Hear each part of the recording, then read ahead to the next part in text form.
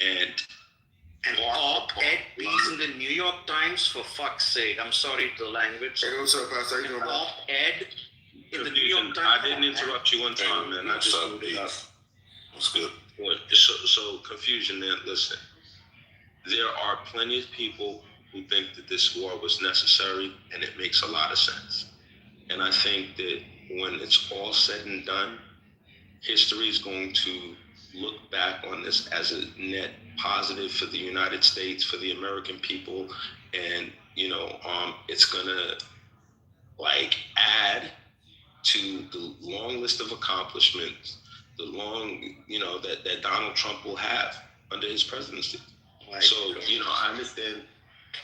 I understand Orange Man bad. I understand TDS. I get all of that. All right. But keep betting against him and keep losing that money. Keep doubling down and keep losing that money. Oh, wow. That's all I got. Well, at least I know where you're coming from, Anthony. I can't possibly argue against that, right? I mean, you are basically calling these an accomplishment, ignoring the history of our blunders, and you're basically warning us, don't bet against the Orange Man. If that's where you're coming from, then I respectfully step back from this argument. I mean, come on, man. So, all right. So we have a liberal governor, none other than Mr. I can't read, Gavin Newsom, who spent approximately $24 to $37 billion on homelessness and housing programs as of early 2026. Have you been to California lately? Do you know what the homeless population looks like out there? After spending $24 to $37 billion on it. I understand. You guys think that these are easy fixes.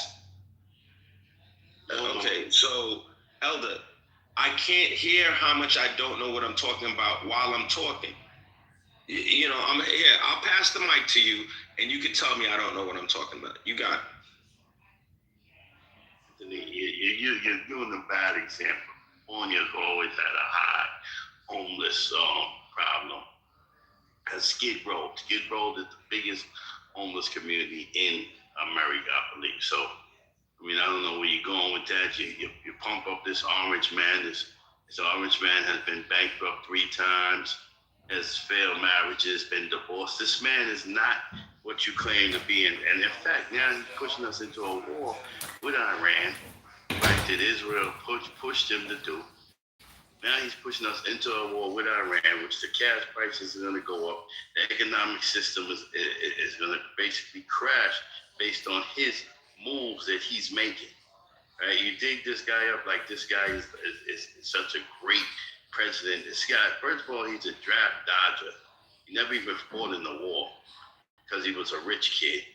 He went after McCain, who was actually a prisoner of war, and this guy ran from the war. But he claims to be such a strong, powerful leader. He never even stepped in war. Now he's pushing people to war based on another government that has a fear of Iran getting nuclear weapons.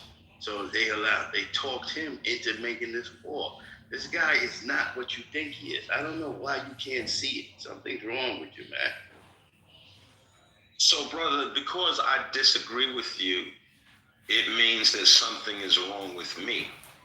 We can't just have a gentleman's, look, man, you got a difference of opinion. You have a different ideology. It has to be that something's wrong with me. I got to get demonized. I got to, be low IQ. I got to be not smart. Elder, I didn't interrupt you, brother. I just muted up. All right, thank you. So listen, man. So we have, just the democracy. We got the Electoral College. You saw what the map looked like on election night, and the American people have spoken. And he's our leader, right? And heavy's the head that wears the crown. It's a very difficult position. And I've never been a fan of a leader who just leads through polls. Like, oh, but the American people, the majority of people, they're against this, they're against that. I've never been a fan of leaders that lead that way. You lead by your convictions. You make decisions. It's all you. You gotta wear it. The good ones, the bad ones, the messed up ones. Imagine those girls that died in that school that got bombed by accident. That shit is heinous. Like I can only imagine what their families are going through, and that's just it's as fucked up as it gets, and there's nothing nobody can do to bring them back. Same time, look at what the havoc Iran has been wreaking all over the world. There's a cost for that. There's a cost, and our president made a decision. I support him in making the decision. I probably wouldn't even made that same decision myself. I would have tried to let the peace process play out. I would have sat down at the negotiating table some more and tried to get some inspectors up in there. He made a different decision than what I would have done. So I support his decision, and I hope that we are able to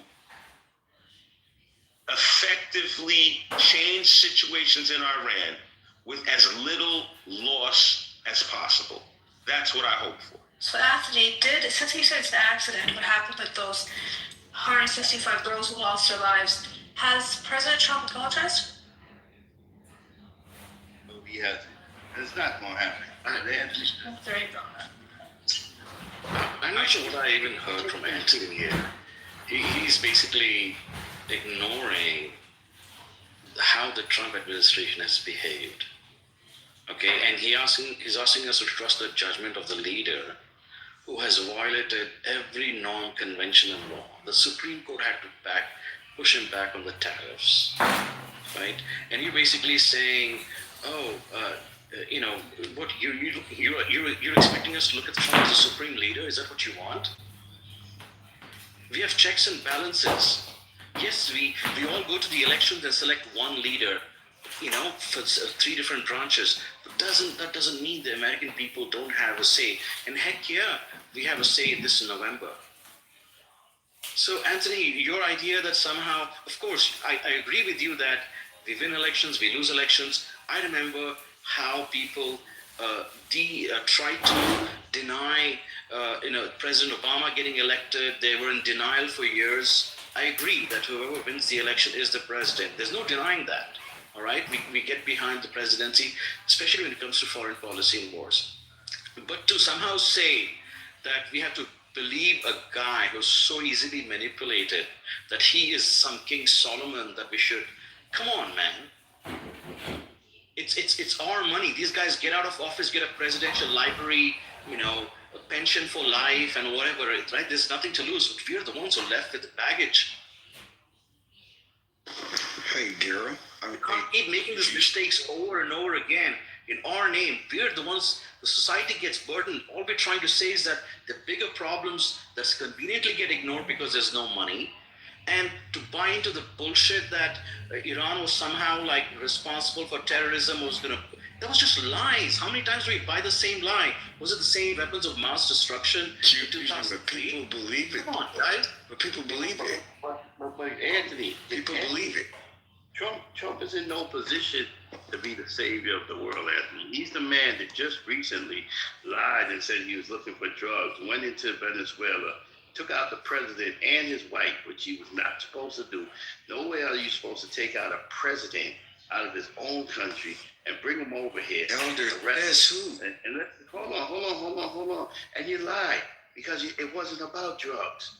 It was about the oil. Stop lying. A number of things. It was about you wanted to take the oil. You wanted to take the oil and control the oil because you was worried about China and Russia. Stop lying. That was not about drugs because you just pardoned a man that was bringing tons of drugs into the United States. You just pardoned him. So Also, these lies. Hold on, I'm almost finished.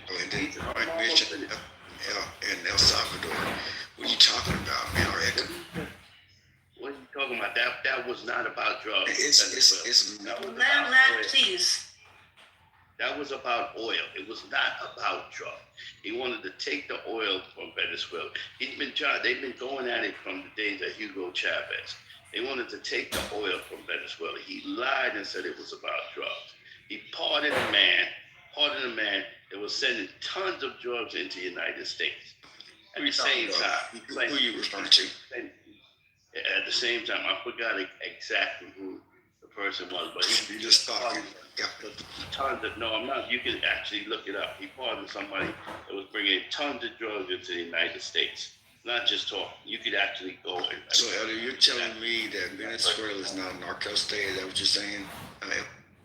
Venezuela was not responsible. It's not what I asked you. It's irrelevant if it's a narco state. Why is that irrelevant?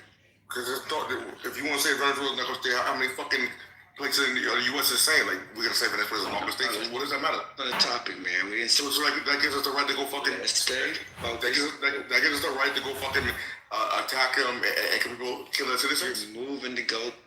That gives us the right to kill their citizens? Regardless of what it is, we did it. Okay, so what does that mean? We did it. So what does that mean? Because you can say here what we ought to have done and what we should have done. We went and snatched them with the best and the brightest. I bet when they woke up and he stood at the barrel of that M4 and they said, hey, get up. And it's like, where's my security team? They're all dead. Get up. Hey, you, ma'am, you get up too. Leader was paid off by the CIA government. It wasn't no brilliant. It was paid off, and the intel allowed them to go. Elder, you would say anything, brother. You will literally say anything. Hold on. Elder, Big security. Hold on. Cubans, Regardless if you agree with it or not, that shit was a fucking spectacular the way it went down. It was flawless. Brother, So there's no way you could say whatever you want to say as I far was as really dead.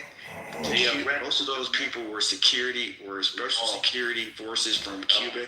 They actually did a freaking memorial in Cuba. Those people are really people that died. Stop being silly, Elder. You'll make stuff up and you'll just say anything just like to hear yourself talk, man. To not give them dudes props for pulling off that operation. the precision, Pull it off. the precision. Oh, man. Like come on, bro. Motherfuckers came and chew gum and walk at the same time. You say that was just whatever? Come on. No, listen. They arrested top leader. His top man was arrested by the Venezuelan government for giving intel to America. I mean, you think? Okay. Elder, what point are you making? Bro. Hold on, Elder. What I'm saying, bro, it doesn't matter how the fuck they got the information. Regardless of if that, right? It doesn't mean you got the information. You're gonna be able to go there and pull it off the way they did. That's the point we're making. Yes, you have to have. We're not here to argue that the military of the United States is not equipped to do intel and do. Yes, we know this. But what I'm saying is the man is making it seem like it was just some brilliant move. Because it was, bro. Yeah, We dropped into a whole country, snatched that guy up and his wife, and we took him to serve for their crime. Yeah, that's bullshit right there, but so that's the case. Fucking what about Trump? Why he's not in jail? Potential felony. Come on, man. Like We're talking about. don't do that fake fucking U.S. Western morality bullshit, bro. Well, I am going to do the fake military. We got bigger guns than they got. What are you talking about? We run the world. We can do what the hell we want to do, Peter. You think I'm trolling, but it's the truth. We run this thing, man. Who is going to shut us up and make us do anything different? Nobody. China, like, can you please give Maduro back? When your ass starts speaking Mandarin, Can you please give Maduro back to his country? We said, no, come make us. And we sunk a few oil tankers in the process. Come on, man, wake it up. We're the United States, man. I wish you guys started letting your bro, you gotta be fucking playing, bro. No, I'm dead ass. His arrogance is. So that's that small dick syndrome, bro. Well, I don't have a small penis. Hua. If it don't, I'm trying to avoid this going off the rails, y'all. Listen, man. As it relates to what Confusion said, confusion, like you just put a bunch of words together. We live in the United States. We're not an autocratic Just regime. because you got you confused don't mean you put words together. He's on point.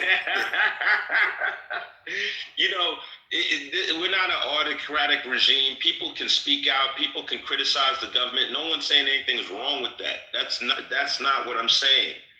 I am saying to you that people that reflexively, they don't critically think about what is being done.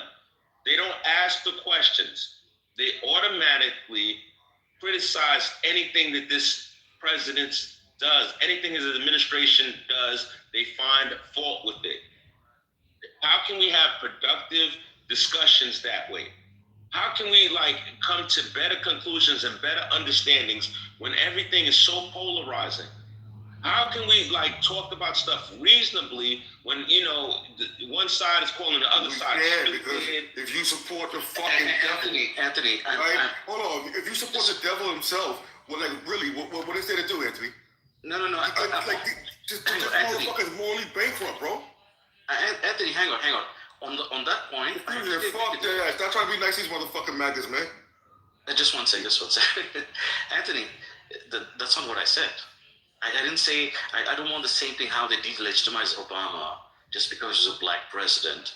I'm not saying that we do that to Trump because this is our fucking government, okay?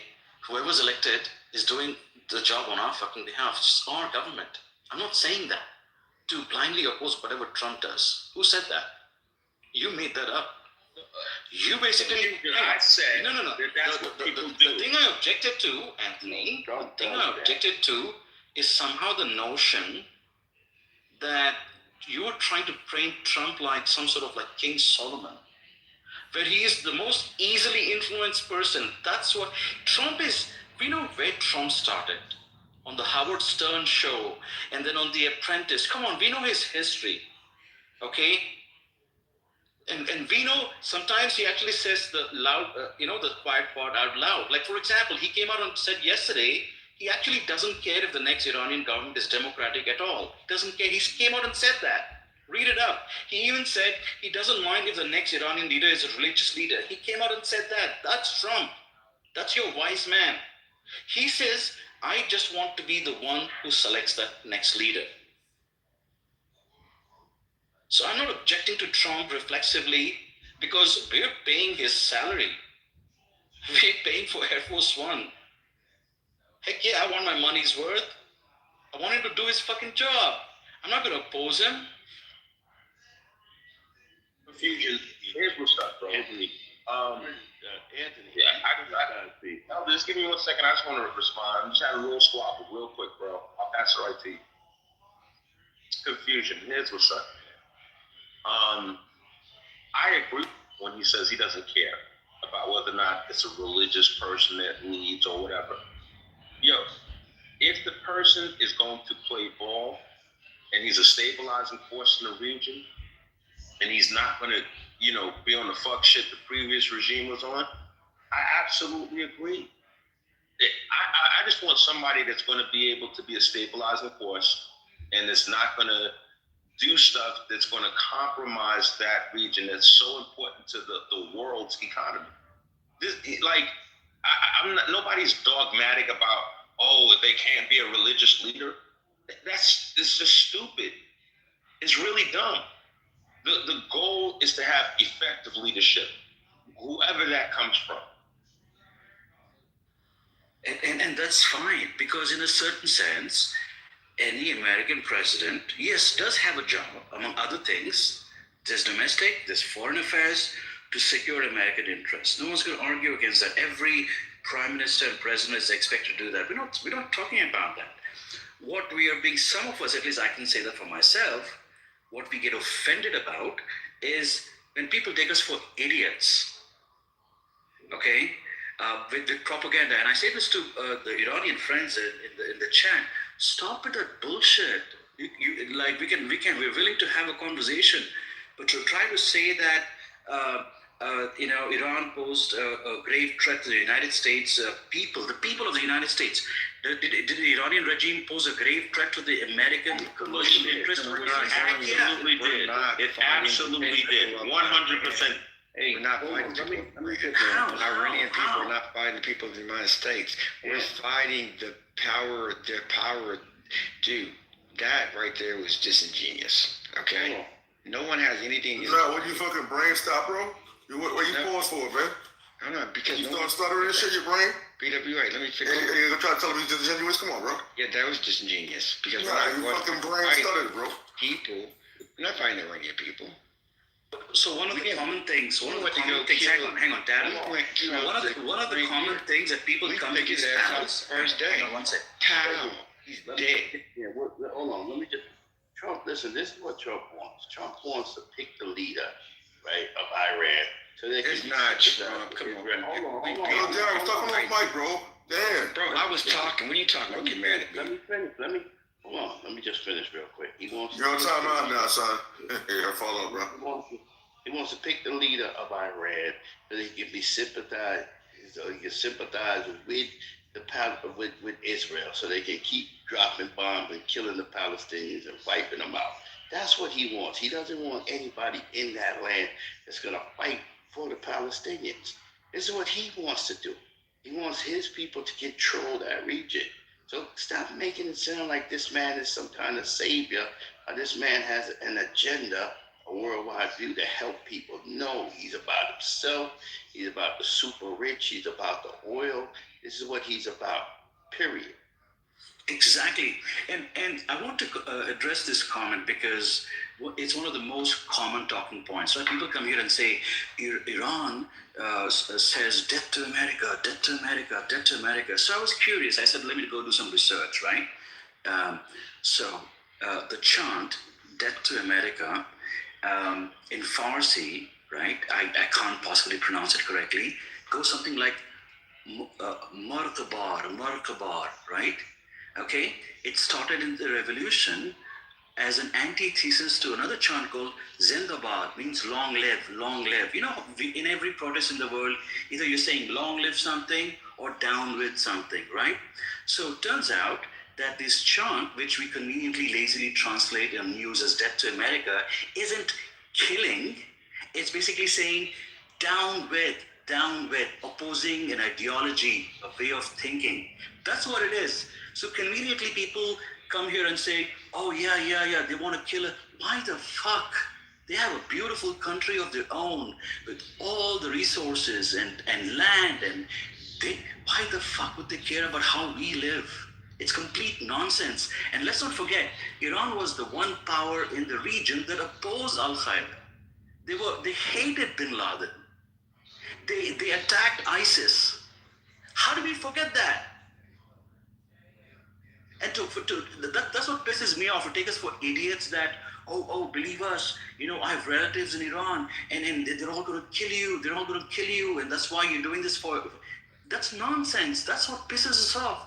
Now, Anthony comes here and says, listen, the economic interests of the U.S. matter and that I'm for that. And that's a reasonable argument.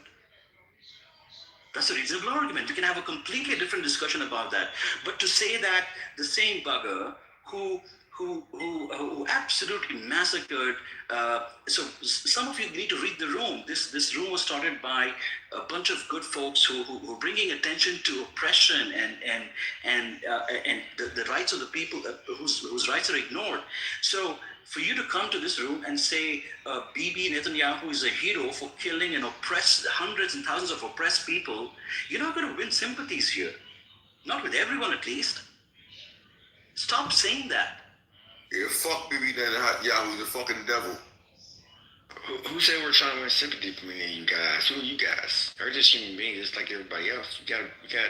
I don't care who started the group. You guys. Maggots are not human beings. They're filth. You want to be in an echo chamber? Maggots are filth. They're not human beings, bro. Your logic, your appeal. Ethos, logos, pathos. Your appeal to my emotions is, come on, bro. We're not talking about right and wrong here. We're talking about a zero-sum game, winners and losers. What are you? Come on, man.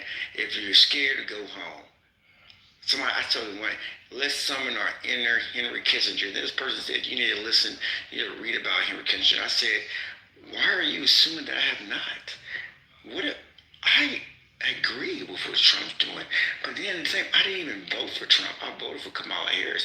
I don't have to prove anything to you. Hell, you don't even know you from, I don't know any of you people.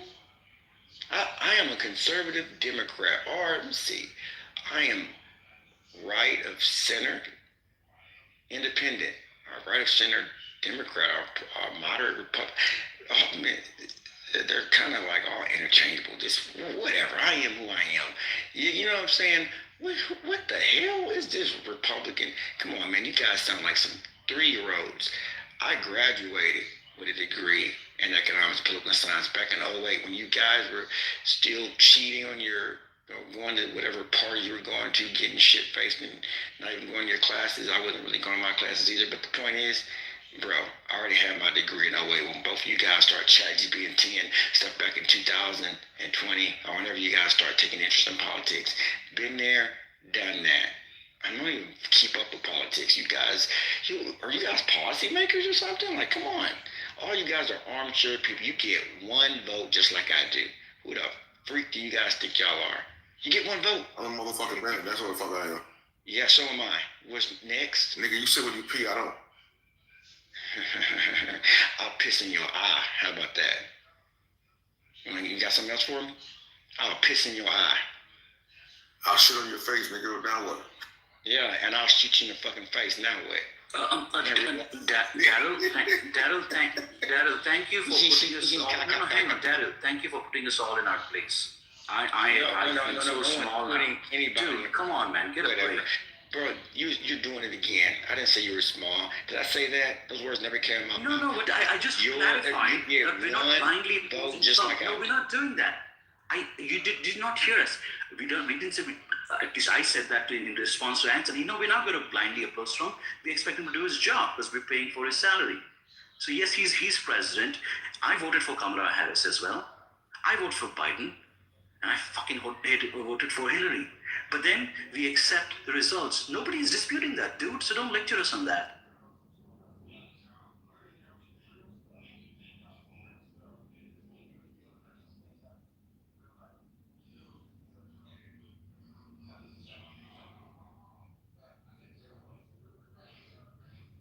Wait, why did he leave? Come on.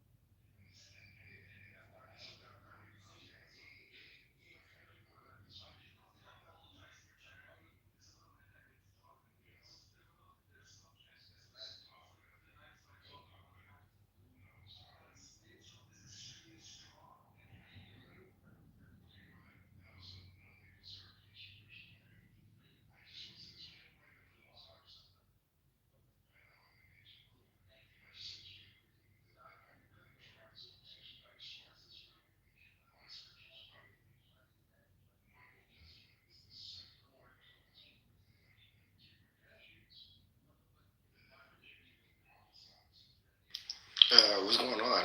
Ooh, we got another soldier. Scooby Dude came in. What's up, Joe? How's it going, my brother? Good. How you doing, Daryl?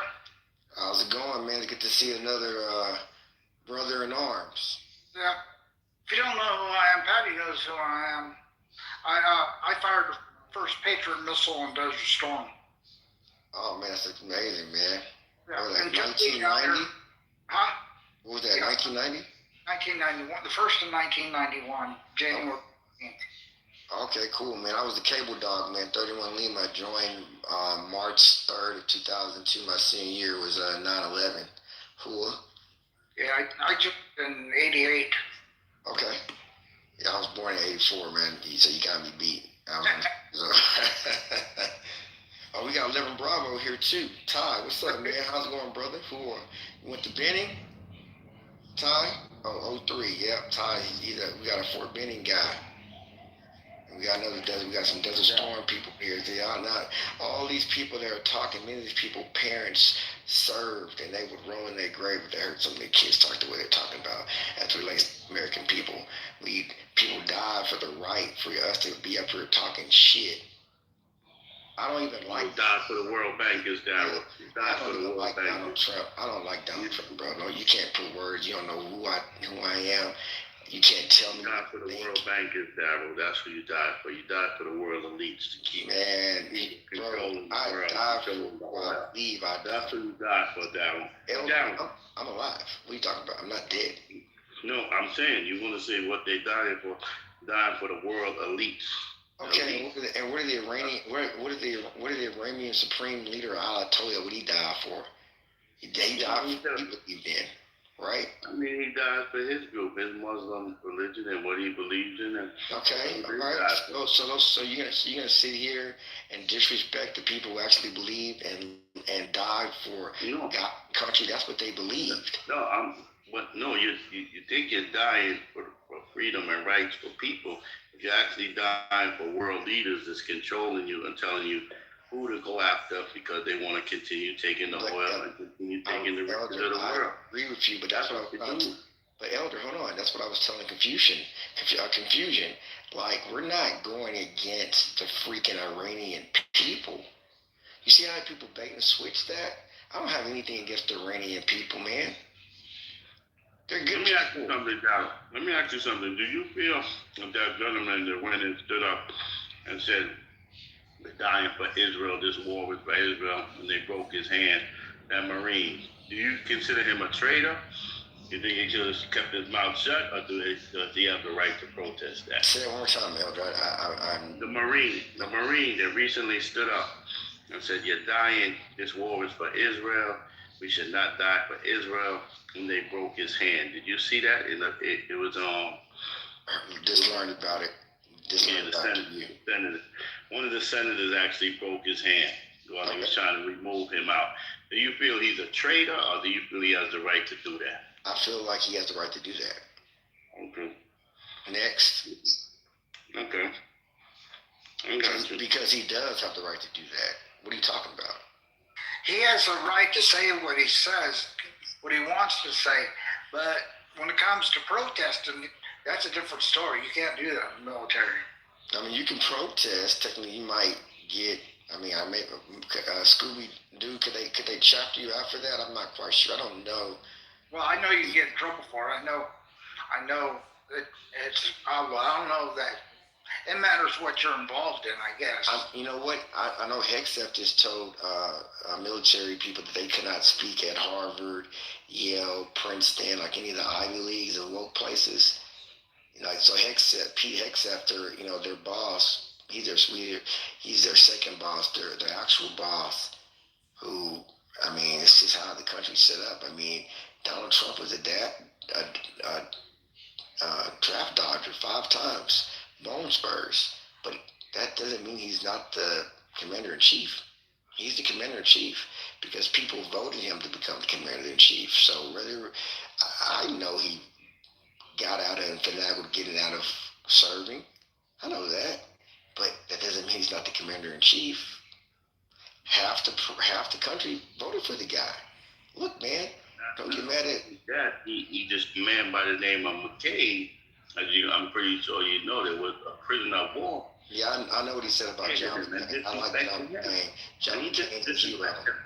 John McCain's a hero. Weird point.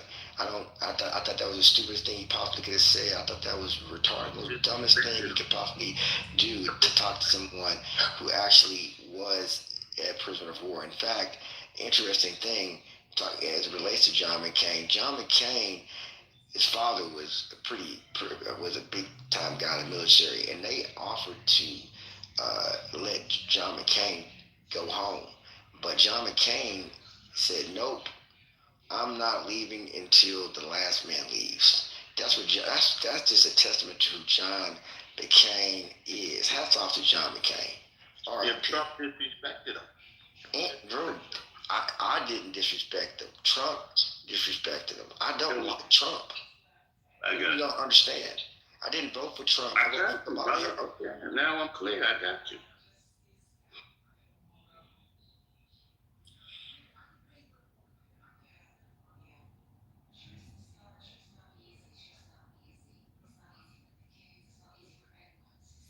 What about you, Scooby-Doo? Scooby Black.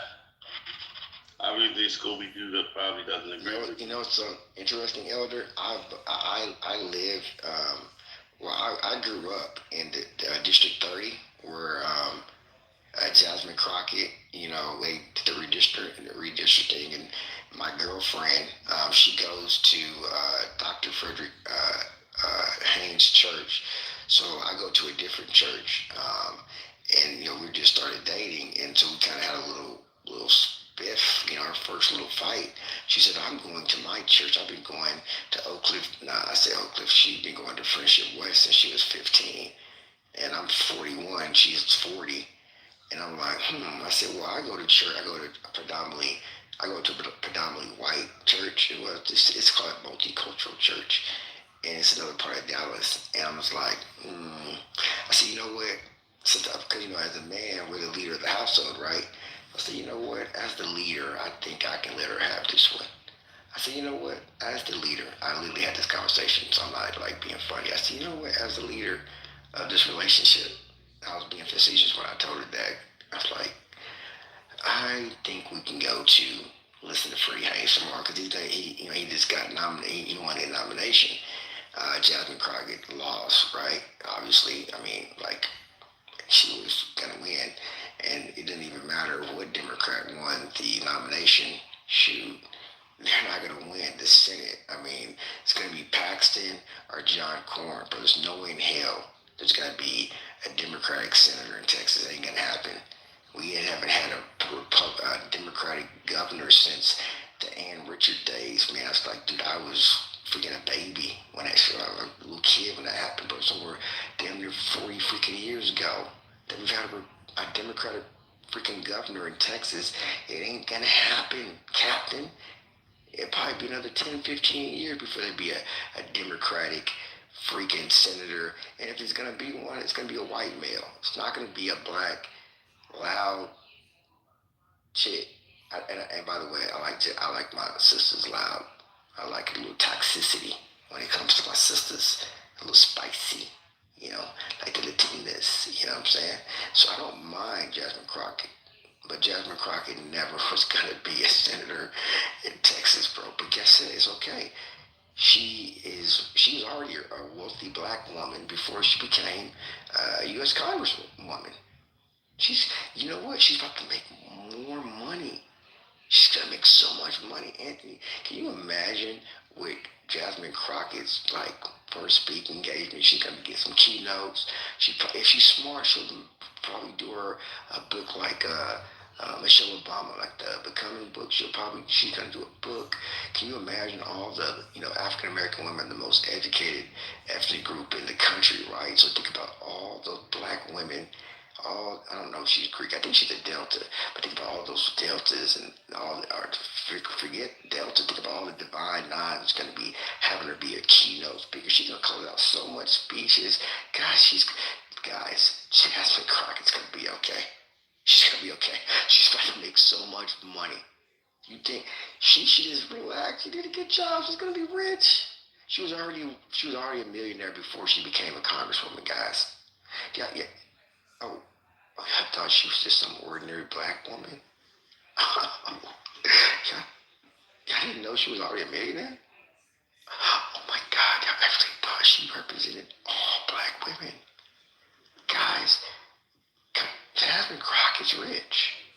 She has more in common with, I'm going to be facetious here, she has more in common with Mitt Romney than she has with the average black person working at that Amazon warehouse that does drugs all the time and can barely, pay their SNAP benefits. So she probably came from that. I don't know where she came from, but those probably a lot of the people that support her. But guys, that's not who Jasmine Crockett is. Jasmine Crockett talks all this crap. I mean, that's who she is. Now, Jasmine Crockett is just who she is. Like, I don't think she's faking, right? But she is just who she is. And I think a lot of times Jasmine Crockett is no different than Donald Trump from this extent, from this perspective. She's a voice for a lot of people who don't have a voice. Donald Trump's a voice for a lot of tiki torch white people who don't have the voice, that believe that this country was stolen from them because they actually believed that somebody lied to them and thought they were special. I think Confucius said something like this earlier. This was the funniest thing. When I was working at this company. It was this guy named David Mangus. I use his real name. What the hell are you gonna do with me, right? And I remember one time we was all walking around. I was in a sales role, and I was a top producer.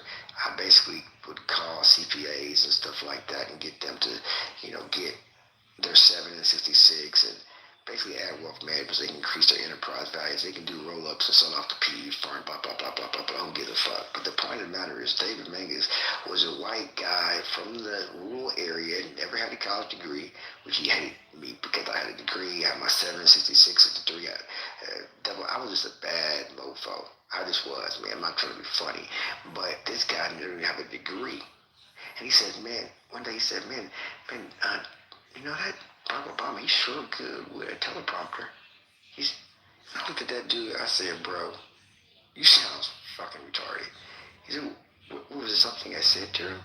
Bro, this dude was the president of the Harvard Review. He went to Occidental College. Do you know who his mom and dad were, bro? Bro, the dude's just smart. Like, why can't you just give it to him? He doesn't sound like that because he's speaking from a teleprompter, bro. He is a highly intelligent dude that just happened to be black and white. Well, that's what they identify as, because racism and stuff is a social construct. But I didn't tell his dumb ass that because he couldn't even get off of first base. He was so fucking retarded.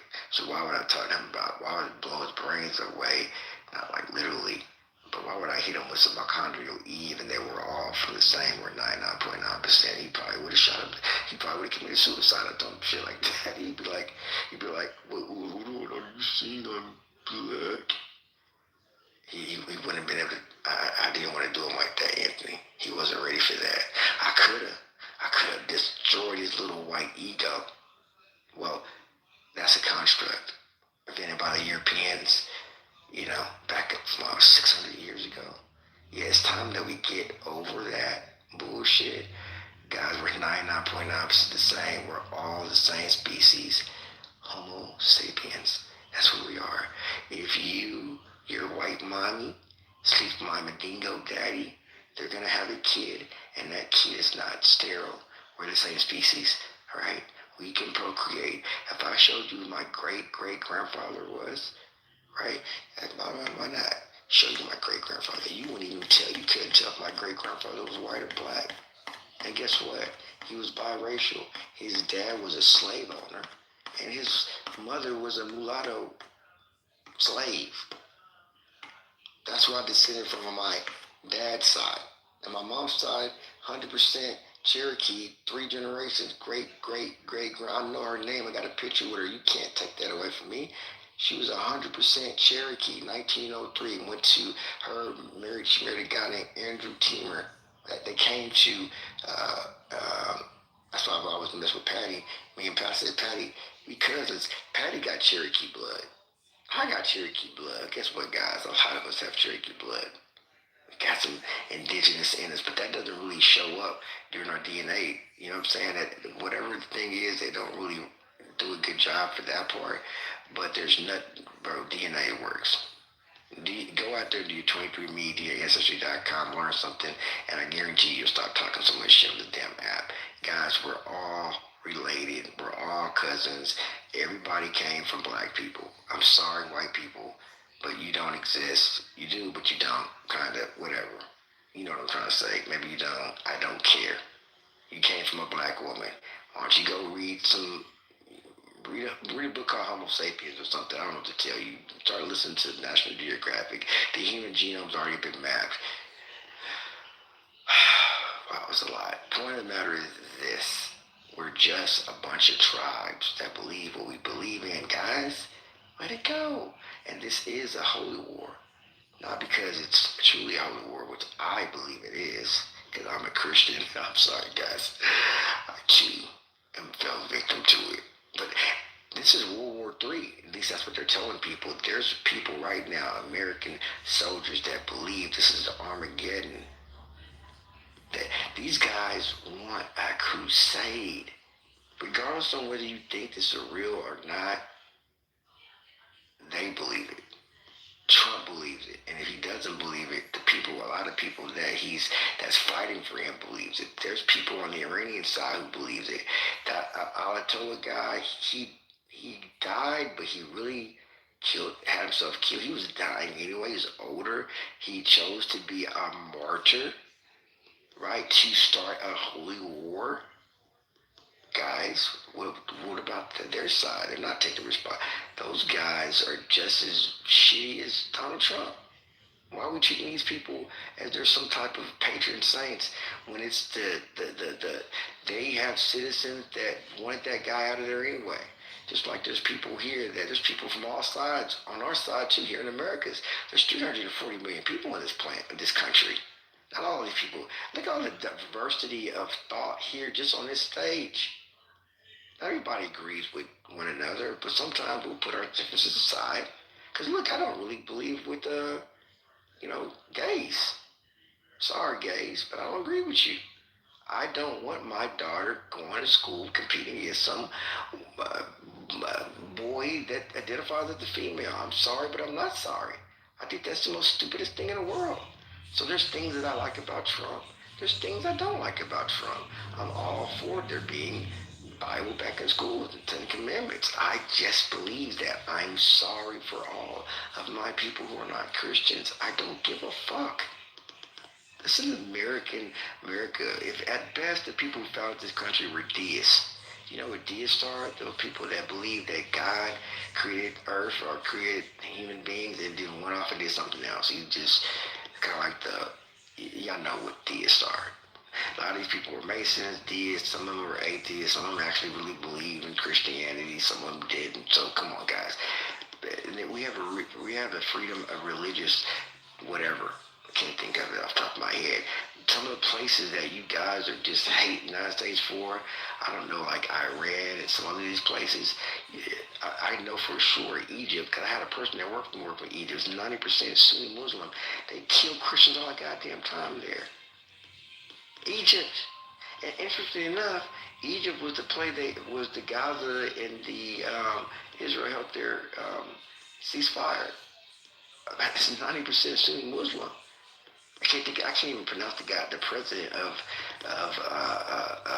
Egypt's, I can't pronounce the guy's name, but he's Trump's buddy. He's really not. They just act like they like each other. Trump don't give a damn about nobody but his goddamn self and enriching themselves and sleeping with 12-year-olds and getting his Johnson law about little kids with the Epstein days. That's all Trump gives a care about.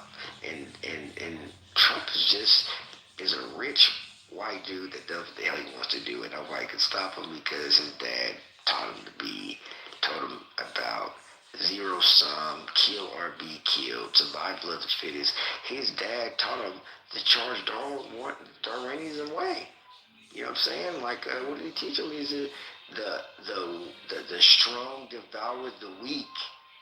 That's who Trump is. But guys, your parents are the same way. Come on. We see it every day. Nobody has a problem with Michael Jordan being the dominant person. All right, Kobe, we always talk about Kobe Bryant, Black Mamba. Just kill him, destroy him on the court. So we're okay when it comes to that. The gladiators, we're okay when we start talking about the gladiators.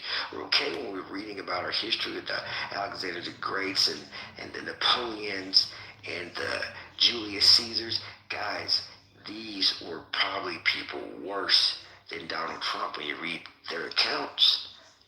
You don't think a guy like Napoleon was worse than Donald Trump?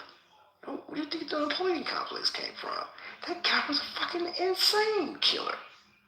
What about guys like Genghis Khan? Do you think Donald Trump is worse than Genghis Khan? Please don't tell me you believe that. Genghis Khan, Donald Trump is not even an honorable mention when it comes to Genghis Khan. I am a mic.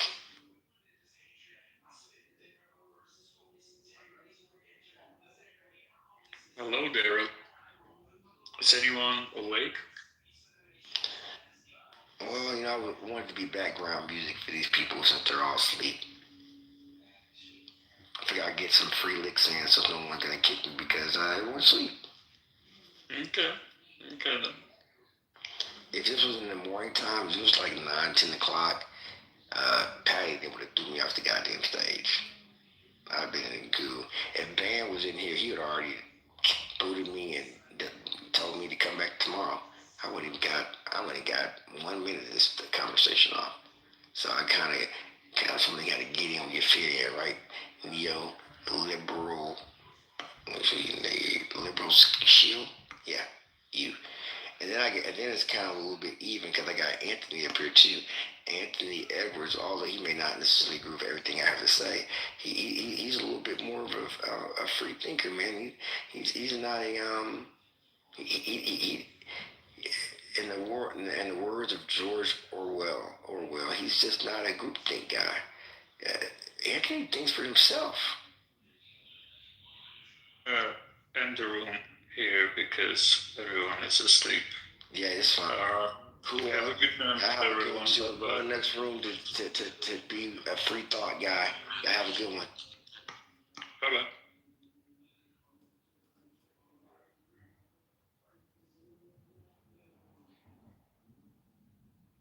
About blackness, but we have yet to define it. That's when you have to examine the information that is given. There is no information given to blackness, and if people, you have to examine the information that is actually given. Okay, what do you mean by that? Elaborate. What do you mean by that? Thank you. You must understand the origin of the information and where it comes from. Example, i.e., Christopher Columbus discovered America. We have to examine that. Did you really discover America? There were people here before you. Or maybe you meant that discovering America, you talk about you discover America for the people who you represent. And that's what we have to examine information. We have to examine the whole frontal of religion. Shoot, you know none what of I'm that saying? shit Because makes there any was sense. a time when we wasn't even down to the. I step back to allow you to do that.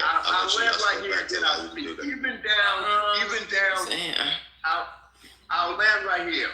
Even down to the law, to the word more. The origin and the etymology of that word and where it comes from. I'll land. All right, so none of that made any fundamental sense to what I was talking about. The truth of the matter is that outside of all of that, you cannot show me where black is represented as a people group on any fucking stage in the world. I never said that I uphold the word black. I said you have to understand that black That is what I'm talking about. They're not. No, that's your definition. You have an ideology that no one accepts. No one in a powerful authority accepts your submission of that. No one's going to take the time to even listen to you, to even research that in a powerful authority. In a power of authority. In a power of authority. Listen what I'm saying before you get upset. No, let me finish. I'm not done yet. You're not going to interrupt me. I'm not allowing you to interrupt me, brother. No problem. So we're going to get into it tonight. That's cool. That's cool, and I'm here for that. For a limited time only, though. But yeah. So here's the thing.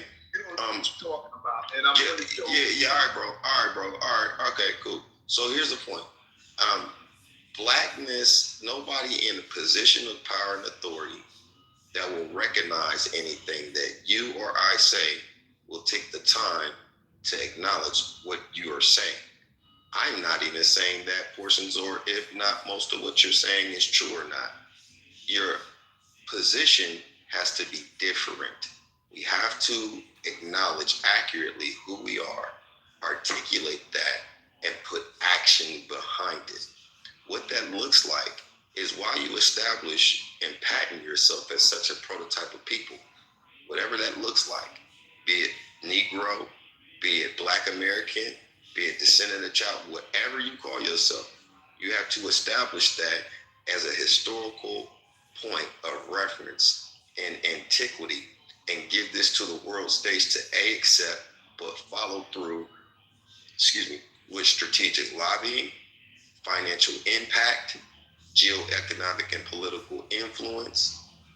Then you can either have that state of being that you're talking about that will be articulated and acknowledged by the so-called powers that be. There's not a single section of Blackness that's represented on any world stage that holds an opinion that everybody listens to outside of the loud motherfucking static of the rest of the globe and their obsession with what they call Black culture. Their obsession with us makes them dependent on our moral support and authority, which still has no fucking power. It's not organized, it's not unified, but it's holistically fractured and divisive by nature. But for appeal, they leverage us and our conditions. So if that is an actuation of power, which influence is, then why don't we consolidate that under an actual banner that's recognized and is immobilized with finance, movement, and consistent action? And I'm not talking about go outside and march for any goddamn thing. I think that's the weakest thing you could do. That's the most unsavvy thing you could do. But you should march your dollars. You should march your support. You should march your opinion. You should also know when to keep it to yourself. Does that make sense? No, it don't make sense. What do you mean? Hold on, I had to come off mute. You said, do it make sense?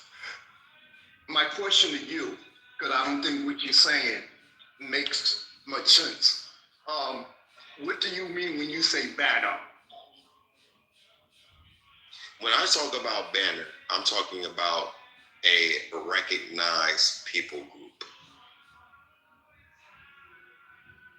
When you talk about recognized people group, right? Is that in the? We already a recognized people group. What's going on here? No, we're not. That's not true, bro. What's going on here? Black Americans, Black Americans are not a recognized. That's not true, bro. I can put in the chat. Look. I'm not talking about. Listen, I'm not talking about African. The UN. I'm not talking. No. There is no. The UN recognized Black Americans. What's going on here, yo? The UN recognized Black Americans. So show me a UN council with the Black Americans. Show me a UN council that has Black Americans on it. Cypher, let me ask you a question. Do you think Black Americans, FBA, Boule, however you want to name us, because I know y'all niggas in here, y'all get upset, right? Native American, right? You think this people group that's on stage and then the group is not a recognized people group amongst the globe? Or are you saying that?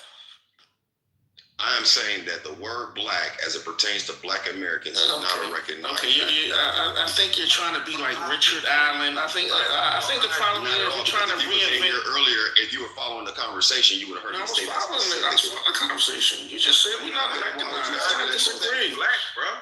I travel the globe, and I disagree with what Cypher said. But go ahead. He ain't got no facts. His ID say black.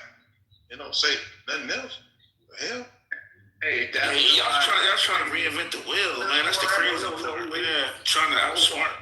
Hey, but we trying to stay in That's why in the confines of the law. He want to get contracts under the same concept of being under Negro, under being black, or being what, a nigga? It's under being black, brother, with your government contract. So miss me with the recognition of whoever you trying to claim we slow out here. No, ain't nobody slow. You slow. Okay.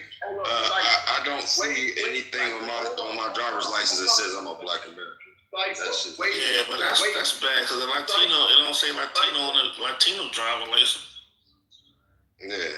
That's why I stated what I stated, that you had to have a blueprint before you build a house, because you have to undo the miseducation that was passed around.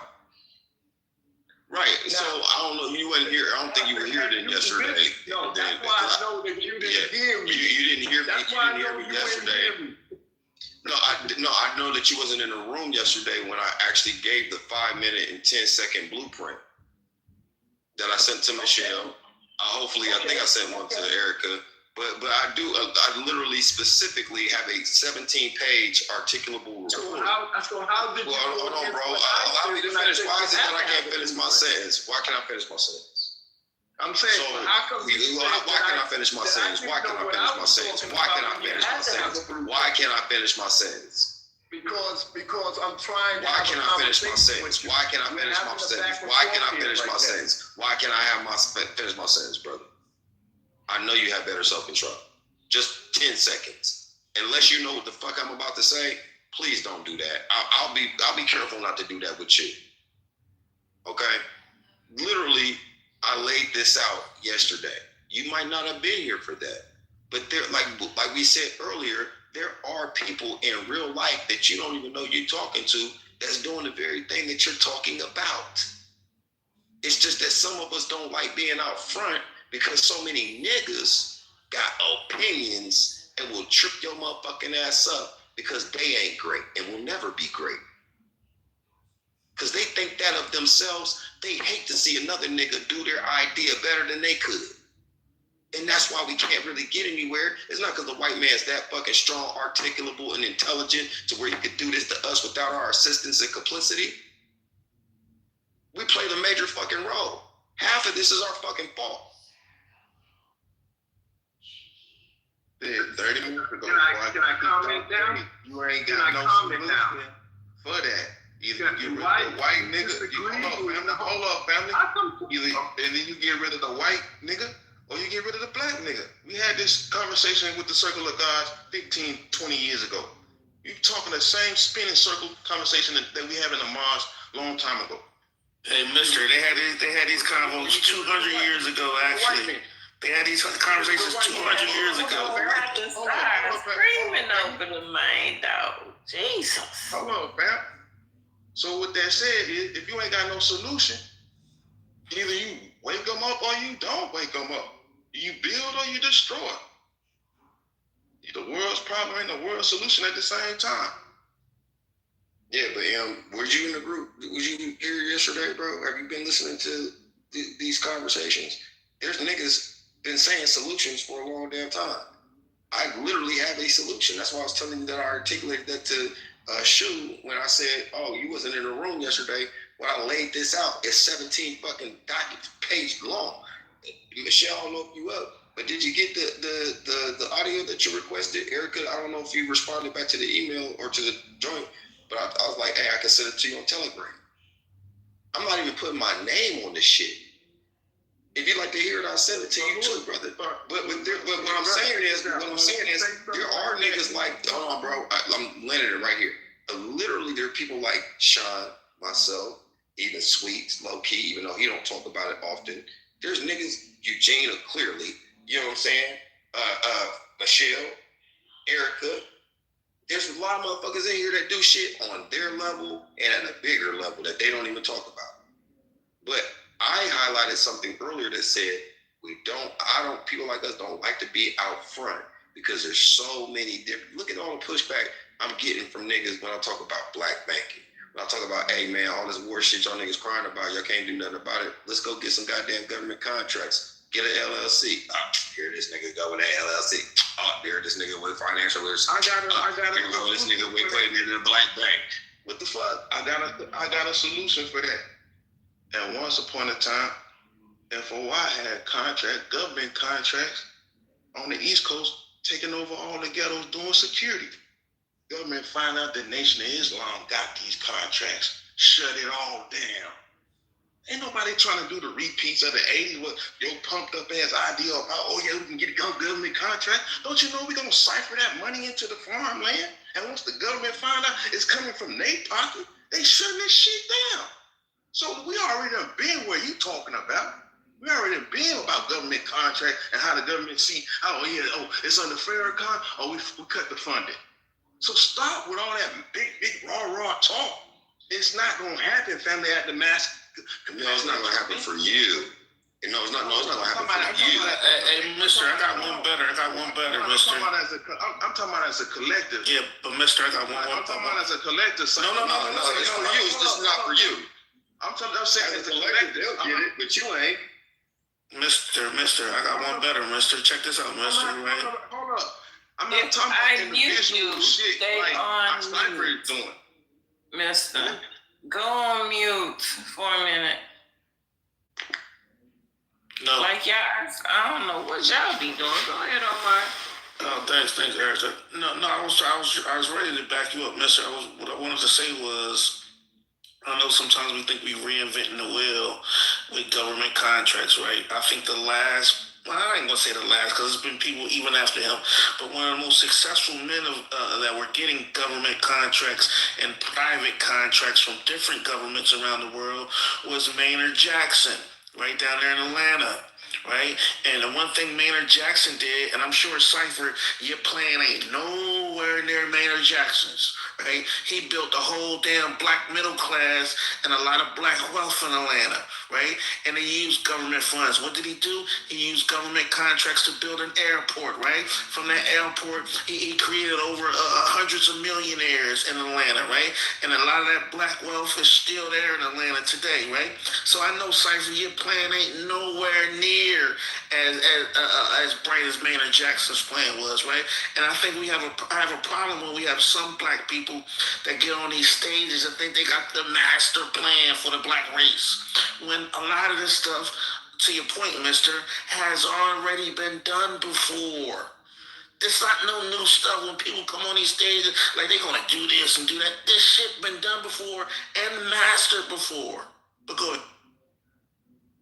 Point is, I ain't talking to no more individuals. Man, we be shitting on you. As a collective, you know what I'm saying? I'm trying to think for the whole, not for individuals. And the funniest thing about it is, I can go get the LLC. Just like everybody, I get the LLC. Just like everybody else can get the LLC. Everybody gonna do that. As an individual, you gonna grind and get money. But as a collective, as a group, no, that shit ain't gonna work like that. And to be honest, Atlanta's just black managed. It ain't really black owned. It's black managed. Because once the Fortune 500 companies start coming right after the damn airport was built and the Olympics. Yeah, but can we agree there's a lot of black ownership in Atlanta and there's a lot of black wealth in Atlanta? Can we agree on that, Sean? If that's the case, the 11,000 black millionaires that's in Atlanta. Yeah, but I know you can. And how much of them niggas got their money? So listen. I know we praise 11,000 black millionaires that are worth more than $1 million. I'll give you that. Okay, cool, right. That's the point I'm trying to say. And I appreciate the people that are in Atlanta and the wealth that they build. But did they go on and build a black hospital? Did they build a black school? And what is the curriculum that they are teaching? But that's not fair. But that's not fair. I'm saying that's not fair. That's not fair because do the Chinese got a hospital in Los Angeles? Do the Chinese? Hold on. Do the Chinese? We can always move these goalposts. The Chinese don't have a Chinese hospital. What I'm saying is, Sean, the Chinese don't have a Chinese hospital in San Francisco, right? We can move the goalposts all the time. Like in China, we talking about in America. We're not in China. We're in America, bro. We're in America, bro. My point is, hold up. My point is that here in America, right, we don't own the regime. I'm talking about our own regime. At least the Chinese. We're talking about in America. You moving the goalposts. I'm gonna land on it. Even though a Chinese guy or family can come over here and build a store in a black neighborhood and suck the money, he still has his country that he can go to. Where is your country? My country is here. I'm born here. I don't know no other country, bro. I don't know. Yeah, that's my country's right here. So I'm talking about. Yeah, my country's here, bro. I ain't trying to go to Africa, nothing like that. Okay, wait a minute. Under whose regime? Listen, I'm under my regime. I'm in Philadelphia. I pay my taxes. I'm under a black mayor. I got my little enclave here in Philadelphia. I ain't under no regime. I'm under my own regime. Brother, I used to live in Philly. Yeah, I'm in Philly right now. I got a black mayor, sister, good, clean sister, Cheryl Parker. But talk to me, sure. It's still under European. No, I don't know about that. I don't know. I walk out my house. I wouldn't even see a European right now. The city laws has been the same, whether it's been a black man or a white man. But we run that shit now, Shoe. We run it now, bro. You're not running it. Okay, all right. That's I pay my taxes. I got my say. I can't pay your taxes. Who their taxes go to? Hey, listen. The black regime? Hey, listen. It gets my roads, it gets my potholes filled up. Come on, bro. Y'all gotta stop this like we stateless. Black Americans are not shoot. The organization or the company that's filling up your holes in the street. You know what I'm saying? They are owned by Caucasian. That contract is owned by Caucasians. Point blank. Okay, they may have some black.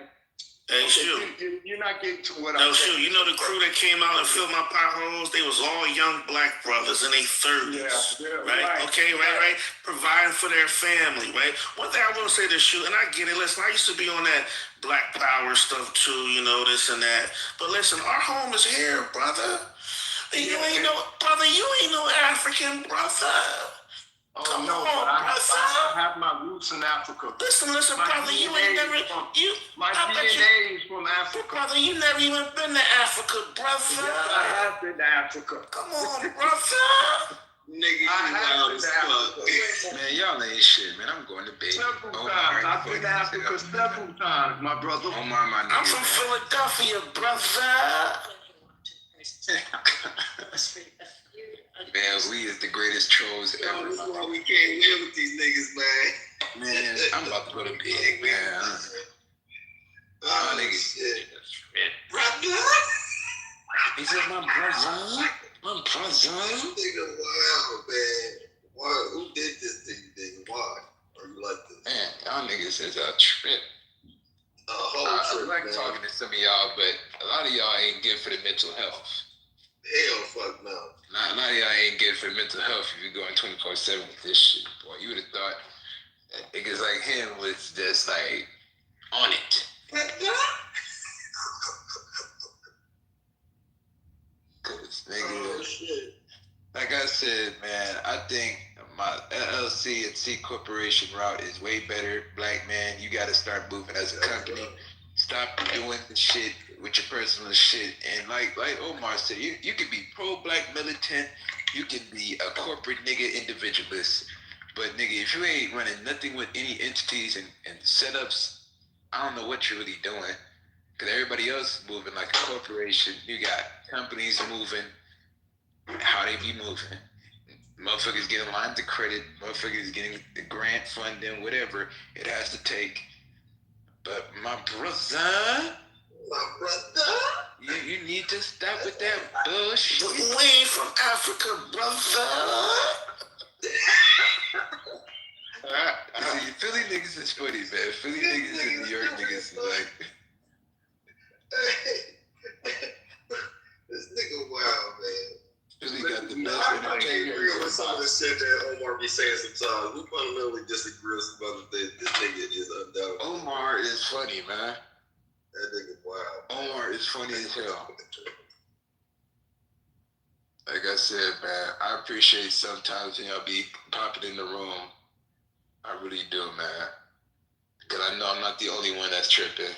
It feel like I'm the only nigga tripping. I'm like, I know niggas know that. Y'all black ass ain't from no damn Africa. When I went to the continent, nigga, I said, nigga, we is fairly different, nigga. Ain't no nigga gonna eat no damn monkey brain. And know that this some goddamn monkey brain. You gotta slip some shit in, like the nigga don't know what it is. Then you say, nigga got you, bitch. But nah, ain't no nigga gonna openly eat this shit.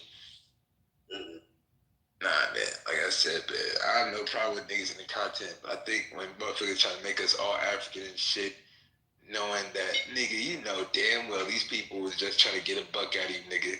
They'll tell you anything. They'll tell you anything. Hey, Sean, you know what they say? They say, oh, yeah, Omar, you're not a son of the soil. You know what I mean? And I know what they mean by that. I get it. You know, I'm not African. I'm African descent, but I'm not an African. I get it. You know, my mom and dad was born in Philly. You know, my grandfather was born in Philadelphia. So I get it. I know I'm not African. Shit. Ain't nobody on stage. Chaya, check your back channel, Chaya. Ain't nobody on stage African. Mister, we know. The Caucasian named Africa after his brother. Another one named America Beachy or whatever. So we're not African American. Okay, matter of fact, but let me ask you this question: How far? How many bloodlines are you going? Chaya, check your back channel, Chaya. Check it out. How many bloodlines are you going back? Check it out, fam. Man, my family been here 10 generations, Sue. What's going on, Sue? What's going on? And that's all you have is 10? That's all. That's more than some nation states. Hey, listen, that's older than some nations, motherfucker. Shit. No. Shit. Yeah, that is older than some nations. It's older than some nations. Your nation. I'm asking about your bloodline. Yeah. Italy ain't even that old, my nigga. Come on, what's what I'm talking about here? You only go back 10? Only 10? Shit. 10 generations. How long does this nigga think a generation is? How long He's thinking generation is a years. Yeah, he's thinking 6 months. I had a house right on Wellfield Street in Germantown. So you can't tell me nothing about Philly and how Philly is run. I mean, I get it. You more Philly than the other Philly nigga. Yeah, I get it, OG. You can't tell me nothing. I used to live in Philly.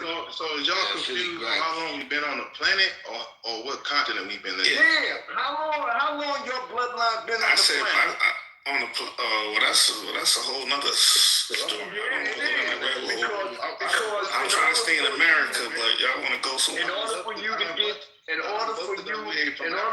to get to the now, you have to know. But listen, my DNA goes back millions of years, brother. Okay. Well, then that's where you go. That's where you find your purpose. I'm an original man, brother. That's where you find your purpose and cause at, brother. Would you say 500 million years? Because mine go further than that. 2 million. That's it? 2 million. I'm going all the way back to make it 3 million. Make it 3 million. 72 trillion years because we the alpha and omega. So even to qualify for that, you got to know you've been here for longer than 72 million years. Yeah, I mean God's still on the planet, right? He said he's gonna be at the end. So somebody got the bloodline, right, family? I knew y'all. Nigga, if You was there. Who is running this bitch? 72 but I million didn't think he years. was not dumb enough to think that God would not preserve one of us with his bloodline. Nigga, if that's the case, then who is running this bitch 72 million years? Good Since question. you older than God and shit. That's a good. Since you and God is real tight. And whoever got the most powerfulest thoughts. Nigga, what drugs you on? Whoever got the most powerfulest thoughts running it. That's my opinion. You said who's running it? You got the most powerfulest thoughts? Man. Is it us? Is it another corporation? Man. Like you say, LLC? Is all the thought wrapped up in your LLC? Hey, Sean, some niggas drugs is attention, bro. Them drugs are strong. That's that low vibration, the worst part. Y'all go there to try to trap people. Like, shut up, in bro. Between lust, envy, and jealousy, and self-hate, the lower world, between the neighbor. Bring that shit back up to the best part. Oh my God. Drugs, what the hell? Drugs ain't got shit to do. You and Shoe, boy, y'all. Man, Shoe sound like the OG that be outside the Get liquor off the store. app then if it's that serious. Huh? Get off the app if it's that serious. Okay, nigga, pull up then. Make motion. Okay, nigga, pull up then. You staying right here in this same box where I'm at. Clubhouse. Nah, nigga, what? Hell nah. You said be up in real life, nigga, what? This nigga sound like a nigga that live in a box for real. You ain't shit.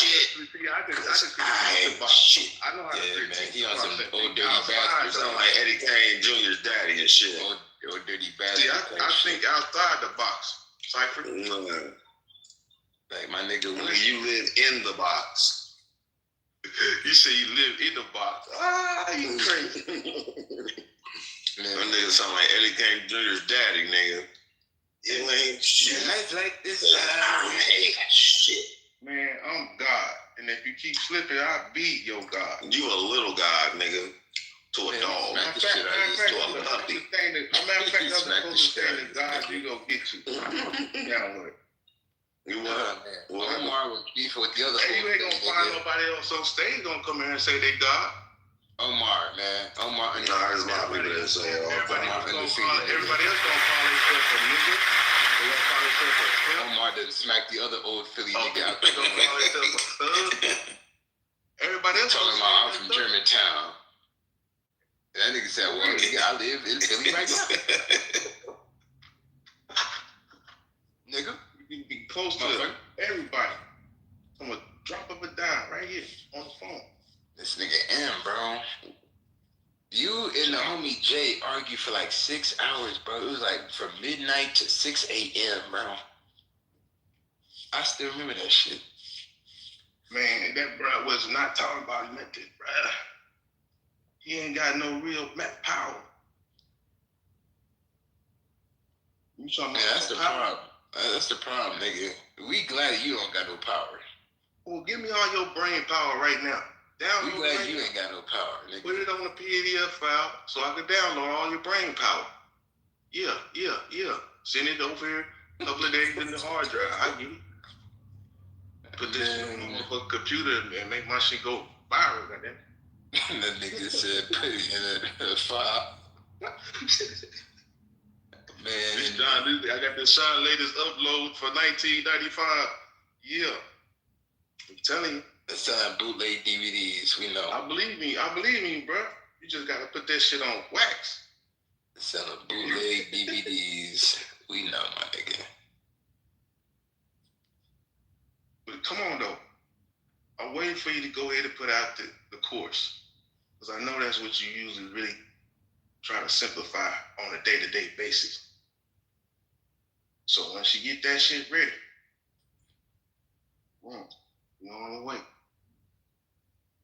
Nigga, I wish I could just smack you with a computer, nigga. Just smack the shit out of you with a computer, dude. I am a computer. What you talking about? Supercomputer. What came first, the planet or the brain? Man, we got a lot of foreigners in this chat. Omar, you see this shit? Yeah, they out here. I think the mind came first, Mr. M. The mind. Oh yeah, you got it right. The mind came first. That's why I said thoughts. It's gonna be the most powerfulest thing on the planet. Is you had to have thoughts that thought himself into existence. The first creator, he came on here. He didn't have nothing but a couple of atoms and molecules. It took 99 atoms to make a human being. So he had to think himself into existence. He ain't come down the birth canal. He ain't have what you call a navel. You got a belly button. The first God didn't have a belly button. Did you know that? Hey, let me ask y'all a question.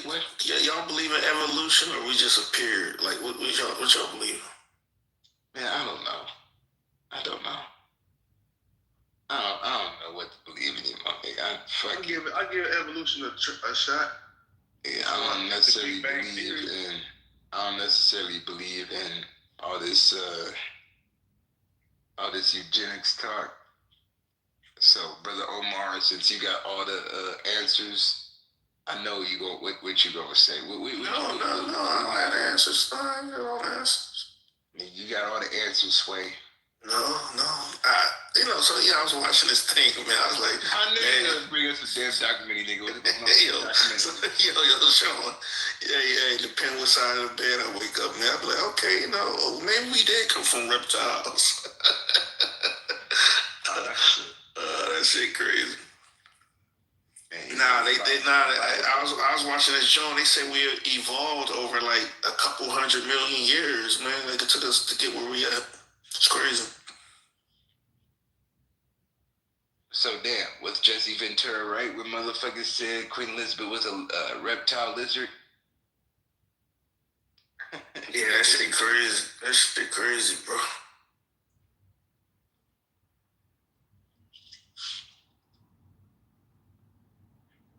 What the hell they got to do with God?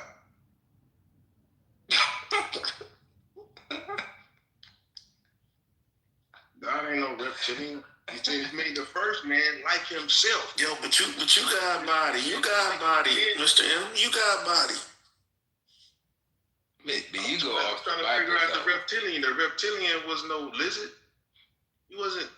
Nigga, you wasn't there. Shut the fuck up, bro. You wasn't there, nigga. I'm telling you right now. He act like he there, like he started from the post light, nigga. You can go there. All you gotta do is start how your mom and daddy made you. But how did they make you?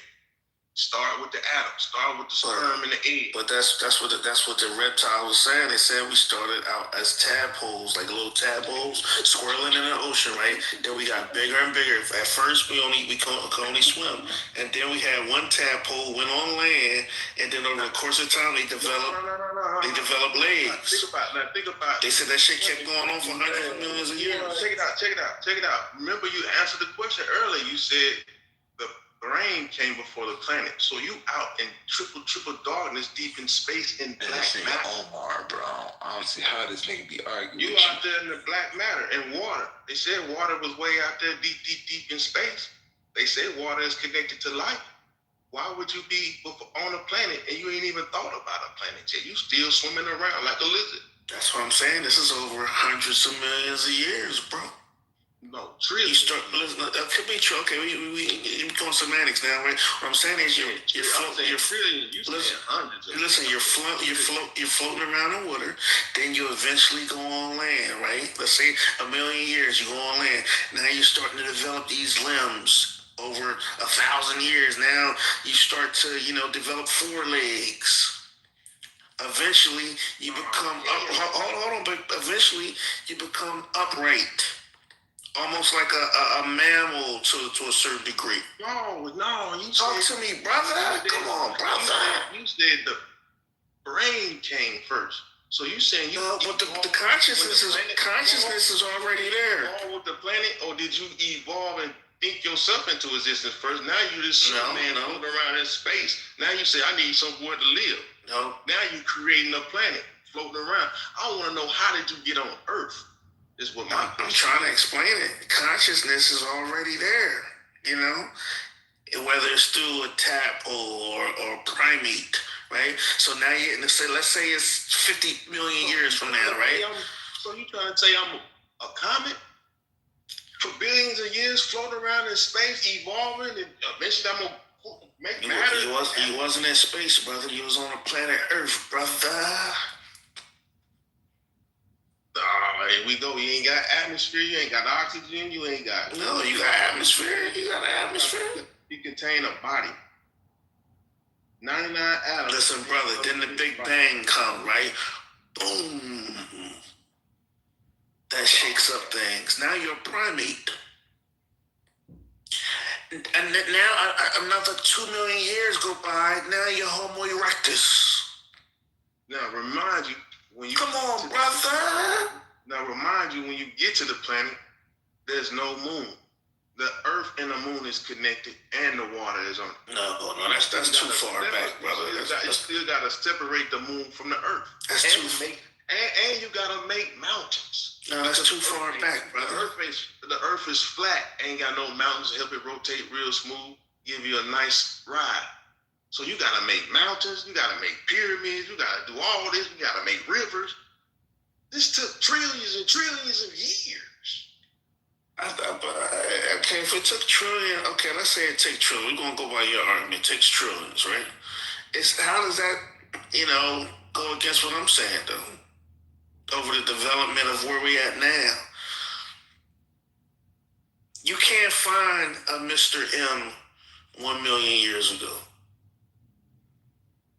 Consciousness, walking upright, having a meat. Why not? You ain't have no. How was you gonna feed yourself? You ain't have no agricultures. You ain't even have a tool 1 million years ago. You ain't even got a tool, miss. How you gonna feed yourself? How you gonna hunt animals? You don't even know how to sharpen your knife 1 million years ago. How many years ago? 1 million. Yeah, we had tools. We didn't lose our tools. I don't know, brother. The devil came 6,000 years ago. Knowledge itself. I don't think you got tools 1 million years ago. Knowledge itself. We put ourselves to sleep and buried all our information under sea, ocean, and desert 6,000 years ago. Why did we go to sleep for 6,000 years?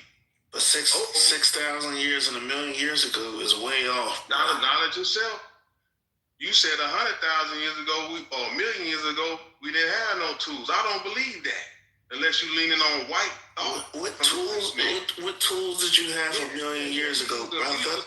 You using white thought from the white man. The white man didn't have no tools 1 million years. He didn't have nothing. That's what you're leaning on. Yeah.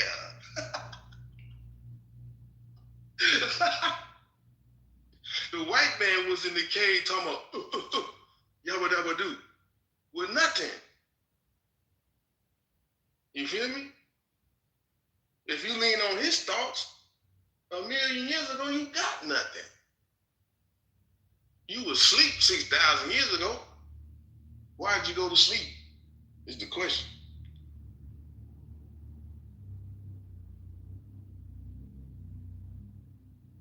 All right, I give you that one. It's saying the oldest tools are 3 million years ago. I give you that one.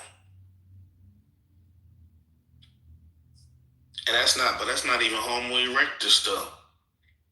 I was talking about Homo erectus. Man, let's go further than that. Let's go back when we ain't had nobody in America 35,000 years ago. When nobody here. How did you know that no one existed in America 35,000 years ago? Because we was all small populated in a small part of the Africa. How did you get to that conclusion? Who told you? Who told you, and why do you believe them? Who told you, and why do you believe them? The Earth's circumference is 25,000 square miles. Who told you, and why do you believe them? We write our history every 25,000 years in advance. God told. Who told you, and why do you believe them? This is lost knowledge from the God tribe of Shabbat. Who told you, and why did you believe them? Who told me? I told you. And why did you believe them? You don't believe it? That's not what I asked you, sir. Or do you know? Who told you, and why do you believe them? I said God told me. What's today's mathematics? You tell me. What's the God hour? 7 o'clock. Bruh, this is where you at. Yeah, man, you a talker, bro. You ain't even know basic information, bro. This is where you at. You a 5%er. You ain't a member of the Nation of Islam. You grafted away from original, making double with the knowledge that you do have. So when you speak the true knowledge and come to the root, but the thing is, you literally know nothing. Hold up. That branch you on, when it fall off, you got to come back to the root. Who said I was falling off? When you come off that branch you on with that 5% knowledge, you got to come back to the root. 5% knowledge. So bro, here's the thing. Here's the thing I discovered about you. This is from me talking. Yeah. So this is what I discovered about you. You know what I noticed about you is that you talk a lot and you don't know very much. And the more you talk, the more that is pervasive. Like that's really like clear to see. No, I'm not done. You assume a lot too, and you don't know enough to make the assumptions that you do assume. And instead of utilizing Socratic methodology or probing to get more information to make sure that you're aware and that you're correct in your framework, you skip all of that because you have a sense of self that's not actually liquid, right? You have a sense of self that says that you're smarter than what you think you actually are. And that's not true. And it shows up in your conversation on a basic level because you talk in circles, you avoid questions, and then you talk about knowledge that you really don't have. So when challenged, you bounce around that and then try to flip the conversation from a question to another question narrative to answer that question. I just think that you should just be a little bit more humble in your approach when dealing with other people that probably are aware and know more than you. And then not to say that you should agree with them, but that you should probably consider some of the things that they say to add to what you already think you know. You know what you say? I mean, steel sharp is still like man sharper man. If you think my blade is sharp or I'm rusty as a lock, just know I gotta just get some oil and put on it so I can get the lock right. And if my blade is dull, surely your blade is sharp enough to sharpen me up. So I'm not worried about if I can't have a sharp blade. Just know when it swing, it's gonna cut. It might knock some flesh off the bones, but just know, lay me not under your understanding.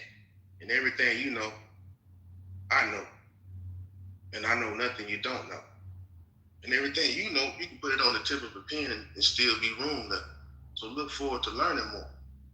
And with all this brain power on stage, I can never forget anything because there's too many brains on stage that knows. So I would just lean on everybody else's information just so we can have an accurate consensus versus a stupid debate that is so 90s.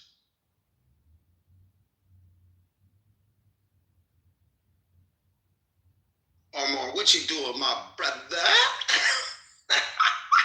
my brother. Yo, I'm gonna be using that for the next 72 hours, nigga. Oh, wicked as hell. Oh, wicked shit. Where you at, Cyrene? You got Columbia right now? No, I'm actually headed back soon. I just came back from LA to Ohio, so I'm. I heard that. Yes, sir. How about yourself? You in Philly still? Yeah, I'm in Philly right now. Yeah. I might be heading down probably later this month. One of my good brothers from Philly, he owns like 10 villas in Cartagena. Oh, okay. Good brother of mine, man. Good brother of mine out there. You know, yeah, that's what's up. About to link up when I get out there, man. You know what I'm saying? Yeah, some good guys from Philly, man. Some good dudes.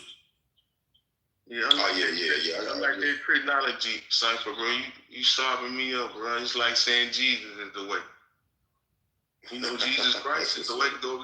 You know, Jesus Christ is your Lord and Savior. That's how we usually do each other. You know, Jesus is the way. Have you repented today? You know damn well you talking to somebody that got the knowledge, but you gonna tell them that to see how he responds, because we gotta deal with these people that believe that way. I don't think that's my call. You pray to Jesus, you know he can't hear you. Only God can hear you. So Omar,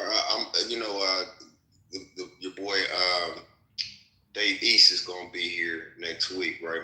One of my other homeboys is bringing him down. Oh yeah. And he gonna do a like a stop through, or whatever you call that shit, at my homeboy's chicken spot. It's like a nice little hood little spot. And man, we're gonna do a thing called Such Is Life by the summer. And it's a pickup from what I did back in 2019 at like the libraries and open public spaces where I buy like thousands of dollars worth of food, and they come in. Life stands for life and financial education. So what we're gonna do there is that my man's spot, my buyout is food for like 2-3 hours, open to the public. But the caveat is you got to sit down and eat. You just can't get up and just right. I like that. You know what I'm saying? So they sit down and there's a panel discussion: insurance agents, real estate, credit monitoring, banks, all that shit. Black banks, Delphi Bank, all them motherfuckers gonna be there, and we gonna have a powwow with the community because it's in the center of the hood, like the area that's being gentrified that niggas are not aware of. It's in the center of that mecca, right? And we're trying to keep a stronghold on it.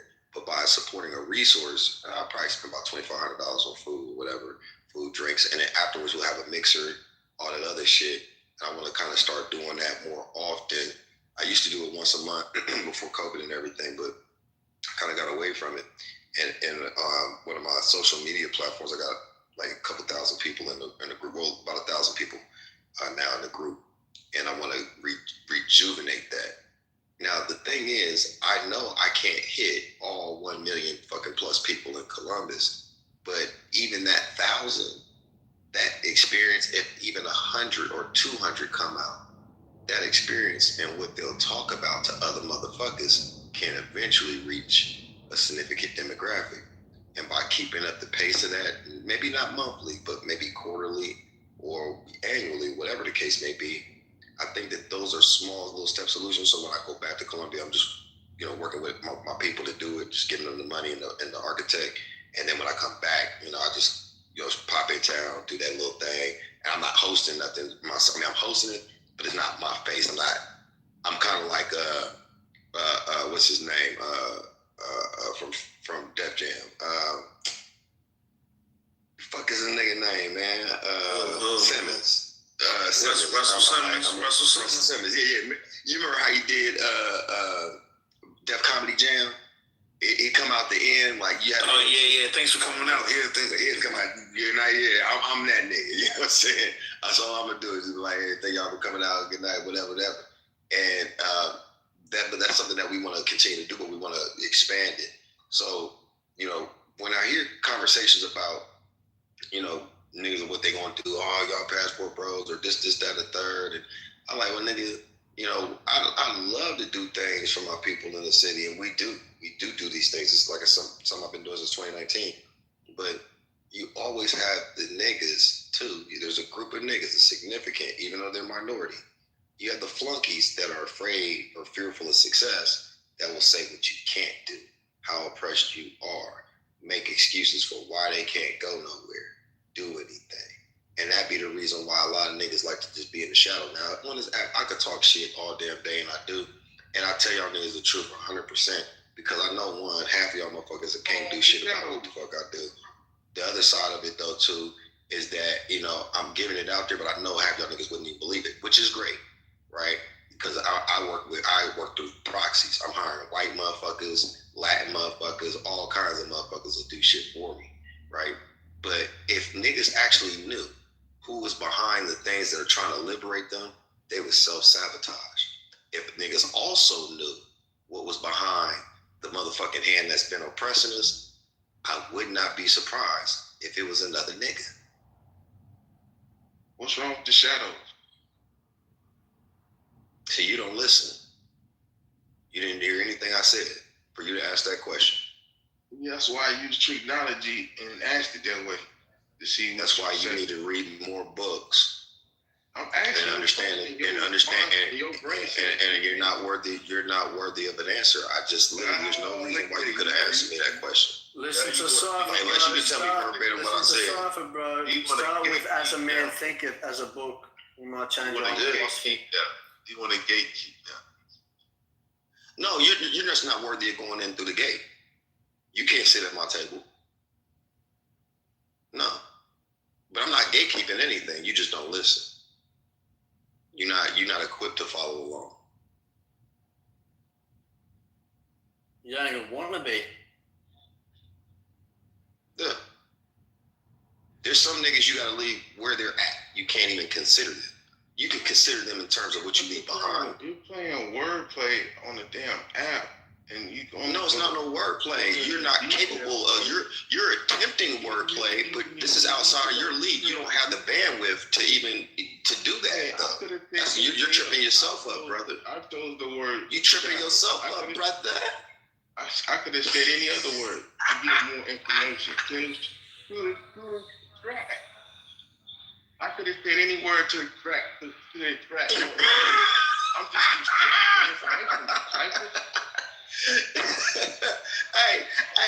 Hey, Omar, when I say mine, I want you to fill it in, okay? I will talk some shit, then when I say mine, I want you to go and catch it like, brother. I'm just a reflection of you, brother.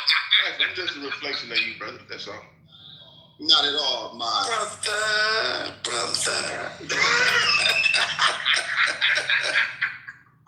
I'm just a reflection of you, brother. I'm just saying, my brother. You gotta pay attention if you want to follow along and get down with the get down, my good brother.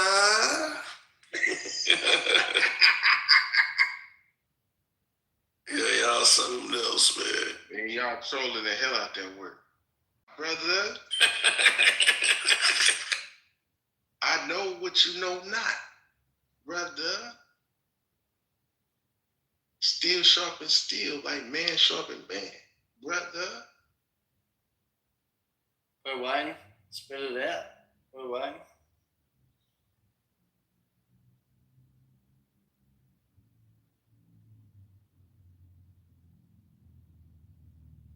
I'm gonna say this, man. From what I've heard from Cypher, bruv, he's trying to uplift. Come from a white person, right? He's trying to uplift your whole community, and as soon as he starts spitting you with some serious knowledge, he gets shut down. Oh, not from all of you, but from the majority of you.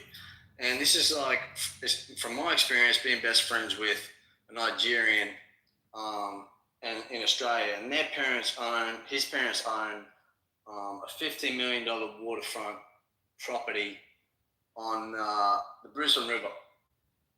And my best friend, even though he's Nigerian, he doesn't feel like he belongs there. But his parents, they housed my boat on their dock and things like that. And I'm telling you right now, it wasn't a victim mentality that got these, coloured people to the wealthiest positions in the world. And Cypher be here trying to tell you guys, like, man, you don't have to fucking put yourself down and put yourself in this victim mindset, and keep playing the victim card, just to feed your own, I don't even know what you want to call it, but ego. Like, you start with, he's like, read some books, like, start with As a Man Thinketh, change your whole mentality. Like, there's some special people, like, especially my best mate, that we sometimes go tit for tat. Andrea, are you saying we don't read? Are you saying that? No, I'm not saying you don't. I'm just saying some of you don't, like, I'm not saying you don't. Hey, Adrian, are you saying we don't read books like 48 Laws of Power, As a Man Thinketh, Barbershop, Rich Dad, Poor Dad? You saying black folks don't do that? Do you? Eating. Man, this is crazy. Wow. Do you?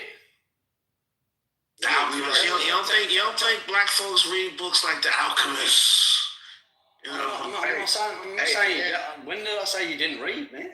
Hey, check this out, new guy. You think Cypher was talking to anybody on stage or in the audience? Do you actually think you turn on the app and he actually can be specifically talking to the people on the app, or the people that he could be talking about when he's off the app, wherever he's at? I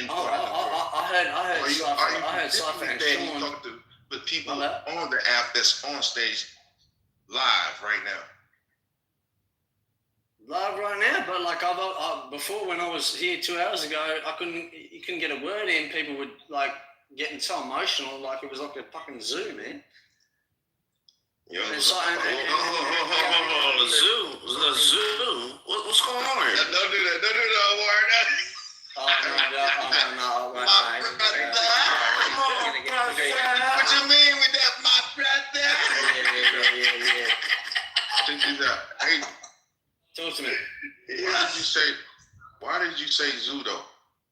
Oh man, don't do it. Because no. So here we go. We're gonna because I'm obviously, even though I got all my brothers, I don't look at people as coloured, although it seems to be like in the clubhouse.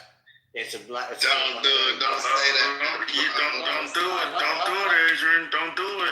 Oh, don't do it. Don't do it. I'm not doing what? You haven't even heard it. But when I say zoo, it doesn't mean I'm talking about like I'm trying to objectify people. It's just like you can't even say something because it gets out of hand. All right. Have you ever been to a zoo? Yeah, it's fucking. They got animals. Fucking. That's what. They calling us animals? Have you ever experienced what you just described in a zoo? Be honest. A zoo? Have you been to a zoo? Have you ever experienced what you just described on stage in a real civilized? It's a commotion, man. It's a commotion. But have you it's not organized. Could you speak though? Was it organized in the zoo? Are you serious? Live on stage? Yeah. What kind of zoo was you in? Where was this zoo at? Man, have you been in the jungle, man? Is it a zoo or is it a jungle? Two different things. No, let me get in here. Hold on. Let me get in here real quick. The jungle is two different things. First off, no. I don't want to go into the forest. Let's get out the forest, guys. Let's get out the forest. Adrian, I appreciate what you said. I thank you for your observation. All right. Now, here's something I have to say, because this is a fraternal conversation and you've been invited to the stage. So I want you to know, too, the reason why this mentality exists is because of unaddressed trauma from what your ancestors did. I'm not saying that yours specifically did anything, but people that look like you did a damage to this world that they never healed. And because we've been left with the trauma of that, and it's been passed down generationally, it's also perpetuated in our faces. It's also perpetuated in media and music and TV and apparatuses that we do not holistically own. Although we could, we've been spiritually, mentally, physically abused and traumatized. And we have done it to ourselves as well. So when you have an internal conflict going on at the same time as an external conflict, that's how people get conquered. If the mental and spiritual capacity of that is never healed or mended or repaired, then you can't blame people for reacting to the environment that you created. Yeah. Now, so this is where I see with my best mate is Nigerian, and he's so passionate about everything to do with, he anti-Israel, pro-Palestine, and like he comes from a really wealthy family who worked their ass off, and they're I don't know how to say it, like to me they're family. But if I say like, oh, coloured, you're gonna say, well, what are you trying to say here? I'm like, no. I'm like, as far as I'm concerned, that's my brother. But even, me and my brother get into certain like arguments and debates on where we stand. I'm like, bruv, we came up the same thing, like your family. Adrian, let me ask you a question. I know you're cool with that one brother, yeah, your one brother. But what if I said, what if I told you that, okay, let's bring 10,000 black brothers to Brisbane and set up shop in your neighborhood? How would you feel about it if it was 10,000 folks that look like me, Pedro, Cypher, Mr. M? I know you're cool with that one guy, but what if 10,000 of us came? I'm a boxer, brother. So why you want to box now? No. So I'm just saying, I'm in the scene with blokes who've come out and feel like, you know, let's say they come from a standpoint of, I've got nothing, or we came from nothing. No. These are blacks that's coming with something. Because you got the Nigerian guy that has something. Man, I used to play rugby in Sunnybank.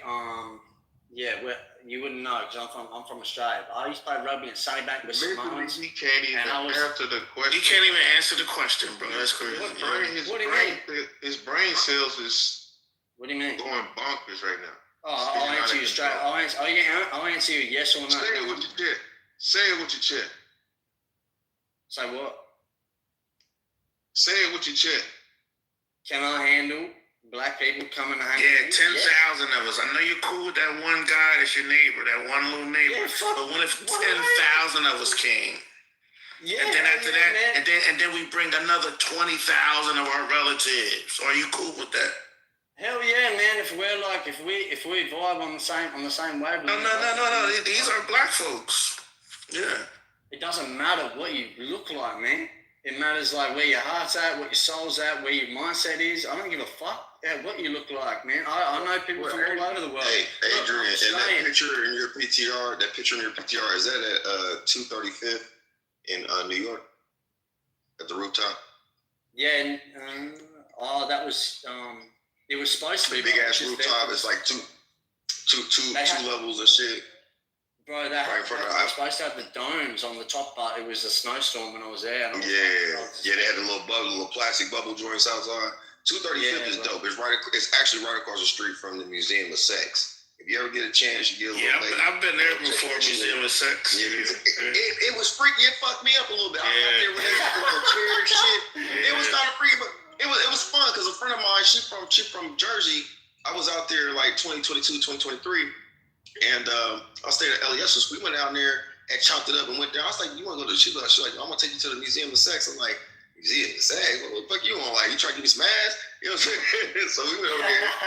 It was actually fun. It was kind of like, for what it is, like they had Hugh Hefner's little robe and all of this shit, the old little museum shit, the exhibition shit. It was kind of crazy. It was crazy, but it wasn't like no straight up, it wasn't just straight porn type shit. The way they did it, it was more like a museum for real. You know what I'm saying? So, and then we went across the street to 235th, one of the best rooftops in all of New York, in my opinion. Had a good time. Yeah, man, it was a vibe, man. As soon as I touched down in New York, I got to talk with like a lot of the people, brother. I was like, Did you go to Harlem? Adrian?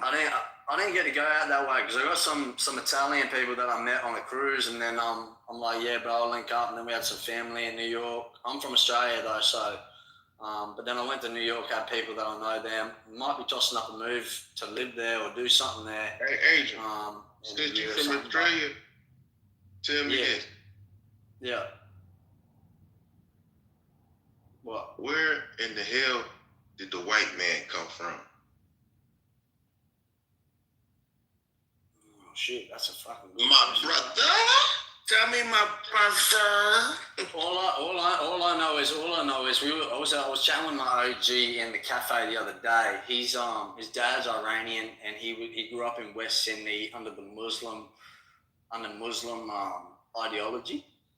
And the funny thing is that we laughed about it pisses him off, but we laugh about the fact that in our Catholic schools, Jesus is painted as a white man. We're like, bro, he's not fucking white. He's Middle Eastern, he's like a brown man. And my bro, although this is another topic, but I know earlier, 2 hours ago, we were talking about what Trump's doing with Iran and stuff like that. He's like, man, the ideology of these motherfuckers is just insane. Like, he's like, I don't understand why people try to advocate for it, but what I came from, what I saw, this is my OG. And he was telling me, my dad's Iranian, and I grew up Muslim, and this is why I converted to Christianity, because the only way is embracing everyone is the only way. Like, even, like, it doesn't matter what you look like, who they are, yeah, like, in class size. So that's a no. You don't know where the white man origins come from, right? You don't know. What? Well, from my perspective? Are you talking about my ancestry? In Australia, where does the European come from? We're colonized by Britain. That's your answer? We were colonized by Britain, yeah. Were your family a part of that settler colonization class? So I'm part Irish, part Polish. Well, I'm not gonna. Oh, shit! Now I'm gonna get into detail, but like my grandparents escaped. My grandma's parents escaped a concentration camp and got on a boat to get. Well, tell me this: do your bloodline go back 200 years or 1,000,000 years or 10,000 years? Just your bloodline. If you could my bloodline. Can you answer that without catching a nosebleed within those numbers? Sorry, bro. What? I mean, just have you gone on Ancestry.com? You know, like AI, 10,000 years, 200 years, or 1,000,000 years. They can answer. Our bloodline, brother. The only thing I know from my country where I'm born in. Just say the number. Just say the number. Just say the number. I can tell you, 6,000. I can tell you. I can tell you. How about this, Adrian? Hey, he catching the nosebleed. Right? Yeah. How about this, Adrian? Are there any indigenous native people left in Australia? Where did the black people go at? You know, I go to Australia, I see nothing but Adrians. Where did the black people go at? The black people are in the Northern Territory doing their thing there. Alice Springs, Northern Territory, Darwin, they're in Townsville, Cairns, mainly situated around where they were originally from, indigenous. It's the same, it's like asking where are the Native Americans from.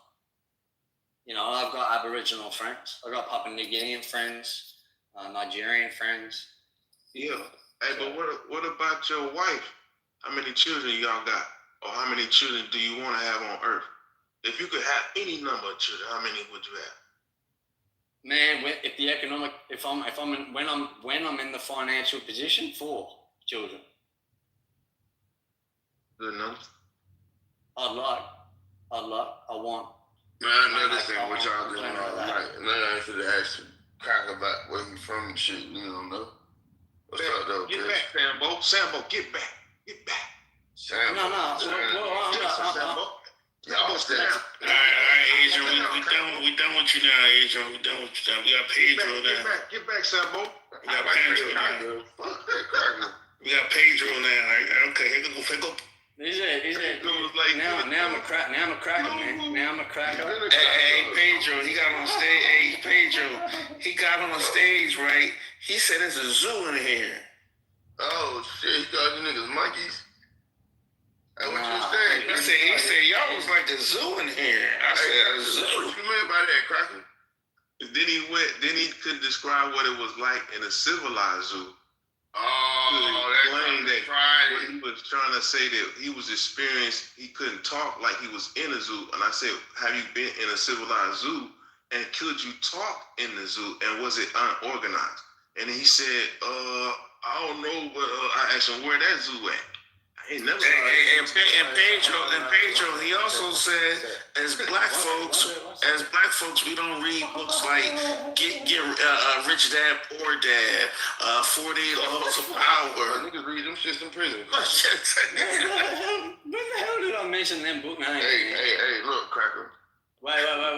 You can't call me that. No. You can't call me a cracker because I didn't say anything racist. I didn't say anything racist. You've just made this up. I'm racist, Cracker. What's wrong with you? There you go. All right, say nothing. Might as well go ahead and say nigga, man. Get your shit off, because I'm going to call you a cracker, a honky, motherfucking wetback. You probably even 100% cracker. You probably like half Spanish talking about you a cracker. You a fucking wetback. Go on, let it out, man. Just call him Caucasian. No, he ain't Caucasian. He told you from Australia. No, he's from Australia. He's not white American. He can't call. He can't like we do each other. You Indian, you black. No, he's the Caucasian. He's not white American. He's not a hillbilly. He's not a redneck. Yeah, but he's a cracker in Australia. Oh, come on, Mister. You kind of tap dancing now. No, he's from a settler. He's from a settler. Hold on, bro. His family exterminated natives in Australia, right? Exterminated them, bro. He's part of the settler colonial class that came from England. He not a cracker. And Europe and Ireland and all that shit. Come on, let's not let him off the hook. He's part of that class. Listen, hold on, but he don't even know where he's from. Listen, them crackers can't trace their own lineage back past the 1888 or some shit like that, 1887. That cracker don't know where the fuck he from. He was telling you that. The bitch was talking about his grandparents. You know, I don't remember, man. He's a cracker. But I'm talking to black people right now. Hold on. He don't even know where he's from. You cool. Yeah. Be cool at ease, cracker. Damn, you can't be first right now. But yo, he not like a cracker. He like an offshoot version of a cracker. Like he a cracker because America said he a cracker, but he not like a cracker, like a European cracker. Like he's a mutt. Am I right, cracker? I'm a what? You like a mutt. You like a mixed breed. Oh, yeah. Well, I say mixed breed, but what do you mean, man? Because do they say China. Do y'all say white boy in Australia? Yeah, you said you was Poland and some more shit, cracker, then? Yeah, do y'all call him the white boy in Australia? No, not really. Nah, fuck no, bro. What the fuck? Yeah, he said, bro. You're not like a Caucasian. He like a Cocker Spaniel, bitch. You know what I'm saying? He ain't no, you know what I'm saying? He's a great boy. He's a great boy. Can you please stop butting in when I'm talking to black people? Damn. You crackers think y'all be first and everything. Like, you think I'm talking to you because I'm talking about you, cracker shit. The fuck He's up. a great boy. You've been talking about me the last fucking 10 minutes, man. You popped in. Cracker. If you got something to say, you can say it now. I'll tell. I just did it, cracker. Shut up. Or what? What's wrong with you, man? Nothing. I'm gonna fuck your wife. Cracker, shut up. You was always put first in life winning, cracker. Right now, I ain't gonna be that type of rodeo cracker. Damn. Motherfucking pack of wood, you pink toe. Your ass come behind me, Satan. What you talking about? Fuck up. But yeah, he don't know his history and shit. Y'all asking this cracker. Cracker don't know where the fuck he from. I'm talking about he Polish, something else, but he Australian. You don't know. Where you from? I'm from America. I'm from Australia. I know, but you're not from there, really, because your people from Poland. You said you was Polish, some more shit. But so you a mutt. I can say the same thing about you. So where you? Nah, I ain't from. So you trying to? I'm Australian born. You're American born. Cracker, I'm American born. My family are American born. They family American born. I'm not like you, Cracker. You can call me Cracker as much as you want, man. If I hit you with the fucking I'll be the bad guy. I don't give a fuck, Cracker. Say that shit. Say it with your chest. Come on, man. Pedro. Say that shit. I call you Big Dro. No. Call me a coon. You call me a motherfucking coon. That was it. Say. You want me to victimize you? You want me to fucking call you? Wow, that's crazy. Y'all call me an 8 or some shit, nigga.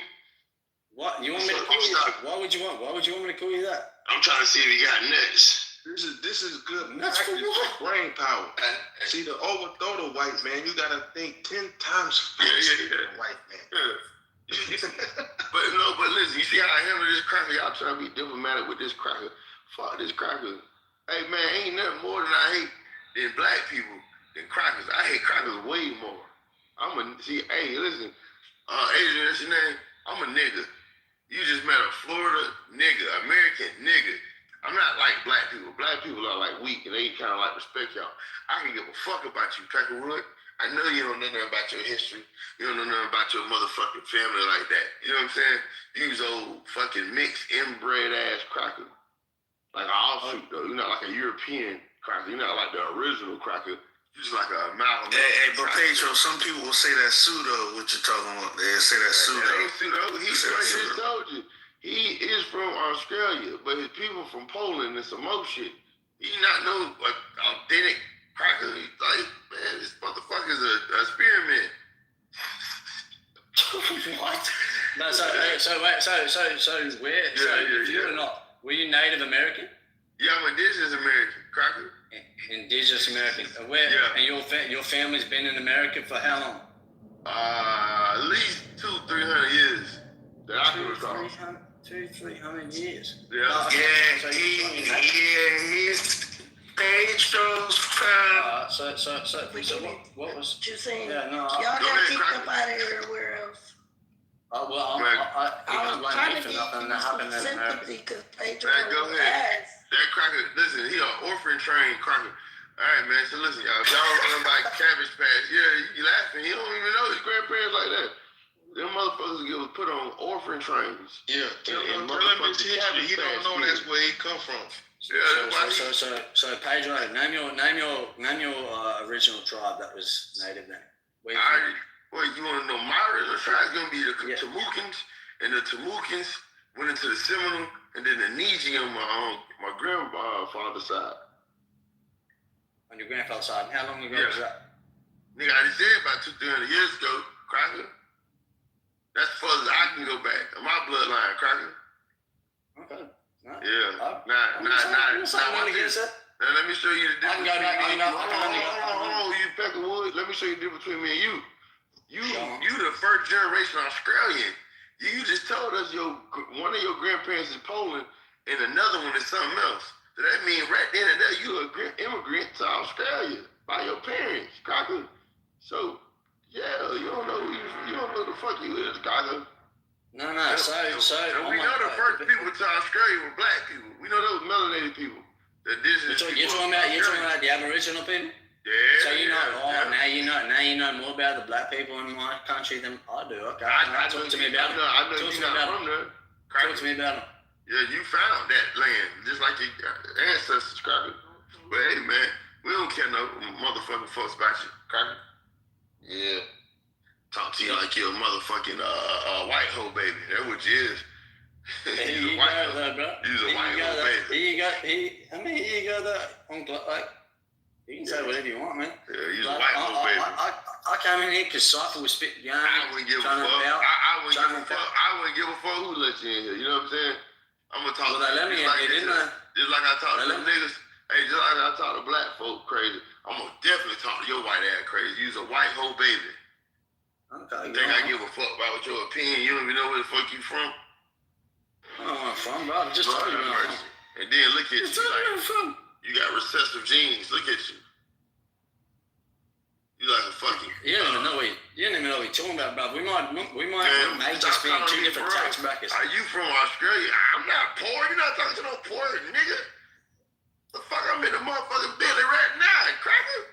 Show us the family, bro. Man, Come on, man. Show us the family, man. Yeah, you dirty cracker. I'd love to link you if you're in that family. I tell you what, if you really give a damn about your cracker, that's my sleep. I call you a bitch right now. You from a dirty white bitch, cracker. Yeah. Go on. Yeah, cracker. Come on now, Pedro. You got to do it like that. Hey, I just took a picture with my white friend too. His name Timmy. He from Florida, man. I just took a picture with that cracker. He a Florida cracker though. He from Racist is crazy, bro. I don't know who did you dirty, man. But for me to y'all did us dirty. Y'all me, bro. I didn't. Yeah, PCR. That's me standing in front of this bitch. You see me? Yeah, me and my boy. We just left the car show. Mate, brother. Wait, if I wanted to. Somebody stop playing. This shit got. No, come back. You thought I was. You gonna say no? You gonna say no. If I would have been what you're on, man, it'd be I can tell you ain't got no money. Look at your coat. Your coat don't even fit you, cracker. My coat is boss, man. That coat is boss, bro. It's a boss brand. That coat is boss. That coat is literally boss. Don't fit you. That coat is literally boss. Cracker. That coat is literally boss, Coat bro. that shit loose around the neck, Cracker. That ain't your coat. That coat That's is your boss, brother's man. coat, Cracker. Yeah, you get behind me, say that ain't your coat, Cracker. It's like that one more time, man. I'm starting to think that's part of you. Like, man, you're desperate for me to say it, man. I don't know. Yeah, I'm itching for you. I'm trying to see if you're a man or not. Say that shit. Get it off your chest. Man, I can't. I'm not gonna be a man over the net, man. I'm not that kid, man. If I'm allowed to say it, man. Lower your tone, Peckerwood. Lower your tone. Talk like a hoe. Or what, bro? You don't hear me talking to you, bitch. You's a motherfucking Peckerwood. You talk to me softly. Yeah, you talking about What the hell you still in here, Adrian, letting this man do this shit? Because he's a soft ass cracker. Bingo. He's a soft ass cracker. Cracker gonna get handled. Them crackers get handled the way they get handled. He know what's going on. He said, why you guys don't read books like, The Alchemist and niggas read. Wait, hold on. Listen. He talking about tax bracket. Hold on. Please zoom in. That's basic shit, Adrian. Come on, man. Hold on. Wait. Adrian, why is your collar loose? Yeah, see, I gotta know how to play these crackers. Why you talking about money, different tax brackets? Your collar is loose on your coat. What is he talking about? Brother, could you afford this coat? Do you know what this coat? Could you get me brown this coat? What brand is that? I mean, Adrian is giving off bottom shelf Brad vibes. Yeah. Listen, he's not a top. He's not a top. He's not a top. He's not the top. He's one of the offshoots of cracker. I told you he influenced. Bottom shelf Brad. Look, zoom into his coat. And then look at the man. Get the fuck out of here. He got Ray-Bans on. Come on, dirty cracker. He's a dirty cracker. You're not even a paid cracker. Who the hell wear Ray-Bans in 2026? Hey, Pedro, what you do for work, man? I'm a crane operator. I run heavy equipment. Yes, sir. Hands on. Okay. Yeah. Hands on like a motherfucker. Getting paid. He's a builder. He's a builder. What you do now? What you do for a living, Cracker? I fuck with that, huh? What you do for a living? Nothing. You an IKEA worker, Cracker. Oh, Shut what? up. You work at IKEA. Y'all got man, see, this is not even a race thing. I don't give a fuck. It's a race thing when I'm talking to you, pink toe. Your mama is a white hoe. You think I'm gonna respect you, boy? Boy. Damn, bro. Boy. Yeah. But for that dude that asked me, Adrian, why you keep using the word racist? At our best, we can probably be prejudiced or No. Don't you tell me that I'm racist. But racist is more so like racist is like white. It's like white only, black only. No. Come in here. You know, back in the 60s, this is racism. white only. This is racism. Backed up by the law, the police, man, look at you Constitution, scapegoat, the military. That's being racist. Man, fuck that cracker. Whoop that trick, get him. Whoop that trick. Maybe prejudice. Adrian been around for a long time. But I wouldn't give a fuck. What his mama is the white hoe off hustle and flow. Now, if you go to the all white room, they gonna show you some right. They gonna sting you to the goo in the racist room. No. We would have sent them to the goo, but they sleep. And I ain't got no bean. That white man that kick your ass out his room if you go in there. This cracker so bad, y'all want to ask this cracker question and shit. Know where you from? Well, I don't tolerate no pink tongueism. Fuck that cracker. Yeah. Solve it. Hey, you cracker, shut up. You hear that black man talking to me? Trying to defeat you? You shut up while he talking to me. Boy, you was beneath us. You recessive gene having motherfucker. Shut up. For what? And you know what, Cracker? Adrian, you in the military? No. Look at him. You got a loose neck. Shit don't even fit the collar of the fucking coat. What is he? I'm not military. I'm Golden Glove champion though. But man, now he a boxer. Boy, if you don't shut your now he's a boxer. That's true. Shut your weak ass up, boy. Look. What you a welterweight? Get your bitch ass on out of here, man. I'm actually welterweight, yeah. I know it. Yeah. Man, that nigga bantamweight. He's a bantamweight. Adrian, when you gonna fight Gambosa? Yeah. Down there with you? Gambos? When you gonna fight him? He down there. Nah. Fuck. To be fair, he's above me. I mean, He what? Yeah, he's a bit too far ahead of me. I need another year to get ready for Gambos. Labs. I ain't in the chat. Y'all the same weight class. Hey, Labs, don't get mad. Don't tell me how I can talk to no motherfucking Peckerwood, boy. Hell is wrong with you niggas? Boy, you see niggas be taking up. Man, when you gonna fight Gambosa, man? In 2 years? Man, hoping maybe. Yeah, in 2 years, hopefully. Yeah. He washed up. I believe you can get him. He washed up. No, because to be fair, Devin Haney beat the brakes off Gambosa, so I knew it would happen. Pedro, man, you chirping like a fucking parrot, man. Just why your daddy didn't marry your mama, Peckerwood? He already did, man. Did you? No, Peckerwood. Why? Come on. Where's your daddy? My daddy at home. Okay. All right. Where you going with that? Why your parents ain't married, Peckerwood? My parents ain't married. I know they not married. I said, but why they not married? Shit, my mom is a fucking go-getter woman. I'll give her that. She's a hoe. Hey, listen, I was telling these black brothers that shit. You Peckerwoods, y'all ain't no better than us. Peckerwood. I don't even know where you're going with this, man. We're supposed to be talking about Donald Trump, and then you're talking about, like... Yeah, you in here talking about reading books and shit, and you ain't even got a present father in the household, Peckerwood. Mate, I am the father. Across my 5 families, I am that go-to. But anyway... I know it. I see how you want to be loud. You want to have laughter now? Now you want to laugh about it, Peckerwood. Laugh about what, man? How old are you?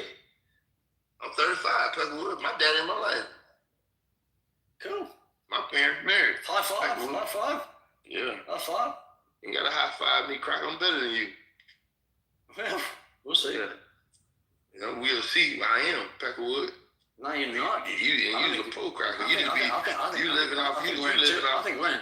Hey, you two living off. categories. Listen, you living off. I can already the tell, man. I can already tell we're in 2 different categories. You're like 10 years. You're a decade ahead of me, man, and you're carrying on just going. Hey, listen. I'm not a decade. How old are you? 24, man. Oh man, you was an old looking cracker too. Damn. Yeah, I got a beard, man. You can grow one. Where's yours at? I got a beard, cracker. Right. Oh no, I'm not the light skinned brother in that picture. I'm the dark skinned brother in my picture, sir. I'm the one with the Versace shades on, cracker. Is this is this not Pedro? Yeah, that's Pedro. You see that motherfucking color in the back, cracker? We don't say come out to play, cracker. Yeah. Let me see that. Yeah. Ooh. Yeah, we swinging those, cracker.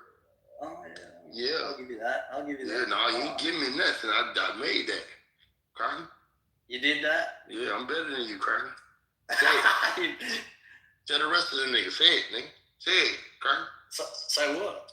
Say it. Say, Pedro, you better than me. You aren't. All right, I know that. You better believe You're it. not. And don't you ever come in here and tell a nigga about a book that black people read in prison. We read that shit in prison, cracker. Don't get no cool points. In prison? You went to prison and you No, I ain't go to no prison. You want to put that on your neck? I need a favor, agent. Hey man, stop talking to this cracker like you got sense. Hey, listen, don't call him agent. You call him cracker while I'm in this room. Hello, agent. I can't trust no. I'm gonna make a lot of noise. Pedro, you talk to that Peckerwood like he supposed to be talked to right now, boy. I am. Agent. Call him out his name. No, call him out his name. I am. Watch this. Agent, I can't trust no white man. I'm not doing agent. Call him something else. That can't call himself black. A black man. So if you a white man, you got to be able to call yourself a black man around me. All right? Sound good? What, black in color or black in soul or black in what? Like, what do you mean? Like, you got to be a black man around. You can't be no white man around. I only trust black people. So if you're going to be around me, you got to call yourself black. Look, brother, if you say, look, I'm only sticking to people that came from where I'm from. Hey, listen. Hold on, brother. Why didn't you call him out his name? Hey? I don't heard y'all call black people in this room out their name. You don't address Asian as Asian. Call him Peckerwood, a white host Stephanie child. I don't know. But do not call him by his name. I'll call him Lucifer. That's better. Oh, Adrian, call him that. Damn, I got you like that. Damn, I've got you like that, man. Adrian, are you Lucifer? You tell me, man. Am I Lucifer? I'm asking you. Peckerwood, you know who you is. Man, I'm quite frankly in my career. Hey, how many sisters you got? Supporting. You got. No, don't give him that much power. Don't give him that much power. You got 3 minutes to answer. Are you Lucifer? No. Oh, he answered it. He could have said yeah, but Man, he said, hey, Peckerwood, got some motherfucking shoes in my hand. Those some motherfucking hard Peckerwood. Motherfucking shoes, I had to take my shoes off, put my motherfucking around, step in the protocol. Bro's eyes are quiet. Needs to get his fucking shoes off and sit down. Why you motherfucking with man, I just PTR. Look in your PTR on the swipe left.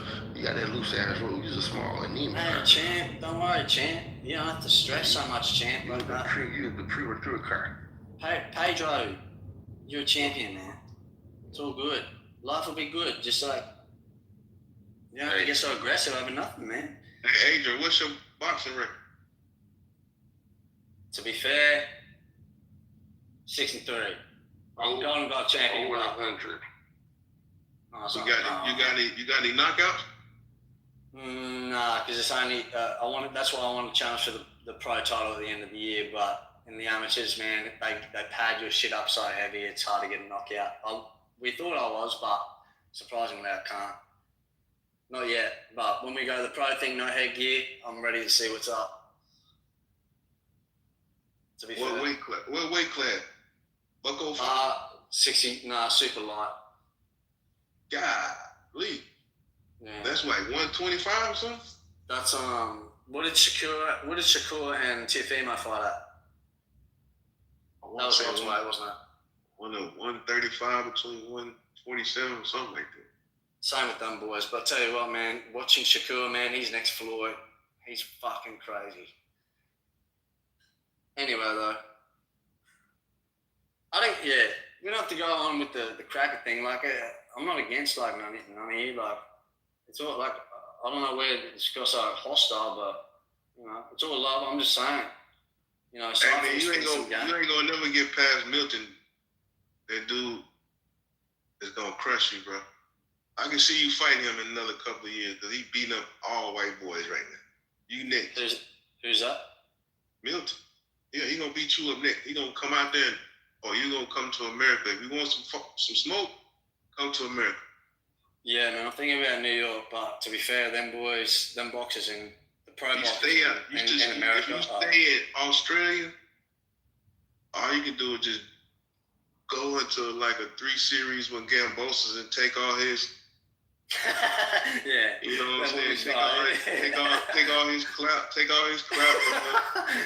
Yeah, take his gym. Take everything from him. Take his coach. No, to be fair, the American boxers are just different breed, bro. I will admit that. That's why I'm like low-key keen. That's why I'd be keen to move to actually New York for a bit, because I was traveling in Europe and I was in Barcelona. I'm like, you can't really switch on in Barcelona. This shit's too party heavy. But New York could be on. And it was good to meet. It was good to meet all the American people, like the genuine American people. This nigga said, "Take his coat. I'm logging on." Take his coat. What are you talking about? He gone now. He did. Pedro's gone. Man, where'd he go? I was missing him calling me cracker every fucking second word. Anyway, I want to hear you on the mic, man. You were spitting some game. Cypher? Yeah, Cypher. Cypher.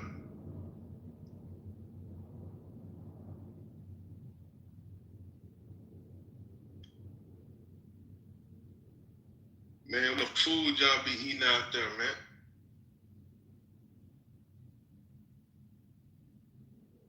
Australia? Shit, we take a bit of. Well, we're very similar to in the American sense, but we take a bit of everything. I guess our main thing is our like meat is so like premium that we like fucking like steaks and beefs and lambs and shit like that. But do y'all get American food products out there like Cheerios? Wait. Say that again. Y'all get like Cheerios, Pop-Tarts, Captain Crunch? Bro, no. Jelly. The only thing we got is like, well, we got some jelly, but like the only thing I think that we got like American was, it's hard to get like Pop-Tarts in American. And if we do get them from America, the recent thing we got from America was Taco Bell. And I don't think that popped off as much as it should have, but no one really hyped it up too much. But yeah. Yeah, the Takis. I love the Takis, even though they're bad for you. But it's really just like meats and we take a lot of what, to be honest, Australia is like very similar to America in most ways. Very similar to America or similar to England? Oh no, I'd say more America than England, to be honest, bro. All the English that come on holiday in Australia be like, how the fuck did we colonise you and you've got it better than us? I'm like, look, you tell me. You think London's the fucking capital of the world, but London is a shit show. When I went there, I was like, get me the fuck out of here, man. Why you say that? Shit show. Man, just like the weather, like rainy, like every day's like a cloudy, like glumping mess. Even though all my boys in London, like my homies in London, they're vibey, but you know, like I couldn't wake up every day and just like try to go for a run in the morning, do some fitness or something, and you fucking got to put a coat on and gear up like you're ready to go to war in like the cold and shit like that, and just go for like a quick run. And now you got to gear up like you just for like a run, whole raincoat and shit. It's like sieves this shit. Australia, I could walk out without a shirt on and go for a run around the block, and it'd be no problem. Yeah, you're gonna deal with that heat out there. Yeah, it gets hot, but Australian winters, they're primo, bro. The only thing y'all got a winter out there? I thought it was rain and summer. No, bro. We do have a winter, man. It gets down to like 14 degrees ish, like in the winter, and then like when the sun's out, it gets like up to like 21. That's when it's like premium. But like when Australian summer comes on. You ever seen a kangaroo try to like be aggressive and whatnot? Man, kangaroos, you don't see them in the cities. You see them everywhere outside of though. If that makes sense. In the main cities where I live, like Brisbane, you won't see no kangaroo, but you'll see them everywhere outside of that. But they've never got aggressive to me, even though I know they can be. Depends on if they're trying to protect, like, it's like with any of us, right? Like if you're trying to protect something, they just think, oh, I'll go at you, but like I haven't had that yet.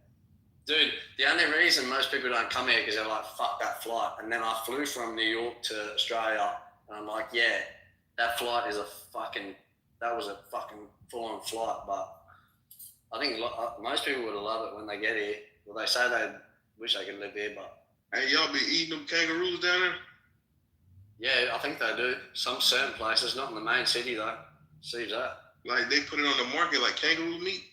Like if you go to the Whitsundays, if you were to a holiday in the Whitsundays, you'd froth it, you'd love it, but that's where they do like some special shit. Like they got crocodile meat, kangaroo meat. I'm like, what the fuck? I didn't even know that was a thing, but yeah. So do the natives eat kangaroo, or is it just? Well, I imagine they probably would have, because they're very like hunter-gatherer sort of people. But the city in the city, it's very similar to like a New York style. Not New York, like New York's like, in my opinion, a city on steroids, but it's very similar sort of thing. Do you know what I mean? Hey man, they get. Where are you from? I'm from North America. North America. Over here by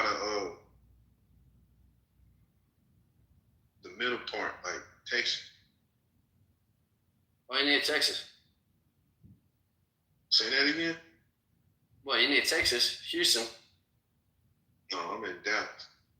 Dallas. I heard that's fresh as, to be fair. Dallas the best city in America, you reckon? I think it's the best survival city. Oh shit. You gotta worry about the earthquakes on the West Coast. You ain't gotta worry about the floods on the East Coast. Oh, right. So from preservation standpoint, it's just chilling. As the tornadoes come, it's hot and cold. By the time the heat gets to you, the cold from the north comes. By the time the north cold comes, the heat from the. I heard the fit chicks are there. I heard the fittest chicks are there in Miami. Man, you don't lose your mind. You don't lose your mind going down there with them in Miami. Yeah. Which one, Miami or Dallas? Miami. yeah.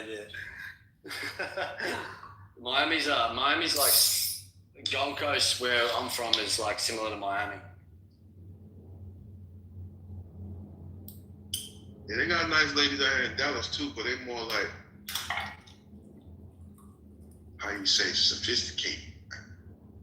Just a slight more class instead of like materialistic sort of thing, you know what I mean? Put it this way, in Dallas, you got 10% of every race in Dallas. Yeah. Wait, you're 10% of every race in Dallas? So it's sort of like super diverse. Yeah. Do you want to stay in Dallas, or would you say you probably want to go like I probably will stay in Dallas for another 5 years. In your opinion, what would you say is the most American or US like city or area, state? Where would you say you get the most American feel? Or like this is where America's at, in your perspective? I would probably say the Midwest, like any state in the Midwest that's not oversaturated with outside culture. Because the more you go in the Midwest, you got more of a black and white native structure. It's like real laid back. I would say, I'll be honest with you, I'll probably say like Tennessee, Arkansas, Louisiana, like the last of the real, like places that's not oversaturated by immigrants. True. So they're like the most American sort of places. Yeah, in my opinion. What's your thoughts on what's his name, Senator John Kennedy? He's a funny cunt. From what I've watched, he just seems funny. I think he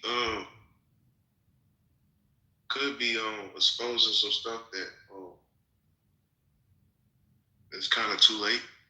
Even though he was throwing a red flag out there, it's like you know a lot, but you can't stop it. So at the same time, I understand the power shift because of what his brother did, and when his brother got killed, if it's right in his act, certain people that his brother had beef with, it more so fester up back then to where his brother can actually see what's going on. Yeah. No, but I mean, I can redeem my brother's legacy by doing something good and with the medicine, and I don't know how he gonna come out with that because he's tied into Trump cabinet. So that reversal concept can come at the end of Trump's cabinet, but it would just be a bunch of mess if they don't go ahead and iron out new healthcare law, new healthcare pharmaceutical ideas or whatever they want to do with that. And there's a lot of damage control I think he's in control of. So it's not, I don't think it's an easy job at all. Yeah, especially with that background, man, his dad's son and whatnot. But I was gonna get your opinion on the Louisiana state, John Kennedy. You got the same name, the older one, the Republican one. Oh no, none of that. He's from Louisiana. Yeah. He's the one that's like he's got a real full-on accent. Like he's the one that wrote something about Congress being dumb as hell or something about stupid, like not being stupid. You know that one? He's got grey hair and shit. I ain't never heard of him. No, he's hilarious. But I tell you, I know who you would hate, and I think he's a fuckhead too. That Nick Fuentes bloke. Nick Fuentes. I heard that name before. But he is fucking wild, dude. That cunt is fucking crazy. What are you, like a senator or something? Me? No, Nick Fuentes. What position? No, he's just a far right activist, bruv. He just says some outrageous shit on all stands, on all fronts. Man, I stopped keeping up with them people when Rush Limbaugh died. When he died, I stopped listening to this shit. I said, that's they God right there. He did everything over with. Yeah. Leave it at that sort of thing. So when that chapter ended, it's like, who could outdo him? Who could be more vicious than him? And then everything else is kind of like downpour on Alex Jones or somebody like that. Yeah, what do you think about Alex Jones, bro? The way he took the piss out of Piers Morgan, bro, that is a crack up interview, dude. That is great content. You seen that one? He be exposed and stuff. I don't think I've seen that one yet, but he be dropping some stuff out there. Bro, when Piers Morgan's like to murder and he hit him with the full, he's like, I can speak in this British accent as well, and just started fucking mocking the hell out of Piers Morgan. I just started pissing myself, bro. It was funny as. But hold on. I was sort of going off tangent. I was getting called cracker like 5 times a fucking minute. But like the thing is, should Americans support Donald Trump? What about you, bro? What do you think? Yes or no? What do I think? Yeah. I plead the fifth. Yeah. No, I don't got no dog in that fight, man. I ain't voted. I ain't never voted. Never will. It's a cabinet thing, like blood sacrifice. Sign in line, you got your blood and ink. Then you shake your hands with these people, and then they shake your hands with you. And now you're in this cabinet. Now you're in this contract with these people. So whatever they do it in your blood. You with it. Yeah. So you're trying to be independent, basically, like outside of all that shit. You don't want to. Yeah, man. More independent, conservative type. Yeah. I ain't finna be in your contract because I know you finna go do it in blood money. Right. And then once you crash out, America's like a train going out of control on fire. You don't want to be on the train when it impacts.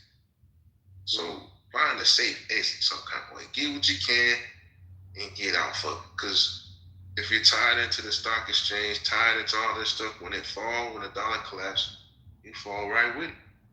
So you have to have a still-away program. And every little time you can develop your still-away program, just keep building on it. Start with 300 customers. With 300 customers, you'll never be broke. So, but you don't want to subscribe to that, basically. You want to stay outside of that. Hell no. Yeah. Because they're gonna do the same thing on the cycle. The people they argue with living in the same zip code. getting the same resources. So it's not really a division from them economically.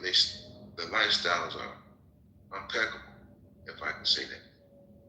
Right. So for them to experience the differences, I mean,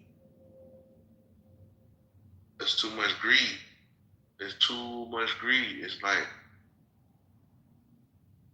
almost in a perspective to where it's rich and poor. Yep. No middle class. Fuck LA. I'll tell you what though, from an outsider's perspective, because it does affect Australia as well. I will say one thing. I hope Donald lays this shit out properly. Because if he doesn't, man, the stuff he's doing in Iran, it better make fucking America richer, because I know it'll make fucking Australia more comfortable for sure. So he better know. I feel like he is, because I don't think anyone can really fuck with the US, honestly. But the only thing I could describe America to turn into is these two movies, and that's like maybe three. That's The Matrix, the first one, Hunger Games, and Fifth Element. All those movies combined into one movie is where America is headed. Yeah. I don't know if you ever seen Fifth Element. And then you got the Hunger Games.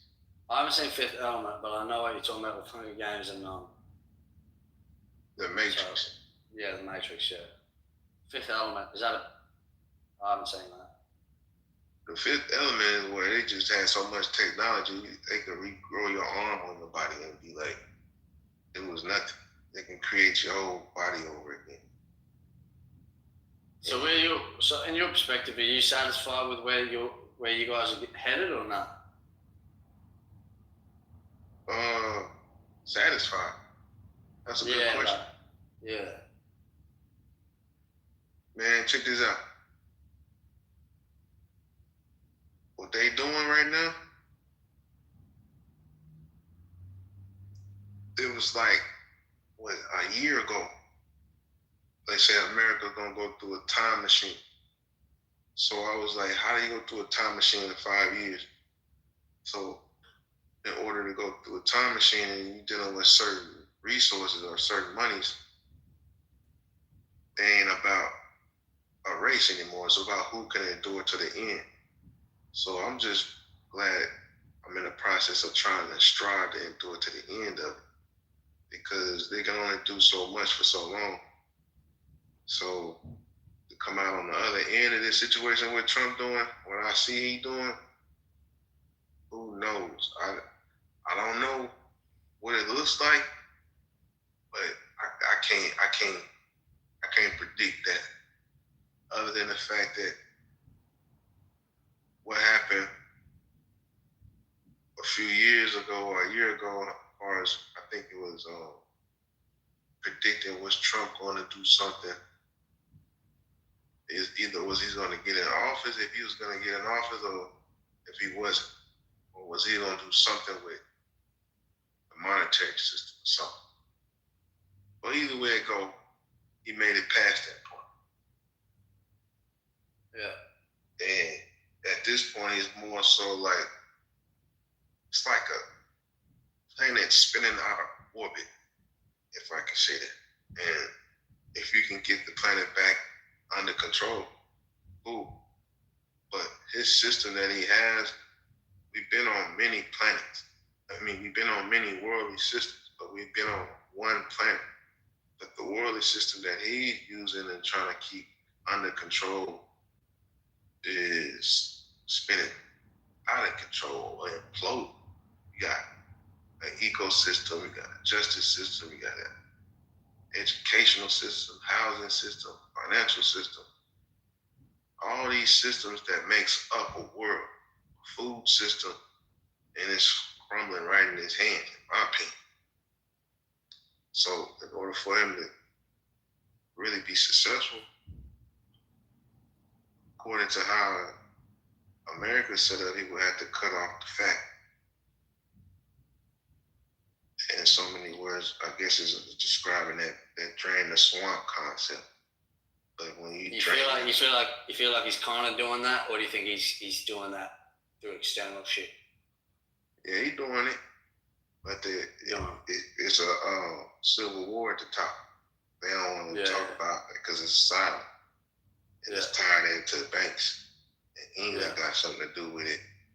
And, America got something to do with it. And the technology behind that is like, okay, Trump like, yeah, I'm sitting over here with the technology in the bag. And y'all ain't know y'all been using my system for this long. So, like the Grinch, you know what I'm saying? I could almost like hear that movie Back to the Future. When he went back to McBiff, that's him. He got all the chips, got everything under control. I'm trying to figure out what is so unique about McBiff. Why is he so hated? I think I'm gonna go back and watch Back to the Future. Because whatever he's using in that movie to a degree is coming out in reality.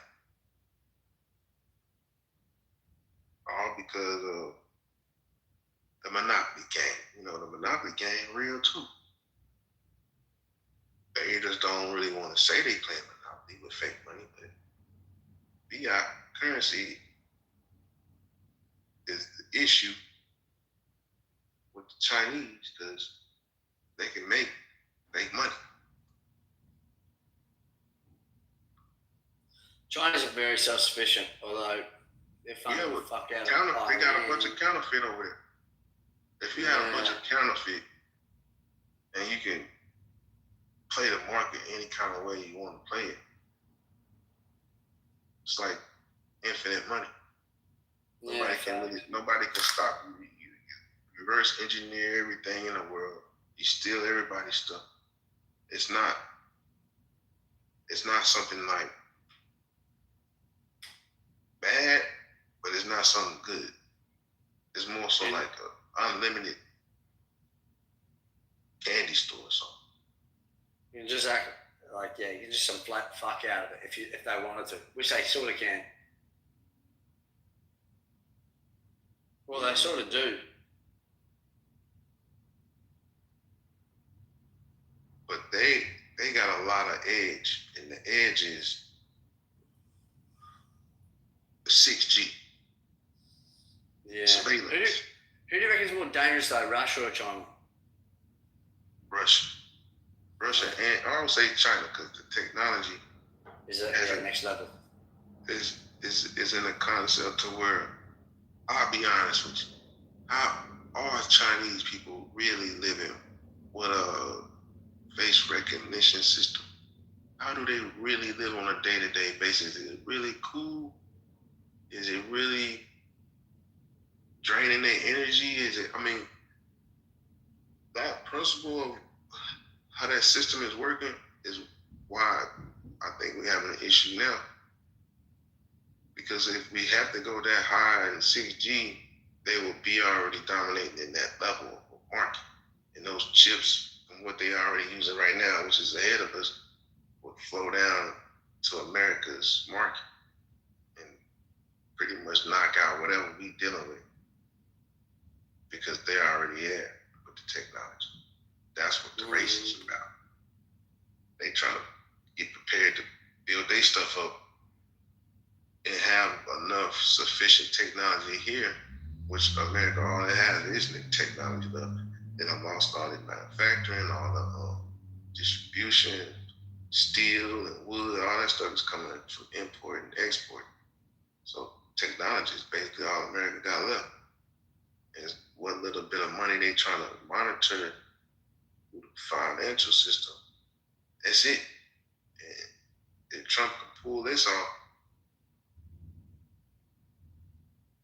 the only thing in America is going to be looking like slavery. Because the system that he's creating rich and poor.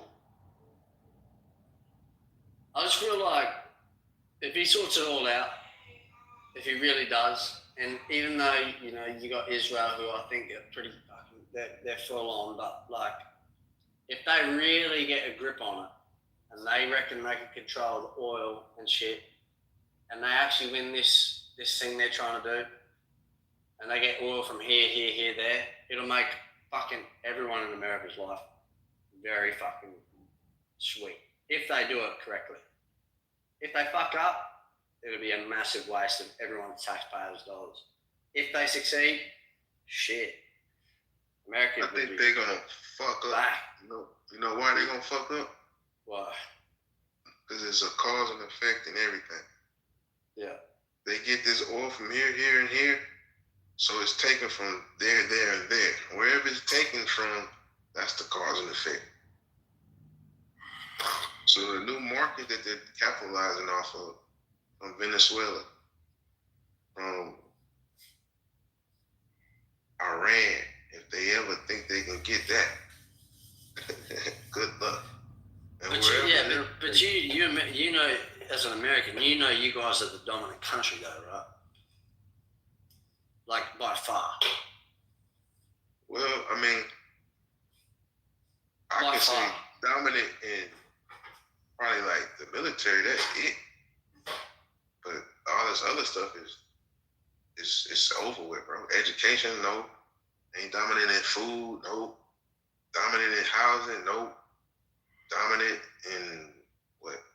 Entertainment, yeah. I mean, what else? So the big thing over there is, to be fair, when I was there, tell me what you think America's dominant in. Shit, when I was there, I told you what I think America's dominant. Yeah. I know they're dominant in the military. Yeah, then when you said, yeah, internally, man, if you're not balling like out the fucking woodworks, it'll be hard to live there. That's why it's going to take me some time to maybe move to New York, but yeah. I see what you gotta do is go around and don't talk. Just keep a mask on. Why? You know how it is, man. Yeah. They won't even know you from Australia. I'll tell you what, New York is, as soon as they're like, no, that's not American accent, where are you from? I say Australia, and they're like, oh, best vibes, man. Especially from the wealthy people, they want to show you all around their rich shit. I'm like, okay, that's cool. But anyway, man, I might head off. I don't know what happened to fucking old mate who was ripping into me for being a cracker or whatever. But yeah, man. Good show. Stay easy out there. You too, brother. I'll leave you to it. Yes, see you, sir.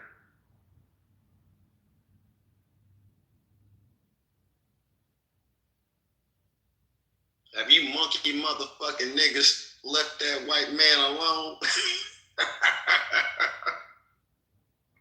Man, y'all niggas is killing.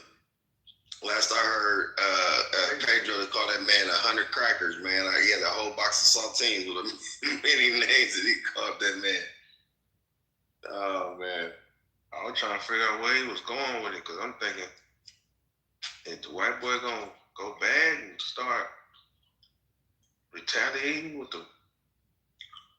He wanted to say it, though, low-key, but he was like, man, I see what they're trying to do. The thing is, he wasn't wrong, and I can appreciate him having my back because he was observing something that we do. And the thing that I think the mistake most of them make is by commenting. There's too much dysfunction in the European neighborhood globally to comment on Black American shit. But he observed the bullshit. He observed the bullshit with a bunch of these scary ass niggas on the stage talking about what you can't do and what you crying about. But that's why I had to correct him also and let him know fraternally, hey man, a lot of what you're observing though is unaddressed trauma. That's really what it really be boiling to me. We be we saying judo practicing up here. When it comes to dealing with the Caucasian and dealing with his etiquette and trying to see our way through him or how we ever want to pull our point to him, these people is like Adrian. We have to really know how to master them because they trying to figure out how to master us. That's the only reason why he came up in here. See, he can take the heat. I'm like, this man got a little boxing in him. And he starts talking about him box. So the mental box. He probably can. He probably fucking can, but all white boys ain't straight bitches though. But there's a small minute group of them that got that warriors, they got that ultimate warrior in them. But the mental part is where I say only true intelligent people can interpret it without catching a nosebleed and have that kind of civilized conversation. The rest of them finna spin off at the handle, call you a nigga, and get off stage. They can't think that far. So when we was asking the question like, where you come from? What's the origin of the white man? And redneck gonna go bad. He gonna go 0 to 60 on it. Nigga, I told you, Jesus is the way we brought you niggas over here on the boat. He ain't gonna last 2 minutes. But the ones that do last, those are the crafty ones. Yeah. Have you ever studied European history, bro? Yeah. Study the white man. When I studied the white man, found out he was a devil. What have you studied specifically about their history? Specifically about their history? Yeah, like what things have you studied about European history? I know where they came from. Caucasoid Mountains. Caucasoid Mountains? Yeah, the Caucasoid. You know where the Caucasoid Mountains at? That's where they come from. There's no such thing. There's no such thing as the Caucasoid Mountains. Well, let's say the island of Caucasus Mountains. The Caucasus Mountains. I call it the Caucasoid. Put a little Caucasianoid on it. Or the island of Keelan. That's their roots. Yeah, they are called also Caucasoids. That's a derogatory name. I call them Fraggle Rocks or cave creatures. There's many different names for them. But what did you discover about this Caucasus Mountains type thing? Like, what did you discover about that? Really, that's where they come from. That's where they was made at. And the other history came from, 8th grade, 9th grade, civics class, where we learned in elementary school. You ever heard of Rumpelstiltskin? Yeah. You remember the story of Rumpelstiltskin? Yeah. Not really, but I remember hearing it in elementary. Rumpelstiltskin was an incubus and a insidious fallen demon. It's like a rape demon. Another form of him is called Reebok. Right. You ever heard of, what's the one with the witch that ate the kids in the house made out of gingerbread and shit? Like, if you study their history, and I don't think you have, not in depth, but if you study their history, not depth like you, bro, but I studied that. But it's not about like that. It's not about don't compare me to it because you don't know how much I've studied. But I'm just saying, when you do study in depth, all of their origin stories are malignant. They are low vibrational, evil ass nightmares. Even the word horrors comes from their tribes. The word vandalism comes from the Vandals, the Goths and the Visigoths. Then you have the word slave comes from the word Slav. Slavic, or modern day Ukrainians. When you really dig into their story, it does have an origin to melanated people, especially like the Aryans. Right. They mainly interbred with the Nephilims. And that's where you get stories like the Jack and the Beanstalks and all of these things. but there's mythological stories don't make common fucking sense, but it's always rooted in evil, dark magic, and fairy tale shit and creatures and abnormal behaviors that are below human. So it makes me question. I believe that there's two sections of white people, Europeans rather. There's the ones that came from Edom, which you would probably call Italians, maybe some Spanish here and there, Germans here and there, things like that. But the pale creatures that we don't have real origins for, I believe were genetically modified, not only through maybe some laboratory shit, but intermixing and interbreeding with the Nephilim and different types of Neanderthals. So I do believe that there are some kind of experiment to some degree, but I don't believe that Hansel and Gretel. Thank you. Yeah, about the witch that was eating, and then even Snow White with the motherfucker eating the apple, poison apples and shit, and falling asleep, and motherfucker basically sexually harassing her by waking her up, or kissing a dead body or some shit. Like when you really get into the origin stories, not just the shit you can read in the book, but the real stories of this shit, all, not some, all of it is evil and nefarious. And when you also look at their depictions of the future, it's always after some kind of major doomsday event, some kind of futuristic dystopian nightmare, or a regression of populations of the world. These are the people that they're the only people, to my understanding, that have eliminated and eradicated not only people haplogroups, but animal populations too. So it makes me want to question European humanity. Are they even human? Especially with cannibalism, the type of malignant horrors that they bestowed upon melanated people across the globe, the advancements in torture tactics, and this extreme obsession with supremacy, domination, colonialism, brute force power, and also an idiotic behavior in terms of how they see themselves in the world.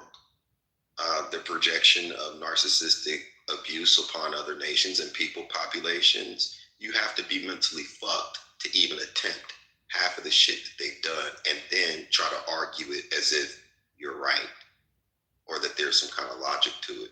So I fundamentally question European humanity.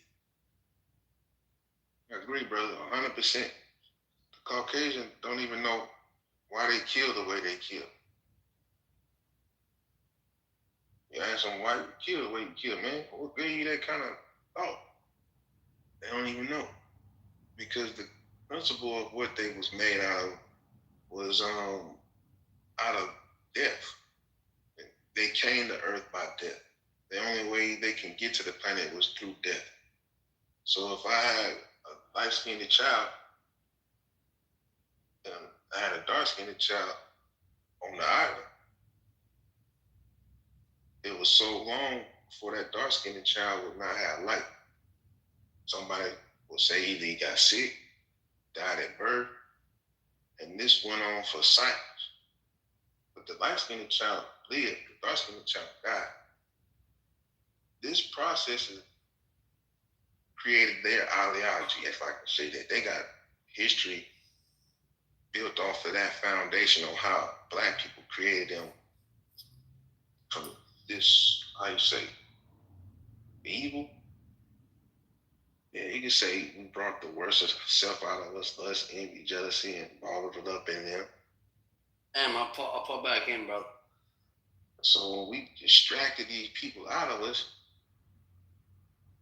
man, they looking the total opposite.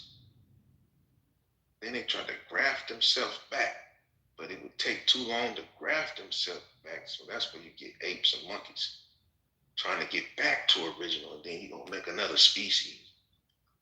Well, here's the interesting part about all of this is that their reconciliation with history will come through their own children, who will judge them when they come to the light of day as to who their ancestors and what their ancestors are and what they did.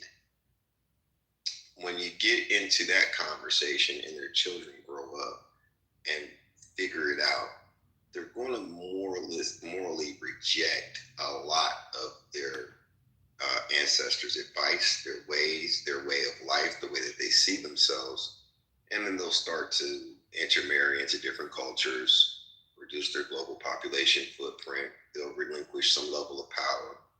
And if you listen to Marco Rubio's speech in Munich and other places where he's basically realigning and re-architecting the colonial power structure with a shameless,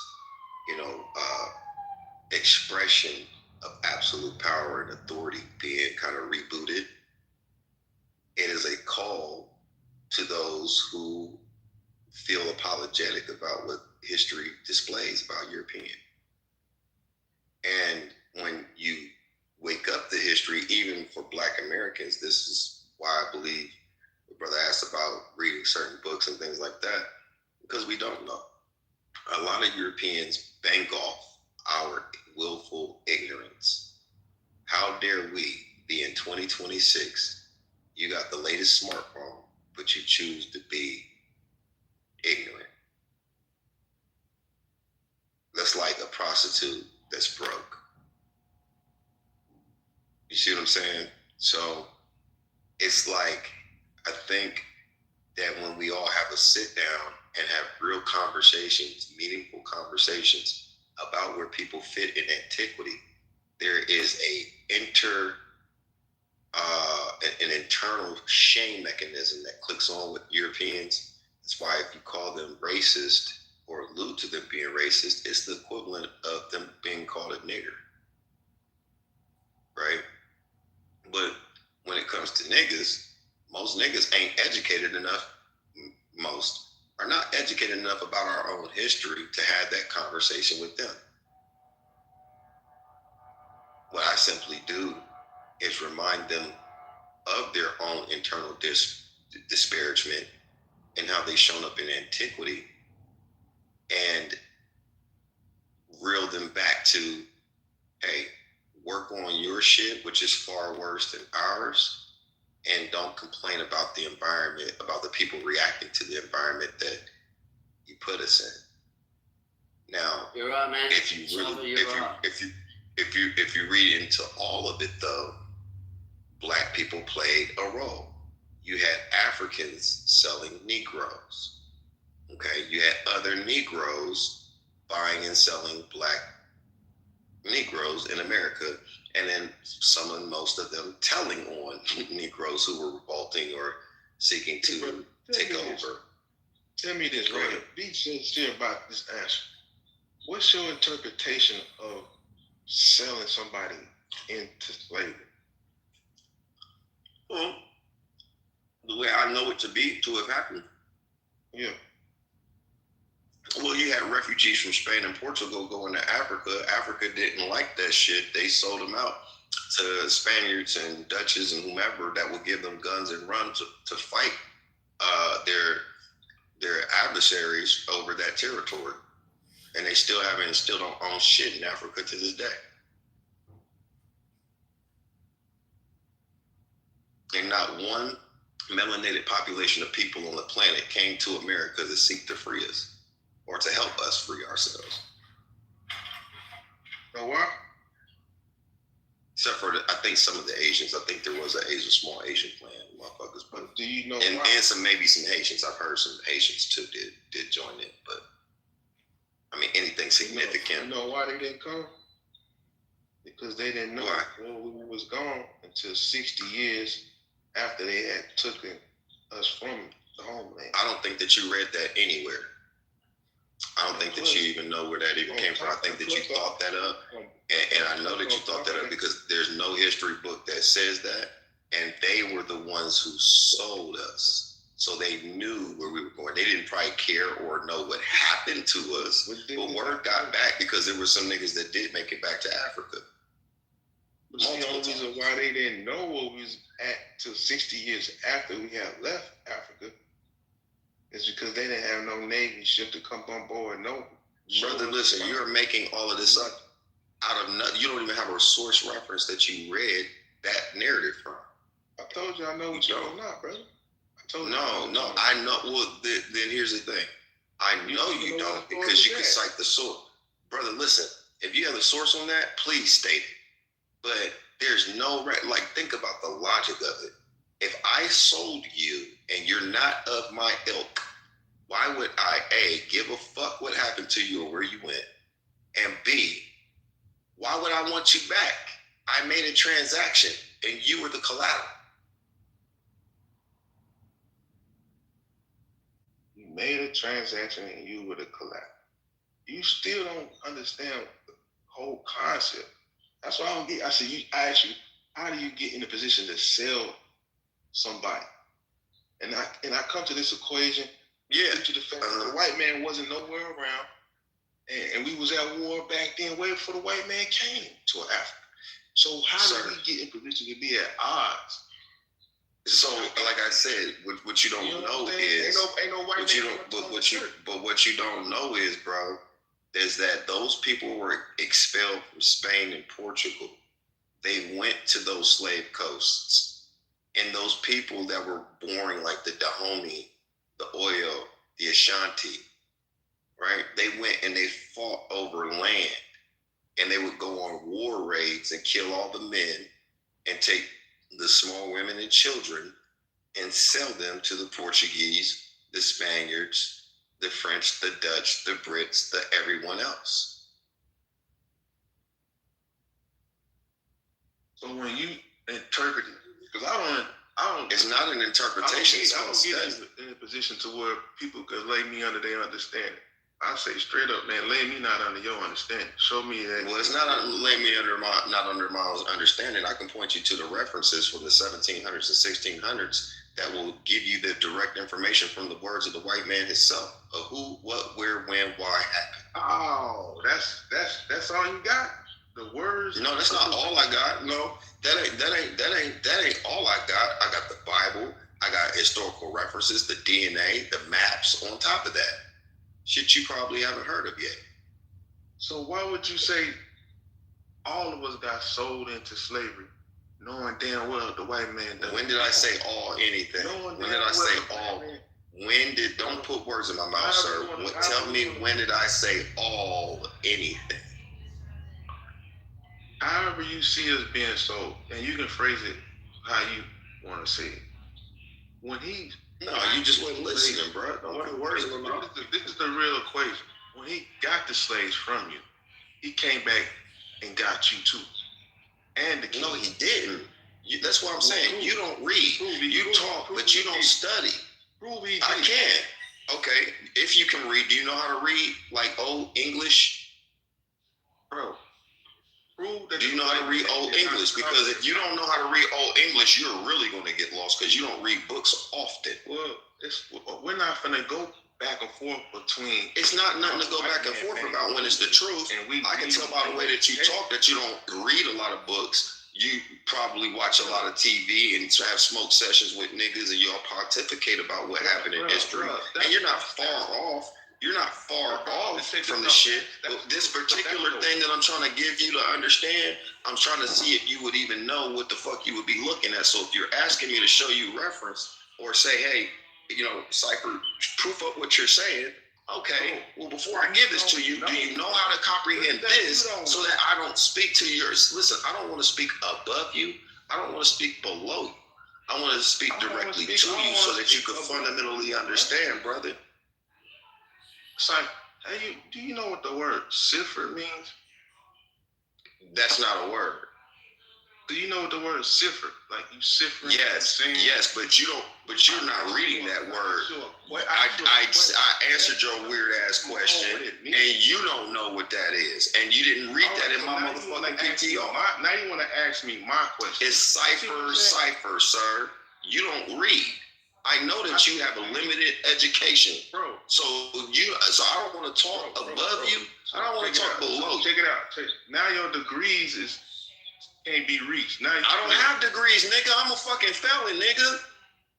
Well, I'm just saying your information. I'm better than you because I think better than you. I'm better than you because you think I'm better than you. The original. That's that. That ain't got nothing to do. Right, Nigga, you probably got more degrees than I do. all morning. I mean, all night. I swear to God, I ain't never seen the tenacity. Goddamn it, it's crazy. You know, I'm trying to belittle somebody. Lord. No, nigga, you belittling yourself, bro. Well, you belittling yourself. You talking about what the you talking Can we about have white one mic, and a white man can't even tell you where he come from on stage. You talking about you know him better than he do, and he on stage. I do know the white man's history better than the white man. Generally speaking, yes, I do. Well, where did he come from? I know the history of niggas better than you do. Generally speaking, Well, I do. I don't believe you, bro. You don't have to. You don't believe yourself. You don't believe that you that great. Well, I check this out. I don't believe you can read that good either because you think about it too much. No, I'm dyslexic, but I learned how to work through it. But see, you see where your mind is at? You dwell on the worst part. My mind is rooted in reality, sir. And you don't it's just that you feel a way about my confidence and you're making something, you're internalizing something about yourself because you're trying to project yourself as something that you're clearly not. You don't know how to get to the best part of the brain. That's where you stay. Well, that's why I'm solution oriented. That's why I am on the best part of the brain. I'm solution oriented. That means you're double-minded and unstable in all your ways. Oh, good for you. Do you have anything else? Because you're trying to throw a book around like a baseball bat. You don't read books, nigga. How the fuck am I throwing a book around at you? Bro, I'm not taking. You got books you don't read. I'm not taking that stupid bait. And you are stupid. I'm not gonna call you dumb, but you are stupid. You have the propensity of knowledge and education. You don't maximize it. Stay on a low vibration. It's not low vibrational. It's just I'm purposely gaslighting and antagonizing you to inspire you to rethink about your position. Hold on. Let me tell you exactly what I'm doing. I'm purposely gaslighting you and insulting your level of intelligence to inspire you to rethink half the dumb shit you say and to actually do the real work and study so that when you do talk on certain issues, that you're better at articulating it. You're better at understanding it. Listen, you're missing the edification I'm giving you right now because you're remedial. You're emotionally led. You're just trying to be in a position of defense. And that's okay. Whatever way you wanted to take this, I'm okay. I don't care if you feel offended. Here's the thing, brother. Listen, I love you enough to offend you. I love you enough to offend you with enough truth to get you to rethink your approach to things. I'm not even saying that you're all the way off. When I say that you're stupid, that is a matter of fact. You demonstrated your stupidity on the stage multiple times, but I didn't call you dumb. I didn't say that you had the inability to learn. I said that you had the ability to learn, but you willfully don't do that. And I can tell by the way that you talk. And the majority of the shit you talk about, you don't really flesh it out and think about it and know it. You intuitively know it, which is a good thing, which speaks to your innate nature. Hold on. Which speaks to your innate nature to be God-like. You're just not maximizing it. And the more you talk, the more you reveal those deficiencies about yourself. As your brother, I'm just telling you that your shoes is untied, your pants is zipped, and your corduroy jeans is too tight. And I'm telling you right now, brother, I'm just a reflection of you. You're only strong. No, you're not. Not at all. You're only strong. No, you're not. Brother. Not at all, sir. We're not aligned. We would never probably be friends in real life unless we met in a different situation or scenario. You're not the type of nigga I orbit around in a real life situation. Don't call me your brother then. If you ain't you can still be my brother and not be a reflection of me. Yes, you can. Act like you on stage and you trying to help a brother out. Don't act like that's what I'm doing. You're just taking it the wrong way, and I'm whooping your ass with this literature, with these lyrics. I'm whooping your ass with these lyrics because you acting like a goddamn idiot. Bro, you ain't exposing nothing. Ain't nobody ever told me. It's not me about it. It's not me exposing anything. You're exposing the more you talk. Okay. All right. I can talk about whatever I fucking want to talk about. You goofy ass coon. I love that too. I love you too, brother. Thank you, brother. Hey, he's a coon for real, brother. For real. Live on stage. Okay, so we can move on because he said all right. All right. Jesus Christ, y'all be cussing each other out. And I wish I threw you a song a lie here. All right, bro. You got it. You right. You right. I can really just go word for word with wordplay and play this English text bullshit that you claim that you so English text bullshit. Yeah. Hey, look up the Critical Review or Annals of Literature, Volume 55, 1783. I'll say it again for you. I'll say it again for you, bro. Check this out. Look up the Critical Reviews or Annals of History, Volume 55, 1780. Well, this is why you're done. Now you're done. So look up the Critical Review or Annals of Literature, Volume 55. Okay, it was published in 1783. It was published in 1783. It was published in 1783, and then go to page 141. He's not listening to If you. it's a white man book, I don't care. Cypher, he's not listening to you. So it doesn't, If it's a white to me, I always ask I can care less. That's what's the end game of what I'm trying to do? Because your end game can't be trying to help this brother out, because your end game was help this, but you would take a completely different approach. Your intentions is to publicly emasculate this brother and disrespect him at the highest level, bro. That's why you're disingenuous and you're not acting like this guy's brother. Y'all just want to argue with each other? No, I'm not trying to argue. No, Miss Flawless, you didn't say anything when he was clowning on this dude. I just woke up to it, so don't tell me what. Okay. Well, let me jump in. And I rolled over and I'm listening.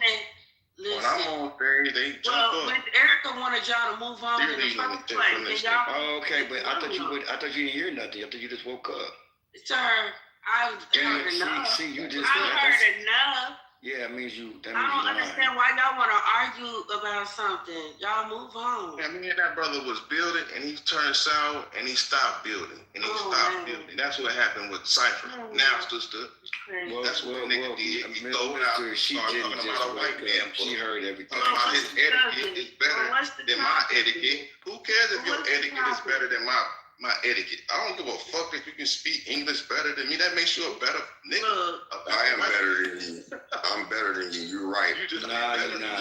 You think that? Hey, Cypher, at your best, you think you can't that? be nothing but a white man. No, I know that. At your bro. best, you can't be nothing but a white man. I would never want to be a white man. You got 24 hours in a day. Mr. M, don't even go back and forth with that brother. Like, That coward. It's no sense to go back and forth with that coward. He has no type of intellect. His actions away, Miss Flawless. You just don't They know what's up. Because it's Hey, beyond. Dick sucks. Hey, my Dick sucks. My name ain't Dick. Keep me out your mouth, fuck nigga. Hey, Mr. Cypher, I'm talking to you, bro. Excuse me, Cypher. Please don't disrespect me, because they're gonna kick me down if I. Bitch, Okay, let me just say this. You don't have to mute me. I'm a You man. know what? Well, I don't give a fuck. Fuck you and that nigga. Yeah. Okay, yeah. Shut up. I muted the stage so y'all can just mute up. Erica already asked y'all to stop arguing. I heard her. I woke up to Erica telling y'all to change the subject and move the fuck on. And y'all continue. Don't tell me what to do. Well, no one's trying to tell you what to do. It's your room. You can do Okay, what you so want to do. you're still talking. You're talking while I'm talking. Go ahead, Miss That's Flawless. crazy. Y'all are disrespectful. It's just me. I'm the only one talking. Daryl Cabot, me by myself. Well, all of y'all are, because y'all, there's other people on stage listening to this, and that's disrespectful that y'all don't care. So let's move on. I don't know what the subject is, if it's a book. Should Americans support Donald J. Trump actions? Okay, well, let Daryl talk, since Daryl wants to talk about what the title of the room is. Go ahead. Should Americans support Donald J. Trump? Wrong one. You want to mute your phone, man? We can hear you. Appreciate you. Tenzin, mute your phone, Tenzin. Okay. Thank you, sir. Appreciate it. All right, should Americans support? Well, I can give my own personal opinion about that. I can't speak for anybody else other than myself. I support Trump in some things, and some other things I don't support Trump in. Right? I don't support white supremacy in and of itself. Right? I don't like people who don't like me. But at the same time, there are people who don't like me that do things that benefit me. For instance, I live in the United States of America. I basically buy things for U.S. dollars. So whether Trump likes me or don't like me, if it's good for America, it's good for me. Said another way, I think the buying power. Now, of course, we'd have to relax some standards as it relates to gross domestic product. So don't kill me. I also have an economics degree, for those one that, well, that's not what GDP is. I understand what GDP is. But all else created equal, if we relax a few things, the collective buying power of people who identify, hence the word identify, race in and of itself is a social construct. It does not exist. So people who identify as African American, here, I'll go ahead and throw my name in there too. I identify. But I know it's some bullshit. So 1.98 trillion. Where would we land if we were our own country? Now, I know we're not sovereign, and just bear with me, guys. 1.98 trillion, where does that land? Ooh, around 10 or 11. How many countries does the World Bank recognize? Oh, don't. ChatGPT got on that. I already did the work. 195 countries. So what's 11? I haven't done the math. 11 out of 195, top 5%. Now remember, I graduated second to the bottom of my high school class, right? So top 5, that's pretty damn good, right? Top 5%. So the collective people identified as African Americans, relaxing a few things, buying power is about 1.98 trillion. That means this collective group of people are the richest. I don't give a damn what they are, whether they're just consuming, they're just spending. I don't give a damn. Gotta have the money to spend it.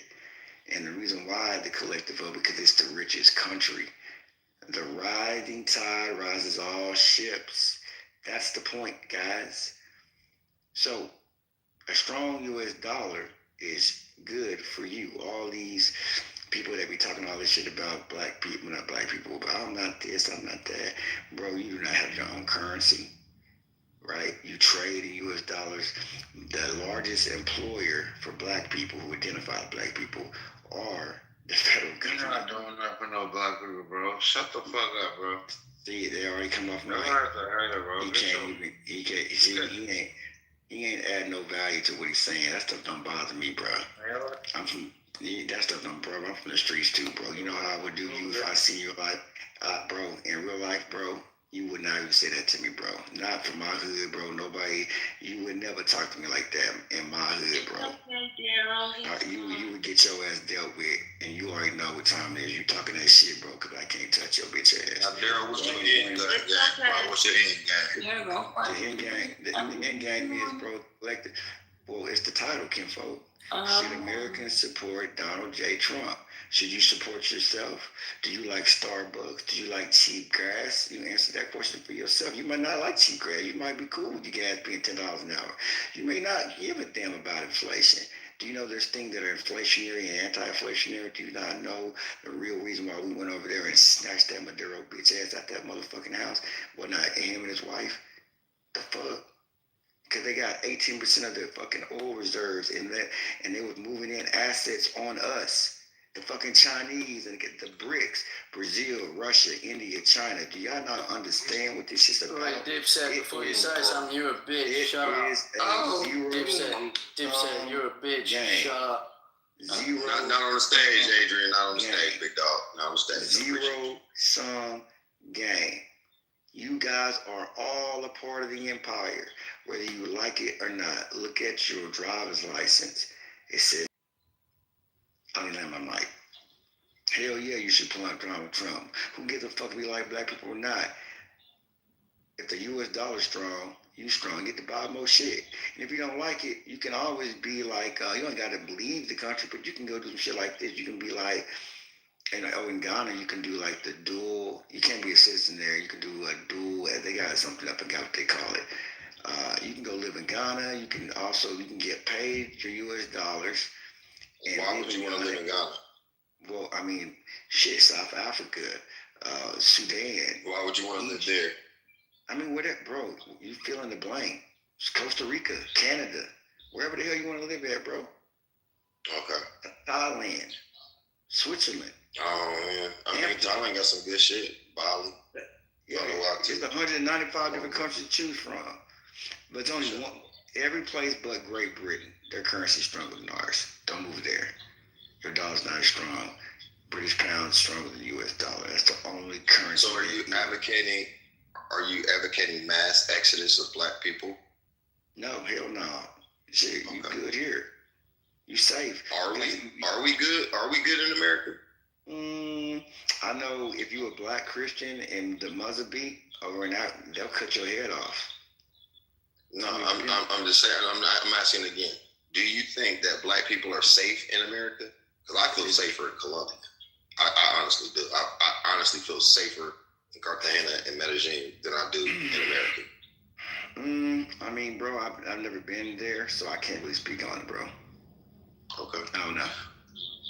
Well, I'm for black expansionism. I'm for black expats. I'm definitely for black financial exodus. But I also think that there's opportunities in America for those that don't want to move. I don't think that you have to move to be successful. I think for those that do want to get in the way of opportunity and go outside and see the world, like myself, I definitely am for that too, of course. But there's a bigger thing. One, we got to understand that some of these niggas ain't going to make it. Some of these niggas ain't supposed to make it. Okay? The other side of it is the little things that we do when we give out information or any of that shit. Like sometimes we can't, at least I'm not going to belittle myself to make other motherfuckers feel comfortable in their bullshit. That coddling behavior never works or immobilizes anything. I don't necessarily believe that you have to berate motherfuckers, but you should allow them to demonstrate how dumb they are and then tell them that bullshit is dumb and then pick them back up, right?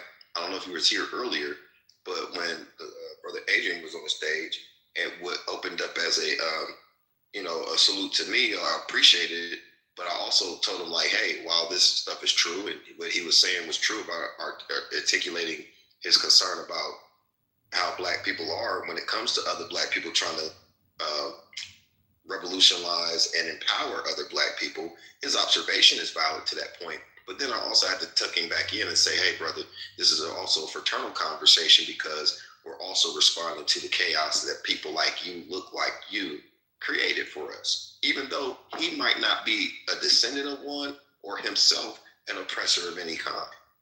You know what I'm saying? Yes, sir. And he respected that. Respect. Mm-hmm. Yeah, he respected that. And so does a Donald Trump. Because literally, Trump is the only motherfucking president that's been on a Wu-Tang album. Been with all the motherfucking Democrat niggas back in the day. Jesse Jackson, all the niggas gave them money. Helped out not Muhammad Ali, but what's his name from South Africa? Nelson Mandela. Jennifer Hudson's family got eliminated. He put her up in Trump Tower 6 months, clean, no rent, no nothing. Told on Jeffrey Epstein. You know what I'm saying? Was a Democrat, staunch Democrat for the longest time, and black folks orbited around him since forever. All of the Al Sharptons and all these house Negroes that are turning face on him now, that was in pictures with him 30, 40, 20 years ago, right? Even after the whole things, debacles with him and his father in the housing situation, which wasn't just specifically towards black Americans, it was towards poor whites, poor blacks, and Latinos. And because his name was on his father's business, he was included in the lawsuit. And then the 85 thing, when he talked about the Central Park 5, everybody wants him to apologize for some shit when he was going off of the news of them saying that they did it, you know. He said, you should kill them motherfuckers. I'm seeing what's happening on the news with the drugs in the community, whether he gave a fuck about where it was coming from or how, when, where, why. He saw the effects of it and he judged the effects of it. But then I also would tell you, he's pretty honest about his position. He said, I am the least. He didn't say that he is not. He said, I am the least racist president you ever had in a long time. And I believe him. And when I look at his actions in public life, he has benefited a lot of black Americans. And if you have your shit together, he is the quintessential motherfucking white man that you can go to his office wearing goddamn Dickies, talking shit like a nigga off the street, and you can pitch and promote him shit that if he likes it, he's gonna fucking act on it the same day, aka Kanye West, 20 niggas leaving out of prison the same day that he did that motherfucking White House situation that niggas didn't pay attention to because they were so damn emotionally wired into him saying what he said. They missed everything that he said and then called Kanye West a coon. But because of Kanye West, 3,900 motherfuckers, 1,000 niggas left out of motherfucking prison afterwards. The same day, I think it was like 20-something motherfuckers, and after that, a whole bunch of other motherfuckers left. So I would say that all the crying ass, weak ass, weird ass, left wing ass, bareback, jellyback, spineless bitch boy niggas that's out here. Excuse me for the word bitch, ladies. I'm sorry. Big punk ass niggas that's out here that make women feel insecure about their level of protection. Those Negroes I hear crying and complaining about shit, and they don't offer no solutions. They fucking sell. And then when the solution is, I'm landing right here, bro. When a motherfucker do come up with a solution, they're the first ones to criticize it. I mean, what I want to add to you with that, man, is to build with you, man, because I think when we look at it from another angle, too. So I remember it was this dude when I was young. See, my mom was from California, and we were from, and I was born in 84. And I shared the story. I always got to start at this point of the story because when people, if I start at where I'm at right now, people are gonna not like me. You know what I'm saying? They don't think I'm being boastful or whatever. So you always got to start from the beginning where I came from, the hood, just like many of the hoods a lot of black people came from. Poverty, poor, jumping at it in garbage cans, getting cans to take it to the can crusher because I didn't want my mom to give us away. You know, because I've heard someone saying you can't take care of these kids because my mom was a paranoid schizophrenic and talk to herself and, you know what I'm saying, this throw crazy. You know, we had no car, we were walking every damn where, nigga hot as hell and fuck the summer nigga. You know what I'm saying? I remember one time I got in trouble, we had to walk to the deck, we had to walk to my parent, teacher, whatever the hell, counseling meeting. It was so embarrassed, it was raining. You know how people drive so close to the Wartcock and they splash your ass? Splashed me on my mom. I'm like, God damn, oh, nigga, shit. Shit, the niggas, you live in the projects, and niggas think they better than you because they live in the houses. You know what I'm saying? This by everybody, Paul. You know what I'm saying? Zoot suit wearing ass motherfucker. Nigga, you ain't just as broke as me. You live in that old ass house. Motherfucker, nigga. You know, come on, bro. This shit can't make this shit up. You know what I'm saying? Then you see your home partner kill a motherfucker. And you're like, damn. That motherfucker died? You know what I'm saying? Then you go to school, you act like you was cool with the shit, brag, yeah, maybe we got into it. Really like thinking to myself, I gotta get the fuck away from these niggas. These niggas is crazy. They really think this shit's real. I thought this shit was a fucking game.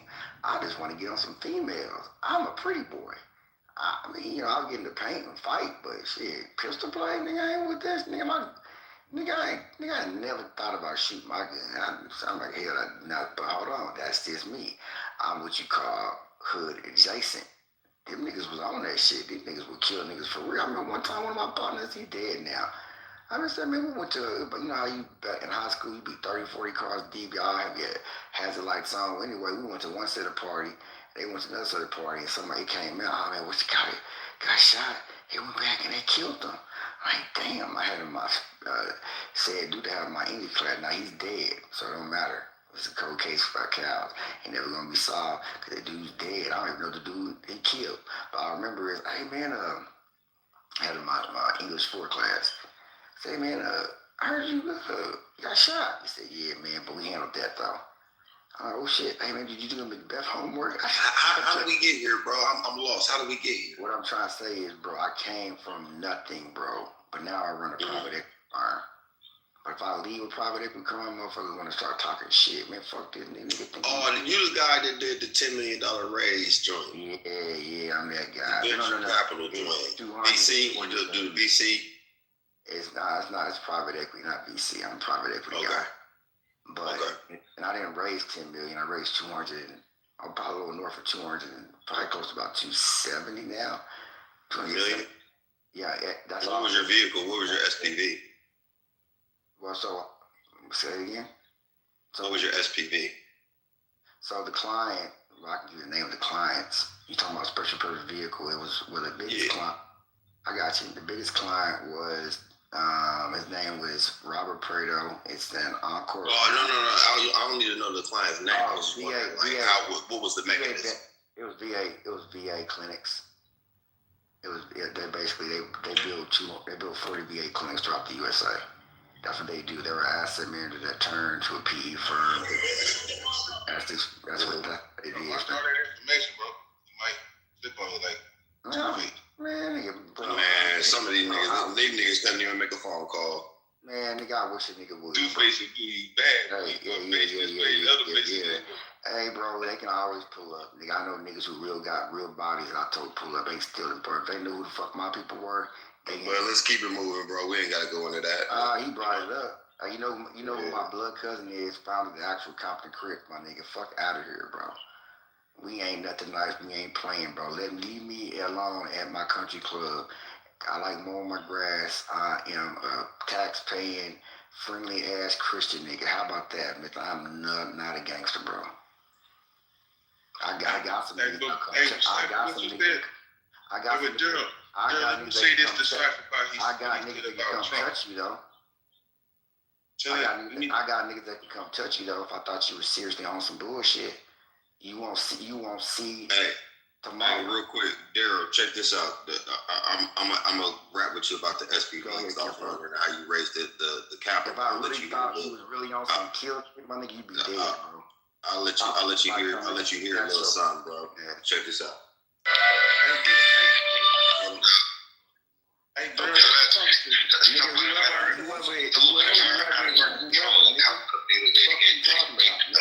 Right.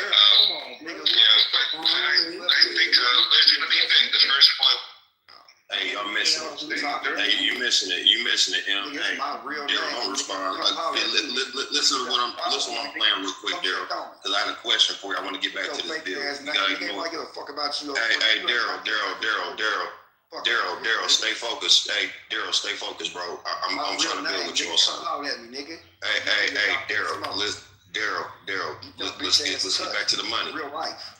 Let's get back to the money, big dog. Let's get back to the money. So listen what I'm saying. Man, let me screenshot this whole ass nigga. I can find out who this bitch ass nigga really is. Nigga, you better move your bitch ass around, nigga. Yeah, I'm about to pull up this morning. Damn, early on a Sunday morning. God damn. My bad, I took too long, Erica. I apologize. Oh my God. No, you're fine. I mean, I've been heard there. I've heard them all day, all night. They all been going at it. Yeah, I was trying to get to the bag expression. You know what I'm saying? Like, I don't know what's wrong with him. He was just on the. Mister, cut it out. Cut it out, Mister. But Mister, you a part of it too, though, nigga. Like you be irritating, you be agitating the bullshit, low key. Are you guys still speaking about the topic? Are you guys still speaking? Of course, now let us get back to you. Let us get back to you, Saya. Go ahead, Saya Mountain is hurried to get back to the topic. No, it's all good. I'll defer because I was trying to build the other brother that went left, so I'll go back on you. Go ahead, Mel. Oh no, I was just asking if you guys are speaking about the topic or whether or not. I don't want to derail anything you guys are talking about. I just got in here, so I just speak on it. Speak on it, please. I beg of you. Speak on the topic, darling. Speak. I do believe we should support Donald Trump definitely in this time. You got to think about it like the North Koreans, Kim Jong-un. We unfortunately have to just accept that he has nuclear weapons. And so now he's threatening, Seoul, South Korea, or Tokyo, Japan, or America. We just have to accept that. And the mullahs in Iran are much different. They're Shia Muslims, and they have actually an apocalyptic doctrine for that's their book actually believes and stuff, and that they're supposed to actually start it. And it's a scary thing, but a huge thing also is that we're curbing China because China is obviously, trying to knock us off the mantle militarily, economically, scientifically, technologically, and especially too with our reserve currency being reserve currency. They're with our BRICS currency. They're trying to knock off that reserve currency status. Now, if you look at what happened to Britain in the early 1900s when they lost their reserve currency status, the British pound. The British pound lost its value 31% on the dollar overnight.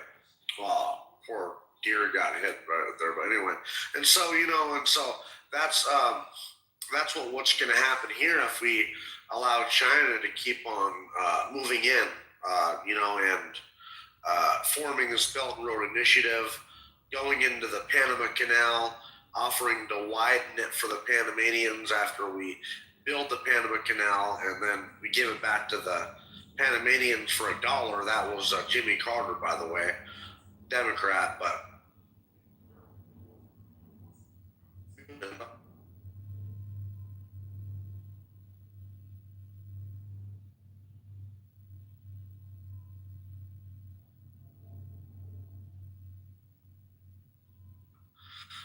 if you look at what they, were doing in Venezuela, they were going to set up military bases in the southern part of the country. Our intelligence agencies confirmed that, but definitely was hosting their military equipment, Russian and Chinese. And so what we have here, we have leverage over the Chinese. We can control in the Strait of Hormuz already with that. So China's getting 23.3% of their oil from Iran and 7% of their oil from Venezuela. We can stop that. Now, if we blockade the Strait of Hormuz, then we can also blockade any oil from Saudi Arabia, which is 19.6% of the oil destined for China. Iraq, which is 13.1% destined for China. Oman, which is 7.7% destined for China. 23.3% from Iran, which is destined for China. And 6.7% from Kuwait, which is destined for China. So we can literally blockade the Chinese, and they only have 90 days worth of reserves to be able to fight us long term, or Taiwan. So what we have here is leverage over the Chinese. You understand that? It's a beautiful move because the Chinese are trying to move in on us all over the place. And in Greenland, the Chinese have all 17 rare earth minerals. And rare earth minerals, you need rare earth minerals for semiconductors and weapon systems and you name it, any technology, computers, whatever. If we want to maintain our dominance and not let the communists take over, we have to be able to make semiconductors. And so we have to protect Taiwan, and we have to make them ourselves. But if we don't have rare earth minerals, then we're fucked. The Chinese can withhold those rare earth minerals from us because they have a monopoly on that. So in Greenland, we have all 17 rare earth minerals. When you land, I got a question for you. Anyway, I'm pretty much done there, but this is a huge checkmate to China and the mullahs. Do you understand that?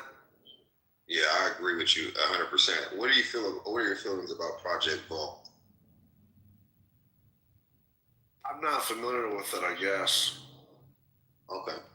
Well, it's a $12 billion allocation for critical earth minerals and rare earth mineral extractions, logistics for startup companies to go into different countries of the world and or domestically in America through DFC, Exima Bank, and a couple of other intergovernment agencies. With those compliant oversights, you can get up to billions of dollars in funding for offtake agreements for the stockpile of the national government, of the United States government. It is a starting point. The start point is 12 billion in allocations. So, for instance, for me, our goal is to arbitrage 200,000 metric tons of lithium. That's about 10% of the global consumption. Nice. And so we're doing though is that we're operating with the middle miners refineries in Brazil, Peru, Chile, Argentina. And I can answer your question. Yeah, I got you, bro. So what we're doing is just selling the bulk of it to America, but then allocating a certain amount to other countries like China and others. So we're not hoarding all of the assets, we're controlling it. We're just telling China, if you want these, you got to get it from us and you got to go about the right way. No more back doors, go through the front. You understand what I mean? Yeah, I understand. I just don't, I think we made a fatal mistake by letting the Chinese rise. Now, we've had Democrats and Republicans both do that. In fact, it was Richard Nixon and Henry Kissinger that helped normalize relations with the Chinese, helped build them from a peasant country to what they are. And then it was Bill Clinton who signed NAFTA in 1994 that destroyed our supply chains.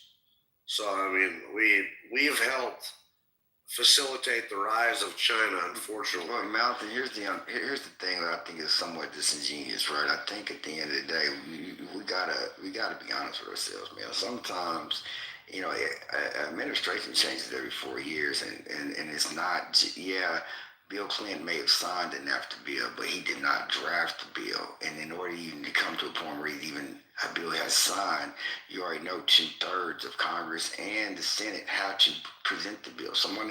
We already know how a bill's made, right? So all we gotta say is everybody had their hands in it, all down to the actual people. I'm sure they did. I mean, because we have a bunch of globalists in our fucking. I did not interrupt you, bro. So please allow me to land my plane. My question is not even, honestly, I don't even want to really address what you have to say, bro. I'm not even trying to be funny. Let me go back to Cypher. Money. Cypher, man, one of my clients, black dude, he went to FAMU, chemical engineer major, actually has a lithium battery patent. He went off and became a bigwig at Cons. Which is kind of weird, right? He was over digital transformation, but we all know what happened to Cons.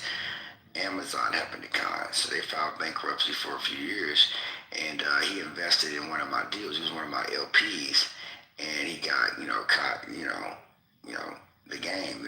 It's nobody's fault. It's like shit. If Circuit City knew Amazon was gonna be here, and you already know how Amazon started. It was the guy started like a book, whatever the hell he was doing. But remember back the early Amazon with the books they was doing? And if you ever read a story about the Jeff Bezos and how he got started, bro. Jeff Bezos was just a private equity guy. Worked at one of the investment banker. He was an investment banker, bro, that wanted to do some different shit. He got along from his parents, or maybe whatever, something like that. And he just went for it, bro, and made something of himself. He almost lost everything. That's the American way. That's one of the reasons why we should be supporting America, because that shit can't really happen nowhere else but in America, right? You know what I'm saying? So that aside, I get it, China became, part of the World Trade Organization, and they actually became part of the global market, and they benefited from us, doing things like Thomas Friedman said, the world is flat, and we would basically outsource everything, and they were pretty much the world manufacturer, and we kind of figured that we kind of fucked that. Probably figured about fucked that prior to COVID, but when our supply chain was jacked up and everything had to come from China, that's when we kind of realized, hey, America first, man. We need to bring some of that shit back to the Americas, right? But it benefited us. We pretty much with a different type of economy. We had kind of upgraded. We weren't worried about manufacturing no bullshit like that anymore. The United States had set the game up. Now we realize, hey, there's some errors in our ways. Look, we're not perfect. We don't have a crystal ball mountain, right? We're just human, just like everybody else. The only thing we did is benefited that we hit the geographical lottery. We're surrounded by two big, large land masses in World War II, which fought mostly in Europe, not here, bro. and Pearl Harbor was an inside job, so it's 9/11. So what I'm trying to say is there's no good guys. There's only winning and losing. Zero sum. Now, Cypher, question to you.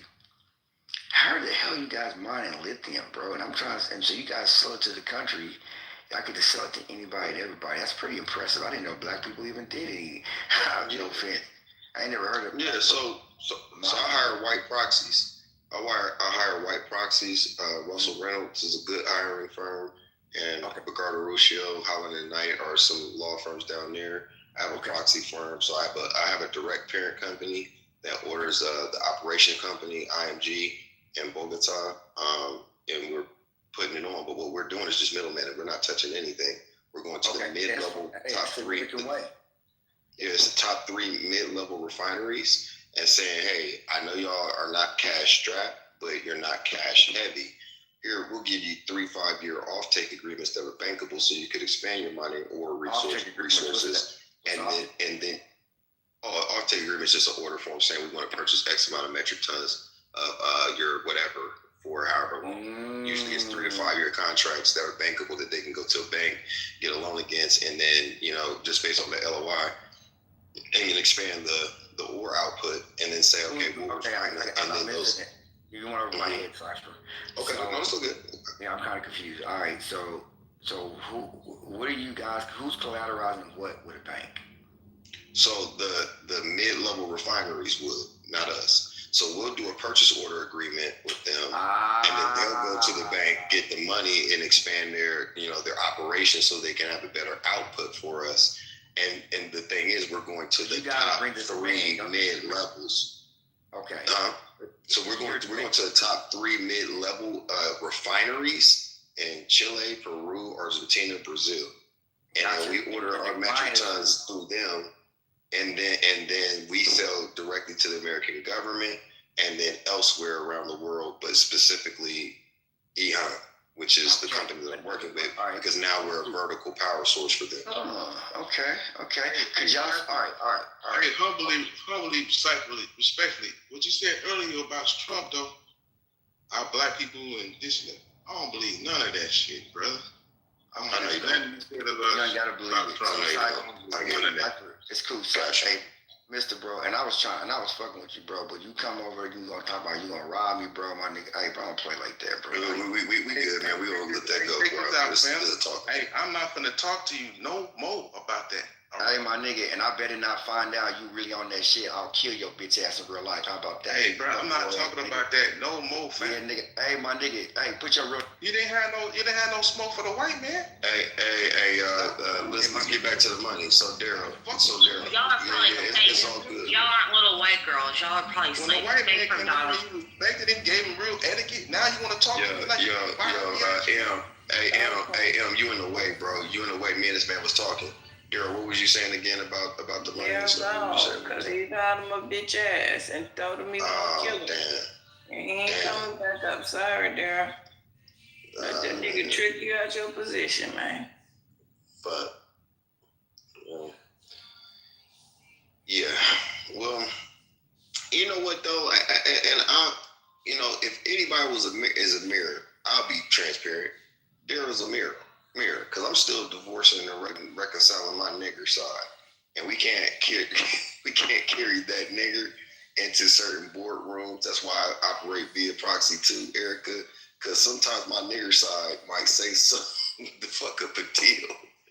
You know what I'm saying? So that's why I'd rather hire a white motherfucker or somebody else that's from the area, like Latin America. I got a Latin American CEO. And we'll hire those motherfuckers to say what I need them to say, and I'll just sit in the room and learn.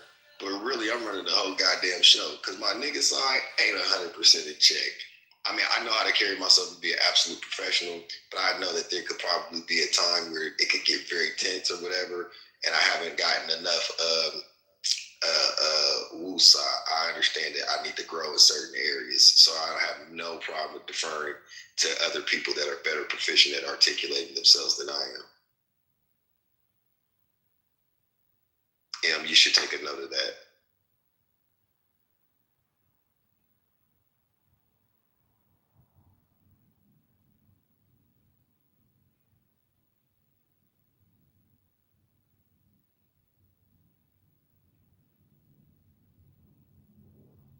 Cypher, morning everybody.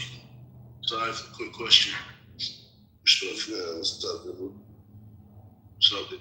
Why do you feel that you can't speak as you speak in the boardroom? Because right now I'm not the Mark Cuban in the room. I'm going to be that, but Mark Cuban, when he goes to these meetings, he's in a t-shirt and some regular ass stonewashed jeans and some fucking sneakers. And because he's in that position, he can do that. But me, I'm not there yet. I'm in the room. I'm on the phone. I'm signing the shit off, but I just can't. I can't do that just yet. So you the boss of your company, or? Oh yeah. It's just that when if you were a researcher, you wouldn't find me on the paperwork, but internally, and the parent company, holdings firm, all that stuff is all me. But the thing is I operate via proxy because I have phases. So I have like for instance, for the capital raise that we're doing, I have a guy for that. For the tech stack audit, I have guys for that. When it comes to my CTOs or my CEOs and things like that, we're hiring firms to fill those things. You see what I'm saying? So I have layers of proxies, but I'm in the room, I'm seeing and controlling everything. It's just that I don't myself have to do certain tasks that I could talk about, but maybe my articulation might be a weak point or perceived as one. But until I get to the point to where it doesn't matter anymore, then they will see more of me. But for right now, as we're putting things and getting things together, you got to kind of play the part. No, just on my review and how you speak and how you carry yourself, bro. Just on a couple of conversations that I've heard, I think you articulate yourself very well. To be fair, I appreciate that. I don't think that's something for you to hide from. That's just my opinion. You do what you want to do in life, bro. That's nothing to do with me. But I just don't think it's anything for you to hide. I think it's just stand on your stage and stand proud, because you're an intellectual, articulated man, bro, and you've made power enough moves to become your own boss. I don't think how you speak.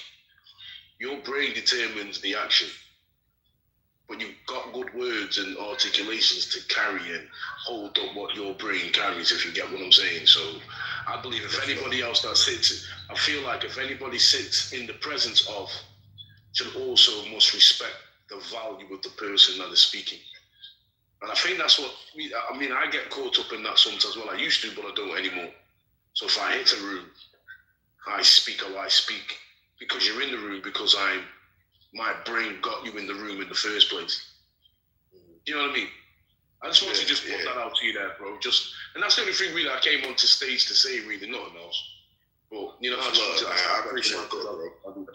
No worries, bro. I appreciate that. Thank you for that affirmation. All the best in your business. All the best in your business as well, bro. Likewise, always. Same to you, good brother. I appreciate that.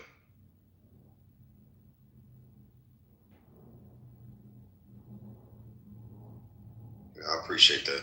And you know what though, that is something that I must say I would struggle with, like sometimes making sure I could do what I do. I put things together at high levels, but I also know the high. But that's also segues to a point about this whole Donald Trump thing, is that he's a gift for niggas like me.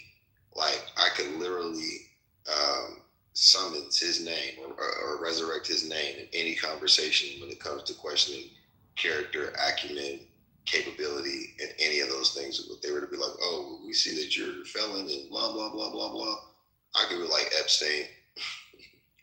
Epstein said, all you motherfuckers is dirty. Trump said, all you motherfuckers, and tried to impeach that man. He got 34 counts, 2 baby mamas. I only got 1. You know what I'm saying? We both been shot before. He's been to jail. I've been to jail, but I actually did time for a lot less. And this man did no time for a lot more. You know what I mean? I think that has been a thing for me. But I also feel that it's good to be strategic. And I appreciate what the good brother said. That was a warm welcome. That's definitely something I'm gonna put into myself. But sometimes we do gotta, I think the banker Django approach is best for introductions, because if certain people are in a room and certain conversations are being said and certain thought patterns are being, you can kind of turn off the opportunity before it gets a chance to kind of churn for you. You know what I'm saying? So sometimes you got to be like strategic and be like, you know what, I'm gonna just sit in the room, I'm gonna learn, I'm gonna be quiet, and if I have questions, I'll whisper to this motherfucker and then he gonna speak. People that understand seats of power, they'll be able to very quickly see who's really running shit. But at the end of the day, I'm just here to really learn. I mean, the good thing about it is, as I'm doing these things, I'm learning a lot along the way. You know what I'm saying? There's a lot of things that I'm being updated on, and there's a lot of things that I just did not know. And I'm just happy to be in the position. But what I intend to do with that, with those resources, is to put them through black banks, is to work on affordable housing solutions, education, things like that. I think I've talked about some of those things on the stage before, but this is just basically an ATM to finance a lot of other things that are for the benefit of my people. But it's just so sad sometimes when I hear my brothers talk, at least specifically, because we sound a lot of times I hear a lot of things that make it sound like a defeated people. And I don't particularly, that's disheartening to me. I'm passionate about that.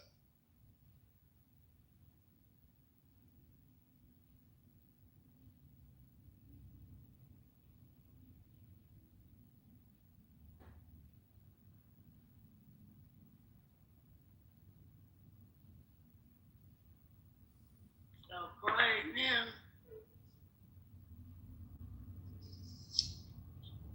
Y'all good?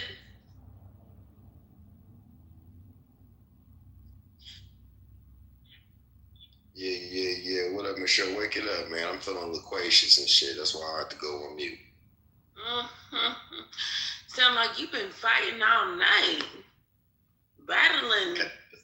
All my life I had to fight. All my life. Hey, whether they support Donald Trump or not, he's still gonna do what he's doing. Yeah. That's what I respect about him. Yeah, motherfucker, he'll tell you exactly what he wants. Did anybody hear about the bombing in New York?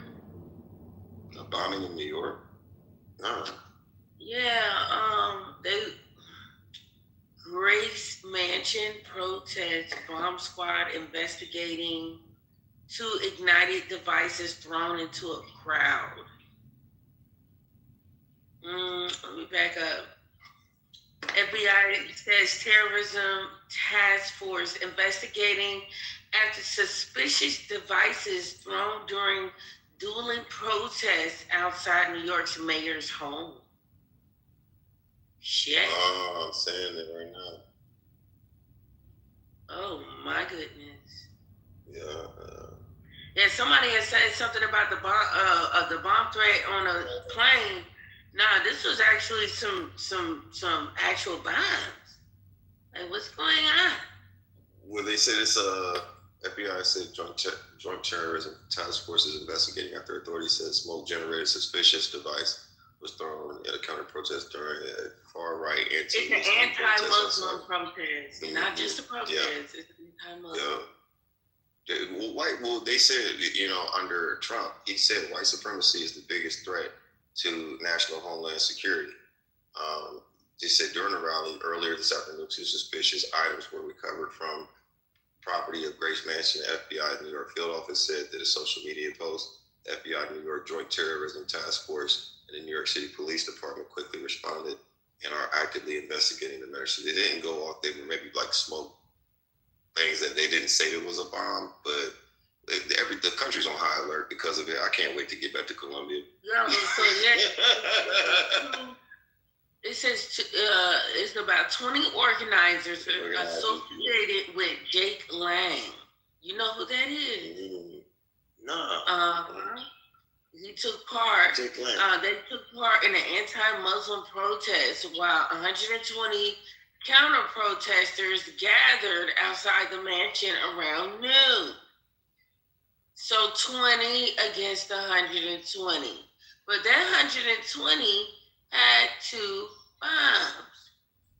Whatever the fuck that shit was, because it didn't.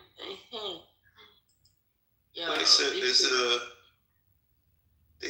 is a far-right influencer U.S. Senate candidate arrested for damaging anti-ICE sculpture.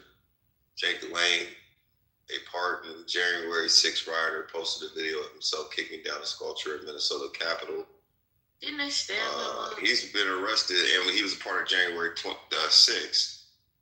So I've heard the name, but I don't know who he is. Oh, yeah, let me tell you. That man, I think that was the guy that had the doggone Indian outfit on.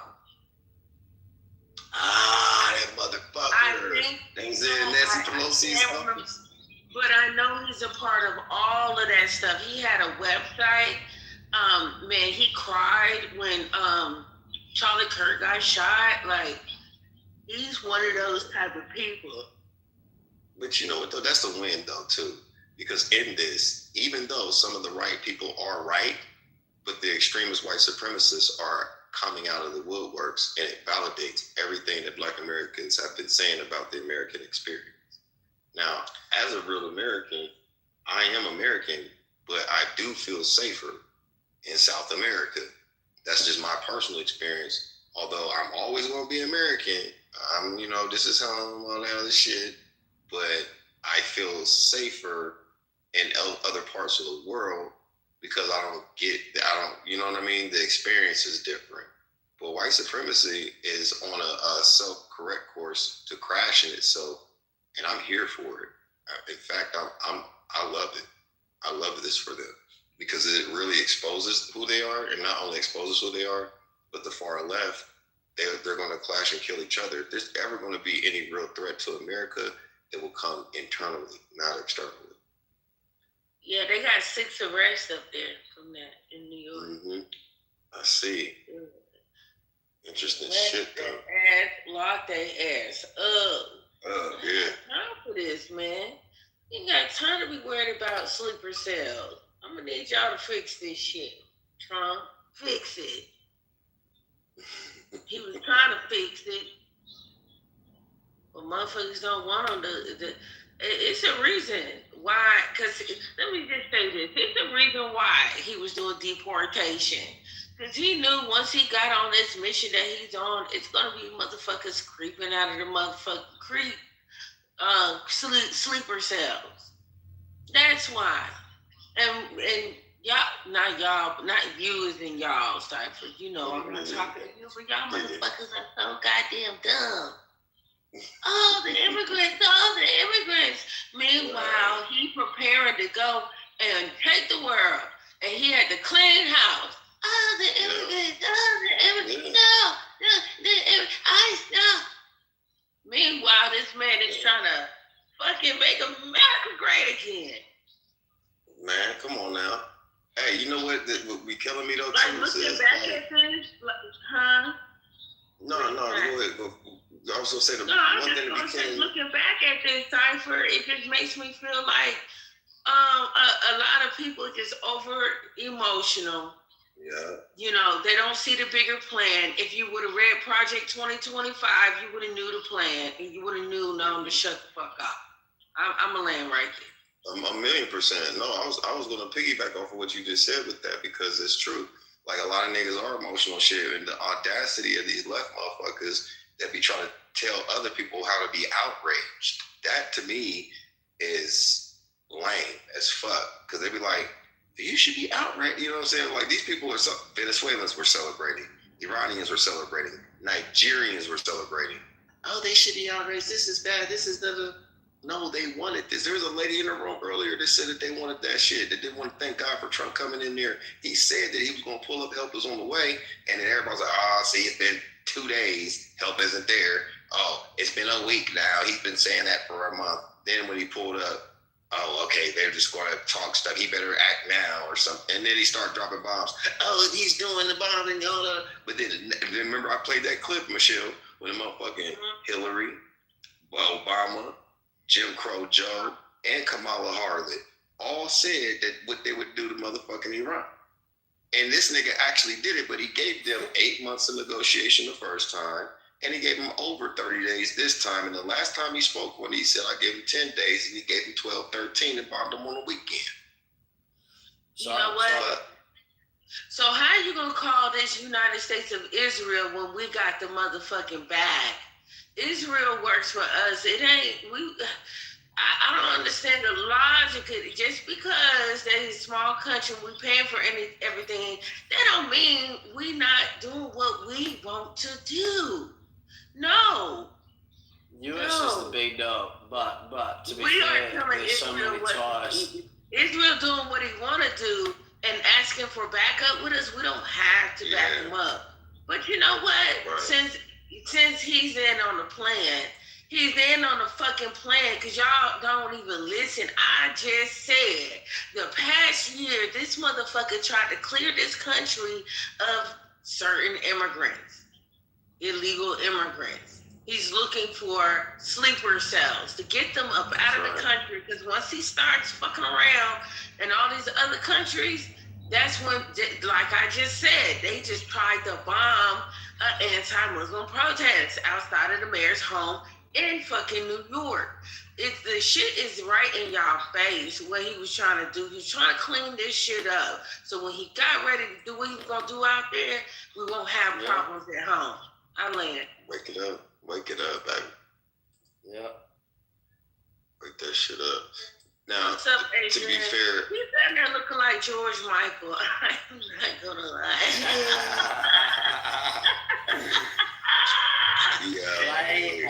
Man. Yeah, I don't know if people are aware of this, but Donald Trump shits on Israel all the fucking time. He shits on Bibi Netanyahu in the most embarrassing way. Like, shit that just, like, the way he does it is like it's normal. Like, you can tell that they have real candid conversations and he be low-key punking him. But he fuck with him because guess what? Bibi is, which is not his real name, but he's his fucking son-in-law's godfather. They've known each other 50 plus fucking years before Jared was in, Ivanka's life. So, and then they're in, I think, what 20 plus years, 15, 20 plus years. So Bibi gets shitted on. He gets screamed on all the time. Like he said, both of them, when they started doing that little 12-day war shit in April or whatever, they had this scrimmage. He said, both of them don't know what the fuck they're doing, blah, blah, blah, blah, blah. He told Iran, let's go meet up in Qatar. And then on the way to Qatar, the IDF, whatever, they bombed Qatar. And he shitted or he said, hands off of Qatar. If y'all fuck with Qatar, that's an issue. And it was directed towards Bibi directly because he was the only one that bombed the motherfuckers. He is the wild dog. He's the motherfucking, Marshawn and whatever her name was, the dogs that ate up the nigga in Django. That's Israel over there in the Middle East. Now, he keep them on a leash as much as necessary, but if you get too close or you do too much, he will let that motherfucker go. So I would disagree and say that America was Israel's bitch during Obama, Hillary, and the rest of the motherfuckers, but not during Trump. I would also add that while America is tightly aligned with Israel and basically would do whatever, go to any extent for Israel, I do find that rather annoying. But I mean, that's them, and ain't shit we could do to change it. Savi, you know what I do back the US sort of funding Israel though. Or matter of fact, the US intervention in the Middle East is because I'm as an Australian, I want the US. Like I know the genocide and all this shit sucks, but as an Australian, in terms of our way of life, we need the US to fucking stand their ground. We need it. And US is Israel is basically US's pitbull, unfortunately. And they've had to do some shit, but when my OG, I already mentioned it, his dad's Iranian. He told me he grew up in the Muslim community. He said, bro, their way of life is just insane. It's just not right. And any male or any woman that wanted to live that life, they get put in a fucking, they get told to wear this or they get flogged, and it's like, we wouldn't do that to fucking our women, for one. And two, us working under that Muslim regime, it would not align with us whatsoever. It's just insanity. But Israel's been a pit bull, and they have done some dog shit. Yeah, but some real fucked up shit. Some fucked up shit. But you know, if Iran actually got their hands on nukes, they'd have that whole region. Well, something happened last night. Well, it says 10 hours ago, y'all. Israel strikes Iran oil facility. They done blew the motherfucker up, y'all. Where did you get that? I don't, y'all gotta keep up with your news. Yeah, that's old news. But listen, they gotta have a strategy and come on back out of there. I think the problem is nobody wants to go back into another forever war. Right. And I mean, to think that we're just over there to save these people, to release these people. I wish they stopped making them think this. Mm-hmm. They're not over there to save y'all. They don't treat their own fucking people right. I mean, this is craziness. Girl, they don't see that. They don't know what America is. They just see the luxury from the outside. That's all they keep talking about. Y'all get to do what y'all want to do. But y'all don't know that once y'all let America do this, y'all, man, ain't shit about to happen for y'all. Y'all gonna have another bad leader. What happened? Back in 1976, before the Iranian Ayatollah revolution happened, the problem with that is that Iran, the Persia state, was ruled by the Shah, who was a brutal fucking, a bit of a dickhead. But this is where they got worried that Americans' influence on that state was just way too overboard. And that's when the inbreeds came over and said, nah, women will wear a fucking hijab. And this is where a full clash in ideology happened within that state. And so if you look at videos before that happened, women were liberated. It looked very, very aligned with democracy. And then that happened, and then all of a sudden everything got put into a straight Islamic state. Now, I don't agree with the fact that slaughter has to happen and everything happens worldwide, but if Iran, who is let's just say, if you look back at ancient history times, is the central heart of Persia and the Persian history, Iran needs to be liberated for the West to take control. And if the West, which is predominantly, obviously, crowned by America, and this is where I think Trump might be onto something. If he isn't, I'll just be like, you know what, you're a fuckwit. But if he takes control of that, he makes allies with Saudi Arabia, all the oil companies, brings sufficient oil, liberates Iran, they're on the same page as America, then they bring a whole lot of resources America's way. And this is where I'm like, Trump, you better fucking make this happen. Like, I hope you do, because if you don't, this is just going to be a whole fuck fest for you. But if he does, if he aligns Israel, Iran, Saudi Arabia, the oil kingpins, which is what the world's based off, natural resources, it is, unfortunately. We have to dig up this shit. I was a mining salesman. We have to mine for everything we have. Oil builds the plastics and all the shit we have. If Trump can really make this happen, liberate Iran, it will be a game changer. And on the same note, it will weaken Russia and China from being able to eventually dominate the US in future. So, despite the fact that America's had to deal with hardships for decades, especially areas in low socio-economic communities, like poverty areas. I believe that if Trump actually pulls it off, it might be a game changer for American people. I think he's that egotistical that he's that ready to make it happen, and I think he's not playing games. I think he really wants can pull it off. I think he's trying to do. I think he's trying to do it, man. I do.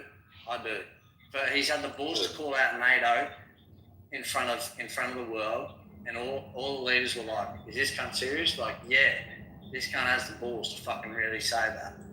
He's like, none of you are paying what the US taxpayers combined have fucking covered all of NATO, and now they're putting warships in that region saying, shut that shit down.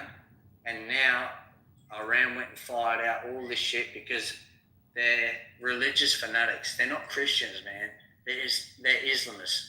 Their leader, who my OG told me, the reason he converted from Muslim to Christianity, Muhammad married a 6-year-old girl. Like, it's just their whole, he's like, and he witnessed in his church when he was young, a father flogged his son to death for doing drugs, and it was celebrated in the Islam church. And he's like, bro, the way of life these guys is just so fucked in the head. He's like, I'm actually on board with them. He's like, as a Christian, it's wrongful thinking, but I'd honestly rather than just carpet bomb that whole shit. But if Go ahead, bro. My bad. Go ahead. That was impulse. My bad. Go ahead. No. He just said, bro, like he got so angry witnessing what they put the ideology they forced him into. He grew up hating like Jews, and I'm not going to defend Jews, but he's like, I grew up hating Jews, and we didn't know why.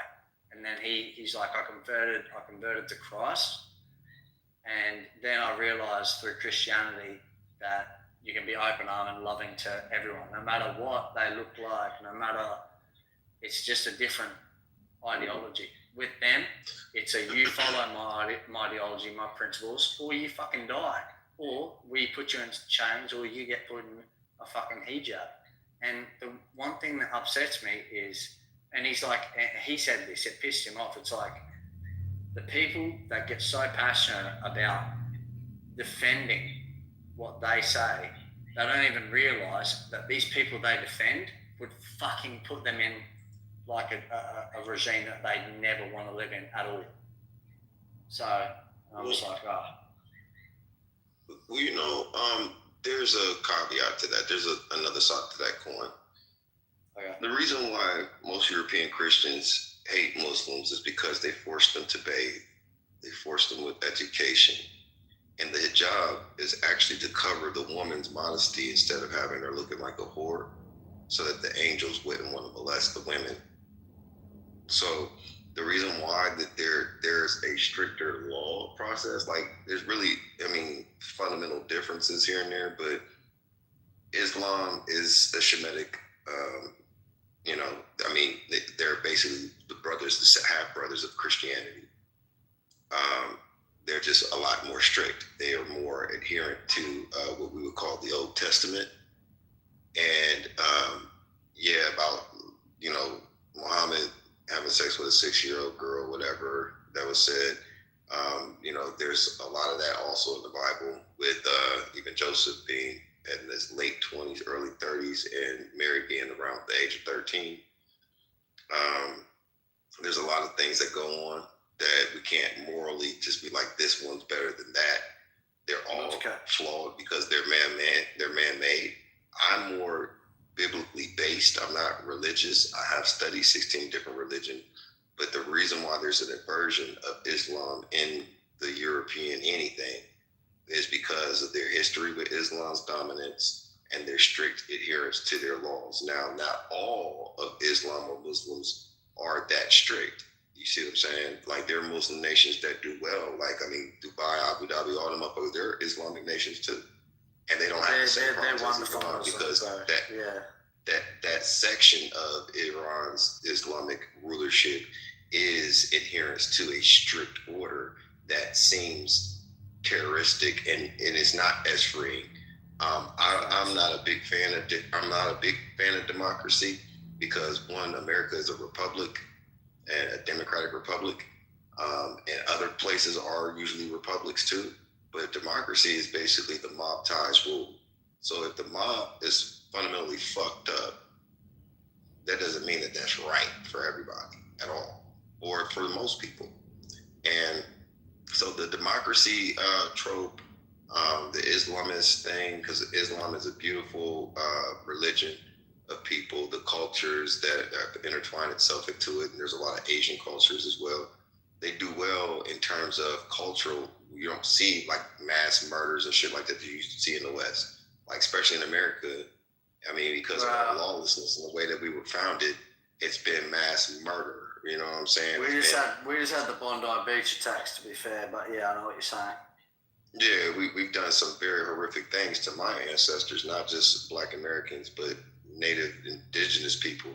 You know what I'm saying? So, like, even the story of Australia, I'm sure you know the story of Australia and New Zealand in the late 1800s. They just expelled all of their mentally ill and criminals and put them on those far-off islands and gave them rulership under the Britain Crown. And what they did to those people over there, those Tasmanians, they eradicated whole human and animal populations and species, right? So there's a thing, an aversion to it, whereas Christianity has created pathways, especially in the Roman Catholic Church, which is nothing but the way, or early stage Christians being able to do paganistic things, such as you start looking at Christmas trees. Christmas was outlawed in America for almost 100 years, you know what I'm saying, for a real reason, because the celebration of it is demonic, purely. Absolutely. Really? Look it up. Yeah, for hundreds of years it was outlawed until the late, like I want to say early 1900s when it came back around. You know what I'm saying? Then not only that, you have the Halloweens and the Easters. The Easter egg bunny is a fucking fertility god from Egypt. It has nothing to do with Christ's resurrection. Halloween speaks for itself, and these are westernized. It's Nimrod, right? It all began with blood. Yeah, Saturnalia is what they call it. Yeah, Saturnalia is what they called it originally, but Nimrod, all this other stuff. Nimrod was born December 25th. Jesus was a Gemini. Shout out to the Gemini. What year is it? What year? What time is it? The outlawing of it, I believe it was like 1821, almost to the late. No, you're talking about the older time. So I thought you were talking about the outlaw. The Sumerian times, the Sumerian culture, but no, this goes back to like ancient world and shit. Excuse me? Babylon. Yeah. So, but let me continue with this. Don't start the land real quick. Please. I just wanted to fully. No, it's okay. I just wanted to flesh out the thought in detail so I don't miss a point on it. But I'll say all that to say this: I'm not against Islam. I am against, and I don't really have a dog in the fight, bro. I would say this for you, Adrian.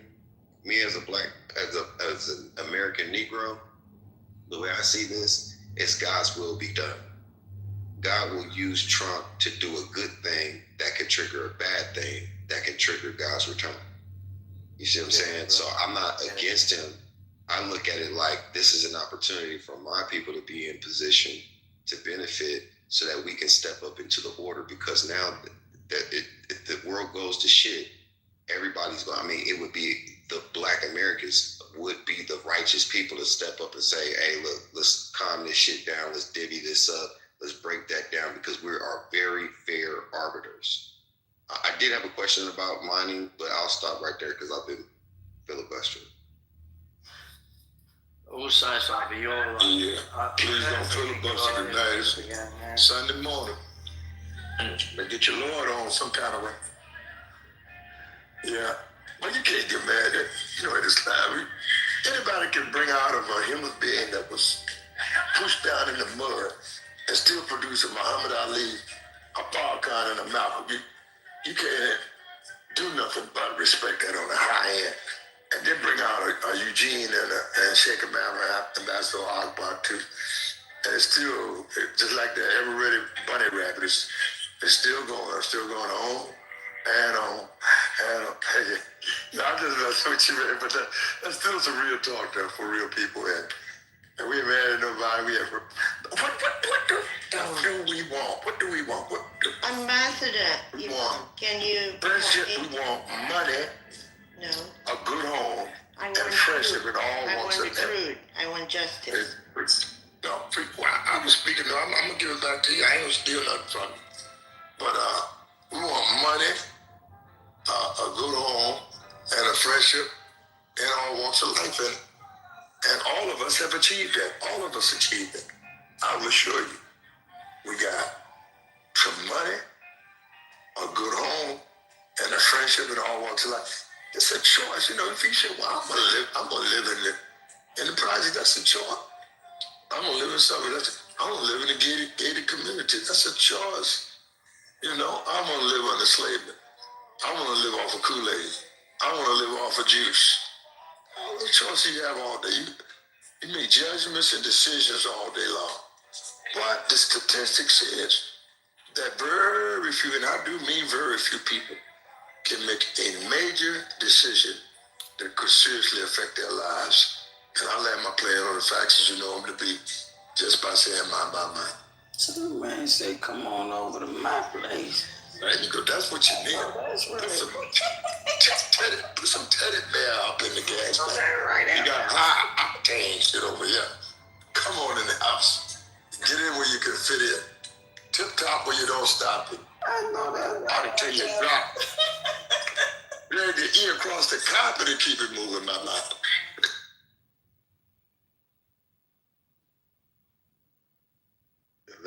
Y'all go where you can hit the asphalt on the blacktop. This nigga here. Eric, I got a question. You didn't think I was threatening nobody earlier, did you? I don't care about going to the goo. I just didn't want to be false. Man, let's not go back to that shit. No. He's talking about fast forward. Give me 2 snaps and a rewind. Fast forward and keep it moving. I know that you was But please help me with my PTSD. But no, I heard Muhammad. Is that true? Hold on for a second. I heard who threatened who. But I do know your ass was egging it on. All right, cool. Let's sit down at a cozy evening fire The biz. and sip a little wine. Sava, do you reckon that if Trump liberates Iran, do you or do you not reckon that would bring much more valuable resources to the US and to that region as a whole? Resource-wise, not necessarily. We'll have better controls over the oil prices, but I think what it would do is it'll free up opportunities for redeveloping of Gaza and crushing the rest of like the Houthis and the rest of those motherfuckers, and really making that a central hot hub for the next foreseeable future. The whole Middle East would blow the fuck up in terms of tourism and development, real estate. Well, I'd love to go there, not gonna lie, like those Iranian birds look primo anyway. We won't be able to afford to get there though, Cypher. You'll get cheaper gas prices, but it'll fuck the economy up here. Why? Why do you think that? The last war did the exact same thing. Okay, this is not the same administration. It is what it is. Which one? Which one are you talking about? Definitely, yeah. Can't be Iraq because gas was cheaper. There's other things what was the economy? Where is the American economy at? Didn't we have a pandemic? No, not just the pandemic, but your boy. It wasn't good for a lot of people. Not me specifically, but what wasn't good for us was Ukraine, and that was your boy Jim Crow Joe that popped off the Ukraine situation. And that wasn't good for our population, our economy, everything fucking went up. And as of this time last year, I got eggs the other day, 18 eggs for $1.99 at Kroger's, my nigga. This time last year, it was like $6, $8, $7 if you could find it. I also got gas recently before this shit happened, and like the high was $2.38, and the last time I got it is in my PTR. Before I've gotten it as low as 174, 172. Old school, yeah, thank you, brother. You know what I'm saying? So I don't see that. But what I do see is opportunities in government contracting, redevelopment, all kinds of shit. I see more opportunities than I see a downfall. Is there going to be short spikes here and there? Yeah. But we'll get through it. And by the way, inflation has been reduced. Interest rates been cut. And affordability is up in terms of the United States. Our economic report is doing very well. But hey, regardless of who in office right now, because I know a lot of people like tripping on Trump. Mm-hmm. We don't need to be meddling in other people's shit. This is for Israel. Israel need to be handling their own shit. As a veteran, yeah, they need to be handling their own shit. We don't need to be involved. I get what you're saying, bruh, and I don't disagree with you. My only thing about that is one, there's nothing we could do. Brother, can you please, you gotta mute your mic, big dog. It's too early for this right now. To your point, I agree, but since there's nothing that we can do, I think the best thing that we can do is to position ourselves and organize. Let's just say this all blows up and backfires. I'm not saying it will or won't, but let's just say it does. Who's going to fill the power vacuum? Black Americans should.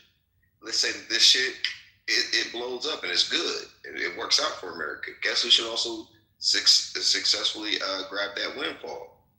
Black Americans should, right? But if we're too busy like watching this and not acting or responding to it or positioning ourselves, then we'll suffer the consequences of not being prepared. No, yes, I'd like to say this. I agree with you on that. At the mic, there's certain mentalities that are designed to get the crooks off the hook. The people who are the masters of deception, and deceiving the public is not something that they should be let off the hook for.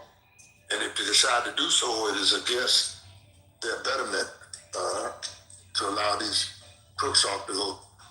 And the crime is public deception and deceiving the world. And then, see, you got all this blood stains on your hands. You're not fit to handle the righteous people. People quick to overlook these things. And as a righteous man, I don't want to handle my affairs. And he go right ahead and handle your affairs, but to get the crook off the hook, I said, we don't see my dear home. The economy is great. Shit. I went to the gas pump. I've been up and down the seaboard from the last 2 days from Jersey down to Virginia Beach. And I know the gradual gas moving up as well. Guy had a bad hair day. Could have had a bad toupee day, but nevertheless, it wasn't his day. And he's trying to get from under them goddamn Epstein file. And that's just quiet. What I think is just a fulfillment decoy. It's a master of public deception that if the people, you go for it, you know, because I know I got this guy pegged precisely correct. Because my judge name is Al Green from Houston, Texas. And he done walked on this guy a couple of times because he just know that some deception, the degenerated behavior, the child pedophilia is becoming more public now. But we knew this. Me and Judge Green knew that shit all the time. It's old news. But to those that is new news to, you got a degenerated pedophile in the office with 34 charges that should be fully exposed and exported out of Washington, D.C., let's say immediately, if not sooner, but you just don't catch on too quick.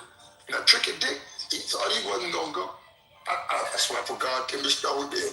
I was a close witness on the Watergate affairs. Tricky Dick is Richard Milhouse Nixon.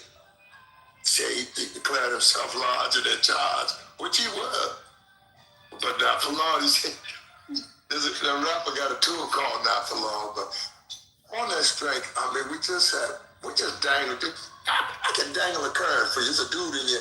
I can dangle a curve. Maybe he'll run behind the curve and run a brick wall and knock some common sense into the heads of we the people, or the public. Has been terribly deceived, and if you think you got something, you're going to end up with nothing. But I'll tell you that Kool-Aid is 39 cents a pack, but you can't get a better deal. If you get 3 for $1, you only spend 33 1/3 cents a pack. Either way, it's a cheap shot. You got to dig in your trousers and pull up some real money, buy some real juice, and serve it to we the people, because the Kool-Aid is ineffective, meaning the political philosophy of voodoo politics is just not selling with everybody.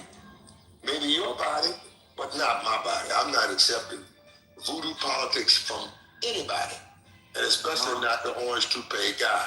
I'm just saying, on the strength, you know what I mean? And I'm not after this guy, it's just that he shows up every day on the news with some new gimmicks, and you buy right into it. You go in there and get the Kool-Aid and come back and serve it at the 40 acres. But everybody, every closed eye is not asleep. But for damn sure, every open eye ain't woke. And if I'm lying to you, there ain't no dead shit in the woods. They just say, my. Oh, come on. I like how you said. I like how you said the politicians are involved in some scandalous shit, which is obviously disgusting. Yeah, but some of the stuff we're going up against right now, especially in the extremist Muslim regime, man. Let's say the Jeffrey Epstein case, for example, disgusting, pedophilic. Everything that we're like, who in the flying fuck in their right mind thinks of shit like that? In Iran, that is legally documented as legal. They've got arranged marriages with girls at 10 years of age. And in America too. So Adrian, let me ask you this, right? It's legal to marry a 10-year-old in America too, in 3 different states. Which states? The states don't even matter. It's fucked up. It's fucked up. But the thing about it is, right, Adrian, do you worry about what's going on in another neighborhood, or do you figure out how to stop the shit in your own neighborhood? Because is that why we in Iran? Probably not. It's probably the politics that we tend to become, familiar with. But my thing is, we need to stop doing shit for other people. Okay, we need to stop getting involved in their shit until we square away what's going on here. Yeah. Like so many fucking jobs. People ain't got fired from so many damn jobs and let go. Like, we gotta figure that out. How the fuck are these companies still making money? It's because they're doing business to business, to be real with you, and it's just cheaper to let a motherfucker go. But you got a ton of fucking people that have lost their job, and this scandalous shit that's going on with, these Epstein files. Like, not less. We need to really walk that down. Who the fuck? Why is that even a worry? Why is that a thought? It's a worry because you need to figure out who the hell still making money while some egregious shit been happening here in America. Why does that even matter? What does that do for you? What does it do for me? Mm-hmm. It stops the shit. It stops it. How? It's still happening around the world. My focus is not the world. It's what's going on here. Yeah, 64,000 black girls go missing every year. Knowing about the Epstein files doesn't stop that. What do you do about that? You definitely don't start going to war with somebody else. You figure the shit out that's going on in your own home while people not building families and keeping oversight over their own situation. Iran's situation is America's security. Iran's situation is America's problem. Let me tell you how it is. Let me tell you how it is. Let me tell you how it is. But I'm listening. But just let me tell you how it is. So, did you know that they were running operations out of Venezuela as well? Yeah. Iran. America got a base in every country. No, that's not what I just said. Are you aware? Yes. You aware? Yes. Okay, yes to what? What did I just say? We're not gonna do this, bro. Just go ahead and finish it. No. Answer his question. Yes to what? What am I saying? What are you saying yes to?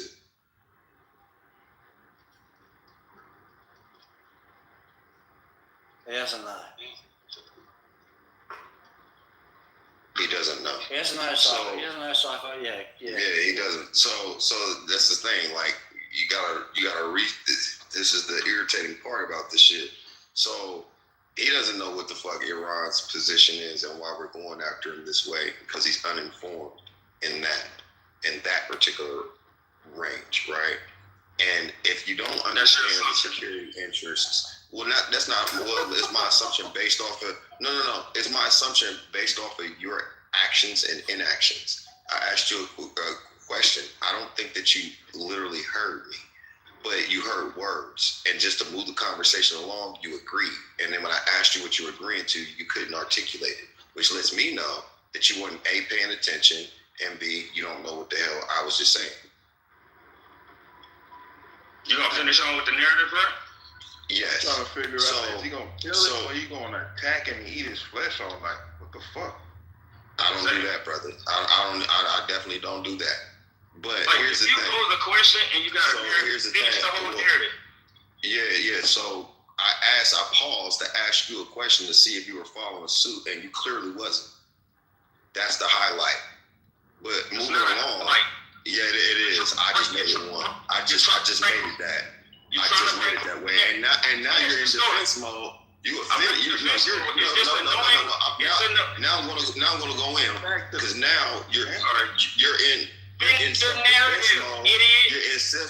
You're in the self-defense mode because you got caught up talking about some shit that you don't even know what the fuck you're even talking about. I don't think that you should even have an opinion.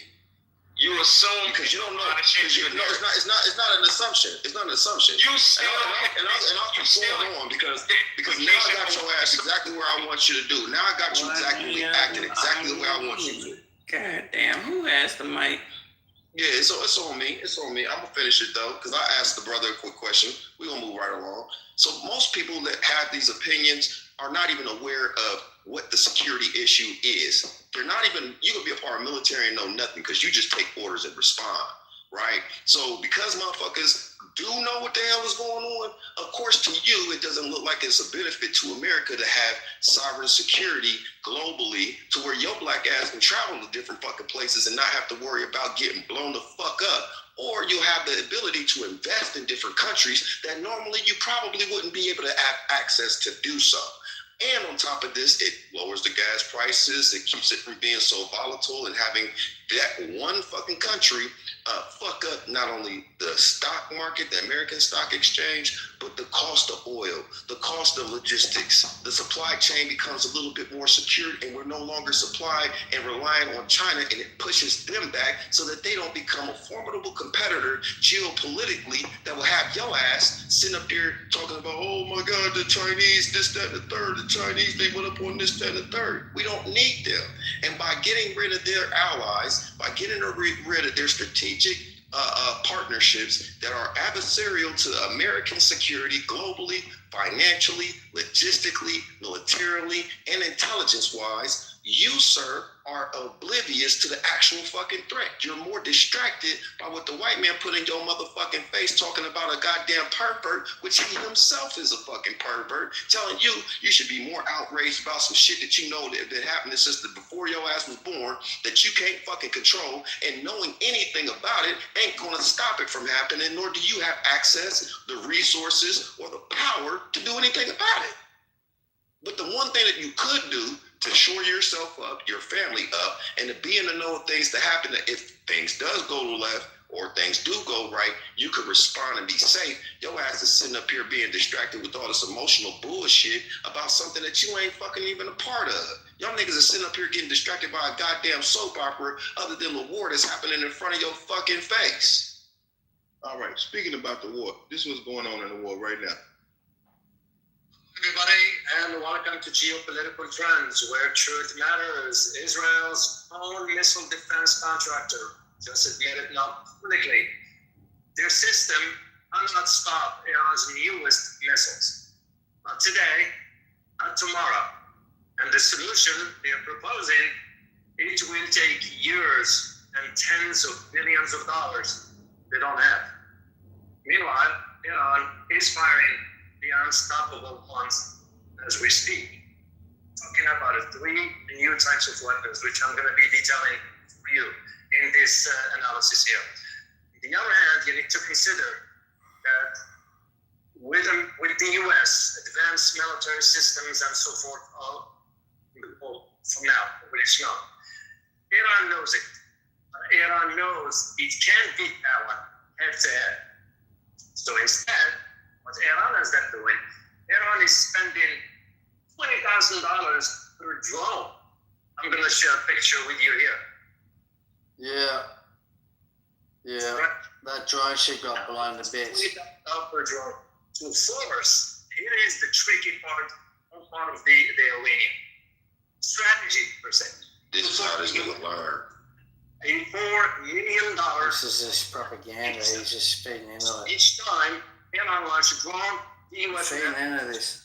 For Israel, for that matter, at a cost of $4 million each. Let me guess, this is the same Foreign Minister of Iran that told you the Ayatollah wasn't dead when he was blown to bits?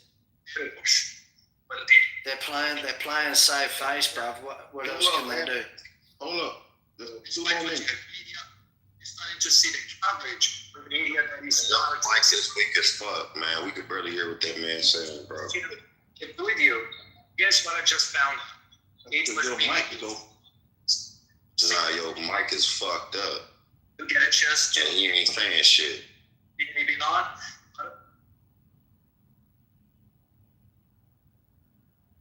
Thank you, Jesus. Sorry, my point was $20,000 for a drone versus America that's countering it with a $4 million rocket or a $2 million rocket. You don't even know what you're talking about, though, mister. Literally, you don't understand that they're not knocking out those fucking. You don't understand. You're saying shit you don't understand, bro. My point is America spending more money to win versus Iran? That's my point. You don't have no money in comparison to that. Well, here's the point. If they're knocking out their depots, I know you don't. I know you're right. That's right. Yeah, that's right. You're right. I got you. You're right. So yeah, you're right. You're right. That's what's up. You're right. You're right. That's what's up. You're right. You're right. That's what's up. So the missiles that they are using are going to their depots, their launch pads, their governments, their intelligence. They're breaking down their infrastructure and the ability for them to respond. The response is overwhelming because guess what? Their responses have been reduced by 80% on average across the fucking board. So they're not using missiles to knock down every single fucking drone. Some of them motherfuckers have taken hits. Some of them have other weapons that you don't fucking know about to knock them bitches about the goddamn sky. And they're not getting as far as you would like to think. But I would tell you this, the missiles that they are launching are going towards those strategic land sites. So yeah, if I know there's 1,000 fucking drones parked over here, I'm gonna use this big ass ballistic $2 million missile and blow up all of that. You don't account for that because you listen to YouTube and don't read. Brother, just terrible report to tell the captain this morning. I'll tell you, top of the rise of you and all of those with you. But I mean, you ain't gotta get all personal, bro. You know what I'm saying? I ain't saying anything personal. Just listen to Ambassador for a second. You hear me, bro? It's like I copied the man.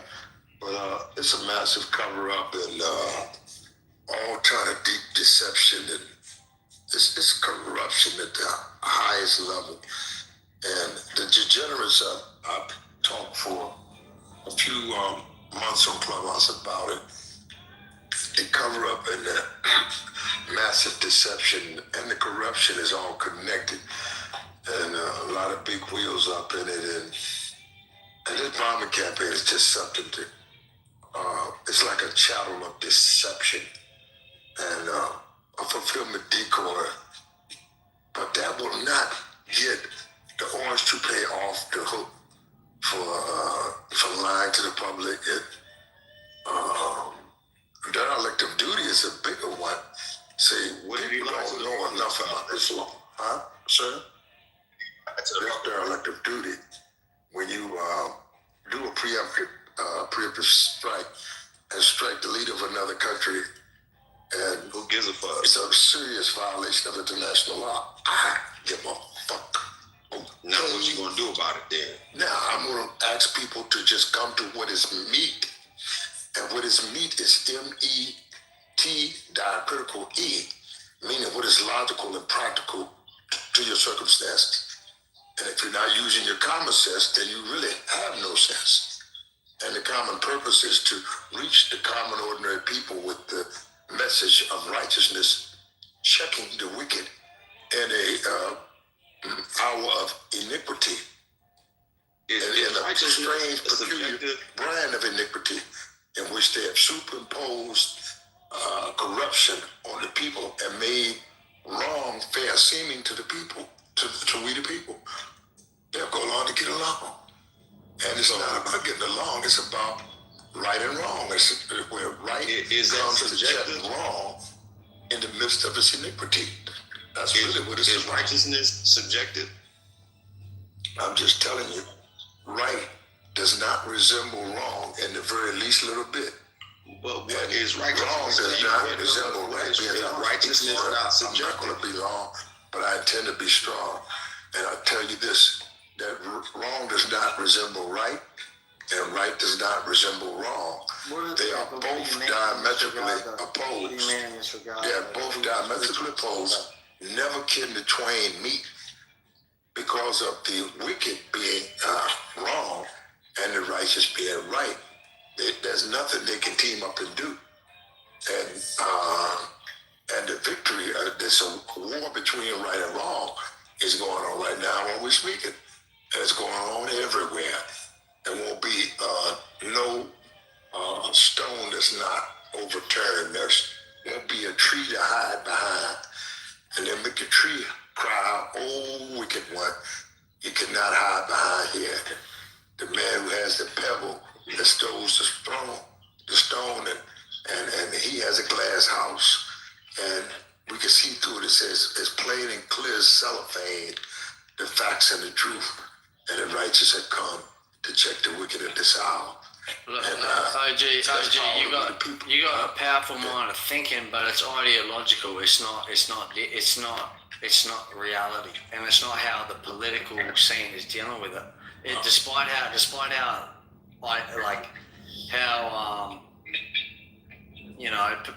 ideal your beliefs are, it's just not how it is in this political age.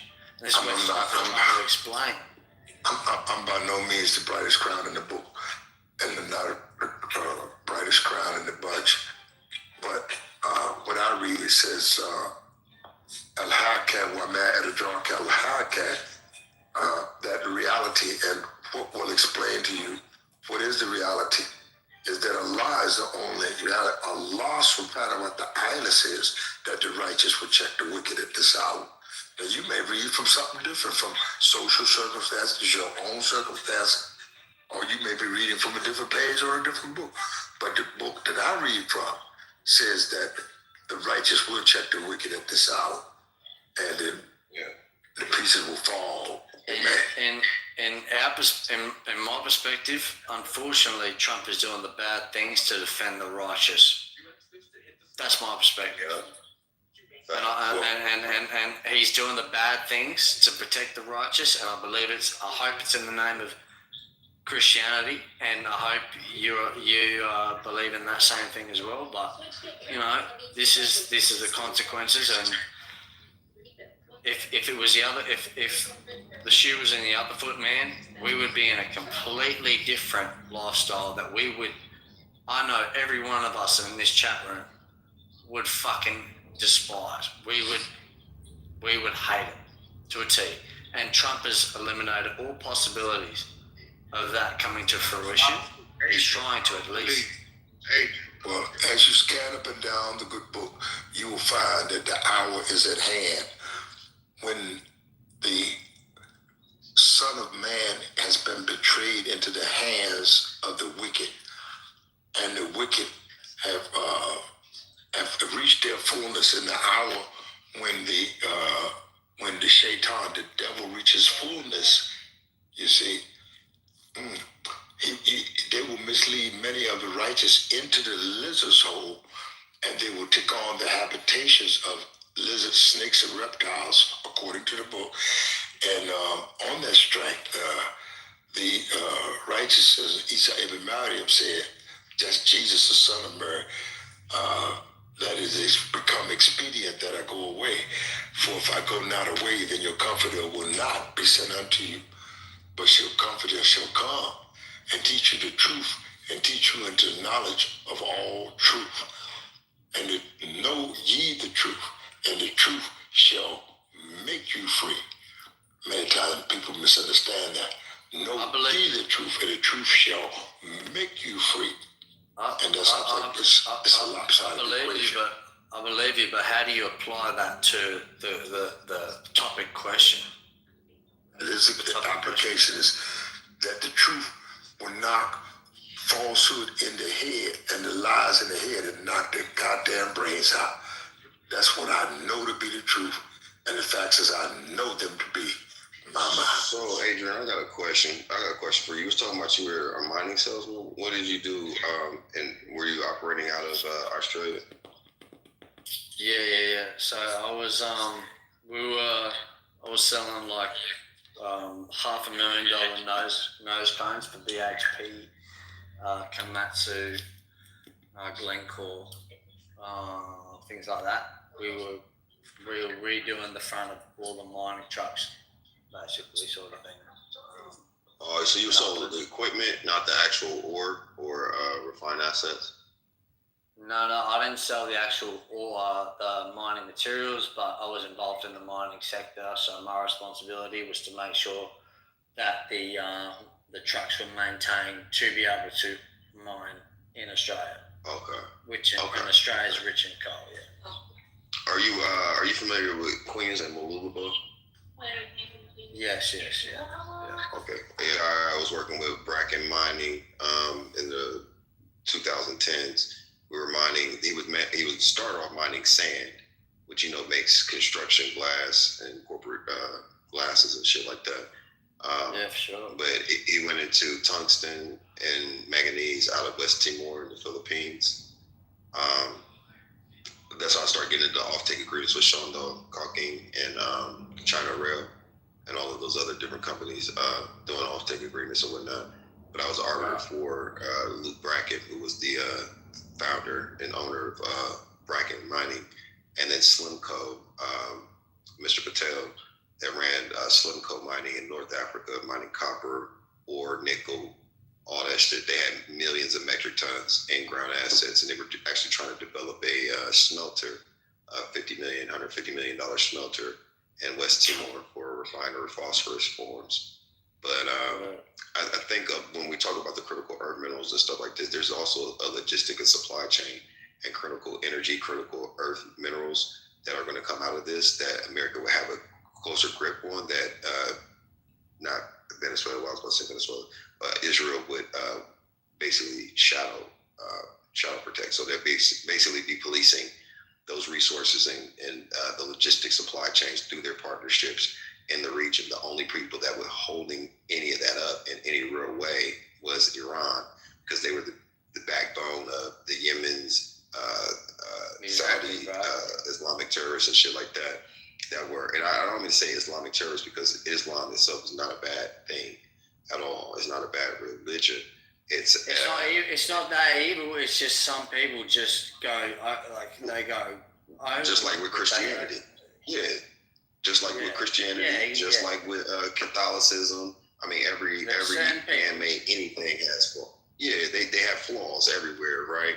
But the point that I'm making is that from a supply chain and resource standing, it is important for us to have that and to have them about the way, because they were running operations in South America that people were not clearly aware of, that was dealing with intelligence. It was dealing with smuggling human beings and sex trafficking and drugs and guns into America through Colombia, through the Darien Strait. And they were supplying intelligence for all of these operations that were working against America's better interests. And also on top of this, they were also coercing and orchestrating the drug trade in the Eastern Hemisphere via the South Pacific too. And this is going along with their collusion with China and Russia. So he's choking out China. He's put Russia back on their heels. And then he's getting rid of Iran, which was the bigger threat than Venezuela, but you had to get Venezuela first. And through all of this kinetic activity and demonstration, it puts the entire fucking globe and our adversaries on real notice that we are not fucking around. That's why there hasn't been not one stone thrown from China and Russia with all the shit that they talk. They haven't done a motherfucking thing. And in fact, China's been trying to get back into South America through their ties with Spain. Do you see what he just did with Spain? He said, fuck Spain. We don't want them for shit. They just got good people over there. And that's true. They were trying to use Spain to get it. They were trying to get Spain to introduce technology and shit like that in Brazil, Argentina, and now all of that shit is dead. The whole EMENA region and the European regions are not fucking with China like that no more, and especially Mexico. This past weekend, they had an agreement. I don't know what the agreement is. I haven't talked to my sources, but Mexico just had a conversation with Trump about trade agreements because Mexico is now going to be the new China for this hemisphere. And they have another meeting in Bogota on the 18th with CELAC and the African Union. And the vice president of Colombia is hosting that. I was supposed to be there. But the Sheinbaum, the Mexican president, Petro, and Francesca, the vice president of Colombia, and all the other world leaders in that region are meeting at Bogota to discuss ways to cooperate with America but still maintain sovereignty. All right, Cypher. Point taken, Cypher. Everything goes successful for Trump. What does the opposition look like and the cause and effect in that? It gets the oil wherever you say it gets it. What's the new frontier for the companies that don't no longer do business with China, or if they still do business with Venezuela? What's the opposition once Trump is successful? What do they look like then? What does that look like? Mr. M. Hold up, fam. Hold up, white boy. Hold up, white boy. Hold on. Adrian, hold on 1 second. Hold on. Chill out. Calm down. So let's pose the question again. I'm Hold on, chill out. Hold on, guys. Hold on. I didn't fully hear everything you said. Can you make it a little bit shorter for me so I can follow what you just asked me? Hypothetically speaking, Trump is successful with the oil transition, all of it, his plan or whatever. What does other countries look like in the position if he pulls all they benefit. Yeah, they will benefit greatly. Like, here's an example. Here's a carbon copy example. Yes, not in the middle. In the middle, it's going to be fucked up. We all know that. But here's the point that I'm making. Look at what happened. You could use Venezuela as a template. One, you haven't heard anything else about any kinetic energy going on over there in Venezuela, firstly. Secondly, guess what? They did make $500 million, like we said that they would. And they gave us the oil, and we pledged over $1.2 trillion into their infrastructure build out with private companies like BP, Exxon. All of those people are returning back into the region to get their output back up and running, which is going to take time. We're well aware of that. But Venezuela as a country now gets the benefit because there's new jobs, there's new infrastructure being built without Chinese predatory lending practices or security breach interests. And then you have a better control over the politics and global hegemony in this region. And guess what? When you have greater relationships with America, you can trade more because we're the world's largest consumers, next to be one of the next manufacturers. So if we have some of the best manufacturing and some of the best consumption, We are the place that everybody wants to build in, sell to, right? So guess what happens with those people that are in partnership with America? You benefit from it. So the end result is only going to be good for those that get with the program.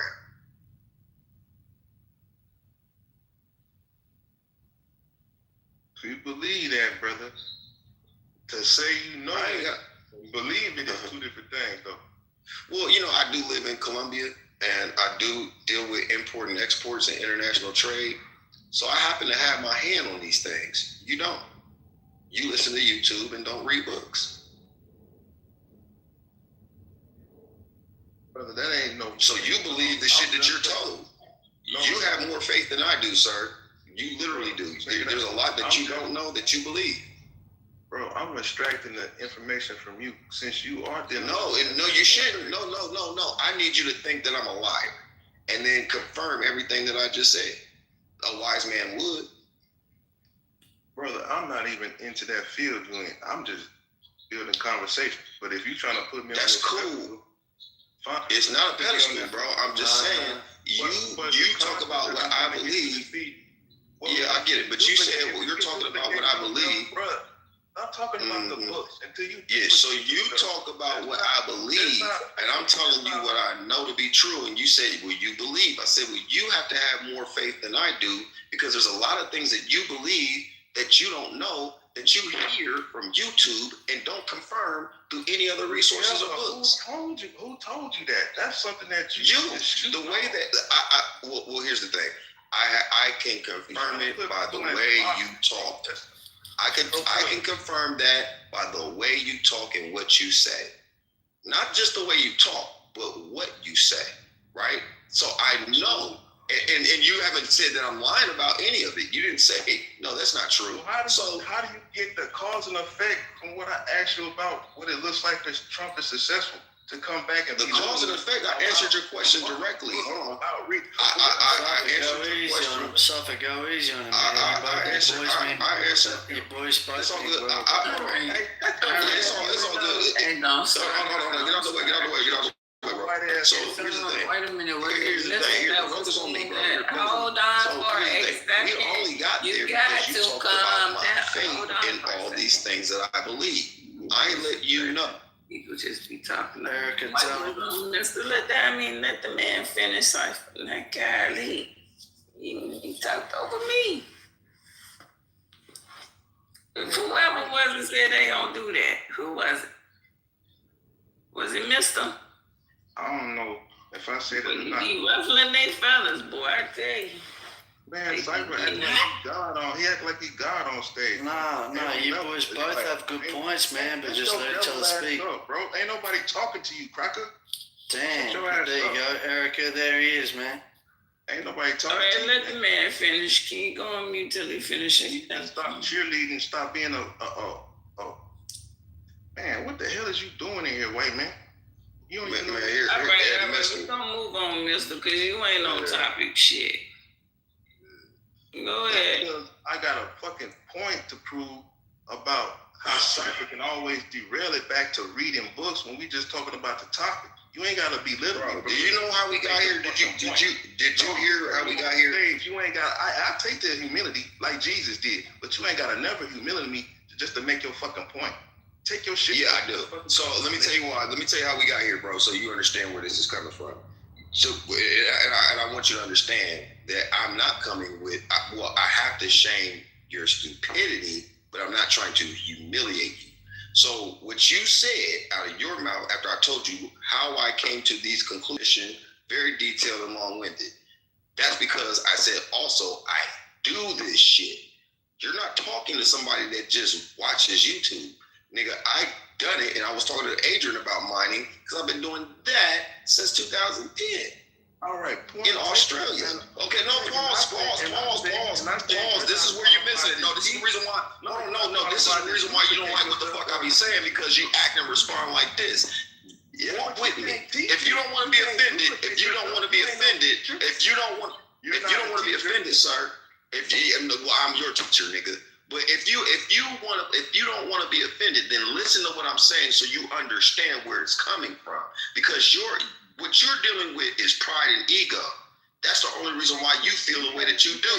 Now, here's the point about it. After I told you my credential about how I got to that conclusion, and you said, well, you believe this stuff, right? You believe a lot of things. I basically said to you, you have more faith in this than I do, because I do the research. I know what the fuck I'm talking about. You just listen to YouTube, and then you don't do the follow-up work. Hold on. No, you see, this is the reason why you feel the way that you do. And I want you, as a matter of fact, now, I'm telling you now, bro, I'm here to make you feel a certain kind of way, because I want this to be a reflection for you.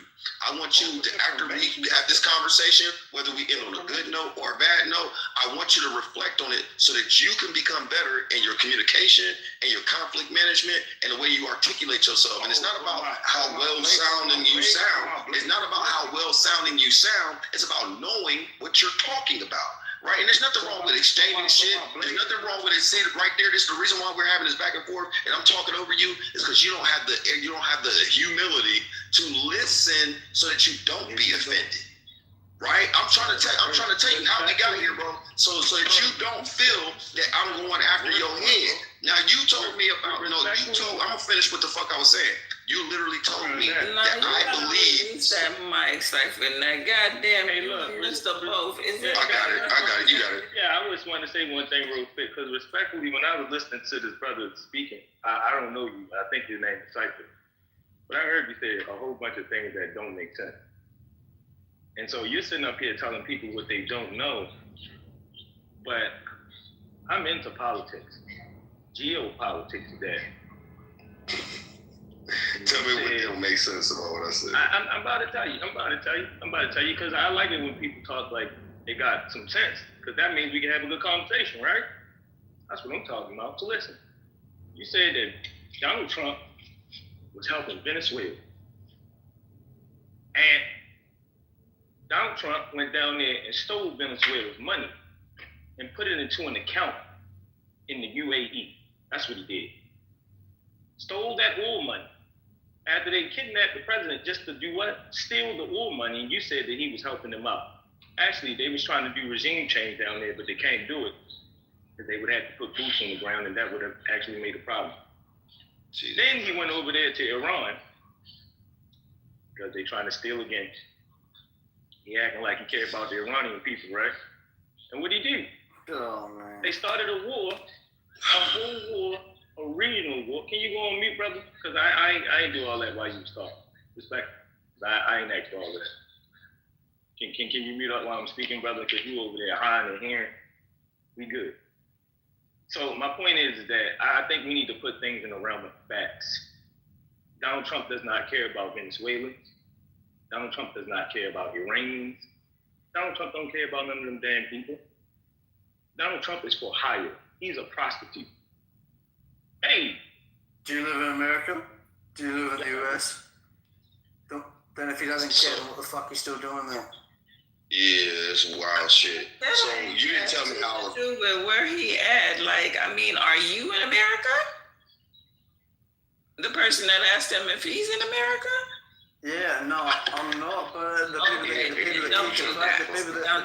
people that keep complaining about. Adrian, just go ahead and go back on mute. Don't do that.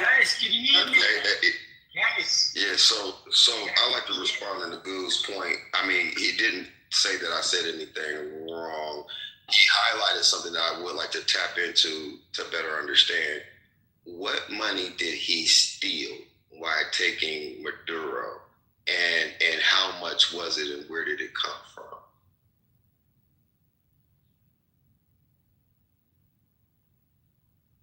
Some crypto. Now what? You know what he took? So he didn't take any fucking money.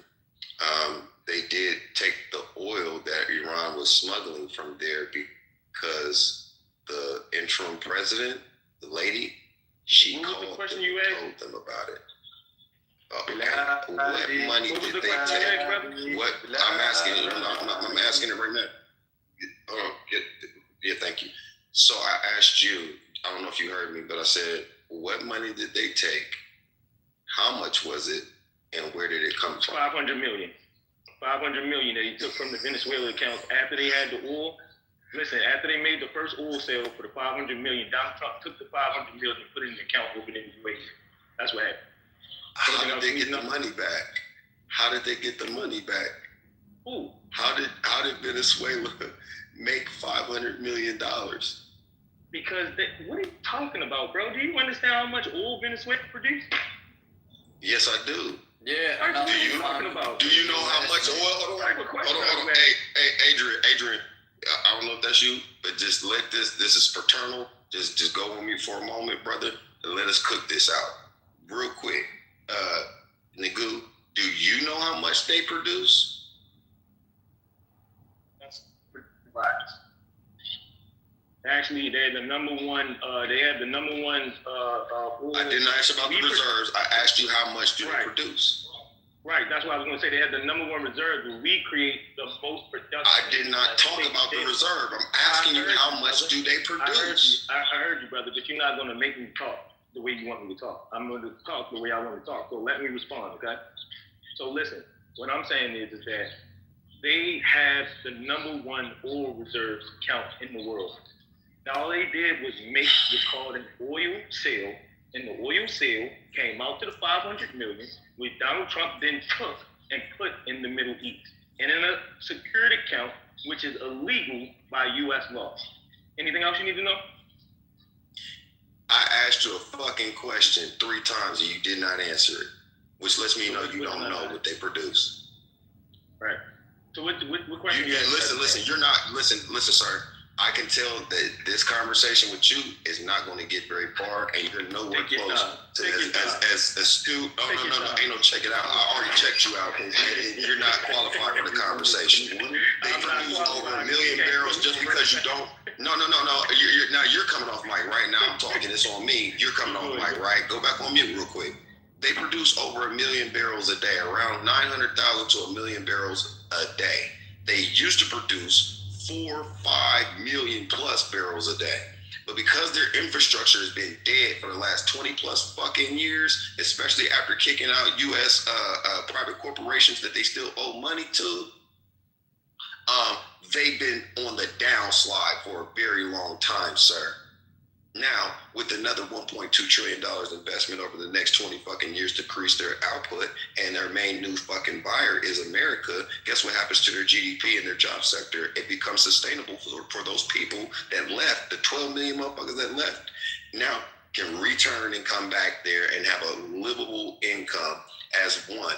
And they got the money back, which you didn't do. Like, I don't know where you got your sources from, but Venezuela made $500 million, and then they pledged 800 million barrels of oil to the United States. And if any other country wants to buy their reserves, critical earth minerals, or their fucking heavy ass oil, they now have to go through America to do so. Now, we still didn't touch on the security interests of what the fuck was really the reason why America went in there. And you probably don't even know about the December 28th fucking contract that they signed with China. Why you sitting there talking about geopolitical politics like you do some shit out here? That's the shit that I be talking about. Sometimes y'all niggas gotta know, like, hey, I'm not saying that I know it all, but even I know if I'm wrong about something or I don't know, I either don't say shit, I ask questions, I research, or I just admit it. Like, I did not know that. Some of y'all niggas want to be right so fucking much that y'all overtalk yourself and expose that you don't know really much of shit. All right, you gonna let somebody else talk now, bro? Because you be like going on turn. Go ahead, little boy. Well, if I can pop the mic before y'all start back to arguing and shit, you know what I'm talking about? Because I really do believe that they were still pulling the same amount of oil, producing oil. They just was telling them the United States they weren't. I mean, it would be stupid to have that kind of money under your damn feet and you motherfucking playing game. You know, you over there working with the allies. What was happening is your ass was giving oil and shit to China. You know what I'm saying? And you was moving some motherfucking Russia oil because their ass was on the side. So I just think that it's all a lie. Ain't nobody being straightforward. Ain't nowhere in the fuck them niggas walking around killing and greedy as they are, and they letting that oil just sit under their feet and they ain't retrieving it from the ground, and they got the goddamn tools they need to do it. That makes no sense. They was getting extorted by their own people, man. So, And Trump said, we're not having that, especially, he said, we're not having that in our country. You're not going to extort your own people. And matter of fact, we'll take your own oil and make your country better. That's extortion. That's been... They were getting extorted, man. That's what I'm telling you. No, correction. I must correct something. I said 800 million barrels. That was incorrect. Bitch ass Nick. I'm sorry. That is his name. Ban. He just corrected me in the chat and said it's 80 million barrels. That is the correct number, and I do correct myself. Stand corrected on that. Hey, can I ask y'all a question? Because I've been listening to y'all the past few days on this subject. Like every time I chime in and I'm hearing y'all going off on this subject, it sounds like I know it's like get down and lay down kind of situation, huh?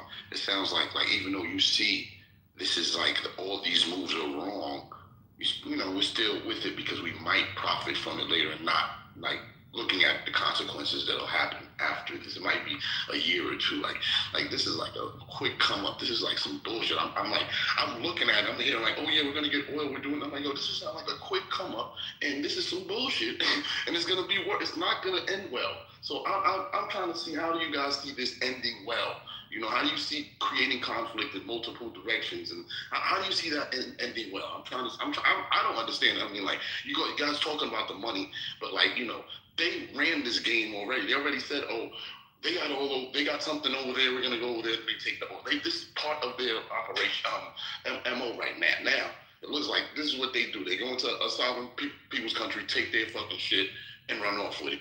So that's how it's playing out. No matter how much diplomacy and how much paperwork you come with it, and no matter espionage or whatever, that's what's happening. Like, if we're gonna sit here blindly and act like, okay, yeah, you know what, it's gonna bring us some paper, let's roll with it. You know, and then you're gonna say I'm childish for having this type of perspective. But like I said, I don't see this ending.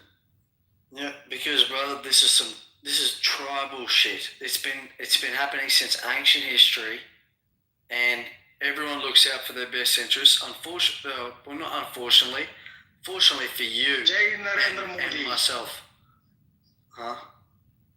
Fortunately for you as an American, and for me as an Australian that relies on American alliances, what Trump's doing needs to happen for our longevity. It does. And it sucks that it has to happen the way it does, but it needs to happen. We just had the most brutal shit happen on Australia's home soil, and now Trump is trying to do everything he can to cleanse. I don't know who it's upsetting in America. Maybe those that aren't secretly profiting from it. But hey, can I ask you something? Australia got a strong navy, right? So they yeah, man. So America's not gonna ever try to take your oil, right? You don't expect that to happen ever, right? We're trade partners anyway. Australia's one of the biggest fucking islands with the biggest mining. The way things are right now, there are no real partners. I don't see real partners. I see people backstabbing. Like it's fucked up right now. Like anybody could get it. You know that, right? You know that. I'm sure. Yeah, I feel what you're saying, man. But there's difference. There's the thing is the difference between what is now and what's happened historically. You can't. If you've studied history from ancient history to modern history, you'll never be able to erase the legacy behind how deep everything has happened since, you know, religion is one thing, history is a whole other. The thing is, we act like we say this, we use the word civilized and civilization and being civil and all this bullshit, and like whatever was happening 200 years ago isn't good, you know. But that's not that. Things like that. That's not how it goes, right? Yeah, but it is. Yeah, but it is. That's happened yet. Yeah. The fuck. So, Agent, you cool with Trump taking your homeland, Poland? Oh, Greenland? What you just said? You did not just say that, man. Poland and that's Denmark, man. I don't know what you just said. That's all your family up there, though. Cool with That's them why I said taking over. motherfuckers be talking that be revealing themselves, but then we talk I about don't care about that shit, bro. You always worship, but you on the worst part, though. Right. Hey, Cypher, my pushback is you always dwelling on the worst part. You don't never come to the best part. Remember that. Cypher, I'll back Cypher, but Mister, like you're a good bloke too, but like, bruv, you just said you cool with Trump taking over Poland. That has nothing to do with him wanting Greenland, which is part of Denmark. I said Poland purposely because he ain't doing shit about Russia beating their motherfucking ass and sending them rockets over there as well. No. No one's doing nothing to Poland. Matter of fact. No one's doing nothing to Poland. They have the most. If Russia take it to them, what are they gonna do about it? Nothing. Brother. Poland has the most hardcore immigration policy. No one's getting in that bitch unless they're Polish. You want to research it? Go look at it. That's really good. Ain't nobody getting in there unless they Poland. That makes really. That's what the United States need to do, and people need to quit talking shit when we don't. But yeah, that's a good policy. Yeah. I'm just saying. That's what you just said. What's Poland doing? Hey, look, I want to throw something on the floor and see what you guys have to say about it. So the other day, Donald Trump and Pete Hegseth was asked about the situation with Russia, giving intel to the Iranians. And neither one of them really gave a straight answer on it. But I was just wondering, what are you guys' thoughts? Because as of right now, they're going to war supposedly with Iran, and the Russians are supposed to be given. See, the problem with this is that you remember that they unleashed, they dropped sanctions on Russia, if I'm not mistaken. So India could basically get full. Okay? Now this is coming back to bite them because now the Russians are supposed to be providing intelligence to Iran for them to carry out strikes on U.S. assets. So, do you want to go? What's your guys' thoughts on that? Yeah, I'll say this. He did answer he answered the question cleanly. And why anybody would want sensitive information that's real-time tracked being leaked by a stupid-ass question like that is not wise to me. But he did say that they're well aware of who's talking to who, what they're coordinating, and if you're paying attention, the drones that they're about to start really massively shooting down and through the training from Ukraine that's been successful, keep in mind that those same drones are what Russia is using on Ukraine. Ukraine said for training and mechanisms to shoot them things down and keep them down, we want at least $1 to $2 billion worth of Patriot missiles, which would critically hurt Russia. That's also a card that they're holding. And that's the open source of it. But they wouldn't release certain information to the public with a question like that in the middle of a conflict. So I was just going to say, I think it actually is a good question, and I think the non-answer speaks about the confusion in the misalignment and the problems that they had trying to figure out what they're actually doing right now.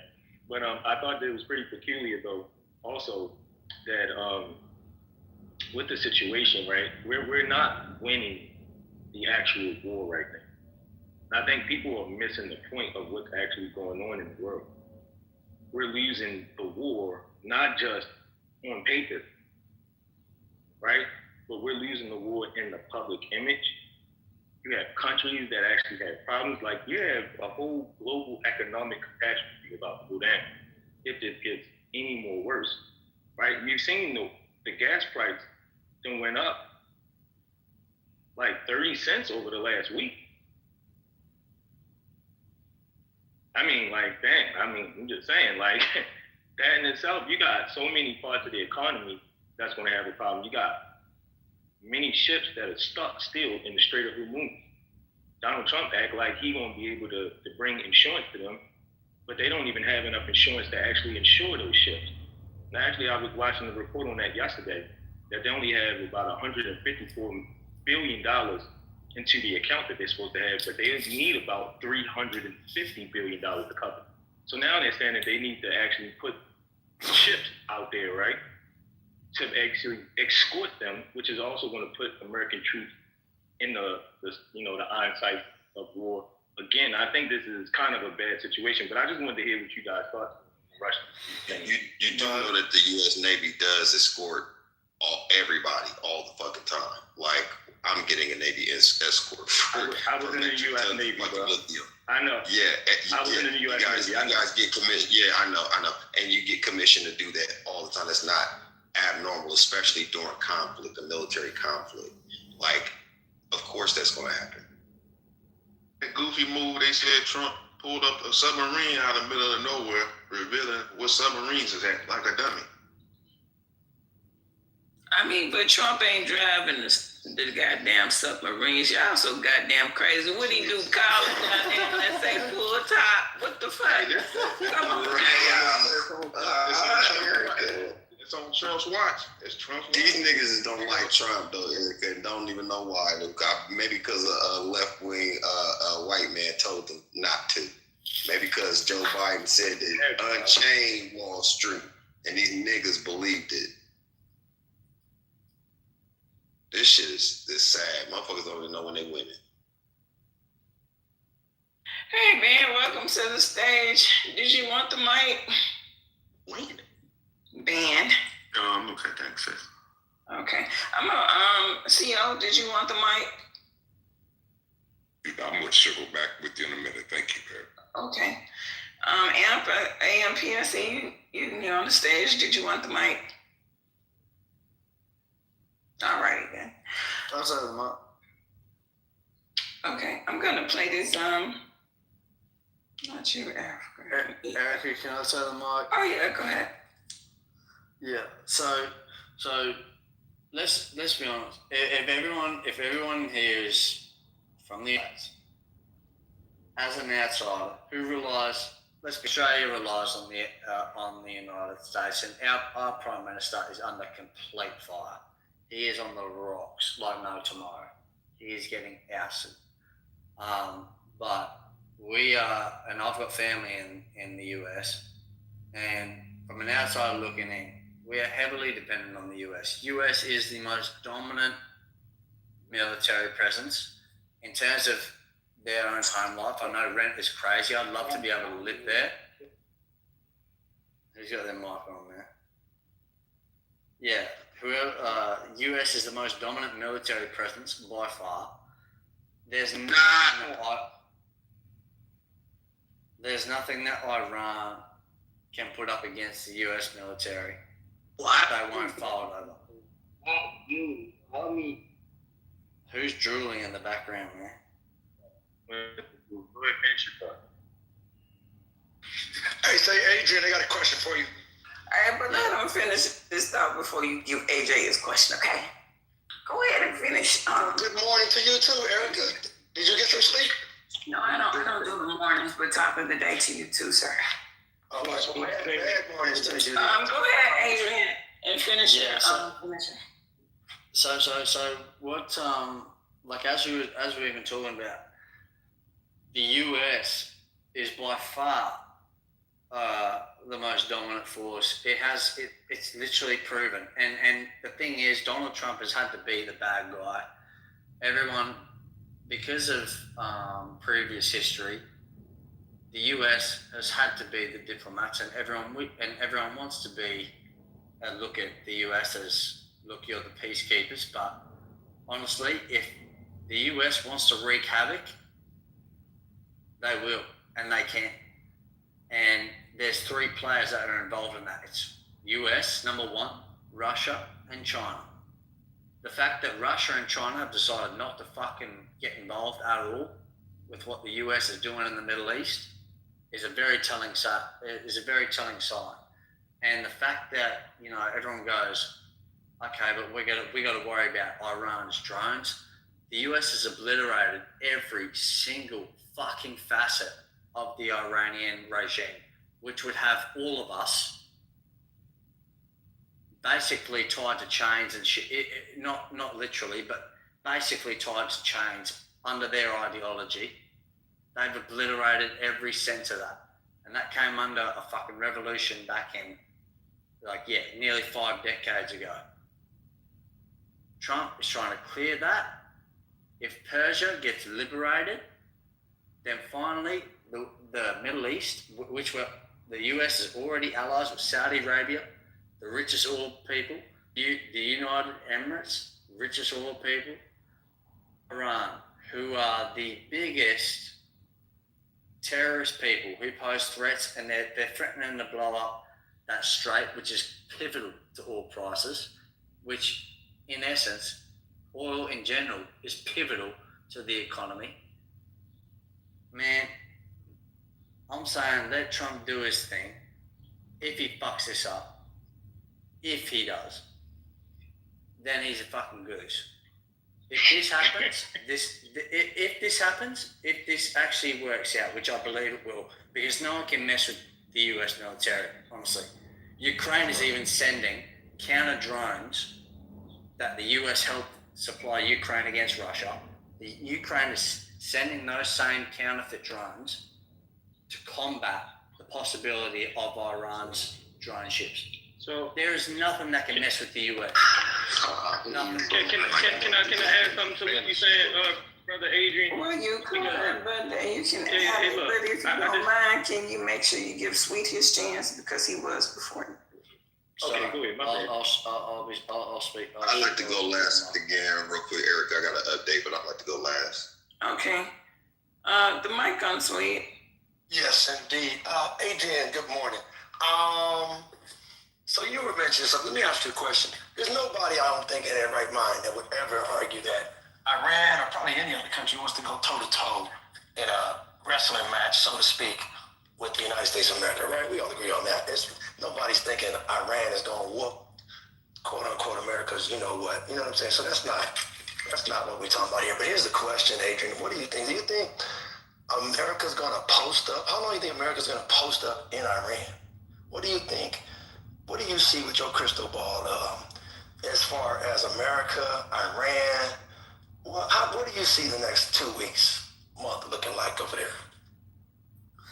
I see it as, if you look at what the Kurds and the people around, everyone around Iran is looking like, well, there's going to be Islamic extremist ideologies everywhere. You know why this is, man?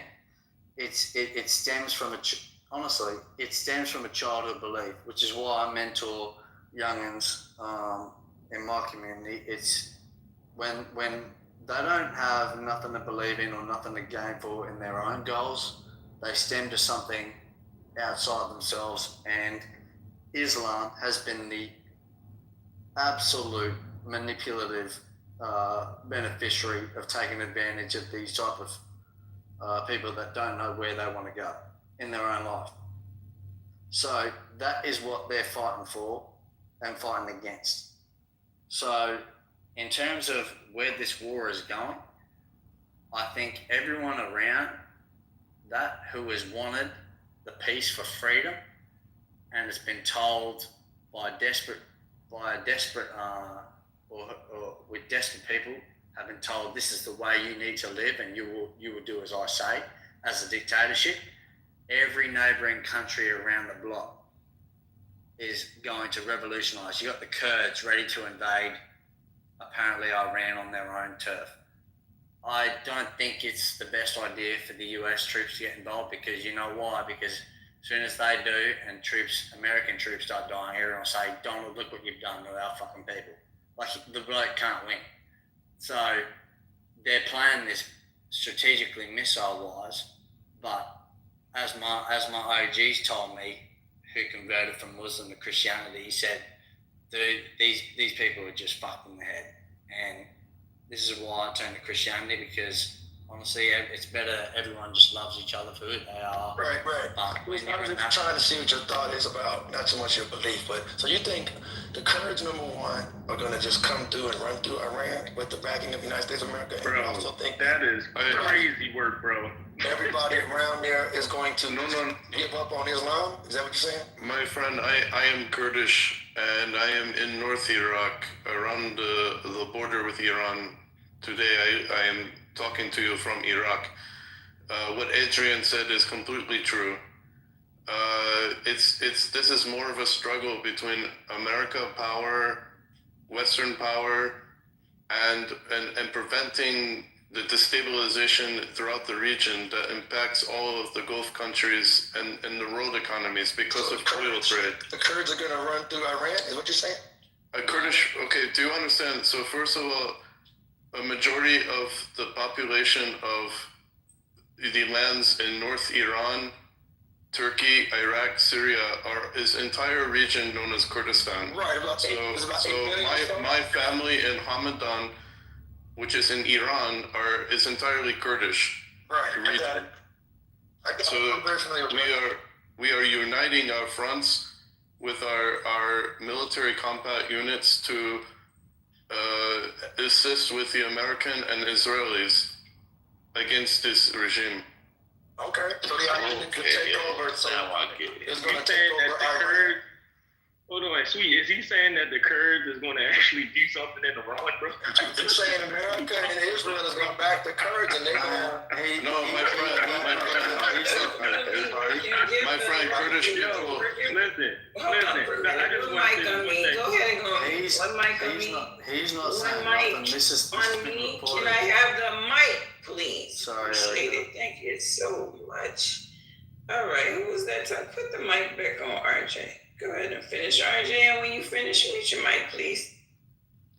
What I'm saying is, in Iran, for the last 18 years, the Kurdish people of Iran, which is known in our area as YPK, have been armed with heavy weaponry and anti-lateral weapons. We also have, for example, received weapons from Russia, China, America, and Israel.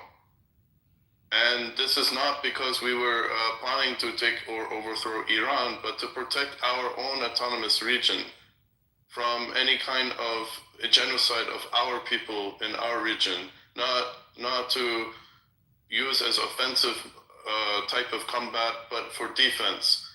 So we have, for example, a few of the same type of Iron Dome technologies that Israel or America has been obtaining.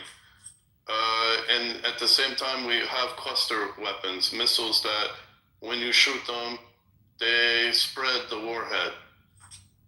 And also in North Iraq, Israel Mossad has been meeting with PKK and Peshmerga, arming them also with heavy weaponry, and also there are jets that are being supplied, which can be flown from Azerbaijan. That's another reason Iran attacked Azerbaijan, because Azerbaijan has 20 flights per day between Baku and Tel Aviv, and 20 flights per day between it and Erbil, which is in North Iraq, where I am from. And this is because there is a weapon and planning to beefing up the region in order to oppose Iran. So there are many things that are happening strategically. But the one challenge that I think the world has is that as America continues its rampage on Iran, is whether they can sustain it. They can sustain bombing them every day with these expensive bombs, and there's no way to completely take out the entire IRGC population that's very nested in Iranian society without sending in combat troops. You cannot destroy the nuclear facilities without sending in troops. You cannot destroy all of the weaponry, missiles that they have stockpiled without sending in troops. So there will have to be troop movement, and so America is relying that we, the Kurdish people, will join them. You guys are going to be the troops. Correct. We will be the troops. There will be Mossad among us. There will also be Azerbaijani fighters among us. There will also be many Russian Turkmen that are called Tatar Turk, because in Azerbaijan there's a very big population of Tatar Turk people. So you guys just want to fight? I mean, you guys don't have a beef right now with Iran, do you? Yeah, they do. They've been having. We do. We have 18%. I'm just trying to figure out why they trust. 18% of Iranian people are Kurdish minority. So you just want to take over It's the largest population, but they treat us like slaves. They have always killed our people, genocided our people. And so now is the reckoning. This should get kind of bloody, right? This should probably get kind of bloody. Guys. No, they support Iran, bro. Yeah, speak now. Okay, guys, please, because this is my turn, I didn't speak. So just 1 minute. Just 1 minute. You support Iran, bro. You support Iran, bro. Okay, give me a second. I hear Marty. I'm sorry. Yeah. Ask for the mic. Was it Ben? Did you get the mic back? Hey, Eric, I have a question after the person speaks. Okay, and then you go ahead and go.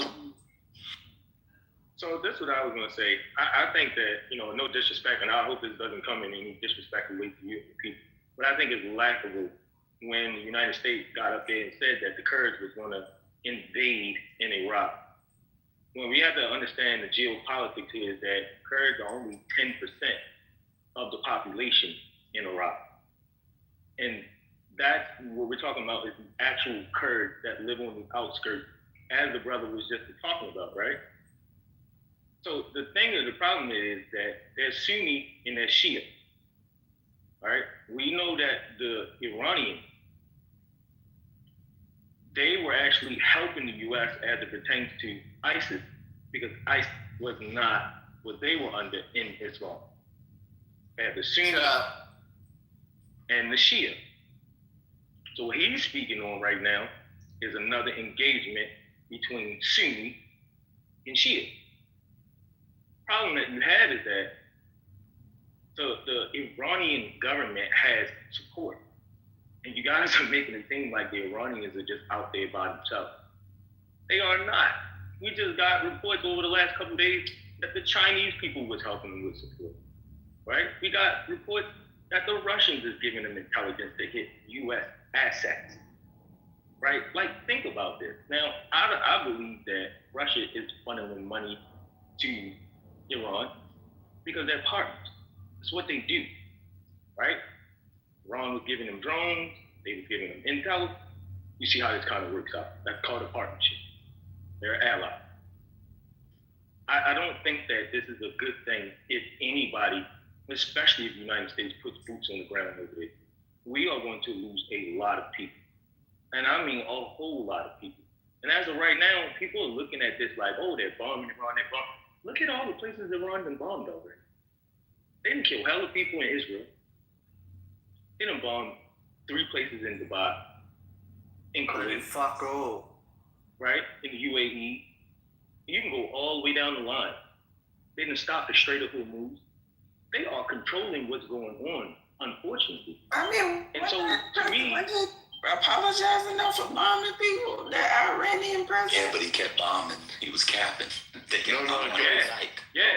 reason after that, what happened was Donald Trump got on the news and basically made it he trying to bait them and mock them, and that's when they went back on their word and said, you know what, you're right. Might as well keep bombing people. Can I respond? The reason. No. Matter of fact, go ahead. It's all good. All right, the mic is on the one that's It was me. Who was me? Brother Ban. Go ahead, Ben, because this right there. Let me. Yeah, I like to go after Ban just to put that out there. Oh, sorry. Did you want to do the $1 trillion thing real quick? Yeah, but I'll do it after you do your submission. Oh, okay. I mean, yeah, you could be right. I could be misreading it, but I saw $1 billion and 900 million. I didn't see a trillion. Anyway, how y'all doing? So Adrian said the regime was gone. Excuse me. Hey, yesterday. I had a question for the bro before you start, please. Real quick. When Adrian was talking, he had mentioned the conflict the Kurds are having with Iran, and he mentioned that. Go ahead, Ben. Somebody muted Yves. I'm not sure who it was. If he muted us. Yeah. Mute yourself, Yves. Yeah, no, I didn't mute myself. I don't know what happened, but what I was saying was that It's worth looking at the talking just a second. I'm sorry.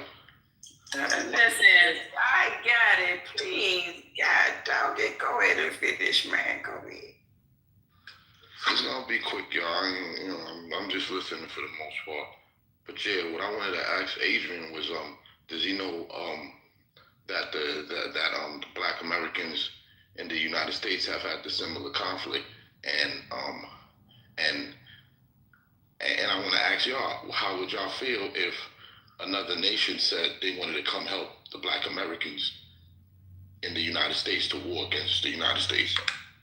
I mean, it's happened before. Haiti came to the United States to help fight a war. It's happened. Brother, Okay. All right, go ahead. I'm gonna pause on that question, bro, because that's not. Yeah, the mic's on, Dan. Go ahead, saying that. Go ahead. No, yeah, Appreciate go ahead. So Adrian said the regime was over. Let me read this. Recent U.S. assessment from intelligence officials found an attack on Iran unlikely to result in regime change. I know everybody's kind of interested, but people got to keep up. Even before the war, U.S. intelligence said they wouldn't be able to get the regime change out, especially by doing this. So that was wrong. The brother said he was Kurdish. Based off of, you can find a guy that he literally was on CNN. He was the guy that used to be the main CIA guy with the Kurds. He says it's about 10,000 of them, and they only have small arms. They are not heavily armed. The Kurds have been slaughtered time and again. The U.S. oftentimes gets them slaughtered. Yeah. Third, Trump said yesterday we're not sending the Kurds in. Y'all got to keep up with the news, man. Trump literally said it yesterday. That's because the Kurds weren't going in. They said they want to stay neutral. The Kurds cannot fight the IRGC. The Kurds cannot fight the Basij. I don't know if people know what the Basij is, B-A-S-I-J. You can look it up. It's the paramilitary force. You're talking about over 1 million bodies, 5,000 bodies against 1 million. And the guy said they have small arms. So the Kurds aren't going to do it. Don, you're right. You're right. Okay, that's my. I just wanted to say quickly that right now you were saying the opposite before. No. We're starting to get armed, and we have been armed in different areas in North Iraq and also Iran. The guy that's speaking, I'm sorry, it's not your turn. I'm sorry. And so anybody who thinks the Kurds are going to do it, if you're old enough, just remember Iraq. Same playbook with Iraq. I'm going to send the Kurds in. They got slaughtered, turned them into lamb kebabs. They put a little spice on it. They put a little coriander, a little garlic, onion powder, a little cilantro. They're just lambs. But it was nice and young food, like Hannibal Lecter.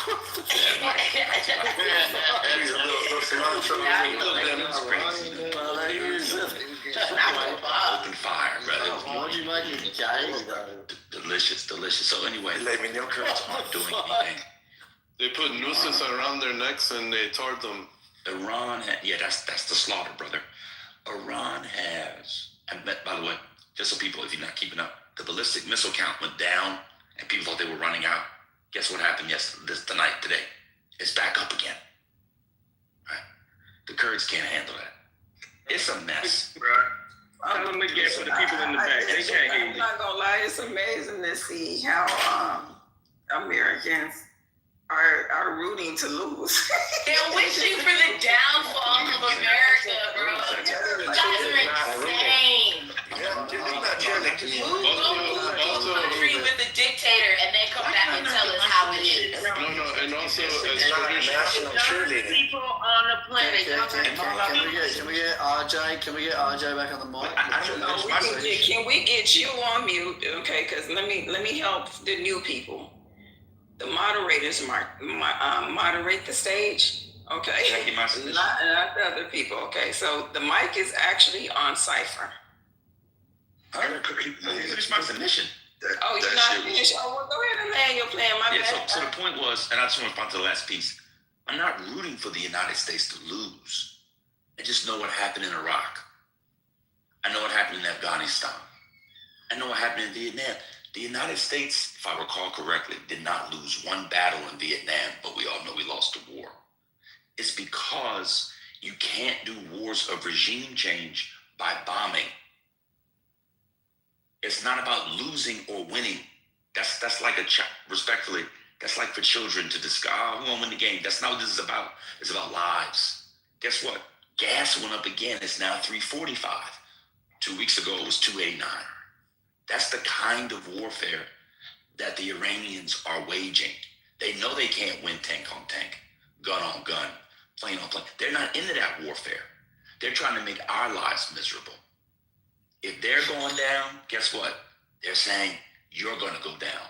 And when they tighten that strait, everybody talks about oil going through. Out in here, do y'all know that a third of the world's fertilizer goes through the Strait of Hormuz? Huh? You're talking about food shortages if it continues. It's a lot more complicated than rooting to win or loss. I'm just not a child. That's not how I see the world. For the people in the back, you gotta say that again. Shit, what the fuck? Bro, crazy. But go ahead. The mic is on, Crisis. Is Crisis still on the stage? I mean, I'm sorry, Cypher still on the stage. Yeah, I'm here. So, No. yo, I have to say this nigga man is a hilarious individual, and I can't discount his intelligence. I can't discount. Don't start this shit. Don't start this shit. Look. So I have to stand corrected again. Okay.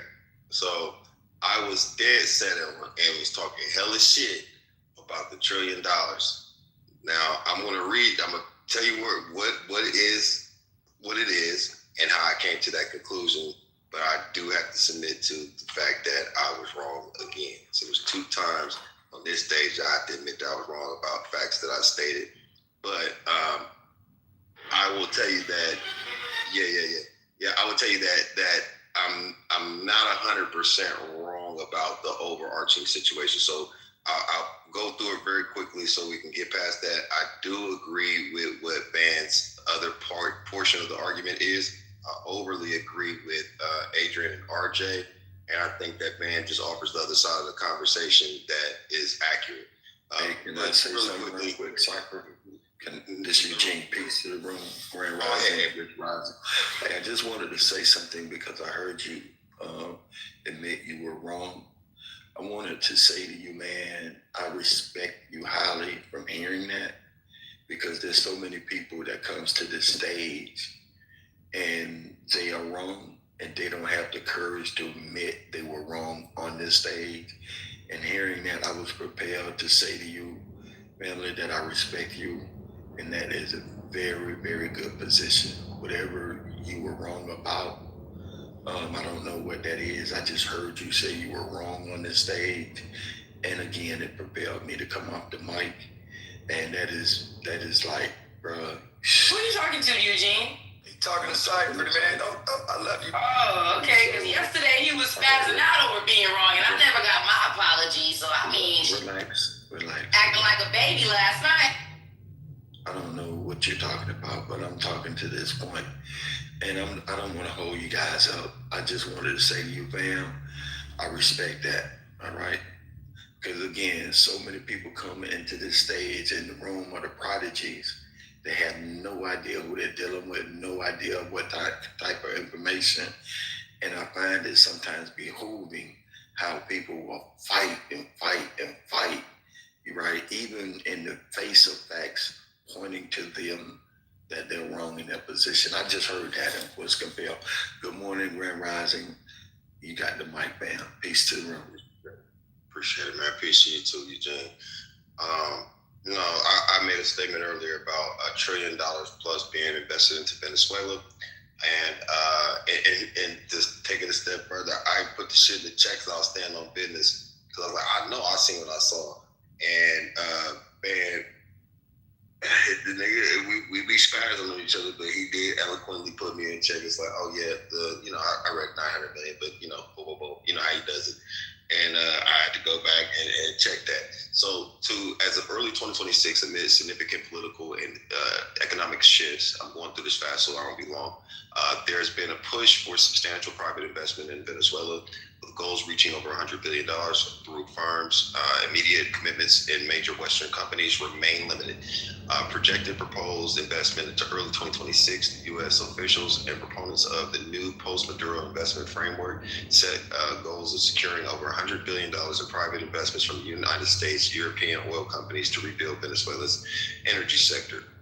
Immediate activity, 2025-2026 activity, while major firms like ExxonMobil, ConocoPhillips have expressed caution regarding the legal framework. Other companies have shown interest. The Venezuelan government reported receiving a total of $900 million in investment for oil deals from international and local firms in 2025, referred to as productive partnership contracts, CPPs, and mining sector following the March 26th visit to Caracas by U.S. officials.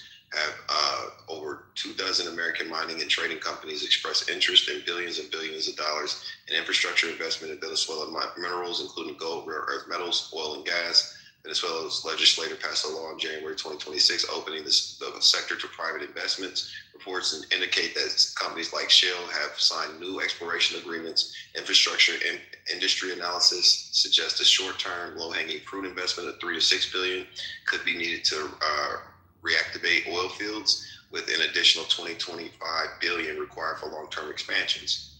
The historical context, this, that, and the third, I'll go over that part. That has nothing to do with the other part. But the other part is, too, following the removal of Nicolas Maduro, the U.S. is pushing for over $100 billion. Key aspects, the targeted investment is the $100 billion challenges, okay, with the opposition plan. The separate 15-year, $1.7 trillion economic transformation plan was presented by the opposition leader Maria Corina Machado, whatever fuck, aiming to triple the country's GDP through privatization and liberalization. So the amalgamation of this information was where I was hanging my hat on. I was wrong with the numbers. I definitely missed the zero. Ban was right about those 2 points that I admitted to earlier. I will submit to what's right when called out. Chada Makata, we got it. Makata. So RJ, if he's still on the stage. Hi, yes, these are very good points. So I just wanted to say two things. One, our people have been armed only for defense, not for offense. So we've over the years have been armed for defending our people, but like what was correctly said, we don't have major weapons.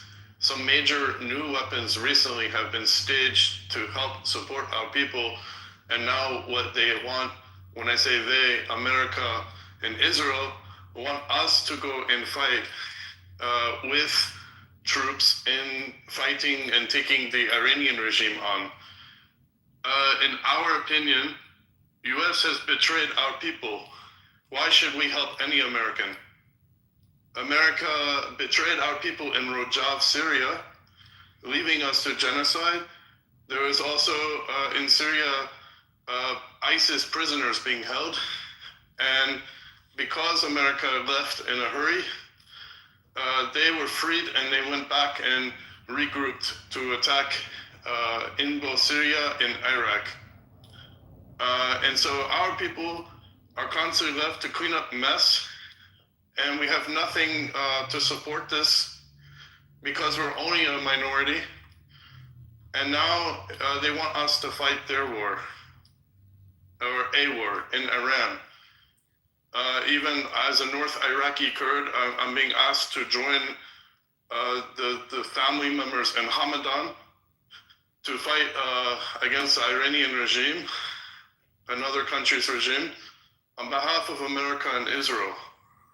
Yeah. So this is a thing that is a problem for our people. But another thing is, if America proceeds to have a ground operation, the concern America should have is how much billions and billions they're spending on both the missiles and on the operation, and how long they can sustain this, and how long they can be impacted by the oil not being shipped, Also, this other gentleman said fertilizer. There's also what we call urea, which is like created from compost, and also extraction from animal urine that's used as like a fertilizing agent. These are produced from the anaerobic reactors that are behind oil production, where these types of toxic fuels that are biological are harvested into positive like biofuel, biogas.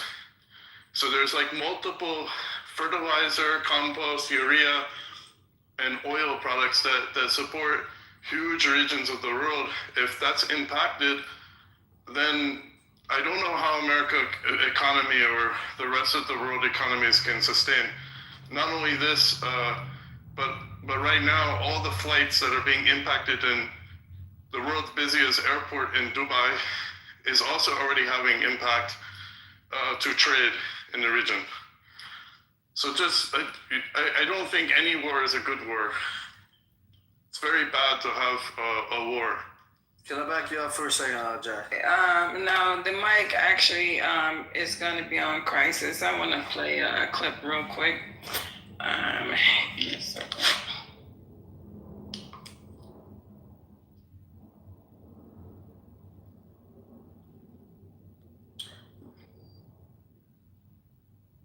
Everybody, I'm going to get right into it because we have senators of the U.S. government telling us that we are about to put boots on the ground inside of Iran. We also have concerning warnings coming out from members of our military who have said that their leadership has instructed them that this is a religious war, Christianity versus the extreme Islamification of the Western world. They're going to try to bring about prophecies in Iran. This is wild to me. The fact that we even have this spoken in the military, if true, will lead us in an entirely different direction. Let's go ahead and jump right into Senator Blumenthal here, where he discusses that the United States of America is about to put American soldiers on Iranian soil. I just want to say I am more fearful than ever after this briefing that we may be putting boots on the ground and that troops from the United States may be necessary to accomplish objectives that the administration seems to have, but I also am no more clear on what the priorities are going to be of the administration. Now, there is word that Iran is bringing Khamenei, which is the supreme leadership, or the Ayatollah's, one of his sons, his eldest son, into his exact position. Now, if you're looking at this from a wartime footing, you can see that Americans and the Israelis, they will not let the son of the supreme leader fulfill these ideologies that his father had, which, remember, if you get killed in your religious duties and battles, that's martyrdom. They will not let the martyr and his son continue to have reign over the Iranian government because nothing will change. It will just be a change of who's actually sitting in that position. So it looks like we're going to see continued operations. Today, some of the largest that we have ever seen have taken place. This video, for everybody out there that's a prepper or a survivalist, this is probably one of the most important videos that you will see. It shows piece by piece how to continue communicating when GPS is blocked, when your cell phones are down, when you have no internet connection using high frequency waves. You can put this together yourself. I've seen some of these kits. If you're tech savvy like we are, you can probably put them together without a kit, but I've seen them as low as $300. Let's take a look. We're in Israel, and we are currently at the shelter. And what you're seeing here, this is the safe calling system, which in case we don't have internet for any reason, we are able to communicate to other countries and even send emails without the internet. So I'm now going to switch frequency here. This is all based on HF communication. That's the transceiver. Here is a small PC. That's a foldable keyboard. That's your touch screen. That's the transceiver itself, and that's a battery that can give you a juice for about 24 hours or more. And now we are So if you're going to start piecing this together yourself, you've got the SafeCom link, you've got a transceiver. So a transceiver has to be able to both send and receive messages over the frequencies. You've got a little CPU, a keyboard, and a touch screen. You can make yourself grid down bulletproof for just a couple of $100, but you'll have to dive into that yourself. The Federal Reserve yesterday, this is how you know that it's starting to affect everyday American life. The Federal Reserve announced that ACH, which is how you pass money back and forth, electronic transfer of money, was currently down at the time. It has so far been resolved, but everything is spotty. Lots of misinformation, lots of disinformation there. The Reserve, the Fed, they're urging customers not to resend their payments because they have been choked out. So a goal of everybody who hates America right now for either what they've done in the past or what they're doing right now, they're going to attack your information. They're going to attack your money. We've already seen banking systems get hit. They're going to attack your infrastructure. So your ability to keep the lights on, the water running at your sink. We just went to a gas station to do a fill up on another utility up here. The people at the gas station walking right after each other were, hey, hey, is price going up tomorrow? Hey, do you know anything that's going on about the oil? Because that uncertainty is now beginning to reach the American people. And at this uncertainty, you're probably going to see some level of unrest inside of our country. This video shows inside of Iran the drive-through of what is an active war zone.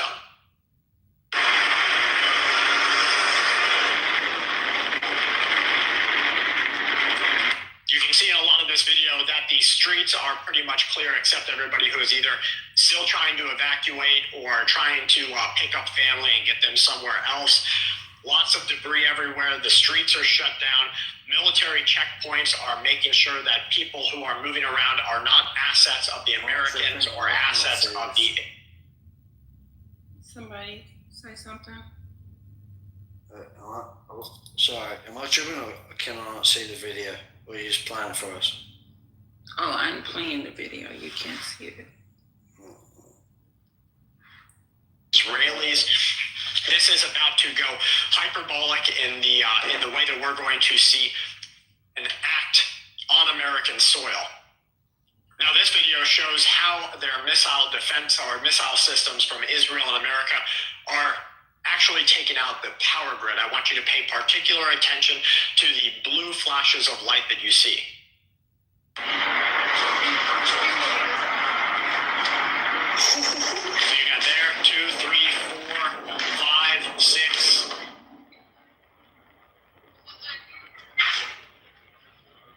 Now in America, their attempt, and I want to remind you that we just had a guy drive all the way from New York and he tried to drive down to the Hoover Dam and he was going to set off some sort of kinetic event at the Hoover Dam, trying to shut off our hydroelectrics. He made it over to another area, and so he decided to try to take out a substation. This is probably just one of many attacks we're going to see like this. Be expectant that you won't have access to 24/7 power. Get ready for that type of thing.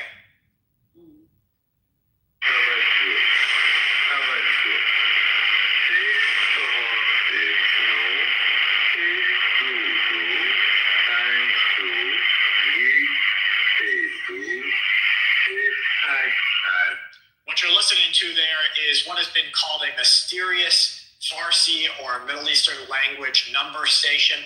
This was received inside of Italy. They received this signal.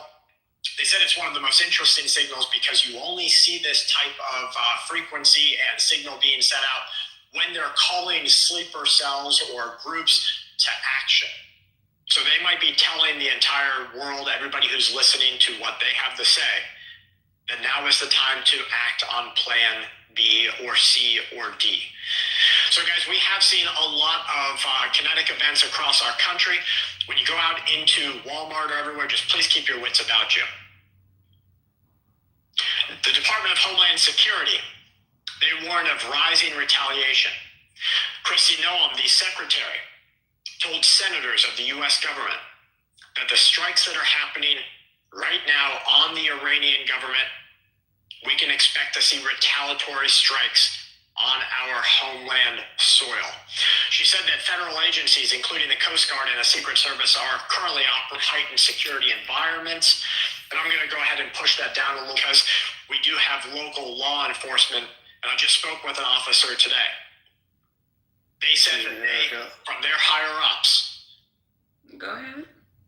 Do you mind if we can put this link in the chat for us to review? Sure. Give me a second. Have been told to watch out for everybody.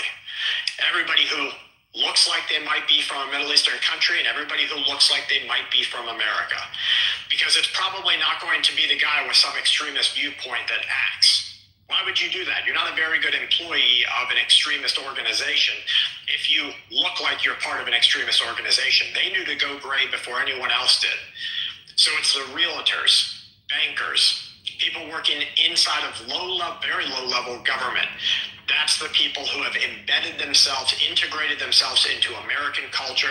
They pay their taxes. They don't speed. They don't drink and drive. When they're called to act, like maybe that frequency that we just heard, when they are called to act, they act. And that's one of the concerns that law enforcement has right now. The White House outlined the objectives. In the past week, according to the White House release, President Trump made the decision to launch Operation Epic Fury.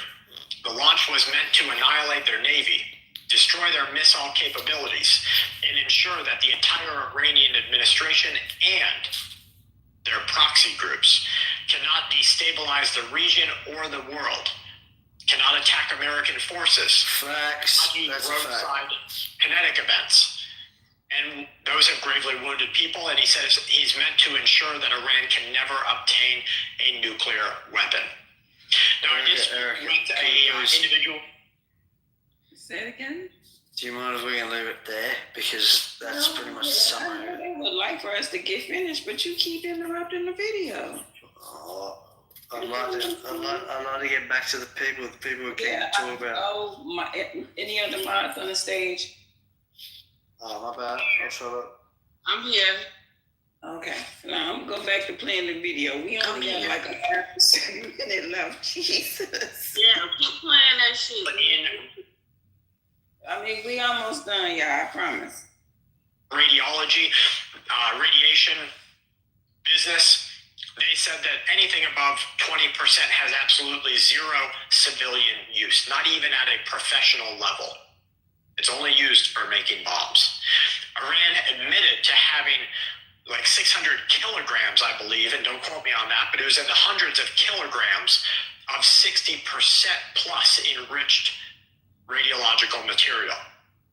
How much of it is already inside the USA? Well, folks, you're watching Full Spectrum Survival on YouTube, where I do the scrolling so that you and... All right, there you go, sir. I am done. I know it was rough, but you made it. If I can, yeah. So the way this is the trajectory right now, what's most likely going to end up happening is the U.S. will put boots on the ground to secure the financial and industrial centers so that they can reopen the Straits of Hormuz. The Kurds historically are willing to fight, but have been grossly under-equipped. So what you're going to most likely see in the coming days is you're going to see people like the Mustafa Hajiri. You're going to see names like that start to come to the forefront, because those are going to be the ones those are going to be the forces that they lean on to fight in the mountainous regions. The U.S. has no interest in putting boots on the ground to fight in the mountains, because they don't know the terrain the way that the locals know the terrain. The U.S. boots on the ground will most likely just be there to secure the financial and industrial centers. I am interested, the brother who said that he's a Kurdish, he's Kurdish. I am interested to hear from him which of their leaders, if it's not Hajiri, I believe it's Hajiri, but if it's not Hajiri, which of their leaders has started to step more to the forefront that will get the backing and the arms that will allow them to be the boots on the ground in the mountainous regions? The brother RJ already articulated his point. The Kurds are ready to go toe to toe with them. They just don't have the numbers against Iran. They've been trying to fight against that shit for a long time, man. And they've been ready to roll for decades. I thought like it was said that like they not ready. Like they said they're not ready. No, guys. So that's the reason why I was asking that question, because I wanted, like, when you understand the Kurdish people, like, the willingness is there, but they're not even united amongst each other. So I wanted to get a better impression. As to whether or not they're actually uniting amongst each other, because they're gonna get the weapons, but if they're not united amongst each other, it's gonna be useless when they go to put the boots on the ground going in the mountains. So we have two leaders. Can you guys hear me? Yeah, we can hear you. Okay. We have two leaders in Iran. The region has Baba Sheikh Hosseini. In our region in North Iraq of YPJ, we have Barzani. And Barzani and Baba Sheikh Hosseini have made a concurrent to engage only if America invests in their troops on the ground. Meaning we will not go fight a ground war with Iran regime until there is a partner, because how many times our people are put in jeopardy and left, like last time in Syria, when America left us for genocide. We will go and fight if we have a partner to help us fight.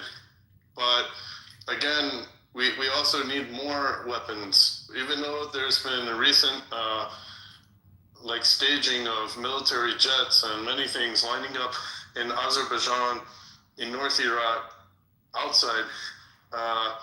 And I'm just a civilian, I'm not military, I'm not in Peshmerga or in PKK. But other fighters or my neighbors who are in military are saying that they're getting more and more weapons. But I think this needs to be multiplied significantly and backed by U.S. troops. That's how we will fight. So there is some agreement that from Barzani and Hosseini that if America sends in troops, they will join. RJ, Barzani has said in the past that his expectation for his cooperation is a sovereign state for Kurdistan. Is that still the expectation? That's always the expectation of our people, that we expect an entire 4-quadrant Kurdistan. That means Syria, Turkey, North Iraq, Iran will form our traditional homeland as a sovereign nation called Kurdistan. And we won't relent or stop. In fact, anyone who calls us terrorists, we won't stop this terrorism until they stop their terror on our regime, until our 4 corner lands are united as one nation. We won't stand to be raided by Turks, raided by Arab, raided by Irani. Another thing a lot of people need to understand too is when you support groups like Palestinians, they are aligned with Wahhabi and the Sunni Muslim terrorists that kill our people. In fact, in Ramallah in Palestine, in only the last 2 years, they built a statue of Saddam Hussein and called it Saddam Square, honoring this animal, this complete haywan, which is animal in Arabic, worse than animal. RJ, didn't America back Saddam at one point? I don't know about this history. Anybody else want to chime in on that? Yeah, I want to ask. If America supports Palestinians, then they obviously may have perhaps even supported Saddam Hussein at one point. Sure. I want to ask a question based on what I heard him say. He said Wahhabism. Wahhabism in the United States has been the culprit behind the, how can I put this? Wahhabism has been the enemy of the foundation and nation of Islam here in America. Wahhabism is what the government and some of the leaders of this Wahhabism movement, they were the ones who planted, or how can I put this? I'm trying to be simple as possible. Wahhabism partnered with the son of the Most Honorable Elijah Muhammad, or Dean Muhammad. They funded Dean Muhammad and changed it. His whole standpoint, and they infiltrated America under Islam. Wahhabism has always been an enemy to the Nation of Islam and foundation of Black Americans here, or just Black people in general in America. I don't know how many of y'all paid attention to those clips a month or two ago. So when he mentioned Wahhabism, that stuck out to me. And that's all I wanted to say. Eugene, I think what you're referring to is the introduction of radical Islam is what you're referring to. Yes, I am. And not only that, but see, I was trying to see what you were Hold for a second, Sweet, which is totally different from Sunni though. Because I did realize, I heard the Wahhabism too, but I also heard in Sunni, they're not the same. Let me ask a question, RJ, real quick, and I'm going to continue to get dressed. So Wahhabism, and I don't want you to spend a long time on it because I want you guys to continue your conversation. I'm curious, when you mention Wahhabism, how's the sentiments there about Wahhabism and how it affects the Iranian people? Or what were your, I guess, talking point around mentioning Wahhabism? I hope I made sense with phrasing that 3 different ways. Yeah, no. Sunni, we have Sunni Islam, Shia Islam, Al-Ghali Islam, Sufi Islam, and then there's Wahhabi. And Sunni and Shia are, of course, different branches. Al-Ghali and other faiths like Druze are interconnected to Islam, but have their own deviations. Like Al-Ghali is a particular ethnic tribe that follows Shia Islam, and Halevi is like another Islamic deviation that is of Shia Islam. My family, we are Zoroastrian. We're not Muslim in my family. Our people represent like maybe 5% of Kurdish people, but represent a larger population that is also a minority religion in Iran. But in the Islamic situation, Wahhabi is like Sufi Islam.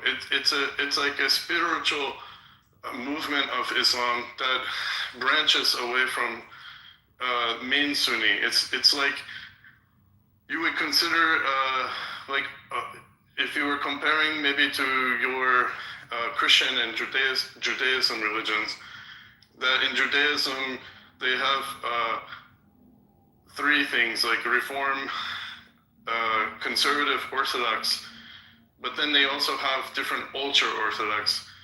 Wahhabism is like ultra-Orthodox, where Sunni Muslims can become Wahhabi and joining this mystical or like specific belief. So Al-Qaeda, for example, is aligned more to Wahhabi Islam. This is also the group that had many people living in your country for years before they activated their cell. Meaning Mohammed Atta lived in your country in the state of North Carolina for 2 years before he planned the September 11th attack. RJ, was Mahmoudinejad Wahhabi Sufi? Like he No, he's Shia. He's Shia Muslim. So the Shia, are you familiar with the 12ers? Yes, also 12ers. Yes. Okay, so so from your assessment, the people who are fighting back, are they the 12ers? They're the ones who are looking for the 12th Imam. They're gonna fight to the point where it's chaos for what they believe will bring about the emergence of the Imam Mahdi. Yes, you are right. This is correct. This is like if you compare it to some of the Jewish people, ultra-Orthodox, that believe that they can ring about the Messianic era without, a divine intervention. They will do something to cause a divine intervention. Same with 12ers in Shia Islam branch. So, Saddam Hussein, RJ, you said that obviously I heard you say you don't have a strong regard for him. You really don't. I heard, correct me if I'm wrong, you really don't like him. Is that right? No. We celebrate that his body was being decomposed by maggots. Okay, yes. I just want you to really understand. I don't know if you know the history, but America backed him. You know what I'm saying? As you're talking about getting the backing of America and Israel to have you come in and do what you want to do in Iran and, fight this thing. And then now you end up where you personally can't stand dude. Understand, if America didn't back him, I don't know if the world would really know about him like they do. I'm just saying. Yeah, I know. Say about what's your point on it? Well, if you can't understand it, then it wasn't for you. But he has a he has a point. America had backed Osama bin Laden in fighting the Russians. In the time that the Afghans needed a partner to, fight against these Russians. So as a result, later they drifted in this relationship because, this man was always about Wahhabism and radical Islam. Yeah, and they backed the Shah as well, at one point. And the Shah also is not good. Like, I'm one of the people you would think, because you don't like Khomeini or the Mullah or this branch of the regime of Iran, that you must be one of the Shah supporters. No, the Shah also oppressed our people. We don't support either the monarchy rule by the Shah or this Islamic, we call it Khaluntain. What do the Iranian people want, in your opinion, RJ? Like, honestly, Sorry? Would it be a democratic setup, or would it be like some sort of what kind of ideology would? The new regime of Iran needs to be democratically voted by the Iranian people, not by our people, and our people will vote for our own leaders and our own land. So two things have to happen. The Kurdish people must be liberated to our nation of Kurdistan, and the Iranian people, they need to fight and vote for having their own leader that's representing their people in a way that doesn't oppress our people or their people. So RJ, there's been a lot of energy around defending the Iranian people, especially the young ones, like 30 and under. They're different. Like, there's been a lot of energy in the last couple of days in these rooms about, the everyday people in Iran. They're not with the current regime. So let me ask you this: in your mind, if this backing came to the Kurds and America, you guys are front line, and Israel's backing your armory, all this kind of stuff. When you run into the everyday Iranian people, where do you think their mindset is? I mean, the young people, they want regime change for sure. There's only a much smaller minority of these that represent conservative views that are like their parents, but most of Iranian 30 and younger generation, they want a democracy, but there's something to be said that IRGRC, the Iranian Revolutionary Guard, are so large in population and control and nested in many ways in all aspects of Iranian life. Your neighbor is, this Iranian Revolutionary Guard, that the people don't have a way to really, truly fight on their own. That if they fight, they will face this kind of heavy-handed murder of their people. So that would be who the Kurds would be up against, right? We're gonna open the floor up because I don't want this to turn into a sweet interview or anybody else. You couldn't stand that. We're just gonna open up the floor just in case other people want to speak on the stage. Absolutely, and I'm just curious in terms of our involvement, meaning the U.S. involvement, based off of everything that's been said on the stage. The people on the ground who are against the regime, the people that the U.S. are expecting to arm to fight the regime, and the expectations of some of these people, what they want from a result of cooperating with the U.S. The question then becomes, if the lines are not redrawn, will they still be willing to fight to overthrow the regime? Meaning, if the lines are not redrawn and it still stays Iran, there is no independent Kurdistan or anything like that, are those people still willing to fight against that regime to overthrow the regime? I don't think so, no. But for us, our condition is that we are recognized and our region is recognized. But since no one is willing to recognize, it's one of the conditions that they will have to recognize. If they don't, then we will not join. If the Kurds get involved, which they're already willing to do though, do you think that will be a precedent for the surrounding people to also help fight against the Yeah, Adrian, there's many people. There's the Azeri, 18% majority population, minority. They're the largest minority. They also will join. And also Turkmeni.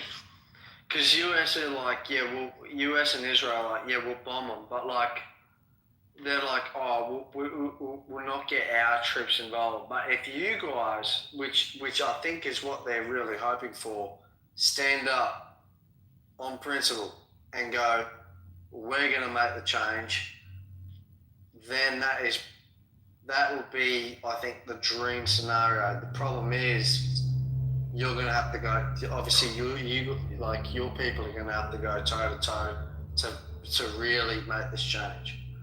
So they'll use their missiles and everything they got, our resources.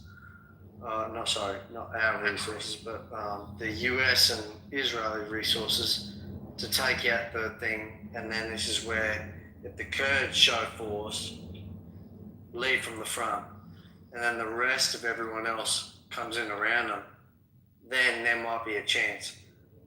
If the regime does not get changed, and I'm honestly, I do believe Donald Trump is trying his best, but if he can't make this happen, it'll be a monumental fuck up. The regime change is just going to be for temporary, so they could take over and take the resources or whatever they could get after that. Like, they could care less about what happens to the people. Like this laid out multiple times. Like, I'm listening to y'all mention it when it happened in Iran and different states. It's happened before. We're expecting like a world-changing event to happen from this or something. I don't know. I mean, it would be crazy to think that they would go into Iran and just need to do and just leave that. They can't. They can't. They're gonna have to have somebody. They've done it. There is no. Well, hold on. They're gonna have to have somebody to proxy that seat. Otherwise, they're gonna have another issue. It might take a while for it to get back to where it is now. Yet it's gonna regrow. So I mean, no one in their right mind would think that they can go in there and just get what they need and walk away, and it's not gonna create another problem. No, no way. The thing is, all I will say is like, we all hate the fact that war's on the table. We all hate that people have to go, that people have to die for one ideology, and she has to be this extreme to an extent. But if we look at it and really ask ourselves, what have we grown up to enjoy? It's a Western civilization. Quite frankly, I'm not discrediting Muslims. There are some absolutely outstanding Muslims that I've met, but especially for Americans, Christianity, like that way of life is more accepting, more loving, more harmonious to people, right? So, no, not right. Yeah, that's your opinion, bro. But Adrian, how can you say that? Because Islam is never hung, tortured, beat, rape. Who's asking me this question? Sorry. Let me finish. I'm sorry. Burned to the stake. Any of that to black people in America, Christianity. Matter of fact, the slave masters here in America, the history versus Islam, Christianity. Islam never did any of that. Christianity has been the, how can I put this, the foundation for the atrocity of us here in America. Even still to today, Christianity is doing, and this is no disrespect to anyone who has Christian faith. I'm not doing that. I'm only responding to his statement.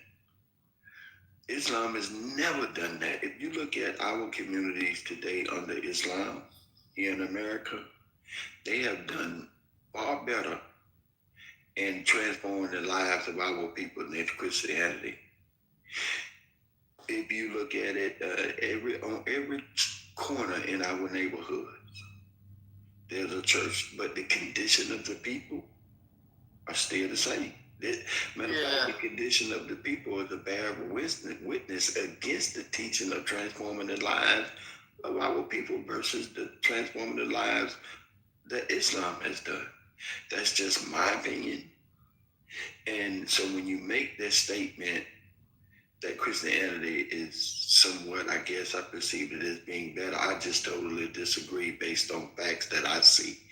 And someone else can have a difference of opinion of it. I hear you, Eugene. I just want to ask, do you mind if I ask do you have a religious background? And if so, what is it?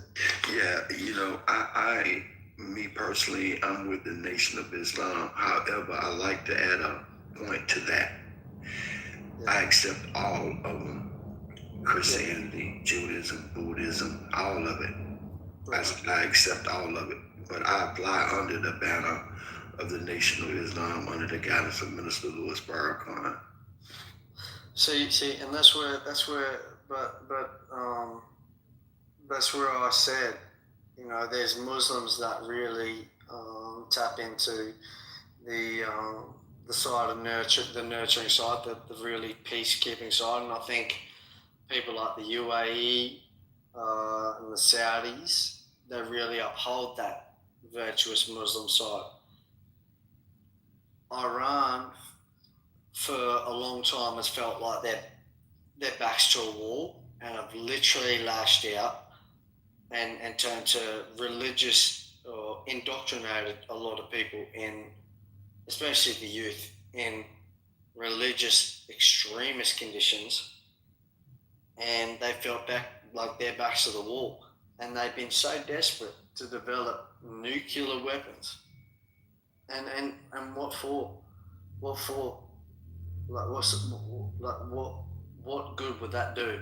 Just so they can hold blackmail over the fucking Middle East? Because Saudi Arabia said as soon as they get one, we're having one.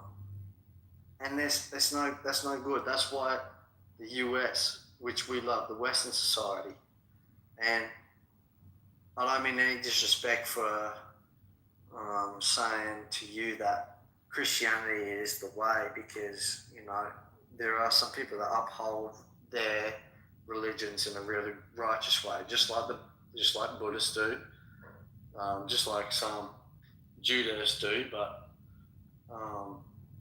the fact of the matter is, man, some of these religious fanatics, they don't know how to act. If you saw the way the first Ayatollah who overtook the who founded the revolution in Iran, his funeral was covered by almost 10 million people. His body, it looked like, I don't know if you watched the videos, it looked like zombies. And then his body was hanging off the side of the truck in the funeral before he got lifted into a helicopter. And then my OG, he told me about the Muslim mentality, the extremist, not yours, but the extremist Muslim Islamic mentality. He's like, dude, these guys are just fucked. They have no care.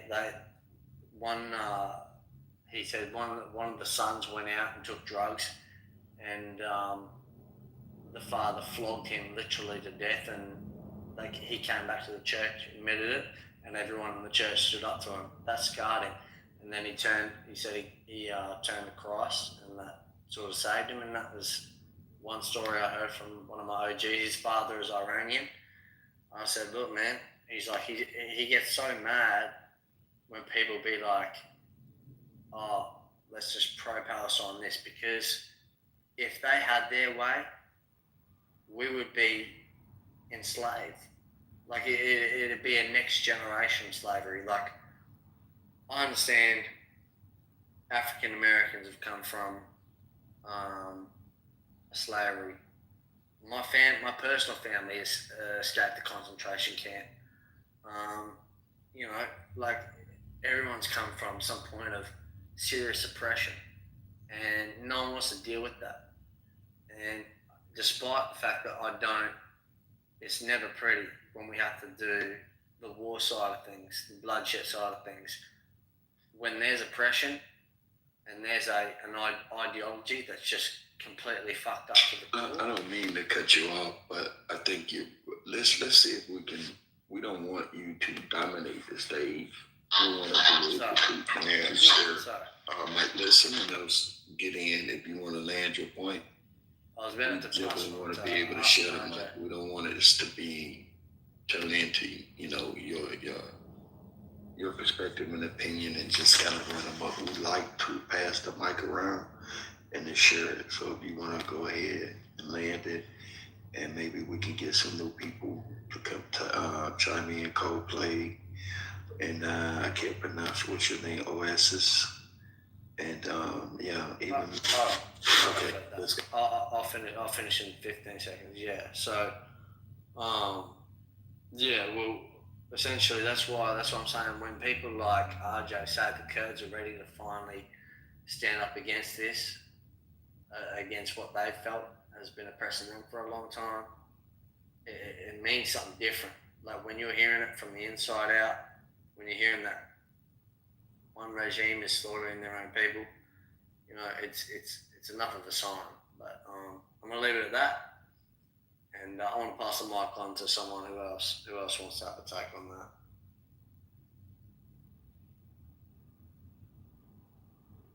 Okay, guys, the floor is open. Erica, you here? Michelle? Yeah, here. All right, so you got the stage, you got it. I'm gonna prepare to leave. Hey, nice chatting with you guys. Want to thank everybody for coming into 40 Acres and having this conversation. You guys have been doing quite well. Been a lot of people coming through this room in the last couple of days. I think the conversations have been great. Just keep up the good work. Continue along the lines of imparting knowledge. All right, Erica. Yeah, Nice talking to the two of you, Jen. It was nice talking.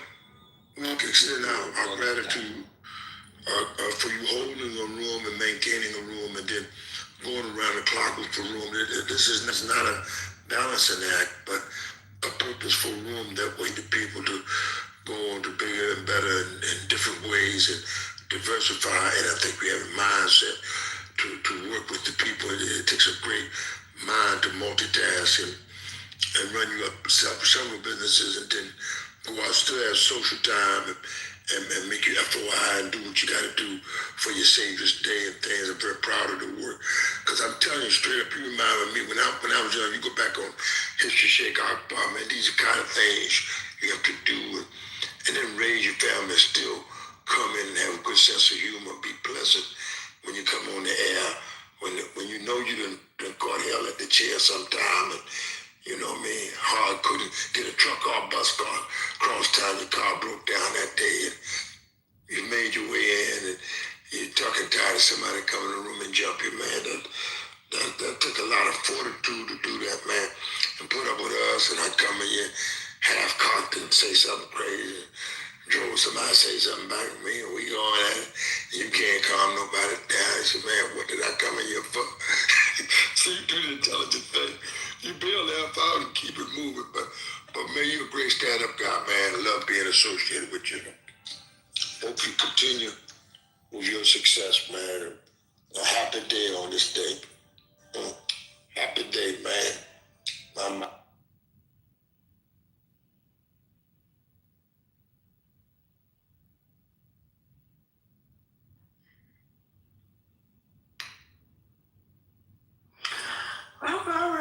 The floor is definitely open. I mean, for y'all that got some submissions that you want to make, otherwise I can. What happened to the Australian? Go ahead. What happened to the Australian dude? He was pro-Christianity. I'll put my phone down for a minute. He disappeared. What was his name? Australian dude. I thought that was Adrian. Yeah, man. He knew y'all was coming for him. He knew to get up out of there, you know. So a couple No, he's still there. He on the man. Who said I'm getting up out of here, man? Adrian, he's still there. It's Adrian. Come on, man. It's all good. What's happening? You want to ask me something? Yo, Adrian. Wow. Why do you think Christianity is so righteous? My beliefs based on well, quite frankly, I'm Catholic, but from my deepest beliefs, I'm based on what I've experienced recently. I was born as a Catholic, and I drifted to an atheist school just to learn because of how highly educated the school was. They didn't necessarily tune into the religious side of things. And then I graduated, and then I got to start seeing things in my own eyes. And then I went to Cafe, and then got close with this brother who was really tight in, who grew up in southwest Sydney. And he explained how extreme Islam can be, or not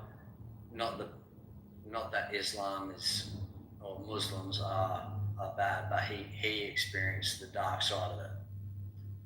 And so when my brother and my grandmother, for example, were saying Jews are murderous, all this and that, and Israel are full of murderers, and I'm like, you know what?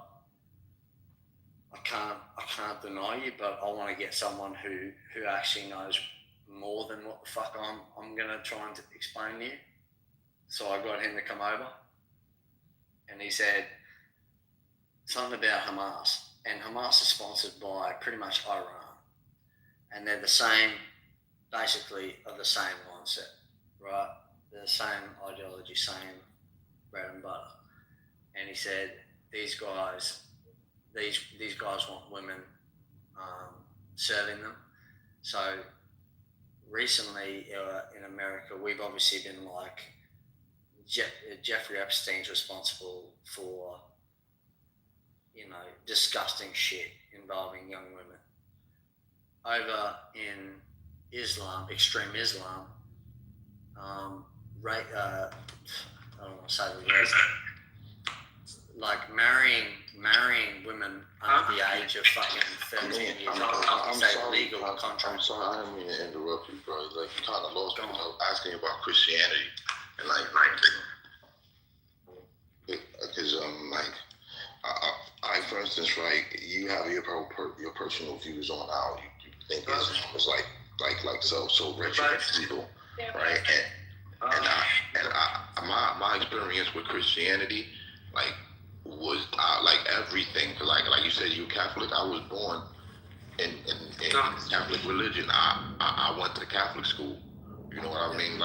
So I had horrendous experience with that, and so did everyone that I know before that. It's dealing with the schools in general, and then when you talk about the history of what the Roman Catholics did to what happened in the Caribbean islands and all through the world in general, they tore shit up. You're approaching the conversation with a biased viewpoint.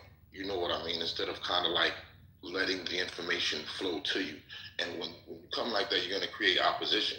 You know what I mean? I'm hearing what you're saying. I'm like, nah, I'm not feeling that, because that's not true to everybody. That might be true to you through a particular moment in your life. But like my homeboy Sif, he's Muslim. He was getting missiles flying past his head when he was younger. You know what I mean? He's from Bosnia.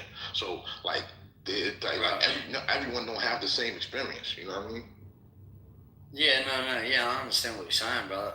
I got bare people trying to have a crack at me in the chat. Look, I can never empathise with people under shit that's been happening. But since we're talking about the topic, what's Donald Trump been involved in, and then what's been going on around that, let's be honest, the two biggest things are, one, Trump's war efforts, and two, these Epstein files that people want to put on him.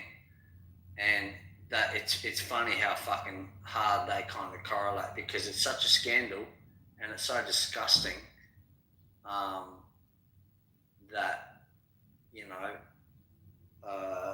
we talk about how fucking people are like, it's almost like predators just preying on the weak in general, is basically what it comes down to. And it's not necessarily even a religious thing. It's a people thing.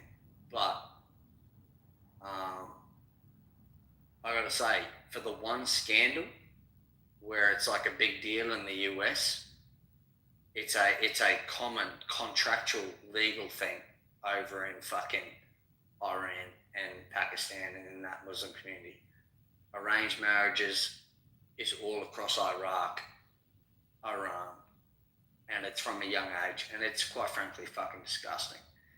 And that's not something I'm just coming from, and I'm not trying to attack anyone from a Muslim background, because there are Muslims that really uphold and stand on their principles and are honestly upstanding people. But that's what I'm saying. This is where the extremism comes into it.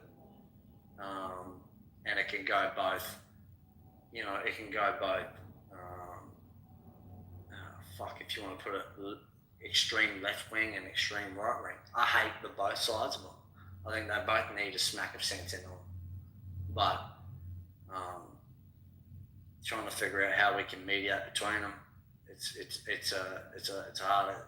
It's easier said than done, to be honest. But I mean, the better that people can kind of unite under not just their own religion or beliefs, but just on, I guess, more like morality in a sense, the better we'll be. Yeah. I'm gonna leave it at that. Yeah, I think everybody, when you get to religion, the crazy thing about it is sometimes I think when I hear adults come to conversations and just try to put a blanket description on people and their religion, I think that's kind of crazy. Especially when you know the religion that you participate in has extreme mother suckers and well that are doing some crazy crap that you would never do. And use your religion as the excuse for doing it. So I just think at this point we just need to realize that people are humans and people will hang on to stuff just to have the excuse to do what's in them. It has nothing to do with the title, Muslim, this, that, and other. No, you just put a title onto the person that you really are on the inside.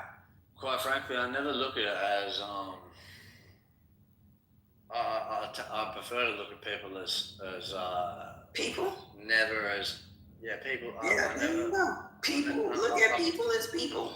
Yeah, I look at people as people, but in terms of if you want to go deeper than that, if you want. No, I don't want to go deeper. I just want to look at people as people, and I want to accept you the way you are. Whatever your actions are, then I'm going to judge you based on that. Not judge you based on I meet you, and now I'm trying to figure out what your religion are, so I can figure out whether I like you or not. But I don't know you. I mean, exactly. And I gotta be honest with you. No. And I gotta be honest with you. I reverted to Islam. It is a total difference between Islam and Christianity here. Okay, I can't say what it is somewhere else, but it's a difference. If you're really trying to focus, probably Islam would probably be the best. You don't have the stuff that go on in our churches here, in our environments here. It's just different. And everyone has the right to choose what environment they want to be in, what God they choose to serve. And that's no one else's business. And I think that when we sit down and we participate in this mess that these governments have going on, I mean, we're just as bad as them. We're part of the problem.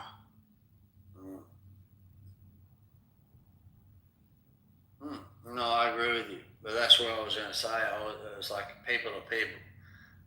And you can't necessarily just tie them down to, what their ideology is. I mean, people are people, but, beyond that, people have a soul.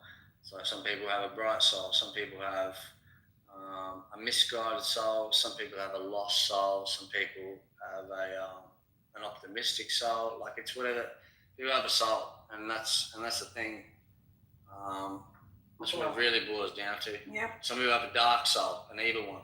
So, I mean, that's how I kind of look at it. Well, you know what, real quick, what Erica just said is profound, Adrian, and for all of us. Religion is not what you profess. Every day, how you treat people. Yeah. Not the label. The label is a cover-up sometimes. It really doesn't describe the religion. It describes the behavior of individuals. Now, people might choose to pray standing up, sitting down, laying down, kneeling down, extra, looking in the sky. But then that's prayer.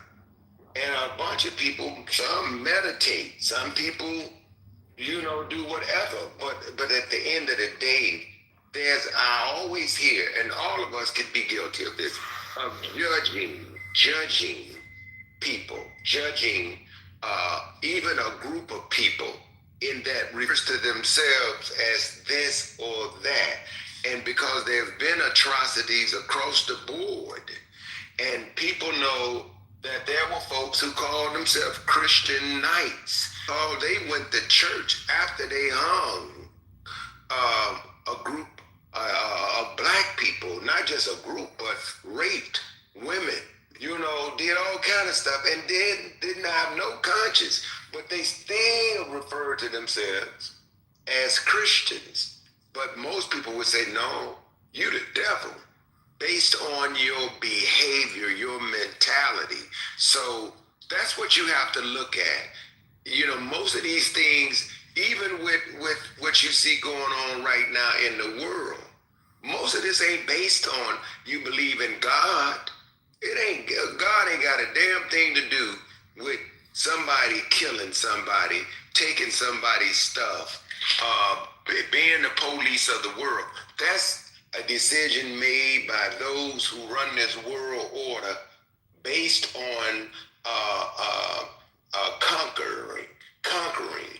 You know, it's a big deal to conquer. It's a big deal to control resources. It's a big deal to say, I'm in charge. It's a big deal to say, you got to come through me, even though you got a Congress or you got a Senate or you got all of these line of governments that's called democracy. Deep down inside, that is another government called a shadow government.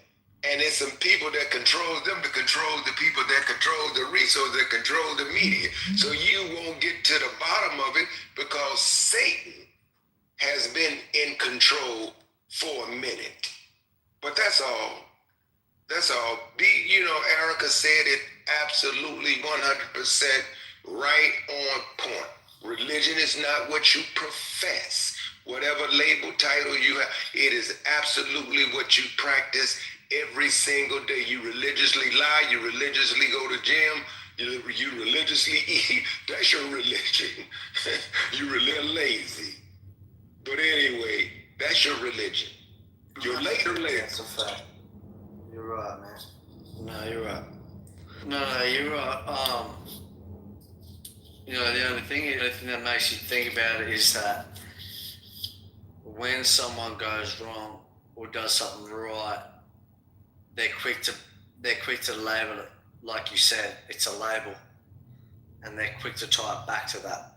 Me, I know that, and it's got me into some heat when I've said, I believe in a higher power. I'm not going to say what it is, but quite frankly, good people are good people. It's as simple as that. And I just don't know what people agree with in terms of, the Iranian regime that was in power beforehand, but it didn't look pretty to me. I don't know. And I don't think any of us who've grown up and had a privilege to experience the Western society, maybe you hated the shit out of it, but, I can't sit here and pretend like we had it good, because if we were in those, I don't think we'd last too long on the other side. Because I think they're a bit fanatic. Humans adapt, just like those people over there are lasting. And you know what I found strange though? Now that you say that, because I've heard several people come on the stage and say 40,000 people were killed, protesters. Did someone else hear that, or did I hear that wrong? 30,000. 30,000 protesters killed in Iran. Check this out. In the hell do you put 30,000 bodies? You imagine the smell of that place with 30,000. I don't know. It's just hard to believe. I could be wrong, but where would you put 30,000? And then who counted them? I'm talking about who counted them? And how quickly did the numbers come out after the incident? I've always felt like for a long time now that it's a game and we just be sitting down watching it. We being played. 30,000 bodies. They said, so it's not, I don't know how they're reporting it, but they kind of did this with Nigeria too. It's not in one incident. It's over the course of a year. Between December, I think it's just over the course of, it's not over, it's over the course of a couple of months. It wasn't like one actual event that killed 30,000 people, because then the stuff that you're saying makes more sense. Like, where would you put all those bodies? But yeah, I think that it was different. Like, one, and to be honest with you, they don't have official reports of the amounts. They're all estimates. because they're all estimates. Like, because I heard somebody say 50,000, I heard some people say 30,000, I heard 40,000, but nobody has a definitive amount. What is definitive is that the Iranian government killed about 4,000 people for sure, right? And then other human rights groups, they killed about 5,000. There's some additional leaked hospital data that states that the actual death toll is 30,000 plus. And that's where the claims are coming from. But I don't think that this is like, I don't think this has been confirmed, the actual amount. Have they been killing protesters? That's an absolute fact. But there's no definitive evidence that it was 30,000. And I don't think it was, and there's no definitive evidence that it happened in one event. It is over the course of time for either several months that we're talking about since last year to this year, and those are what the reports are actually saying. Yeah, it can be all over the place. Hey, on another note, someone put Jairi in the chat. This person seems like they got a bit to say. Okay, so what happens is we try our best to leave the chat on the stage. If the person is courageous enough, they can come to the stage instead. But if they're not on the stage, we don't. But you in the chat and address the chat if you like. Okay. But we're not going to do their work for them. If they have a conversation and they want to bring it to the audience, then they need to come to the stage and do so. All right. Okay. I'm a sign. Hey, Melissa, do you see how many people from protesters was killed before they started warring? Like, they do after before that? You said a few months before that? So this, the reports I think are stemming since late last year, between last year and now. So, as far as definitive amounts, definitely killed about 5,000 people. That's for sure, by the Iranian government.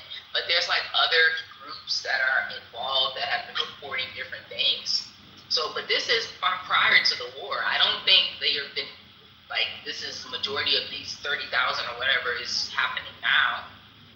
This is all prior to us going over there.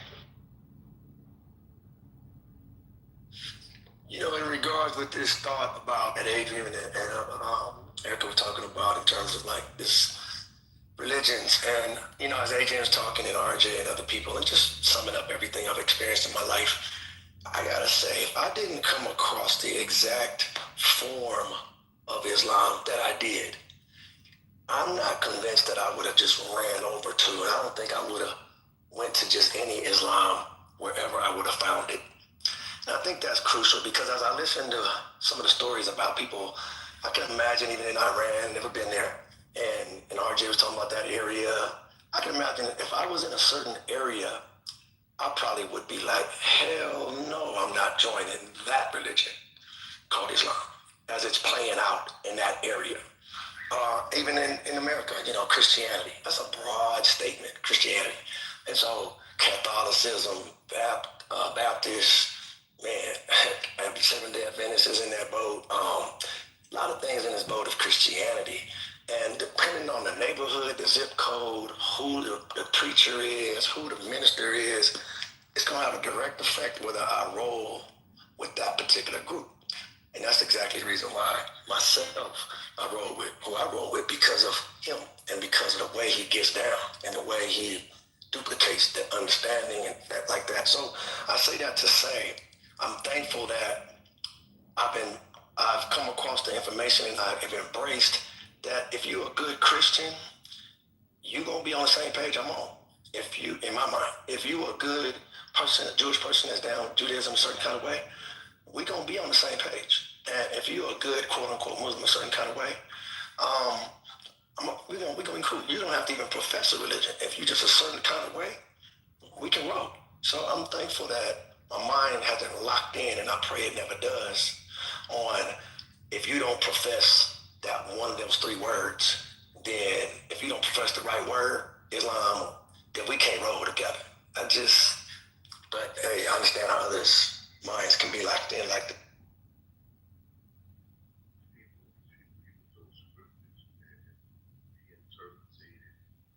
sound real low. Is it just me? Yeah, sorry about that. Yeah, I was saying that these dudes use these religions and they use the people. They control the people's will with these religions.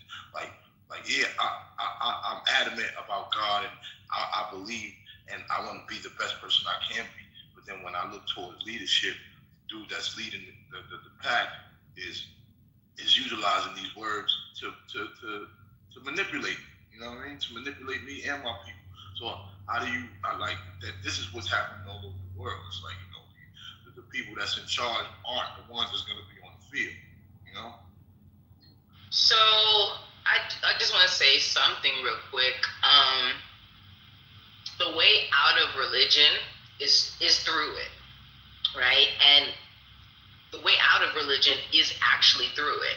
Like if you, like realistically, if somebody is waving a gun over you and they've been oppressing you with a gun or they've been pressing you with a gun, what happens when you learn how to use a gun yourself, right? You learn how to use that gun yourself. That's the same thing with that, but they can no longer oppress you. And that's the same thing with religion. When you understand what it really is and you truly go through it, these people low key can no longer oppress you with something that you don't know anything about. You're living by laws and political systems based off of their religious beliefs, but you choose to not even understand and infiltrate it, even on an esoteric level, right? And that's what the problem is. You can't be mad somebody's waving a gun over you and then you don't want to go learn how to use the gun to oppose them. You don't want to learn how to infiltrate and use the very weapon they're using against you. That makes you a sucker. And I'm not talking to any one specific person, but the way out of religion is clearly through it. Because all in these rooms and stuff like that, a lot of the understanding that we get, one world order, and the threat of Iran, and the Mahdi, and the mark of the beast. How would you know not to take the COVID shot if it wasn't biblically ingrained in you not to do that? Like, we live by these principles, but on a day-to-day basis, we say they don't matter, but they're ingrained in our daily lives. And even when it comes to Islam, one thing that I respect about them, even though I don't call myself Islamic, right, is that they understand the usage of all these religions. There's never been a time where I see they put a bias on one of the Abrahamic religions. There's a well-versed understanding of all the scriptures, and there's a lack of bias against any one of the Abrahamic religions, and that's the standpoint that we should come from. Because we accept Scientology, we admit that there are demons, we buy their demonic and Luciferian things, but then we refuse to pick up the very thing that they're using against us to understand the weapon, to come out from the indoctrination. You can't come out of indoctrination if you don't understand what they're using to indoctrinate you, at the very least. And through that, maybe you'll finally get some true understanding. But you can't, like, it's just weird for people to constantly say, like, well, they do this, they use this, but don't want to understand what they're using against us. I find it very confusing. Bottom line, I think people are attempting to hand us an inheritance that's not rightfully ours. And in that attempt, we have inherited the misguidance. And the thing is missing, the misguidance is the knowledge of self. And we don't teach frequently here, but I could come in the room and just teach on you, Queen, on Queen Nefertiti, and never miss a syllable, and talk the rest of the day just on Queen Nefertiti and free everybody here that was willing to get free. We just don't single out our ancestors. I could teach on Imhotep. The answers never say a syllable on Christianity, Islam, or Judaism. And everyone should be free with the Kemetic science, our own science. It never talk a syllable about the Cherokee, and continue to talk about Ekhenaten, the one God. He is as a prophet in the Kemetic science. Just teach on Kemet alone and get us in a different frame of mind and never mention it. But we are so multicultural, so multi-complex, because all of those faiths belong to us. I could be just a good Christian. I could teach on Jesus all day long. People wouldn't even pick up on it that I'm talking on Jesus.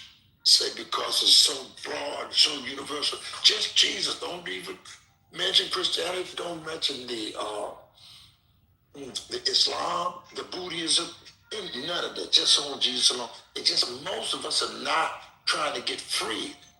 Far too many of us just satisfied being a goddamn slave. I'm just being honest with you today. And it's a Sunday. We don't have to teach too hard today. We got so many avenues we could go down. Leave them alone. Just sit there and teach on Fannie Lou Hamer the rest of the week. We don't want the freedom enough to do something to gain your freedom. We're not free. Far too many of us is a goddamn slave. If I taught on Malcolm, that would bring us out. If we taught on Shirley Chisholm, we'll get all of us social, politically free. And if you knew her way of life, you could use that. Never mention religion. Just use the example of Shirley Chisholm will get us out of the muck and mire. We just don't want the freedom enough to do something about it. My. Oh, my. Y'all still look good last night, my.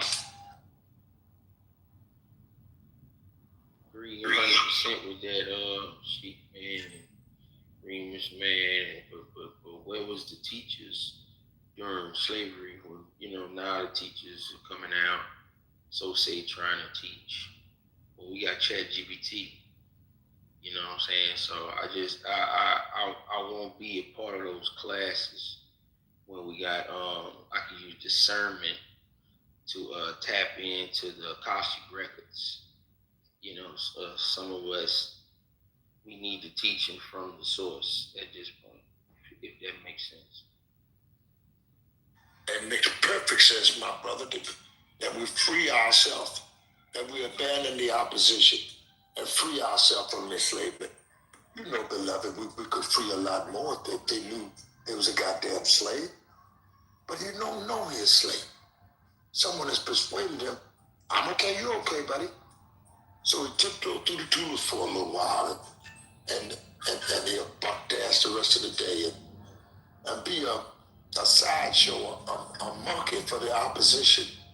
Dr. Collins taught hard against the buck dancing and scratching where you don't, it just step and fetch it. It inherited too much garbage. The garbage can be satisfied living out of garbage can, even though he lives in a gated community, but his mind is stuck inside of a garbage can. Even though he managing big wealth for us, these are black men managing big wealth, but they stuck in the ghetto. His mind never left. You couldn't get the ghetto out the brother. I go to neglect and living in the brother. You know what I do? I build whole estate communities, and I don't build no one house, man. I build roads and the whole house from the bottom of the footing to topping out the roof line. I built estates for brother Crooked Good in the medical field. And he was living ghetto up in there, right? And he put no maintenance on the stuff. House falling down on one side. We built the mansion for him and went back. He didn't put an ounce of maintenance out. And we had to put another few $100,000 in the renovation after 6-8 months a year. And we had to put another few $100,000 if you just had the man report to the Lord every now and then. Man, check the roof when you need to check it. Do what you gotta do on your heating, ventilation, and air conditioning system. You don't need to run that system year round to keep. You got to cool that bad boy down in the summer. What's and happening? heat that MF in the winter, but he didn't know What's that. happening? Where we at? We just discussing us getting free of enslavement, even though you live inside of $1 billion establishment, $1 billion house. Yeah, I don't want to go to slavery today, y'all. Can we not, please, just. Well, I don't know anything else to talk about when I look at the man got $1 billion house living like a slave. Man, that's hurting us, that's taking us down or not. Yeah. I said we could get free. I wanted to use like I wanted to teach on Queen and Zinga. Don't you know that? Yeah. Some kinetic science so we could. Yeah. I mean, we got company. Goddamn, do we gotta be a slave in front of everybody? No, I'm saying, wouldn't we be in better shape if we talked about Nzinga and didn't talk about nothing else the rest of the day? Right. Big brother, wait, for a second though, I mean, honestly, your history was tragic. I mean, but like, we've all got history. Like, I mean, we don't want to delve into it, but I mean, all of us came from some shit backgrounds. Our ancestors. Firstly, my family escaped from a concentration camp. You know, so everyone's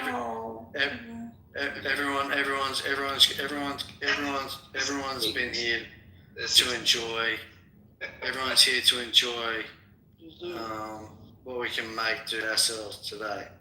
Hey, Miss Erica, I passed my certification. Hell no to the hell no to the hell no. Can I speak? Can I speak? And they'll superimpose that because you will be more value on somebody else's culture than your. That's not. Miss Erica, that's unfair to a guy. What? Congratulations. Ambassador, you calm down now. Don't start getting disrespectful. Can we talk about the widespread devaluation of the Black American and American politics with what just went down with Jasmine Crockett? Absolutely. Can we make sure we get Nadia this month? And then we're going to pass it to TT, and he's going to open us up into the... I just wanted to wait a minute. Parker's an excellent topic. Wait a second, guys. Please, I'm going to be 1 minute, please. I just wanted to touch on the fact that the Iron Dome is collapsed. They mashed up the people, them things, and they said they got through. So what's gonna happen next? What now? Oh, now the war finna start for real. That's what's gonna happen.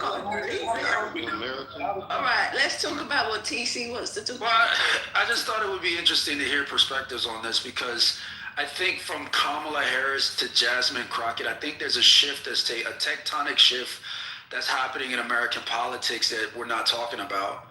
I don't know if any of you guys realize, but in that election, right, 93% of Black voters in Texas, the super majority of Black voters in Texas voted for Jasmine Crockett. You want to know what else happened? The majority of every other people group voted for Tallarico. Every other people group in the Democratic Party voted for Tallarico. And I'm just asking because I'm curious, the perspectives, what do you guys think is happening to Black Americans' profile or avatar in politics? With what they did with Kamala Harris, with what they did with Jasmine Crockett, when she was dancing down the hallway like a muse, like a court jester. What do you guys think? What do you think they're doing to our image? And these questions are not rhetorical. They are thought-provoking, and they're intended to provoke response because this is something I've been pondering for the last couple of days because I'm in business, and I do opine on politics every once in a while because it interests me just based on my background. But I'll make my submission real quick, and then, you know, if you guys want to talk about it, I think this is a good topic to talk about. My submission is this. Hold on a second. One second, my friend from across the pond. Here's my submission. Black Americans are being steamrolled in every category, social category in this country, but no more so than politics, because politics is where the zeitgeist is in this country culturally, politically, obviously. People are attracted to American politics because of Donald Trump. And so anything that happens on that plane gets like shot out to the rest of the world as this is standard, this is what you can expect, this is America. And when we have a performance like what we saw in Texas most recently, this is not even the majority of Black Americans. The super majority of Black Americans continue to side with race over true policy, and we lose, and we're consistently losing when we vote on race. There's no area, excuse me, there's no area in which black people are more unified in any other category in this country. Socioeconomically, none of it. There's no other area where we have the most aggregate power than in our vote. And that's demonstrated in Texas. That was demonstrated in 2024 with Kamala Harris. We aggregate more in our vote than anything else. And we consistently side with the losing faction. And I want to know why. Well, I would like to get in the back of the queue. Establish first, if you don't mind. I mean, because first of all, I mean, for a long time, we've always. Are you okay, sir? Sir, go ahead. Sir, you're gonna get a trip. I'm gonna give you a flight with no turbulence here. Mute. All right. Oh, you back off mute? Yeah, can I? Okay, well, I'm gonna give you that flight. Hold on for a second, okay? I got you. Have a nice trip. Okay. All right. So, yeah, fucked up but what I'm trying to say is, for long, we've always known in this country that we've been put in spots for either an agenda that they have in place, meaning that you're just a puppet. You're doing what's told, and you're being sent because you look like the people you're being sent to. So naturally, you're gonna garner some trust.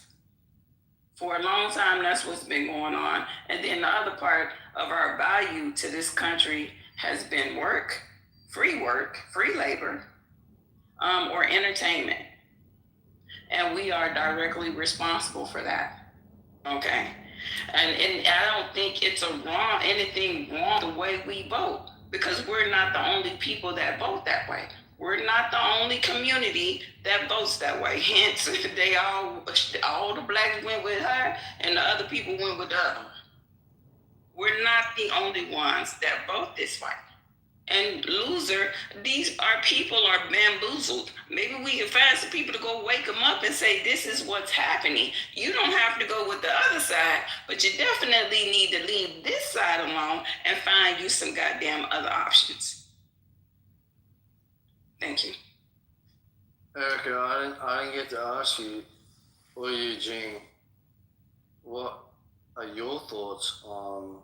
Yeah, moderators, I would love to speak. Could you give me some time when it's available? I want to... Yeah, you can go off for Adrian. I hope he stays on the topic of the question that's already been put on the floor. Yeah, what's the question again? What's the question again? So we can be on the topic. Because I have a lot of things to say. Do you have any opinion on where... Maybe I should just make the question more precise. In light of the Jasmine Crockett turnout and performance, where do you see black Americans in the political game in the next 10 years? Crucial.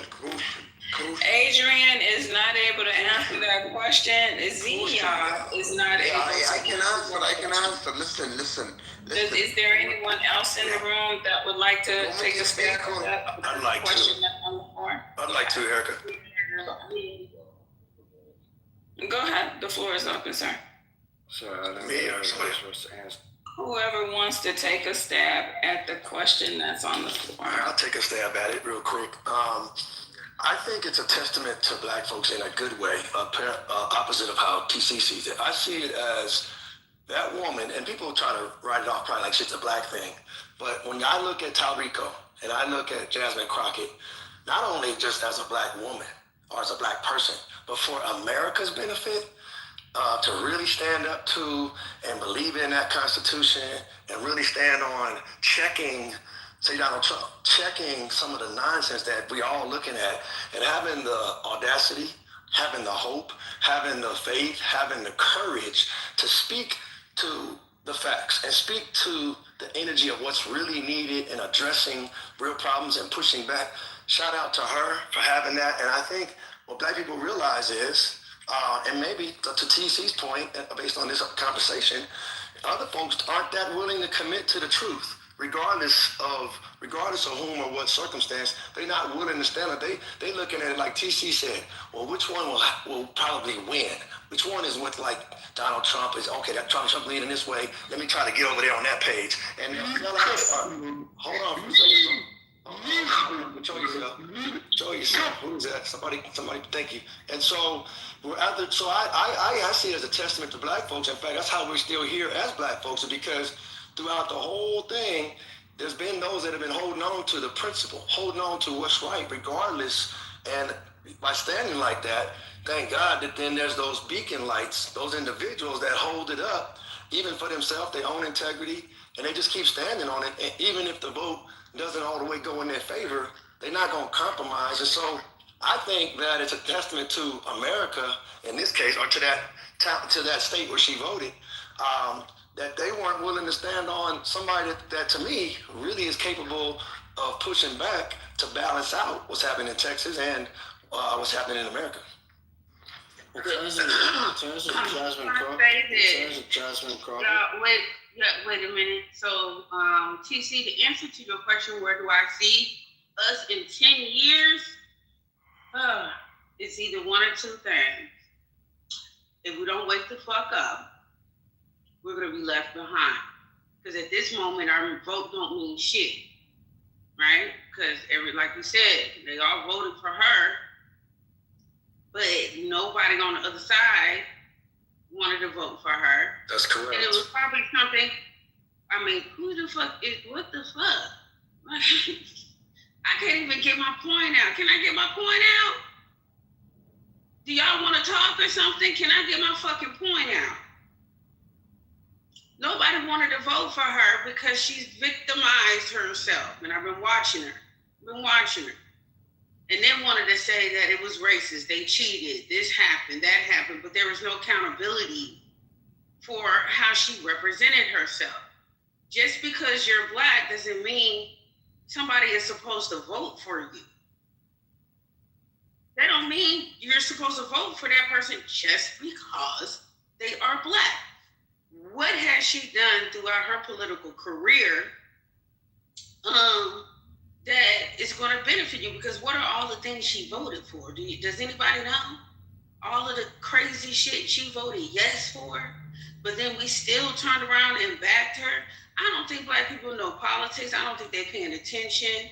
So if we look at it for 10 years from now, TC, and if we keep going down the road that we're going, we're not going to have any type of politics. We're not going to have any type of representation that looks like us up there. But if the people in this room, because I think it's almost 200 people in this room, 150, 200, man, y'all get your kids to understand the government and politics and how it works. Learn to use discernment when it comes to people and their character, because character matters a whole fucking lot. It matters a lot. Just like with Kamala, I was seeing one of my clients, and she's not like black or white American. I think she's from Taiwan or Thailand or something, but she speaks American. She's been in here since she was 14, right? She told me she voted for Kamala. And we were just talking, and she was like, asked me, did I vote? I was like, nah, girl, I ain't vote. She was like, why? I said, because I don't like neither one of them. Well, what was wrong with Kamala? I said, well, first of all, she thought to represent her on stage was making a salad and shaking her ass and pussy at a political rally. She had Quavo talking about stopping gun violence, but all you fucking rap about is fucking drugs and gun violence. So it was a complete contradictory. I can see why some people can logically look at that and be like, oh, hell no. So that's where I stand on it, TC. I'm going to land my plane right there. Thank you. I'm going to borrow this right quick. Hold on, TC, and I'll give it to you because I know we love our people and that we don't say things in a way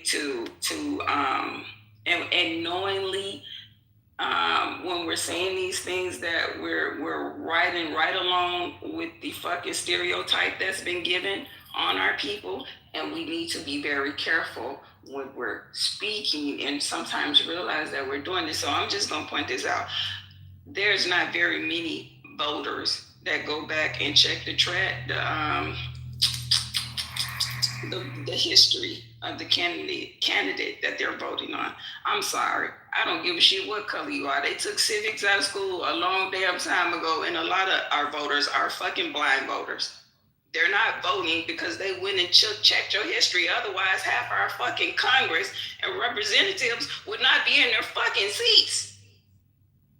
People literally put people in their seats and walk the fuck away and don't pay no attention. So no, we're not working with educated voters. We're messing with a lot of people that sit down and just listen to fucking propaganda, and they're fucking racist and don't want to admit it, and then they go vote. Okay? So no, this has nothing to do with people knowing this woman's track record. They sat down and they got played some short clips of her getting sharp with these people who literally sit there and get sharp with her. But I guess the best response would be to sit there and cower down to these draconian motherfuckers that are sitting in these seats. We got to be careful when we're pushing the other side's narrative. Do we need to do something different? Hell yeah, we do. We need our own party. The Democratic Party has been playing us for a long fucking time, but because they look like us, we ride with them. We gotta wake the fuck up. But no, this ain't because they was educated and you're not to fuck with her. They're racist. People are racist. Can I answer your question, Erica, about Jasmine Crockett? Let me just respond to a couple of people that was coming in. There was a couple of people coming in. I just wanted to react to some of the stuff that was shared. It was a lot. To Sweet first, I think Sweet missed my point entirely. Of course, there are things that we can celebrate about people, their individual, characteristics, their the things they stand up for and stand against. That's not what I'm talking about. I'm talking about the wholesale representation of Black America. The point that I made in my original submission is that unlike any other people group, with the exception of the Jews, which the Jews get that exception because they play both sides. They literally fund both sides, the Democrats and the Republicans equally. But with the exception of the Jews, Black Americans are the only people group that vote consistently for one party to the extent of 89 to 90% of the time. And secondly, with that observation, what I was conveying earlier is that demonstrates our value system. Is somebody having a hard time breathing? I don't know why he's breathing on the mic. That conveys our value system. And that tells the world something about our value system, but it tells the world something even more, I think, harmful. That we consistently side not only with the losing candidate, but the losing issues. Jasmine Crockett danced in Congress, in the halls of Congress, to "They Not Like Us," showing her ass for the world to see. And we voted 93% in the whole state of Texas. The one city that has the largest population of Black people voted 70% for Jasmine Crockett. The argument that Black Americans don't have any power is a lie. We have an immense amount of power. The problem is the people that we continue to get behind and the issues we continue to side with are not our issues. They've never been our issues. And what I'm saying is in the next 10 years, and I think Flawless hit it on the head, Black Americans are going to be dead last, but here's the problem. We've been dead last for the last 70 years. We've been dead last. There's no change. We continue to do the same goddamn thing. And it's about time somebody starts talking about it. Jasmine Crockett is probably the best example, coming off the heels of a Kamala Harris loss, in which we did the same goddamn thing. And I turn on my social media and I see, Black people with our antics saying, raising their eyebrows, pinching their lips, sniffing, they're, snorting hard, trying to convey discontent with the American political system. It's not the American political system, black folks. It's us. We don't have a forward-looking perspective on our fucking worldview. It's a backward-looking perspective. When you hear people talk about their people, take the Jews for instance. When they're talking about economics, they're not talking about how we were held down during the Holocaust 100 years ago or 80 years ago. They're talking about economic outcomes in the next 10 to 15 years. Where's oil going to be? What's going on in Israel? And how does that affect what the economics are going to be in the next 10 to 20 years? We're not having that conversation because we're stuck in a rut trying to get with, special interests and trying to take up more market share of the special interest category in politics when we should be siding on our economics and our education. And if you look at, hold on one second, brother. And if you look at the numbers on our economics and our education, which is our future, the Democrats have been failing us. Everywhere you turn, Democratic policy on education has failed our kids. Look at inner city schools and look at how our kids are performing. That's our next 10 to 15 years. We're not siding on issues that benefit us. We're not siding on issues that we're advantaged to win in when the Hispanic population has outnumbered the black population almost 2 to 1 going in the next 10 to 15 years. Yeah, they running the motherfuckers in here like this. We are siding with, the problem is we're siding with the category that is not interested in our progress. We keep siding with this shit. And I wonder why. What is that cognitive dissonance in our head that convinces us that we have to consistently vote the same way? Okay. Please, man. I want to know what the other options are while you're sitting here making it seem like the only fucking, cause we don't have the same, like these other cultures don't have conversation. They're just like us. They're not any fucking, they beat up each other. They go fucking to jail. They kill. They motherfucking, they're misfits. They talk about finances. I mean, you got groups that do the same fucking thing that we do. And what y'all not gonna keep doing is sitting here acting like black folks just ain't fucking progressive. According to them, we don't have the numbers. If Houston or whatever county this woman just ran in is predominantly black and 70% voted for, why the fuck did she not win then? Who the fuck else was, where was the 30% beat her? I thought you just said we all voted for her. So stop with this bullshit talking about our people like that. God damn it, come with some solutions. I'm sick of y'all with this bullshit about what we ain't gonna do. What the fuck they supposed to do? Run to the other side that clearly will tell you to your fucking face, I don't give a fuck about you or your people. No. If you want to come and you want to say something, hey, y'all, blah, I know this, blah, blah, blah, this. We need to leave both parties. But y'all literally come and sit to the table and say, leave one master and run back to the other one. And I personally will not co-sign that bullshit. When was she getting out? She ain't So I'm sorry, Erica, you're wrong. They are not like us. They're nothing like us. They are ahead of, no, she's not right. I'm not telling why she's not right.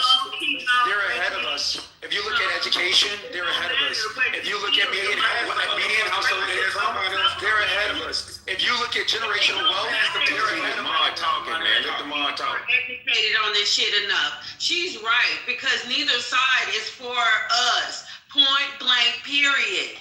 And I agree with her. We can't keep bouncing back and forth, ping-ponging, just because we want to get up into the game. We got to do something outside of what these motherfuckers is doing and educate ourselves on this system, because if we keep sitting under their thumb, you voting Republican, you're still sitting under a white supremacist thumb. And I get it. Y'all don't like to look at it, oh, this country, we got to let go of racists. We got to leave it behind.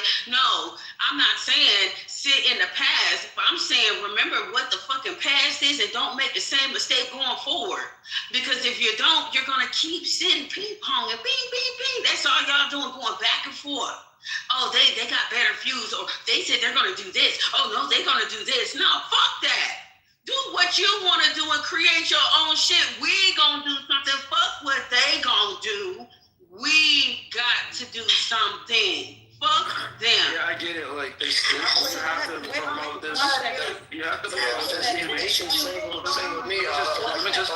on. If I could just respond for a second, As please. soon as they get finished with this, I want they next. gonna come here and finish y'all I last. want next. As soon as they Thank you. You put my name in the mix. Can I respond to something? One second. Let's wait till. Give me 1 second. Because this is something that I dive into every single day, and it was prior to coming on Clubhouse.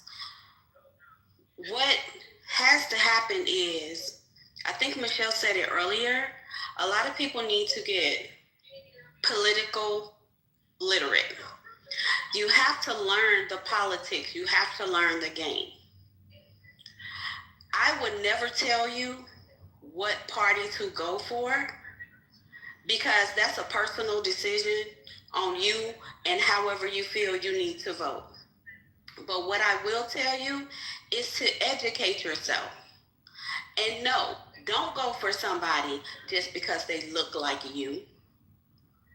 Don't go for another party just because they don't look like you and maybe they're not telling you things that will benefit you and your children 20 to 30 years down the line.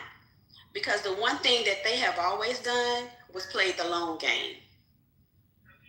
The things that we vote on, we vote for them to either be implemented and last for decades.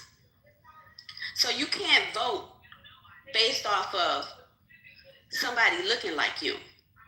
You literally have to vote and be educated on what they have approved, what they have not approved, how they walk, what they do, how many people have sold, they have taken money from. You have to vote on those different choices because that's what's going to have you hemmed up somewhere. The best thing is to probably at this point create a different policy. Create a different party. The Republicans, not really it. The Democrats, not really it. There's been no investment on our return, no return on our investment. And a lot of our parents and grandparents have been with Democrats for years. The days of vote blue no matter who are over and done with. It's too many people that are they're walking around and their veils are off now. So they see what's going on. Now you're playing, nigga. Love or hate. Don't tell me what the fuck to do. What the hell was that? Love or hate. Don't start that bullshit, motherfucker. Don't say that shit, homie. Just sit down, nigga. You need to see, nigga. That's what we talking about. See that t-shirt? Let her talk. Let her talk. Shut. Fuck you, man. At the end of the day, love or hate who we have in office, I don't care what you do with them. Understand that he has brought everybody to the forefront of paying attention to shit. So while you're here and you're paying attention, make sure that your children are paying attention, because again, we are past certain age groups. A lot of this shit won't affect us, but it will affect our children and our children's children. So vote to make sure they have a good standing in the future. And don't vote just because it's your sister girl. And I land. Let me go now. Let me say this real quick. Do with this clown right quick. Hold on. Just to put this in proper context. You like Let me go. No, we're not about to argue, sweet. I'm not trying to argue. I just want to put myself. I'm not trying to argue. They got it. They're gonna work it out. See, thank you. I appreciate it. But let me go. This is emblematic of like. This is emblematic of. Let me respond to this dude. Let's sweet go, please. Man, let's sweet go, man. On mute. Anybody else besides those two, come off your mic. You're going to the goo. All right, cool. Let's sweet go. He's not gonna make it. In about 5 minutes.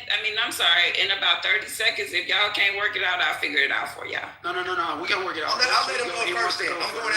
Let sweet go, and then I'll respond. I just ask that I don't be interrupted. Go ahead. And I asked the same thing. On both. 2 minute timeline. Okay, go ahead. You got 2 minutes. Beautiful. Saw this dude try to put my name in there. Somebody else said that, but let me say this about this dude, man. It's pretty evident for those that are educated to understand where he's coming from. When you know him like I know him, and where he spends the rest of his life, what he committed to and married on to, in a big way, in every way, you'll understand he ain't vested in black folks. So he coming in with these disparaging words. He tried to frame it so slick, like, oh, well, you know, just curious about why all the black folks voted this way. Why are y'all so ignorant and stupid? And why do y'all just continue to do stuff and keep losing? This dude was a Democrat a few days ago. And now he on the Trump bandwagon. So we got to put this little deflection in here and all this. I'm curious to know what he think about where Trump's leading the country right now. But beyond that, back to this major point. To think that black folks are just voting for her because she's black, that's so damn arrogant. That's so damn not true. He didn't talk nothing about the reasons why all of these black folks voted for her and what that whole point was about. He just want to go right to the obvious. Oh, well, all the black folks. It can't possibly be because she's standing on some integrity. It can't possibly be because, now see, understand this about the Democratic Party. They so damn racist, like they've shown, they would rather not vote for her, thinking that Tarico gonna beat Cornyn. See how that plays out. For the state of Texas, they thinking this Tarico dude gonna have the guts, gonna have the gall to deal with somebody that Trump is probably obviously going back in Texas, because Texas is very important for the Democratic race, for the Senate race. This dude, he act like, oh, like Tarico was really a better choice. He ain't talking about what really the issues are. He don't have a backbone like that. He gonna go where the money is, like a lot of people do, and go with the easy, low-hanging fruit, because he's not committed to the core of just standing on the truth. See, that's the kind of cat that dude is. Then he want to try to frame it like it's some black folks are making stupid mistakes, and they just went to her because she was black. It wasn't they just went for her because she was black. A whole lot of other folks outside vote for her too across this country, and they know that woman stands on strength. That woman stands on the facts. That woman pushes back in a way that a lot of men will never push back. But that woman stands on the strength. So we don't get caught in that, oh, it's just because she was black. She was the better of two, according to those people. But there was a whole lot of other folks that for whatever reason, they decided to roll with Tarico, man. But you're really out of your league, TC. All right, thank you. I'm out of my league, so I won't even respond to him. That's smart. So a couple of things. We cannot vote third party. We cannot form our own party. I think the young lady mentioned a minute ago, or Erica said it, and then somebody else spoke after her and said the same thing, that we should form our third party. And I'll tell you the reason why not. Look at Texas. Again, folks, 93% of black Americans voted for Crockett, and she still lost. It's simple. 13% of the population, 9% of the voting population cannot outvote anything. We don't have the numbers. So that's not smart thinking. Hold on, Erica, if I can respond, please. That's not smart thinking, black folks. I will tell you who you should vote for by telling you who you should not vote for. You should not vote for the party that continues to deliver you diminishing returns. You said other people feel the same way. They're just like us. Nothing could be further from the truth. These people are not like us. They are ahead of us. They have been behind us, and then they came up ahead of us. We're the ones that consistently play dead last. And again, this is not me banging on black people or damaging black people. It's me trying to provoke the fuck out of you, to get you to wake the fuck up. You are voting against your interests every time, and you wonder why we are left behind. We don't have the numbers. Just as an empirical fact and understanding how politics work, we do not have the numbers. Land your plane. If 100% of us were to vote in a federal election, national election, we still lose. If we put up whatever candidate we want to put up, Stephen A. Smith, let's say we all voted for Stephen A. Smith, we still lose. I know you guys want to shut me down and shut me up. It hasn't been 2 minutes. Y'all gave Sweet 2 minutes, but you didn't give me 2 minutes. We did give you 2 minutes. It's not been 2 minutes, but that's fine. I'll land on that. That's fine. I know I'm not popular, and often the minority voice is not popular, but it's needed to be heard because it's the truth. Go on, B. Believe it or not, it's not offline. It's a lot of TCs online that feel the way you feel. You got your 2 minutes. Don't make it seem like we not trying to let your voice be heard. I don't do that. I mean, whether I agree with you or not, you gonna speak. But long as you're respectful when you're doing so. But so basically, I got from your submission, if you can't beat them, join them, even if it's to your detriment. Is that what you're saying, TC?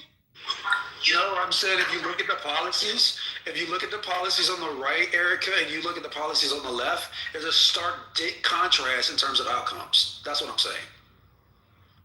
You look at the policies about abortion on the left, and you look at the policies of life on the right, there's a stark contrast in terms of outcomes. You look at family unity in terms of fatherlessness, and the policies supported by the feminist left agenda on the left, and the family unit, strong family unit policy agenda on the right, the outcomes are starkly different. When you look at education in terms of choice-based education on the right, and public education on the left, the outcomes are starkly different for Black Americans. That's what I'm saying. But so what you do need to understand, and all of us need to understand, is we've had Republican and Democrat presidents. Matter of fact, who the fuck was that with the No Child Left Behind? Was that Bush? Yeah, that was That Bush. absolutely fucked our kids up. Was that Bush? Was that a Republican? That's how it be clean. Can I No, that was Bush. Okay, so my point here is that both sides have and are and continue to do fucked up shit. Okay, that you keep trying to blame one side for.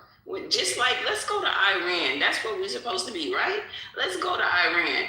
Even with that shit in Iran, who the fuck gave those people fucking nuclear capabilities to begin with? And how many fucking presidents after that, after they overthrew the Shah, allowed the shit to sit there and continue until we get to this point? But when you get to fucking social media, you know who y'all blaming? One fucking side. I just want it being motherfucking played. Well, people sit here, and I don't think y'all do it intentionally, but you're picking a fucking side, and neither side is for you, and you trying to go get everybody else to jump off the fucking cliff with you. Jump off by your fucking self. I feel like this. I feel like we don't understand how the vote is. If they say that it's 70, 90 to 90% of Black people, Black American, or Black whoever, that voted for Jasmine Crockett and she still didn't win, that means that we're not the ones that's holding any votes for her to win. She needed more than just the Black vote to win. So she has to cater to all parties. And for whatever reason, whatever other party that was there wasn't rocking with her. I know I seen something about the Latinas wasn't rocking with her or whatever. And either way it go, on both sides, they literally have to have everybody rocking with them. Believe it or not, on the Republican side, there are Black people that vote Republican that probably help push them over. There are people that vote in the center and independents that help, do what they need to do. And there are Democrats on different issues that help people do what they need to do. But it's not all Blacks, because all Blacks aren't voting. So even though she may have that majority of people voting for her, she don't have all to get her over whatever she's trying to get over. Right. I want to make sure that we also mentioned that a lot of her votes were thrown out by the court. I think they said something about they didn't meet the deadline to be submitted. So a lot of her votes were thrown out. Well, a lot of her votes that was on both sides. Because here's the thing, what they tried to do is extend it to 9 o'clock for whatever reason. They had already had early voting, and most elections stop at 7 p.m. So anything after 7 p.m. wasn't counted, and it wasn't just for her. That was on both sides. So actually, nobody knows how those votes would have came in. Dallas County votes. While they did vote majority for Crockett, if those votes were counted, it would not have been enough to overcome the difference between her and Tallarico. Well, I'm just going to say this, because when we talk about these votes, and me and Erica, we talked about this probably a year ago today, I don't know. But don't forming that third party, you saying that there's nothing to care, that it won't be enough? Yes, it will. You want to know why? Because we're not the only ones looking for another alternative in a better way. Something different. Tired of looking from the left to the right. Why not find something that's just right? But, and who do you suggest needed that effort, Flawless? I'm a very optimistic person.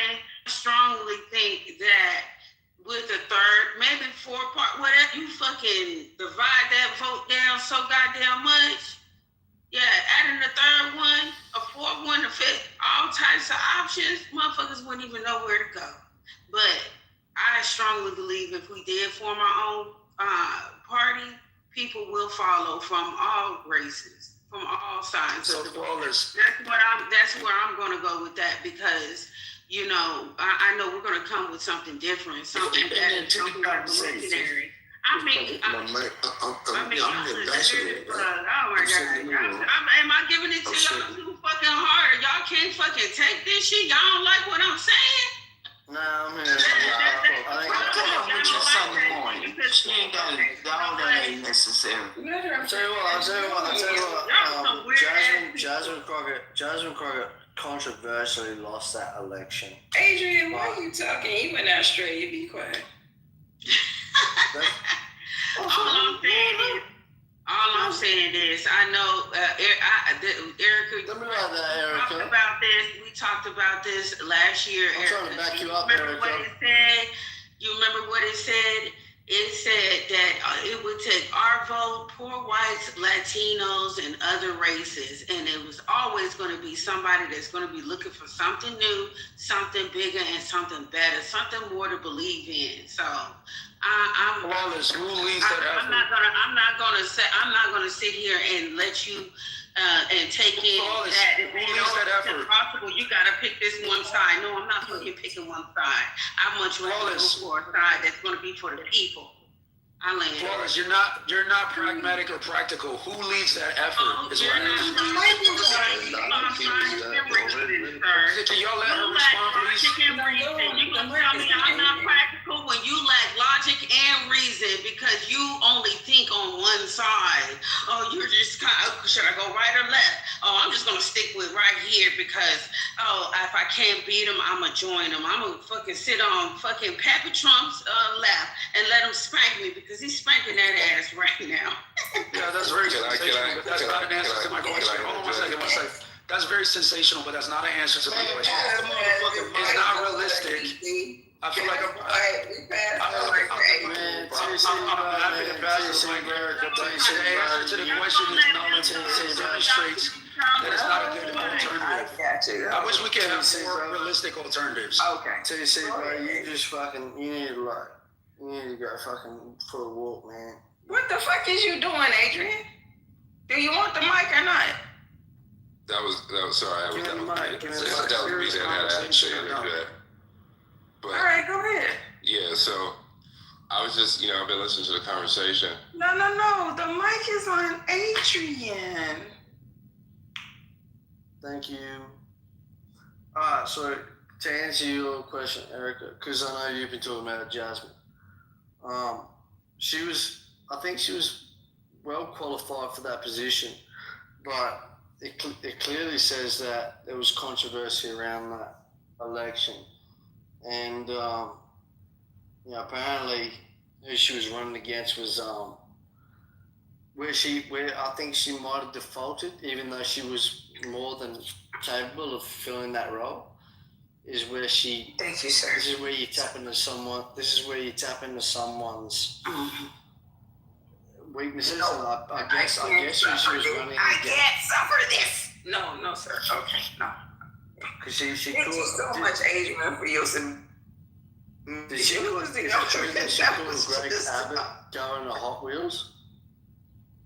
He is Hot Wheels, bro. Go on mute. No, yeah. To be fair,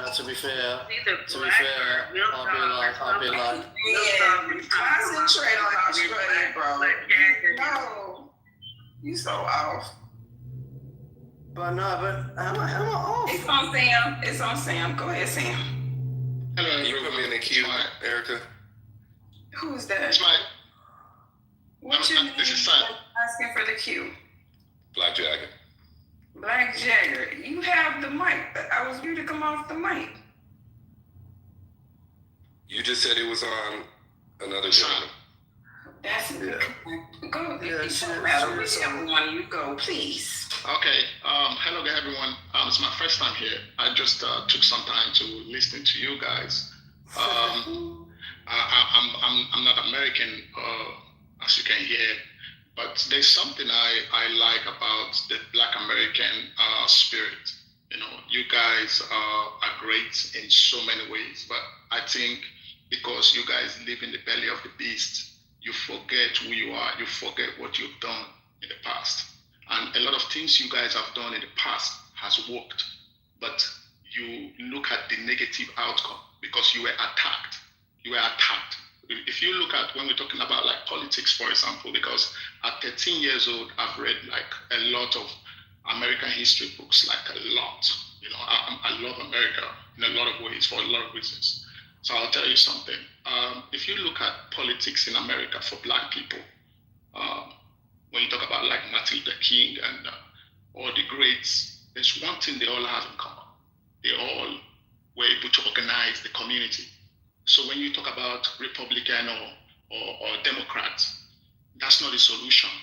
That's what I believe from your history, from what has worked.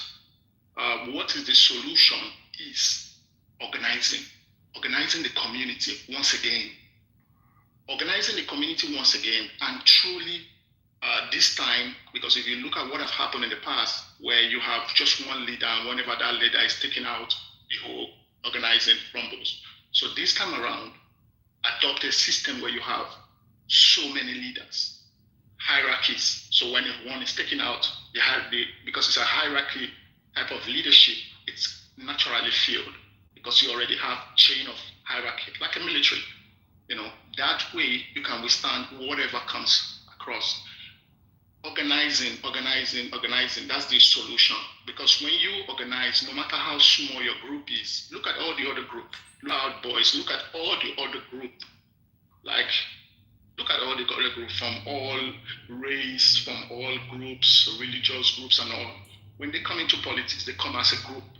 Because when you come as a group, your voice will be heard as long as you continue to put the pressure. Let's talk about Black Lives Matter. I don't know if you guys believe in it or not. I don't necessarily believe in it 100%, but I do see a lot of good things that they achieved. But there's a concept we can take from that. Black Lives Matter started from Black people to an extent. There's a lot of people from other race that would immediately align with you guys, but they need to see you guys strong. When you're strong, those people are going to come out from where they are hidden. Some of them are Republicans, some of them are Democrats. They're going to come out and they're going to align. This happened with the Civil War, where white people fought for. So white people invested their money, their livelihood, their families. In history, you see men that lost their kids. They pushed their kids to come and fight for the Black struggle. You know, so Nigeria. So. Oh yeah, that's a different. Please don't get distracted. Yeah, so you know, there are a lot of people. You guys have a lot of allies from so many sectors, but they need to see you guys standing strong to a degree, and they will be comfortable and confident to come out and support you. You know, because you guys are pioneers. When I talk to a lot of Black Americans, I always say something. And I'm not trying to blaspheme. Today is Sunday. I love Jesus. But you guys are the Jesus of Black people in general. Because you guys are in the belly of the beast. We Africans, other Blacks, are experiencing the beast from the outside. So there is a disconnect. When you experience the beast from the outside, you're just experiencing its attacks. You guys are in the belly. You are being consumed. You've already been eaten. So organizing, that's the solution to every political, not Republican, or because when you go into a different group, you're going to be sucked into that group, and you have to conform with the principles of that group. If you make yourself something formidable as a group, something formidable, it's not about having 1 billion people. It's just to have a real good number. That's why they call it lobbying. It's just that's what they do. It's about not just about resources, because when you look at the big media, they talk about resources, but actually it's not just resources. It's about pressure. That's what it is. A group of people ready to apply pressure. That's it. Sam, you got a lot of information. I'm gonna have to have you break it up, because there's a lot of people that's waiting to talk. So we gonna, Adrian, if you keep doing that, sir, I'm gonna put you in the goo. You got to get some discipline about yourself. Stay on mute, sir. Thank you, guys. I don't come back around to you. Thank you so much. Thank you. Right. So I wanted to say what we're talking about is representation, ultimately, right? And so it's like America is a club, essentially, if we can use that analogy. So when you go to the party, everybody has different powers, right, that they can exercise at the club. You got people who are going to be general admission, right? You got people who are going to be on a list. You have some people that are going to be VIP. You have people that are going to be with the owners. And so when you think about Democrats and Republicans, these are parties that weren't registered by the people who are participating and voting into the system, right? You guys, people are just saying, hey, I'm with this person because my mom and dad was with this person, blah, blah, blah. So they don't even have a defined form of representation. They're just voting based off inheritance, right? Then you have other people who are showing up to the party and saying, hey, I'm such and such, and I'm with these people with my party. They're going to say, who's paying, right? If you don't have anybody to pay, you're going to put the bill on the Democrats or the Republican because that's the party that you're with, right? So they're footing the bill. You're not footing the bill. The party's footing the bill, right? In America, you have the option to legally define your own terms of representation. Everyone's not always fully aware of that, so they just join the party that they know, which is why it's very easy for people to come into the country and just join into a respective race group, right? i.e. Black or Mexican or Asian or all of these different legal representations if they don't know who their family is, or their family doesn't have representation in business or in the state or assets or credit. Because that... What party? Well, we were alluding to the mics earlier, and we were talking. But yeah, okay, so somebody. Yeah, so he playing with my mic now. Okay. Yeah, we were alluding to the mic earlier. What's happening right now? Ambassador, please wait your turn, sir. The mic is no, please, people. Jesus, Ambassador, the mic is not open yet. Go ahead, Blackjack. So it's like going to the party and everybody's standing out in the front, right? And all the Black people, because they're not on the list, but they're just saying, I'm with the other person that looks like me. Everybody wants to say, hey, let me in. But they're not priority, right? And so that's what's happening in politics, because it's all based off entertainment. So when you think about a person like Jasmine Crockett, her caricature is there to hyperimpose and appeal to a specific way that people think, right? So she can captivate those voters, right? she unfortunately miscalculated in the turnout and the support of people that act in the way that she does and speak the type of rhetoric that she speaks, because she's trying to prop up a certain type of representation that she feels people would follow, just like any other politician would, right? Which is why they find points to run on, right? Because they know that people aren't going to read anything. All they're going to do is listen to what they say and watch how they act when they speak, right? So you have to be able to determine for yourself, which is why you can have self-determination, if you and your family or yourself are going to act in the representation of these other people groups. And if not, you determine special interest groups through trust, right? Which is how most of the private sector is set up, right? Which is how the capital, right, which supplies work, organized labor to the public, which is how the funds get to the public, is through the projects, which is the work that everybody does every day, right? This is how capitalism works. But because people don't actually take time to understand where they fit in the system and how they got there and how the caste system works, then it's just gets lost in translation when everybody's really trying to just understand, why am I stuck where I'm stuck at? Right. Yeah. Go ahead and land your plane. We need to move the mic, y'all. What? Gotta land your plane. I don't know. Listen, y'all, there's so many people on the stage, and I'm not gonna lie. Who was the guy that just spoke before you? Sam had some good points. Black Jagger had some good points. It's hard, y'all. If you're going a long time, listen, people waiting, and the more people that speak, the more they want to respond, but they're not able to. So if you can please limit your submissions to 2 minutes, it would be very helpful for everybody on the stage. Thank you.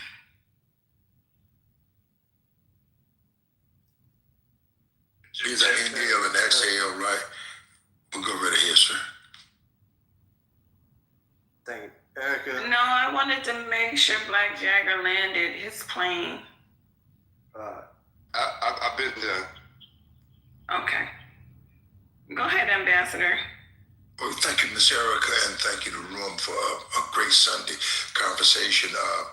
I think I have to dig it back to something Sam was talking about, them Black lives, and something Mr. Black was talking about, us using the political clout we got to get what we want sometime, y'all.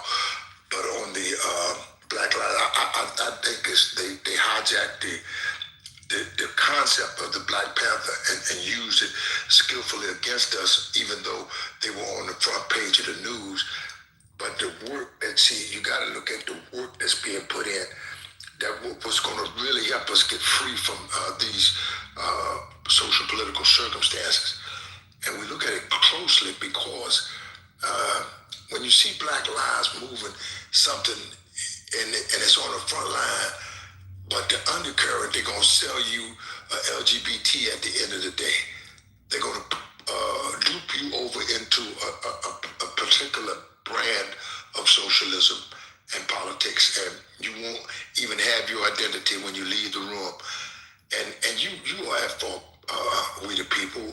You got a guy come down the back. I alluded earlier that when the Hakeem Jeffries come, you ain't going to support. I can bring Hakeem Jeffries in this room. I can bring Dr. Attorney Malik Zulu Shabazz in the room. I know they'll be disrespected. I can bring Dr. Cornel West to the room. It's not the political leader. It's not the leadership. It's just you have to make a decision to put your footprint in the sand, put your fingerprint in it. There's not a ink stain. And I've said it a dozen times, but I'll say it one more time. There's not an ink stain in Washington, D.C. for us. And guys like Joe Biden and Donald Trump make sure you don't get an ink stain. The keeper of the gate in the person of Barack Hussein Obama made sure you didn't get an ink stain in Washington. But that doesn't say you can't put an ink stain in Washington, because of course we built this. And I can give you an extra insurance policy, a policy better than Prudential right now, that we can manage this. If we built it, why in the hell we need somebody else to manage the shit?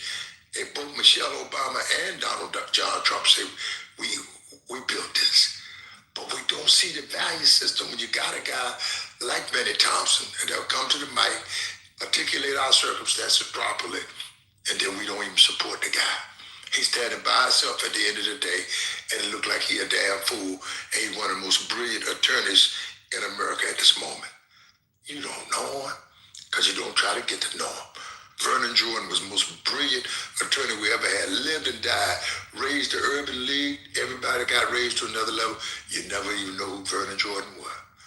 Because we're not looking out at our own value system. Not Republican, not Democrat, not independent, not libertarian, but our own value system. And when a guy like Judge Avery, I can't even finish talking on him. I'll be here the rest of the afternoon. That's my friend, but you don't befriend him because you think he's a foreigner. Because he may look like a foreigner to you. But I tell you, he's my man. He's a good friend to people. And if you ever got to know him, you will know more about politics and law and government than you ever knew. If you just took a time to go out to your Cannon or your Longworth building and sit down with a guy like Al Green to know the politics. When he get there, they attempt to arrest him. They don't put his hands on him too much, I bet you that. Because it'll hit him with that martial art move and hurt him real bad. Yeah, karate chop his head. I know. There ain't no air in that. So you, if you get to know yourself better. Oh man. Yes, ma'am. Yeah, right. I love you so much. It's hard talking to the mic at the same time and be heard by the intelligent people. But it's a great thing that you're doing here, Ms. Erica. This nigga did great. It's hard, Erica, but somebody got to do the work. Right. Go ahead, and we thank you again for moderating consistently, damn near 24 hours around the clock. You can hear Miss Erica here. She's the only 24/7 moderator we got on Clubhouse. That's right. Not 40 acres. I'm going to give her You done. the 40 acres of the mule plaque goes to Miss Erica. All right, thank you, sir. Well, I mean, there you have another relic of the Number one past. moderator. But why is it though? Al Green is a great guy. I'm sure he's a fantastic individual, but he's another relic of the demonstrates that every time we go back to the ideas, old stale ideas that brought us to where we are today, you find that they're being replaced. And they're being replaced with a new tranche of people that are going to hold the banner for the Democratic Party. And King Tinkpap will be in the same place we are today, 70 years from now. Nobody's grappled with the contradictions that I brought up about the Democratic Party. The fact that black people better, our outcomes improve when we adopt conservative policies. Consider that as an out. Have we considered the reality that we used to be Republican? Our hell-bent on going back in history. Have we grappled with the reality that people voted Republican? Do you think that being an independent allows Republican wrong? Because see, I like the way you mean, and you just switched this conversation. So this is about the Democrats now. So we gonna. It's always been about the Democrats. Wait a minute, Erica. Let me just get this off real quick. We vote 98% of the time for Democrats. That was my first submission. TC, do you think, after what you just stated, that it will probably be better for maybe us, because there's not a third party that we want right now? Do you think that it'll be best for people to stay in the middle as independents and vote on policies versus, facts that you research versus 100%. feelings? 100%. 100. That's all I'm asking for Black Americans to do. Because that way you give them, it's leverage there. Yeah, I'm not asking them to vote lock, stock, and barrel for the Republican Party, no matter who can is, like we vote for Democrats. What I'm saying is survey your options, but definitely studying for the people that aren't interested in your progress and they've not delivered for you. Okay. But that's why it's important for people to understand proximity, though. Republicans have delivered for you since, y'all just changing the whole trajectory of the damn conversation anyway and trying to tell people that the other side is better. Now, the little fella did just come say sit in the middle, which I do agree. Like, I don't know why you keep trying to put yourself on a side when both sides are fucking you up ass, right? But this is why it's important. Answer her question, please. Hold on, TC. I mean, I am hold on talking. So go ahead and go on mute, and then I'm gonna pass it to you when I get finished, right? Because I don't have a lot of time. But what I'm saying here is when we come and sit here and act like these people have not done the shit they've done in the past, the shit is crazy. Erica, People that they should attach themselves to. Erica, if you want to preach, I'm not going to get in the way of preaching. To talk, just like you talking. And don't call me preaching when you just sat here about this conversation, preaching to your people like it was about your people when it really was about a motherfucking political party. No, I wasn't. Like, I just cannot with some of y'all. I'm the kettle black ass Negroes. Okay, so let me finish. Quit cutting me off, making me lose my damn thoughts. So no, we should sit in the middle and quit coming in here or going to people, period. I don't give a fuck what you're going in the office, the bathroom, wherever you going. Stop trying to make us cross over to the Republican Party. Cause after Trump gone, y'all about to really see what these motherfuckers about. Like, no, don't usher us into another fucking burning building. No, thank you. Yes. So again, like what I was saying earlier, it kind of went over people's heads. So if you can I respond to her, please? It'll be. No, nigga, let somebody else talk. Yeah, let Black Jagger go. I'm not asking the uncles. At the end of the day, people have to be able to assess things from their playing field, from where they are. People have to be able to meet themselves where they are in the system. Most people are relying on their employer, right? In the state where they work, in the city where they are, right? So it's very important, more so for them to understand what governor they have, what that governor's interests are. Are they Republican or Democrat, right? Then to understand how that's going to have a trickle-down effect from their local and city government to their chamber of commerce, their district, because then that's where the policies start to affect you, because it's going to affect the business owners, and the business owners are really who are making the decision over how you're getting paid, what type of benefits you have. And that's what people don't really understand about the system, right? And so, yeah, your vote matters to an extent, but ultimately the people who are the elect are the business owners, the people you work for, right? And they're going to do what's best most of the time for their employers or for the labor.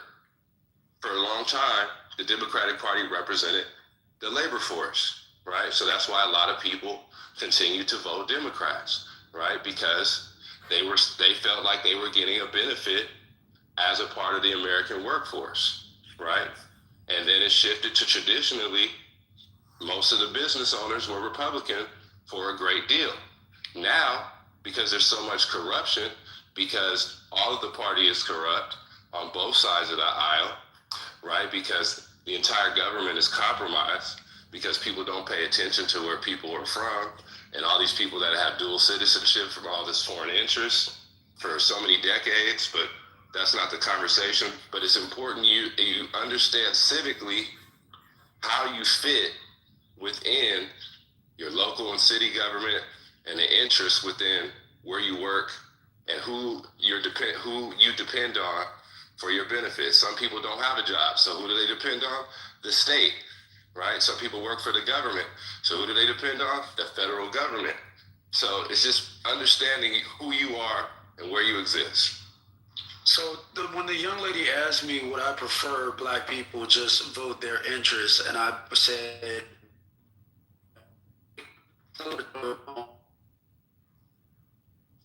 divine intervention. Divine fucking intervention. Amen. Let the church say Black people can't vote the same every place. Black. I'm agreeing with you. We're not on two different pages here. We're on the same page, brother. 100%. The way you vote for your county commissioner is not the way you vote for president. I'm not having that conversation. I'm trying to respond to the young lady when she talked about her interests, because when I brought up Jasmine Crockett, that was an election on who Jasmine Crockett is. That wasn't a question about Jasmine Crockett's voting record. That was a conversation of what banner is Jasmine Crockett running under, and what interest does that banner provide for Black Americans, and like what outcomes does that provide for Black Americans? And for those reasons, I do separate that, and I think that's an important distinction. But that's not the conversation I'm having. The conversation I'm having is the one that we vote 98% of the time for the same party. Erica brought up the criticism that I was somehow trying to get Black. I'm not trying to get Black people to vote on the other side. I'm trying to get Black people to wake up to the reality that their interests are not being protected on the left, so they should consider the alternative. Make some value considerations, not just protected class considerations. I'm a protected class. In other words, you're asking them to protect their labor. So Democrats are for protected classes, therefore I vote Democrat every time. But it's a Trojan horse. And again, I know some people don't have the range for this conversation, so I'm boring you. But if you actually look at the crosstabs and look at the statistics and how your children fare in the democratic education systems, if you actually took the time and like did that research, you'll realize that this shit is deleterious for you. And if you don't know what that word means, look it up. Like, I'm sorry that you guys don't have. I'm sorry that you guys don't have on. I'm sorry that you guys don't have the range to have this conversation, but it's one we need to have in our community. If you just look at economics, like just look at pure economics, right? I mean, look at every other people group and how they vote, and look at us and how we vote. TC, why would you keep talking if you think we ain't got the range? I'm not saying I'm talking about the dude that's breathing on the fucking mic like he's Darth Vader. Oh, okay. I'm not talking about you, Eric. I'm talking about the dude that keeps coming off mic to breathe on his motherfucking mic. That's what I'm talking about. He was talking to everybody. Yeah, like, I mean, I think I mean. No, that's me. That's me. So everybody don't jump in. Go ahead and finish up, TC, so somebody can get a turn. I mean, TC, I do agree that. I would like to respond to that because you say Democratic education. I live in between two red states. And when I tell you they motherfucking education, what is you talking about? Democrat, they are the, what is you talking about? Okay, let's go with what I'm talking about. Can I get the Choctaw And then I wanted to make the point. Eric, I can answer your question. To be Republican, but you just said you trying to get them to consider the alternative. What's the motherfucking alternative of Democrat? Like folks here, the arrogance and TC. I mean, without you saying independent, the alternative is Republican. If you don't understand the you're word, right. I said consider the alternative. Correct. I'm not ambiguous. Like I'm not evasive in what I'm saying. I know exactly what I'm saying. Eric, I'm not evasive. I'm very clear what I'm saying. Specific to And I appreciate that. And I listen well. So I heard what you said. Like, this is just, I don't know why you won't admit it. I just admitted it. Like, Erica, I don't know if you're hearing me. Trying to get them to consider the alternative. That's exactly what I'm doing. I'm trying to get them to consider the alternative. Hold on, Black, 1 second, bro. Like, you hear her asking me a question. Let me respond. I am trying to get you to consider alternative. That's literally what I said, Erica. Not even the alternative is what you said, not yes. Yeah, the consider the alternative. What's the alternative? It is the conservative movement. Okay, thank you. There's no ambiguity there. The mic around, please. I don't know why y'all. Hold on, but I want to make sure my intentions are clear. And the reason why I'm doing that is because the alternative that we don't consider might be the alternative that spare us. Okay, thank you, TC. I mean, if you would just be straight and stop doing this, maybe this conversation for you would flow a little bit better. But you keep having to come back. I don't know how straight I can be. I literally said I want us to consider the alternative. Like, you can't get more clearer than that. All right, thank you, TC. Okay, is it my turn? Yeah, so can I just make my comment real quick? Go ahead. Yeah, so I mean, he's bringing up a good point, and I think what he's trying to say is that there should be now a way that people unionize their labor so that they can demand more value consideration for it, right? Because obviously neither party is protecting the labor of a particular class representation, right? And so in order for new demands to be met, there has to be an organized movement to move that labor underneath a different structure, right? With whether it be locally, regionally, you know, because it's going to be difficult to nationalize something like that, but regionalized unions can work, right? Because then now you can increase essentially the tax on the specialized labor that the community provides. Black, I think you're at a solution stage. Your mind is sitting at a solution stage based on what you said. But that's definitely not what TC just said, okay? We ain't got to think about what he said. We heard what he said. He told us what he said, and he came back and clarified it, even though it keeps changing. He's here. He can speak for himself, and he did not say what you just said. But I think that's a good idea, fact checker. Can I go, Erica? Wait, because it's more Yeah, power on you. We already heard from you. It's my turn, TC. He said take your value consideration and take it serious. The mic is on. I mean, I'm sorry, not TC. I'm sorry, Sweet. The mic's on Sweet. TC, you're dumb. Yes, ma'am. Shut up. No problem. Thank you. And so, again, exactly. I mean, I appreciate, like we like to do as black folks, Black Jag, you know, we want to argue the case for somebody else, but that's not at all what he has done. It's definitely not what he just got through saying. He specifically said, yes, I'm trying to, ultimately, when Erica pressed him, he had to bow down and recognize that his motive was on display, and he said it was to push people to the conservative party over there. So it wasn't no try to get y'all to vote in your best interest and get another third party in the union. None of that. That ain't his agenda. He recognized he jumped over there from the conservative side first. So he want everybody to go over there and get behind him so he can then be whatever his ego want him to be, man. But that ain't got nothing to do with what's in the best interest of black folks. That ain't got nothing to do with him. I see what you guys are saying.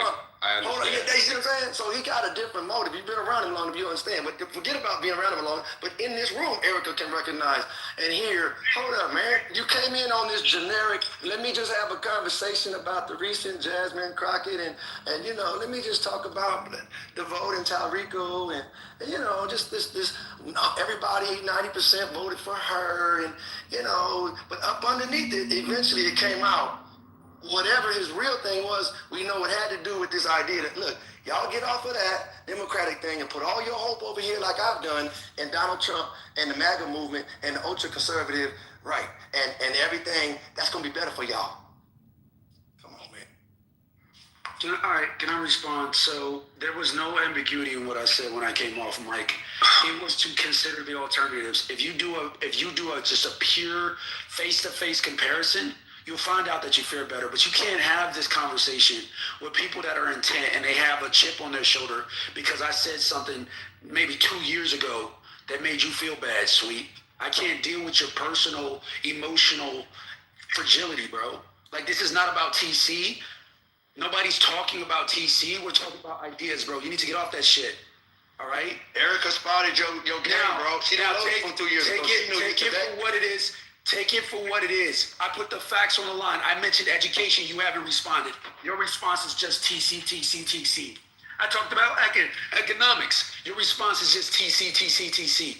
I talked about our socioeconomics. Your response is still TC, bro. Get off of fucking TC's dick and respond to the issues. Respond to the facts. Man, so I said 98% of the time, and yet none of the time we get our interests put first. This is not new. This has been the case for the last 70 years. Malcolm talked about it. The fuck what are we doing? Like we're gonna make this a personality contest? I'm talking about ideas. This ain't got shit to do with TC. Get off the fucking train, bro, and realize you're getting fucked up. You've been last. You stay dead last. Your shit is the reason why we stay dead last. You're not talking about ideas, you dumbass. You're talking about people. Can I get in the queue, please? We still I can do that shit too. This ain't got nothing to do with personality. Yeah. Crash out. You done crashing out, bro? Go on mute. Hold on. I think the mic is on. Are you done, TC? Yeah, I'm done. The mic Talk to is your on wife. mute. Go talk to your wife about that issue. Hey, it's not talking enough week. Go ahead, So this shit is crazy, right? This Republican and Democrat shit been around for hundreds of fucking years. And no matter who gets in control, neither does anything for black people. So to hang your hat on either one of them is fucking delusional. What we, and as far as us organizing, we've been organizing since the 40s and 50s, and where the fuck has that gotten us? We organize, somebody gets in office and tell you they're gonna reward you for your organization, and they shit on you when they get in office. It's just repetition. What black people have to do at this time is, if you're gonna vote, fine. But no matter who gets in office, sit back, observe, and figure out how to maneuver around this shit and make your bag, make your life better. Because at this point, every president has shown you that they're not gonna do nothing for the black community. I went into a store in the area that I live in the other day to show you how people are moving. On the front of the fucking store, it said Chinese. You know who was running the fucking store? Mexicans. See, these are the things that we have to grab a hold of when we talk about getting ahead, because waiting on some white fucking savior to come down and save you and do what's best for you, it ain't happening. You got to figure out how to move no matter who's in charge. So trying to manipulate somebody to vote Democrat, to vote Republican, that shit is old. It ain't working no more. They ain't considering black people. They brought the Hispanics over. Goddamn, they gave them more rights than they gave you. They pushed the damn alphabet community and gave them more rights than they gave you. You will always be at the bottom until you figure out how to get yourself to the fucking top. Stop depending on that damn savior and move accordingly. No, he's correct, because what we're actually up against is colonization and consistent colonization, right? Because as long as immigration continues to happen, it doesn't matter where they're coming from, right? They're coming in with the colonized American mindset because they have to do whatever they have to do to comply to be able to get whatever new form of citizenship the government is giving them to give now cheap labor or labor at a margin, right? It's going to continue to happen. So it's like we have to be able to privatize our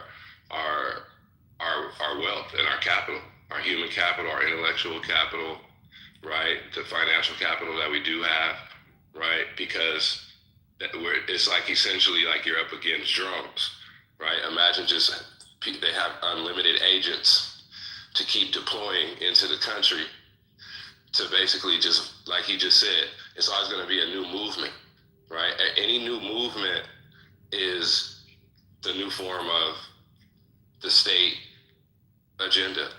It always has been, right? And they can keep replicating these people because they can just keep cosplaying people to look like whoever they need them to be, and then get people to associate with those people in the public through commercials and speeches and ad campaigns and movies, and that's how they keep that shit churning. Feel me? So I want to be clear what I'm doing and what I'm not doing, right? Republican and Democrat are parties. You're a Republican, you're a Democrat. Those are parties. Conservatism is a mindset. It's a school of thought. I don't come onto these stages and promote the Republican Party. I promote conservatism. Conservatism is a school of thought. It centers on the importance of family, strong individual sovereignty, protection of your interests, ownership. It's not about collectivism. It's about individualism. That's a mindset shift. What I'm convinced, what I'm trying to convey is consider the alternative mindset, the alternative school of thought for Black Americans. There's no manipulation happening here. I'm not attempting to manipulate. I don't know, probably this is now my third invitation to anybody on this stage to grapple with the alternative consideration, the conservative consideration when it comes to education, when it comes to economics, when it comes to policy.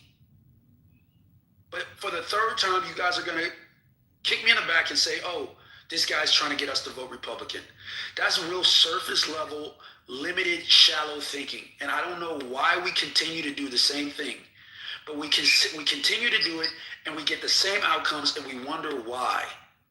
All I'm saying is this. I've had enough of the rhetoric. Like, let's have a fact-based, rigorous conversation. If y'all just want to do the fucking shoot the shots, oh, he got you, he bigged up you, oh, he got that zinger in on you, that shit is fun and goofy, and it'll land you in the same place your kids and your grandkids. We've not had about conservative thought, have we? Because they won't allow us to, because they bring in the sweets of the world to disrupt that conversation, to distract you from the reality that I'm getting you to consider a different way of thinking, Black America. But no, let's keep doing that goofy shit. Let's keep doing that they not like us and dance in the hallways and shit. While our kids are graduating college, graduating high school with 3rd and 4th grade reading and math proficiencies.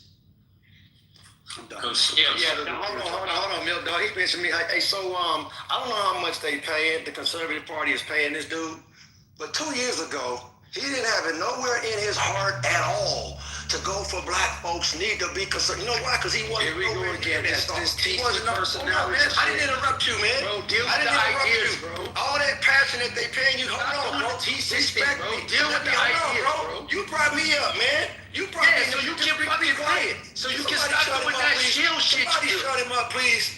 Let him show respect the Democrat, bro. Damn it, you had your time.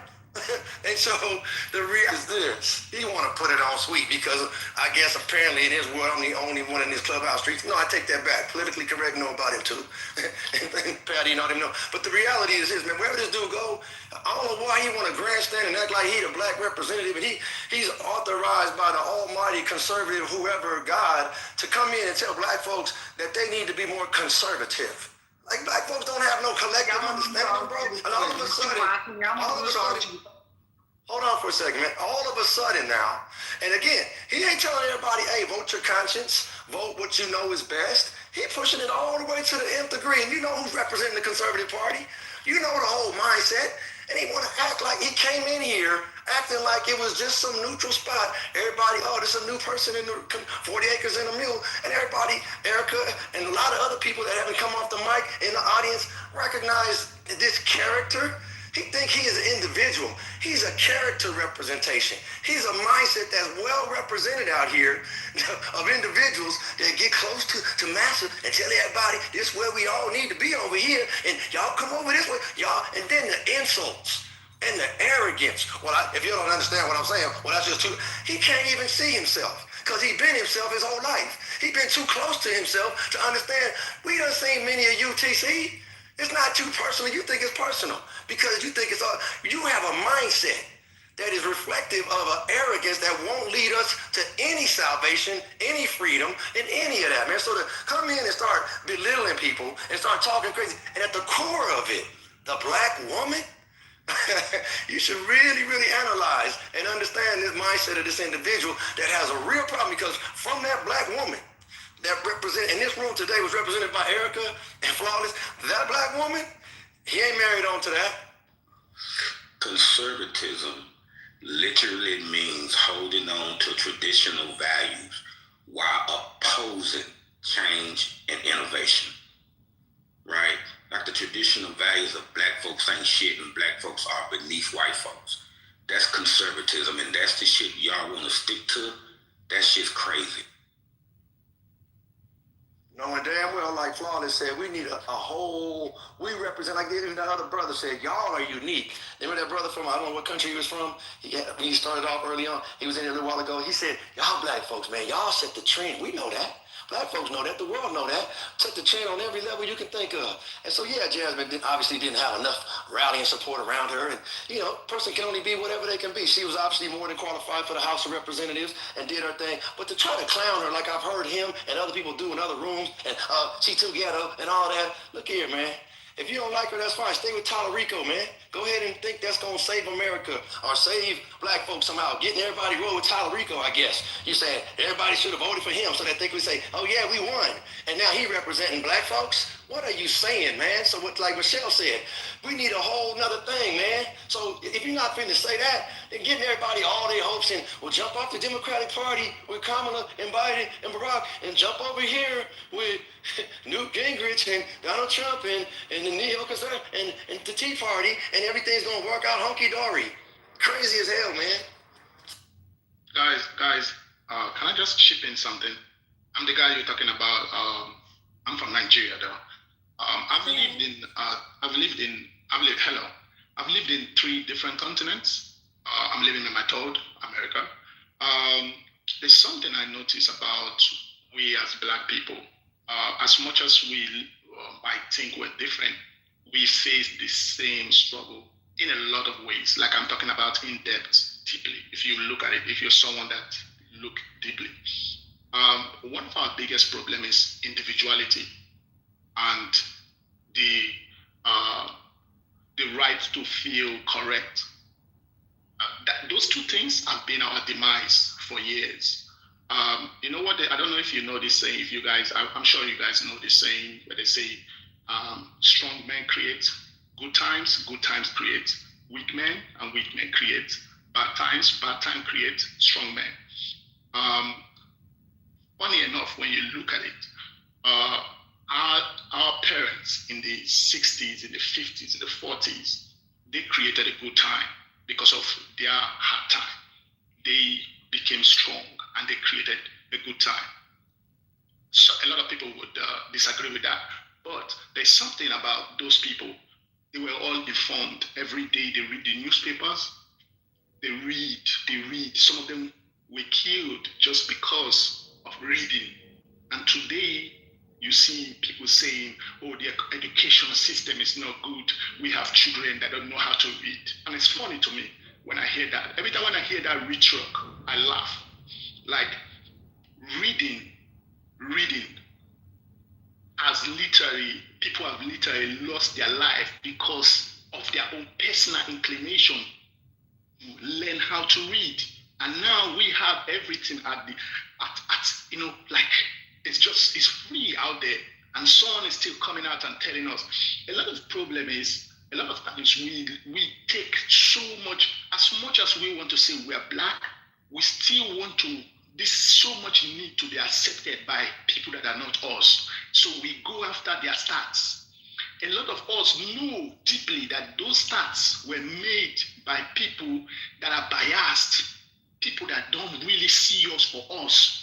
But still yet, when we come to these platforms where we should embrace community, where we should embrace roles, because roles are important. Everyone cannot be the leader. Let the people that have some information speak. And when you want to speak, don't bash the other. It takes some time to discern what he's saying. Everyone here has passion. We're passionate. And I admire that. That means we all want something good, but how are we going about it? A gentleman, ambassador, spoke earlier, and he was saying a lot of stuff. And the next guy that came through said, oh, that's old stuff. That's old stuff. A lot of times, if you go to these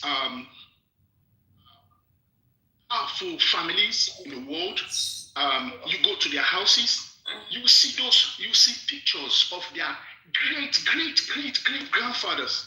But when you come to a black community, they tell you, oh, it's old, destroy it. It happens in Africa, it happens in the Caribbean, it happens in here. Oh, my father's house is too old, destroy it, break it down, let's build something new. We're always quick to look for the new, but we always forget that because it's new doesn't make it the best. And because it's new doesn't make it the right. Yes. We as a people, we need to move in unison, not division. That's the only way we can win. Thank you. The reason why it's difficult, not too long ago, to contend with the issues. I don't know if it's just like there's an allergic reaction to it or what it is. Somebody came on stage and the best attempt they could do is give the definition of conservative. What are Black Americans' conservative traditional values? I didn't ask you about white Americans. Say conservative, period, man. Conservative. Yeah. Because when I'm talking, when I say conservative, I know exactly what I'm talking about. Let me finish, please. It's not about white conservatism. That's the problem. You came in with that Trojan horse. I didn't say white conservatism, did I? I said conservative values. And I enumerated them. That had nothing to do with blacks being in chains or slavery or going back to slavery or none of that shit. I'm talking about Black values.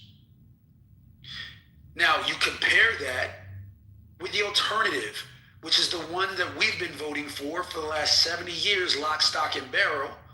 Liberal values. You want to give the definition of liberalism? And say, oh, that's a better definition? Yeah, but I mean, liberal wants things to change. They agree with change, and conservative wants things to stay the same. And that's just not, I mean, things are going to change. It's actually democratic. It's not that. It's democratic and conservative. I'm not talking about a dictionary definition of the word. That's the point I'm trying to make. Right, but the point I'm trying to make is I'm not talking about a dictionary definition of the word. I'm talking about value systems. I'll give you guys an example. No, we don't need an example. We know what a value system is. No. I'm talking about I'm talking about liberal values in action. Right. So then get to your point, because we just assume, because you'll probably be assuming, right, that the majority of us in the room know what you're talking about. So move on to your point. Minimum wage is a great example. Liberal thought is, hey, we raise the minimum wage, everybody earns more. Let's raise the minimum wage to an artificial, arbitrary number, $28 an hour. But what you don't factor in is what that does to the wider economy and create more dependency on the state. Let's consider the alternative. This is what I've been inviting you to do ever since I started talking. Alternative, conservative value, conservative thought is create as much opportunity for market growth as you can and let market dynamics dictate earning potential, and not by the state. What that does is it creates competition. And so since we know that Black people, okay, we accept that Black people are not ineligible or inadequate or incapable of competing, competition breeds success for our people if we apply ourselves. So what I'm asking you to do is to consider or grapple with the alternative from our voting habits. I'm not asking you to vote Republican. You take that one situation right there, and then you build it out at 17 degrees. And what do? You get competition, creates opportunity and success. Creating artificial, arbitrary metrics creates more dependency on the state. We saw it in Venezuela. They did the exact same thing with socialism in Venezuela. The state came in and said, look, we got this massive oil resource. We're going to hoard it for the state and determine how people get paid and who gets the contracts by the state. And what happened to Venezuela? A majority of their population is under the poverty line. They have more oil, okay? They have more accessible oil than any other country in the world. Yet they're one of the poorest countries in the world. Doesn't that sound a lot like a comparison to Black America?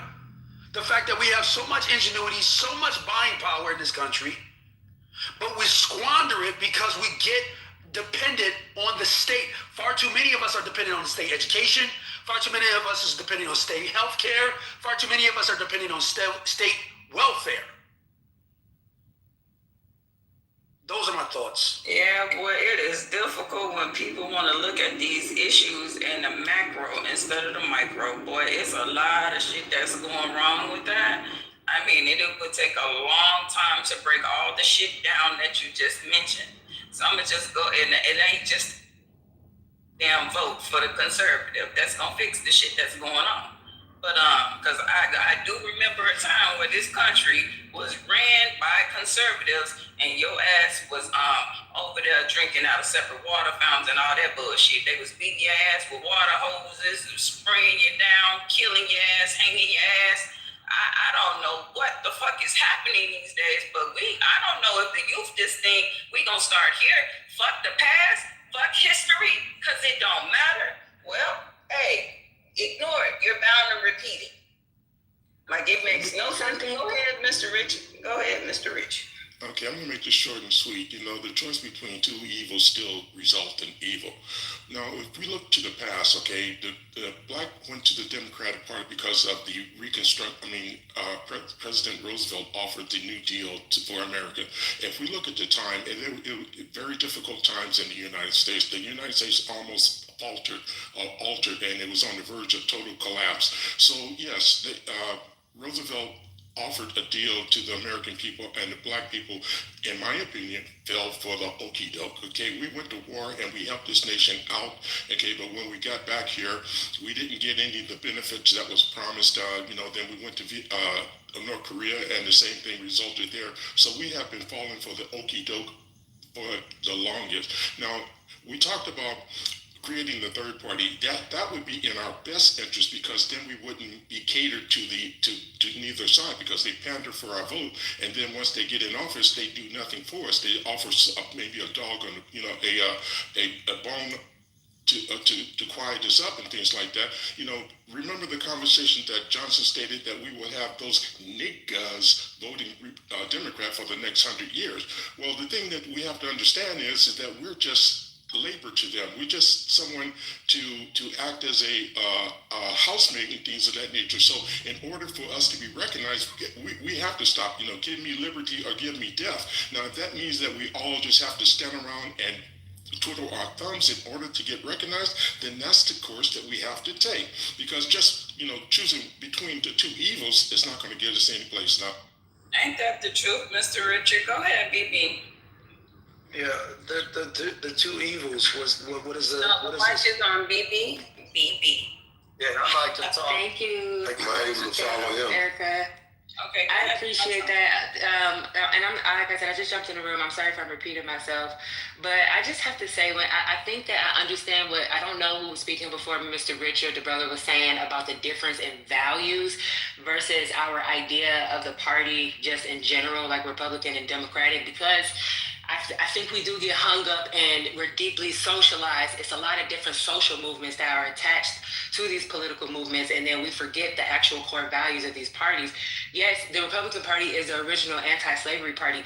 They are also very big on things like national security, reducing mass surveillance, which the Democratic Party doesn't have a lot of focuses on, but the Democratic Party does try to focus, I would say, on human rights. Obviously, postmodern liberalism is a little bit different. We're talking about social rights, which sometimes I think can translate human rights when you're talking about somebody being disenfranchised because of the way they identify themselves or their actual identity, and thus being economically disempowered. Yes, these social rights can translate to human rights. However, and again, what Mr. Richards was saying about a third place solution, we have to, first of all, I think libertarianism is something to look at. If you have some democratic values, but most of your values are Republican and conservative leaning. Another thing we're confused by is that we solely associate Donald Trump, because he is the president, with Republican values and the Republican Party. Donald Trump has multiple baby mamas. He's been married so many times. He's had a lot of different bankruptcies. He's not very conservative. He runs with the conservative party. So he's not even really the poster child for being a Republican. That's why he doesn't come off like a politician. A lot of politicians, they come off very clean, very polished. You can't name a president before Donald Trump that didn't come off as having a clean bill of health before. Some things may have been uncovered throughout their presidency, but everybody loved them. They're just, the people's champ. Donald Trump doesn't really have any of that because he's not the typical politician. And so, I think it is important to see what values are being pushed and what values are being pushed in what social movements, because they do have the economic impact. And then, put your eggs in that basket and, maybe use those values to build another third party solution. PP, BB, answer Talk, which is man. to say Let that somebody else talk before you how, talk. how is a third party option viable in this political No, it's environment? not that they're not. It's not that a third party. It's not that a third party doesn't exist.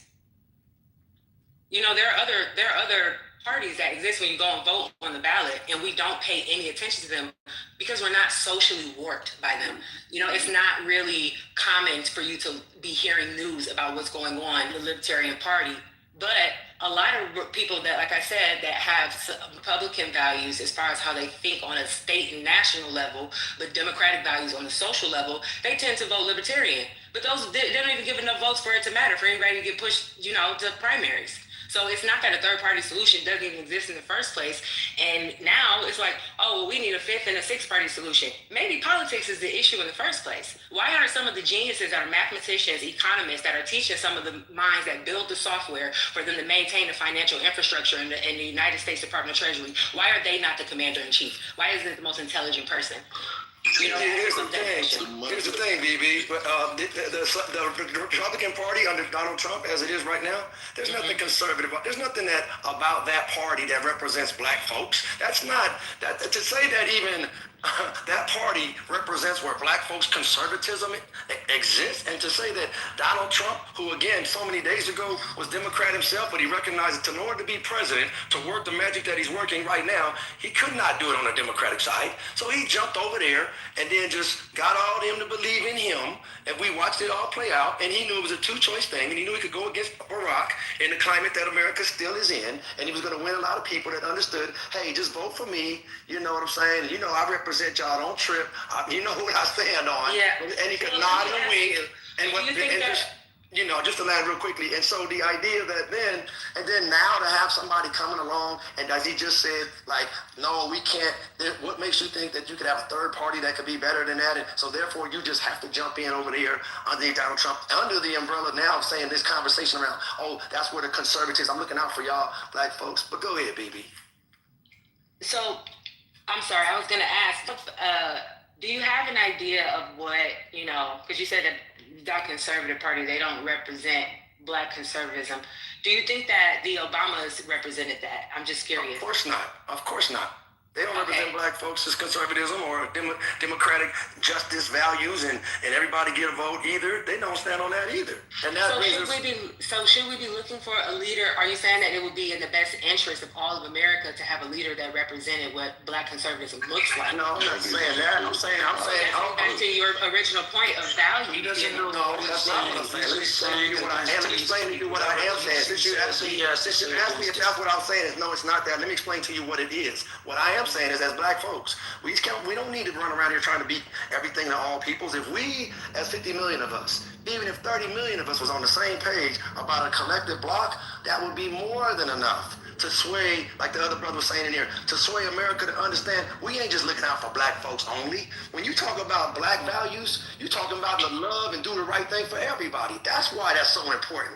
Because that brother that came in the room, he understands it and the world understands it. When we stand up for what we stand up, everybody already sucks off of us and benefits off of what we stand and fight for. We just don't benefit off of it. So when we stand up for what we know we stand for, then the whole planet's going to continue to benefit. But the one thing that'll be unique now is we will start to benefit. That's what pisses off the TCs and a lot of other people. Now black folks will finally get their just due without no reparations even having to be in the conversation. It'll just finally be some justice because we came together. The only thing lacking in the whole American picture and on the planet is we won't stand together and back ourselves. So that's why I would definitely stand with Jasmine Crockett all day, every day. So this demonstrates a fundamental misunderstanding of the political system. You heard it from the horse's mouth.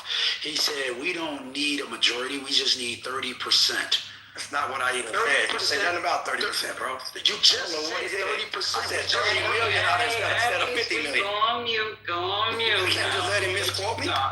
No, he let you talk. No, okay, go ahead and lie on me, TC, but I won't say nothing. All right, go on mute. There you go. Yeah, I don't even know why I addressed his commentary. He only comes off mic to try and refute what I say to discredit the legitimate claims and arguments that I'm making. I don't understand why he has to do it. I don't know if he gets a rise out of challenging me or whatever. And don't waste your time with that. Yeah, that's true. All right, so why I asked you that question, BB, is because I didn't say if we had the options, right? Because I track with a lot of what you're saying, okay? I track with a lot of what you're saying. But the problem that I have is I didn't ask you if we had a third option. Of course we have a third option. I asked if it was a viable third option, meaning does it get us to success? Because if you were to adopt a framework that, okay, Black Americans, we go and form our own party, right? They're not suggesting they join the Liberal Party. They're suggesting we form our own party, okay? To suggest that we form our own party could only do one thing: effectively fracture the Democratic vote and render the Republicans to be successful and win these national elections.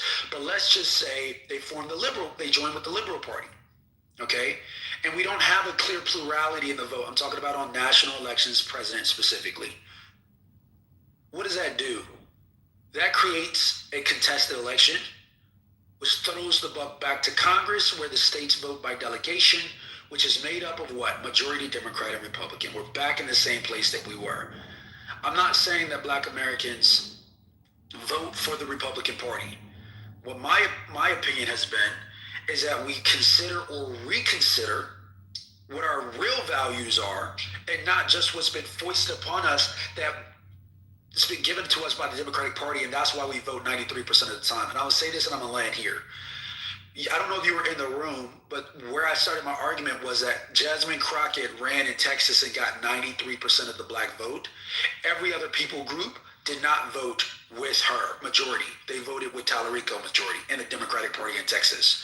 That should tell us all we need to know about the interest of whether we can galvanize other people to vote with us. We can't. It's a losing battle.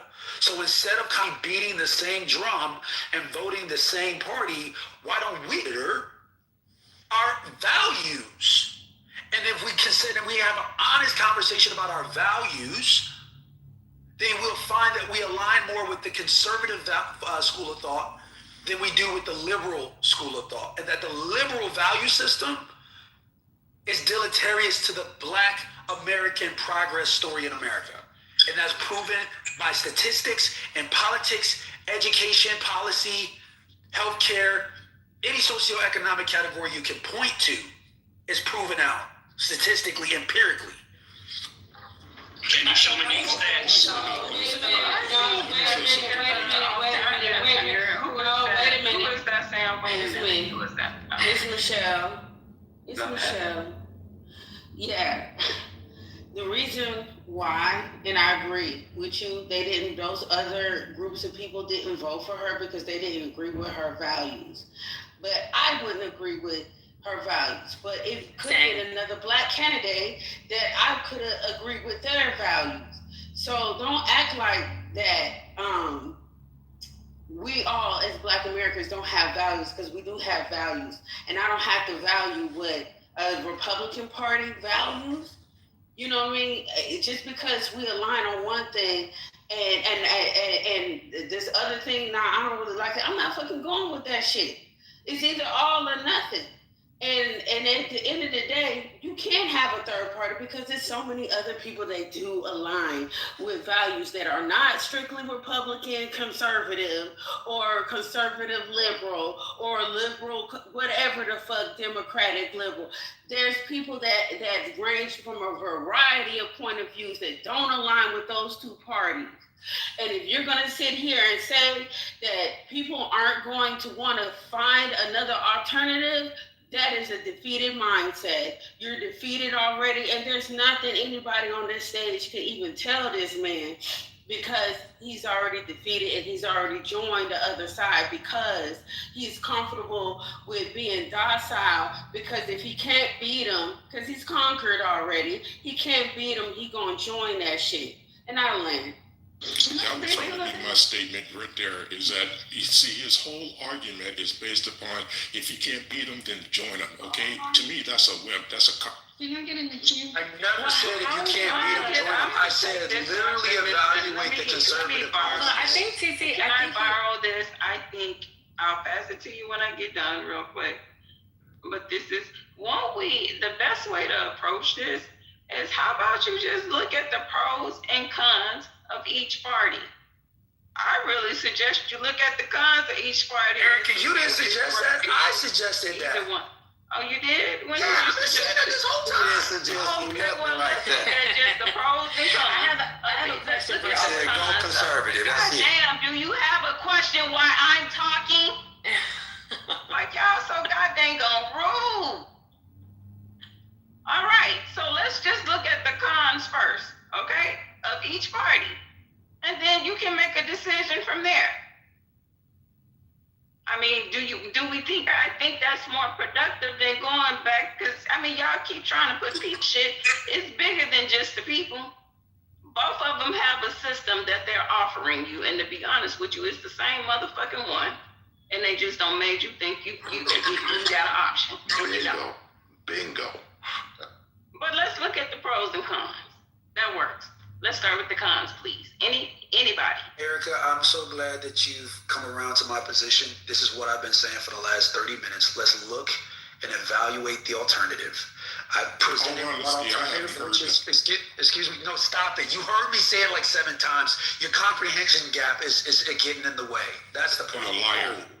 All right. Start on the insults again. So again, I brought up, not even like 10 minutes ago, economics. I talked about liberal perspective, the liberal school of thought perspective on economics, macroeconomics in terms of the wealth gap and addressing the wealth gap.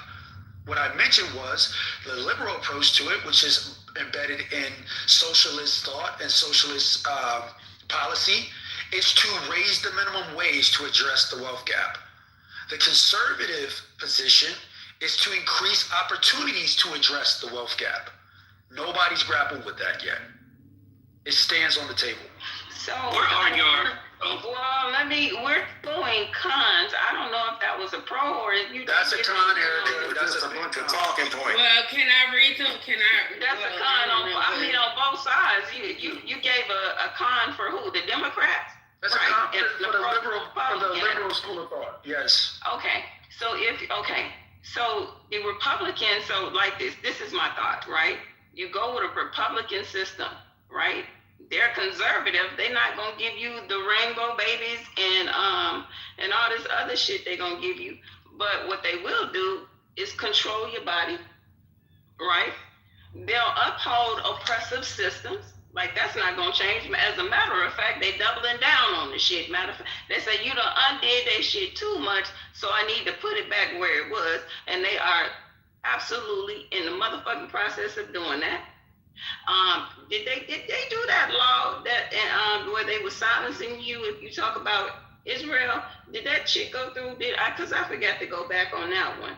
I mean, so in the alternative, right? The con of that side, because I mean, we can go on for days, and I'm sure people get to this. But if you go to the Democrat side, right?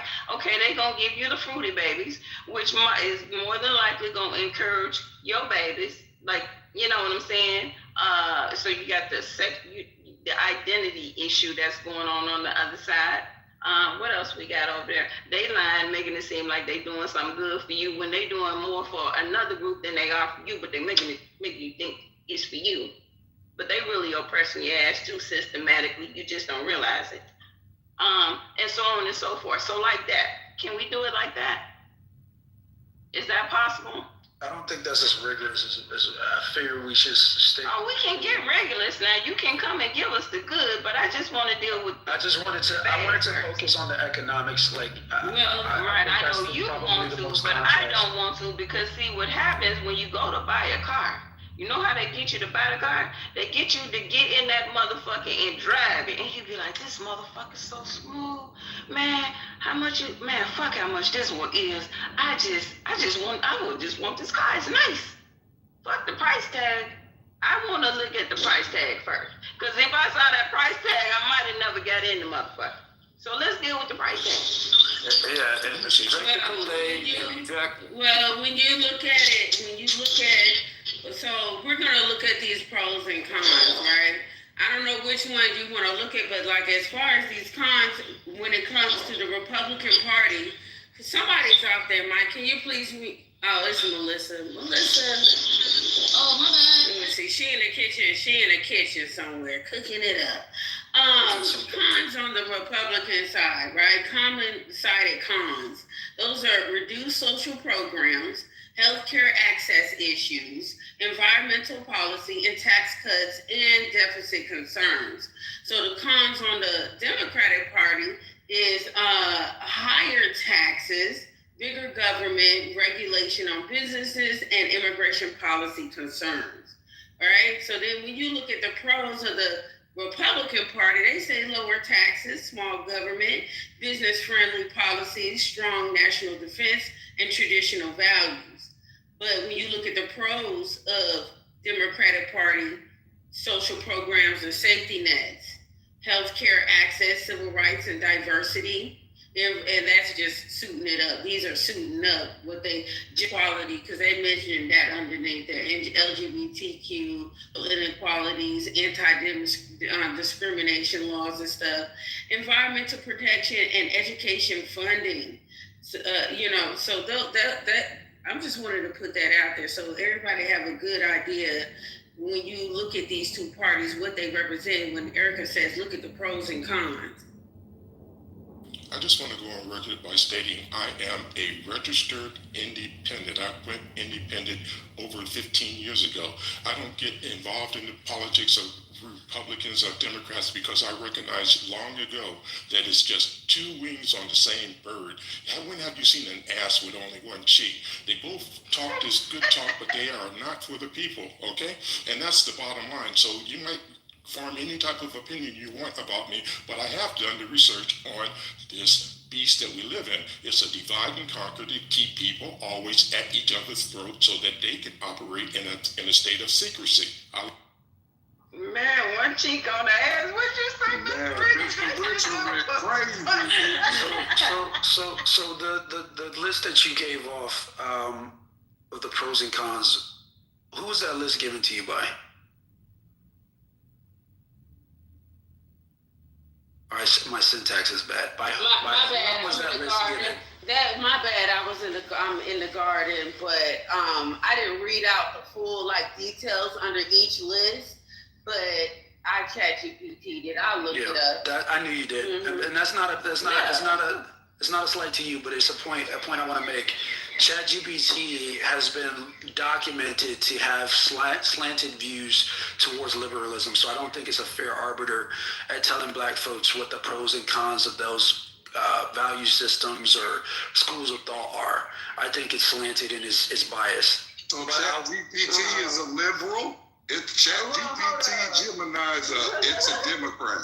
Dude, you don't have to take my word for it. Literally, you can Google it. Because it literally gave a biased point of view of both sides.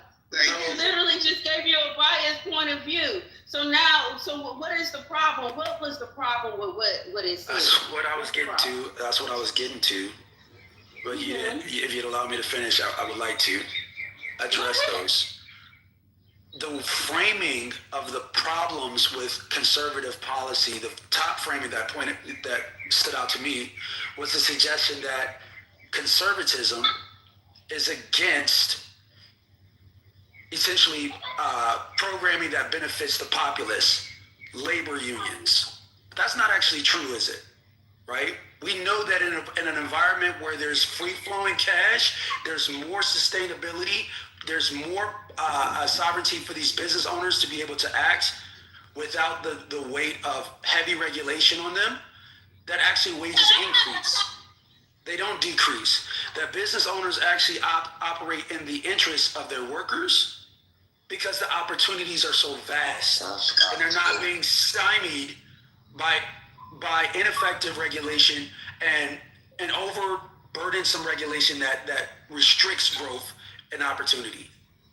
So the reason why I said that is because if you were to take the perspective of an unbiased criticism of conservatism, an unbiased criticism of conservatism would be that it falls sway to populist movements that distract from the core value system at the center of its theory, right? So you take, for example, MAGA. The MAGA movement is a populist movement that's bastardized the conservative. Pause, because you just gonna keep on going. So you don't have, so he don't have an issue with what it said about the Democratic Party, but all you worried about is the cons that it gave, and these are actual factual cons of the Republican Party. Because this past year, didn't y'all see cuts to healthcare systems and food programs?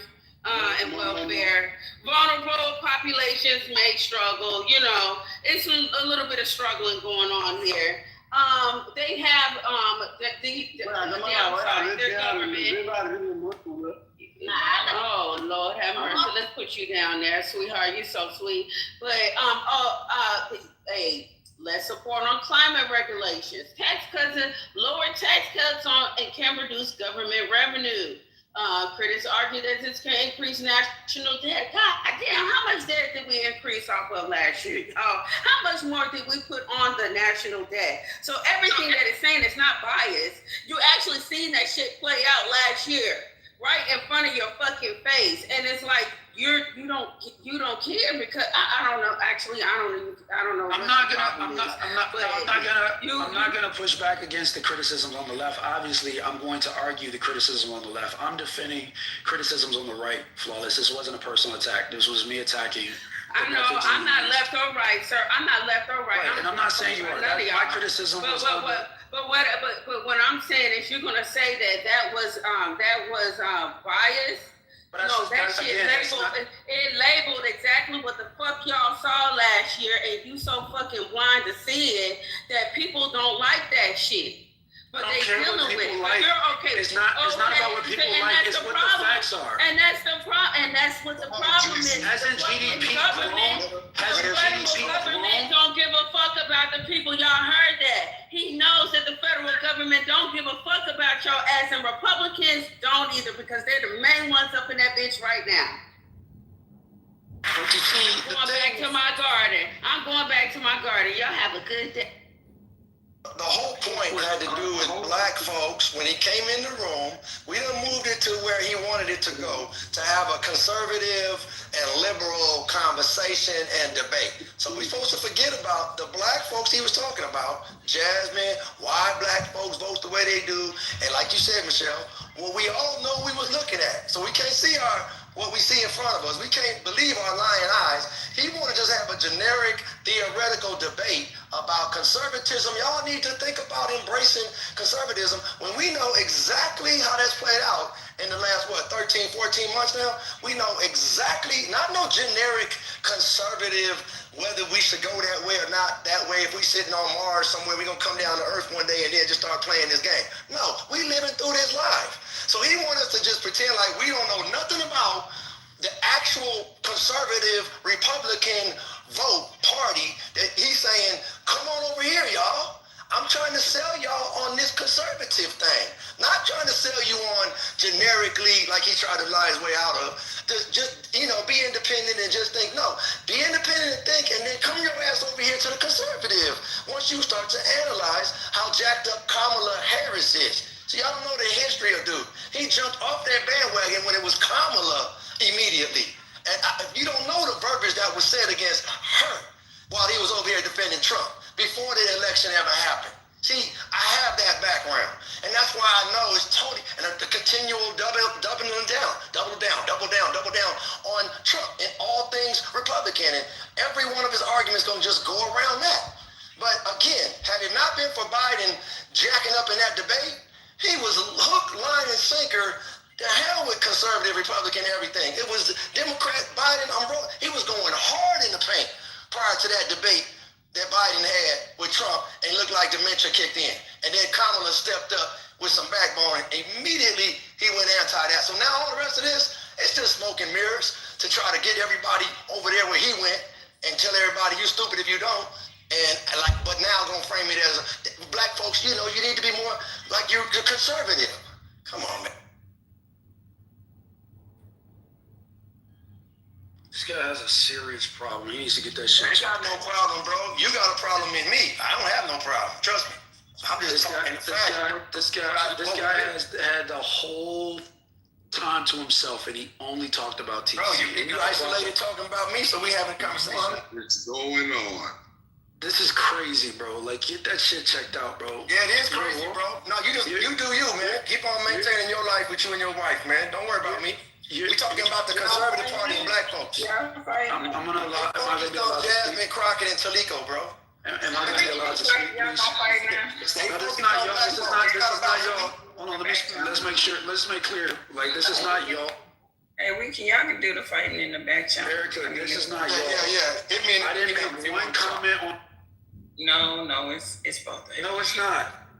Yeah, it is. Yeah, it is. No, Erica is not. I'm sorry. Like, I didn't make one comment about him. I didn't talk about his political.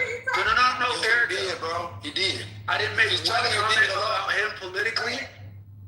Listen, okay, so this is what we're gonna do, right? Just so we can just move on in the conversation. If Sweet says anything else about TC, I'm just gonna put you in the goo and vice versa. If you say anything else to or about Sweet, I'm putting you in the goo as well. So same rule for both people. All right, listen. Thank you. So I'd like to finish what I was saying. I voted Democrat my whole life, okay? Since I was like 21, since I was 18 actually, my first election. I voted Democrat. Up through college, graduated college, started my business, voted Democrat. It wasn't until the election of Joe Biden versus Donald Trump that I started to consider my political leanings. If you'll know, the average story for a black man in America that comes from a majority black city, the story is the same. They vote Democrat because that's what their parents did, and that's what their grandparents did. And that's what I did, because that was the political theory that was foisted upon me, and that's what I believed. But it wasn't until soon after I left college and I put my kids in school and I looked at the disparities between the education system in the inner city where my kid was going to school, and until I took him out of that school and put him in a private school, the outcomes was completely different. It didn't even take a whole year. So I started to advocate for choice-based education, Erica, which was a conservative policy. And then I was shamed, attempted humiliation, exactly like what just happened to me on this stage. Oh, this guy's crazy. He doesn't know what he's talking about. He's stupid. He's dumb. He's uneducated. Forget about the fact that I am educated. Forget about the fact that I employ over 40 people. I made my first 7 figures by the age of 21. Forget about all of that. I'm stupid because I'm taking a principled stance on an issue that's important to me. It was at that moment, Erica, and I'm landing here, that I said I'm reconsidering my alliances, my political alliances, just because that's what we always did. And it was from that moment on when I started to question all of those political decisions. Why am I pro-abortion? Why am I pro-trans rights? When I started to evaluate that, why am I pro-taxes? Why am I anti-gun? Why am I anti-Second Amendment? When I started to evaluate that shit, I realized something, Erica. That shit didn't line up with the type of life I wanted to live and the type of life I wanted my kids to live. So yes, I changed. I made a principled decision to change the party that I aligned with. It was the best decision I made politically. And for that reason, I stand 10 toes down on that shit. It got nothing to do with Kamala Harris. It has everything to do with my political outcomes and the outcomes of my family. And guess what? A lot of black Americans are waking up to the same reality. And they also voted Democrat their whole life. They voted blue no matter who. And now they're reconsidering that shit. And I'm glad I did. Yeah, I'd like to say that. Yeah, I feel the same way. I used to be a vote Democrat only because my family, I came from a Democrat and shit. That's what. Until I started to realize that both sides was full of shit. So I didn't run to the other side though. I just started to realize that was both full of shit, and I vote based on what the candidate is. Let me ask you a question. If you had the opportunity to put your kid in a private school, I'm sorry, Erica, say it again. If you had the opportunity to, would you put your kid in a private school? Well, no, I would not. I wouldn't because what I felt was better was if you can give your child, your children or child the total experience, the environment and the school. So I've always had my children, lived in a, upper middle neighborhood, and my children went to schools like that. So I lived in Brentwood, Tennessee. Even though my nieces are in private school, I think it's stupid. Like, I've had this argument. If I'm paying the money I pay for my neighborhood, my house, my home, my environment, the schools are good, why the fuck would I pay for a private school? So, I mean, again, it depends on where you are, everybody's situation is different. So. Well, I appreciate you for answering honestly, but what I took away from that answer is that if given the option, you would want the choice. No, I would not. I mean, I don't need the choice, but again, everybody's situation, or did not need the choice. Everybody's situation is different. No, right, I would not prefer, because what happens is when you put them in private schools, they're usually in schools with people or children that can't relate to them. They don't fucking look like them. Like, I have a coworker that's going through this issue. So it's a lot of shit that's going on, and again, every situation is different. Yeah, but Erica, do you put your kids in school for kids that look like them, or to get a quality education? Like, I put my kids in school so they can be balanced, right? Yeah. You send a girl to a school, no one in there looks like her, no one has her fucking hair. That's a self-esteem issue that she's gonna have because she grew up around children that she could not fucking relate to. Now, she ain't gotta be able to relate to all of them. She need to be able to relate to some of them. You're basing that on immutable characteristics, Erica, and I understand that might be important in certain contexts, but in education context, I find it hard to see how that's children. You have grown children. Yeah, I do. I don't have any grown children. I don't have any grown children. Okay, well, I'm basing it off experience. Okay, now when you get to the point where yours are grown, you sit back and you reflect and you come back and give us the story. That's 100% fair. Okay. But I'm having a hard time understanding that situation. I've been listening for a long time. I just want to propose something, right? Is it at all possible, and this might be a new thought, I've been thinking about it for some time. Is it at all possible that we can stop treating this shit like it's a sports contest, like it's either one team or the other? Can we honestly say that there are good people and bad people on both fucking sides?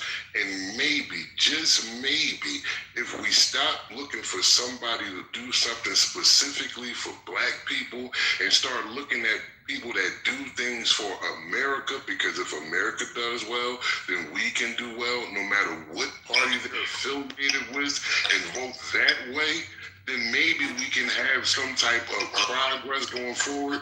Because I voted for Donald Trump, but I also voted for Obama. That was a fucking mistake, let me tell you. But guess what? Herschel Walker, I wouldn't vote for his silly ass. Neither would I vote for fucking Alexandria Ocasio-Cortez, who just happens to be one of the top Democrats right now. But this bitch was a bartender. So maybe it's not about the party, and maybe we should start looking at the people who are actually doing things for America, for the interests that we hold, and vote that way, regardless of who they affiliate with. I mean, is that possible? I can assure you that voting will not get us out of this. Although education, out of my 7 children, 2 were homeschooled. Out of my 31 grandchildren, 11 of them are homeschooled. Man, just look at options and alternatives to things. Back or black to the vote on Jasmine Crockett did not take a political invite. Well, she might have took it, but she didn't use it. We gave her plenty of common sense.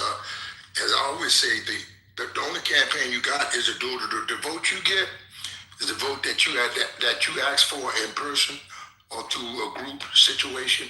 There's nothing on the social media that will get you into politics. Absolutely nothing. And I think she leaned on politics. Got my money straight up. I said, well, I like what she's saying at the mic, and she's strong. She's a great lawyer. Her and the other black lawyer out of New York, the great attorney and judge down there in Texas, etc. These are great people. I hope I don't get bad at the mic. I have my eggshells on my shoes here, so I'm walking on eggshells to say some of this. But nevertheless, some of this needs to be said, that they have our own brand of politics to get us where we need to go. It's not, we can't appease Democrat, Republican, Libertarian, Independents. They all shaking out and gonna leave you out. That you will not in the loop at the end of the day.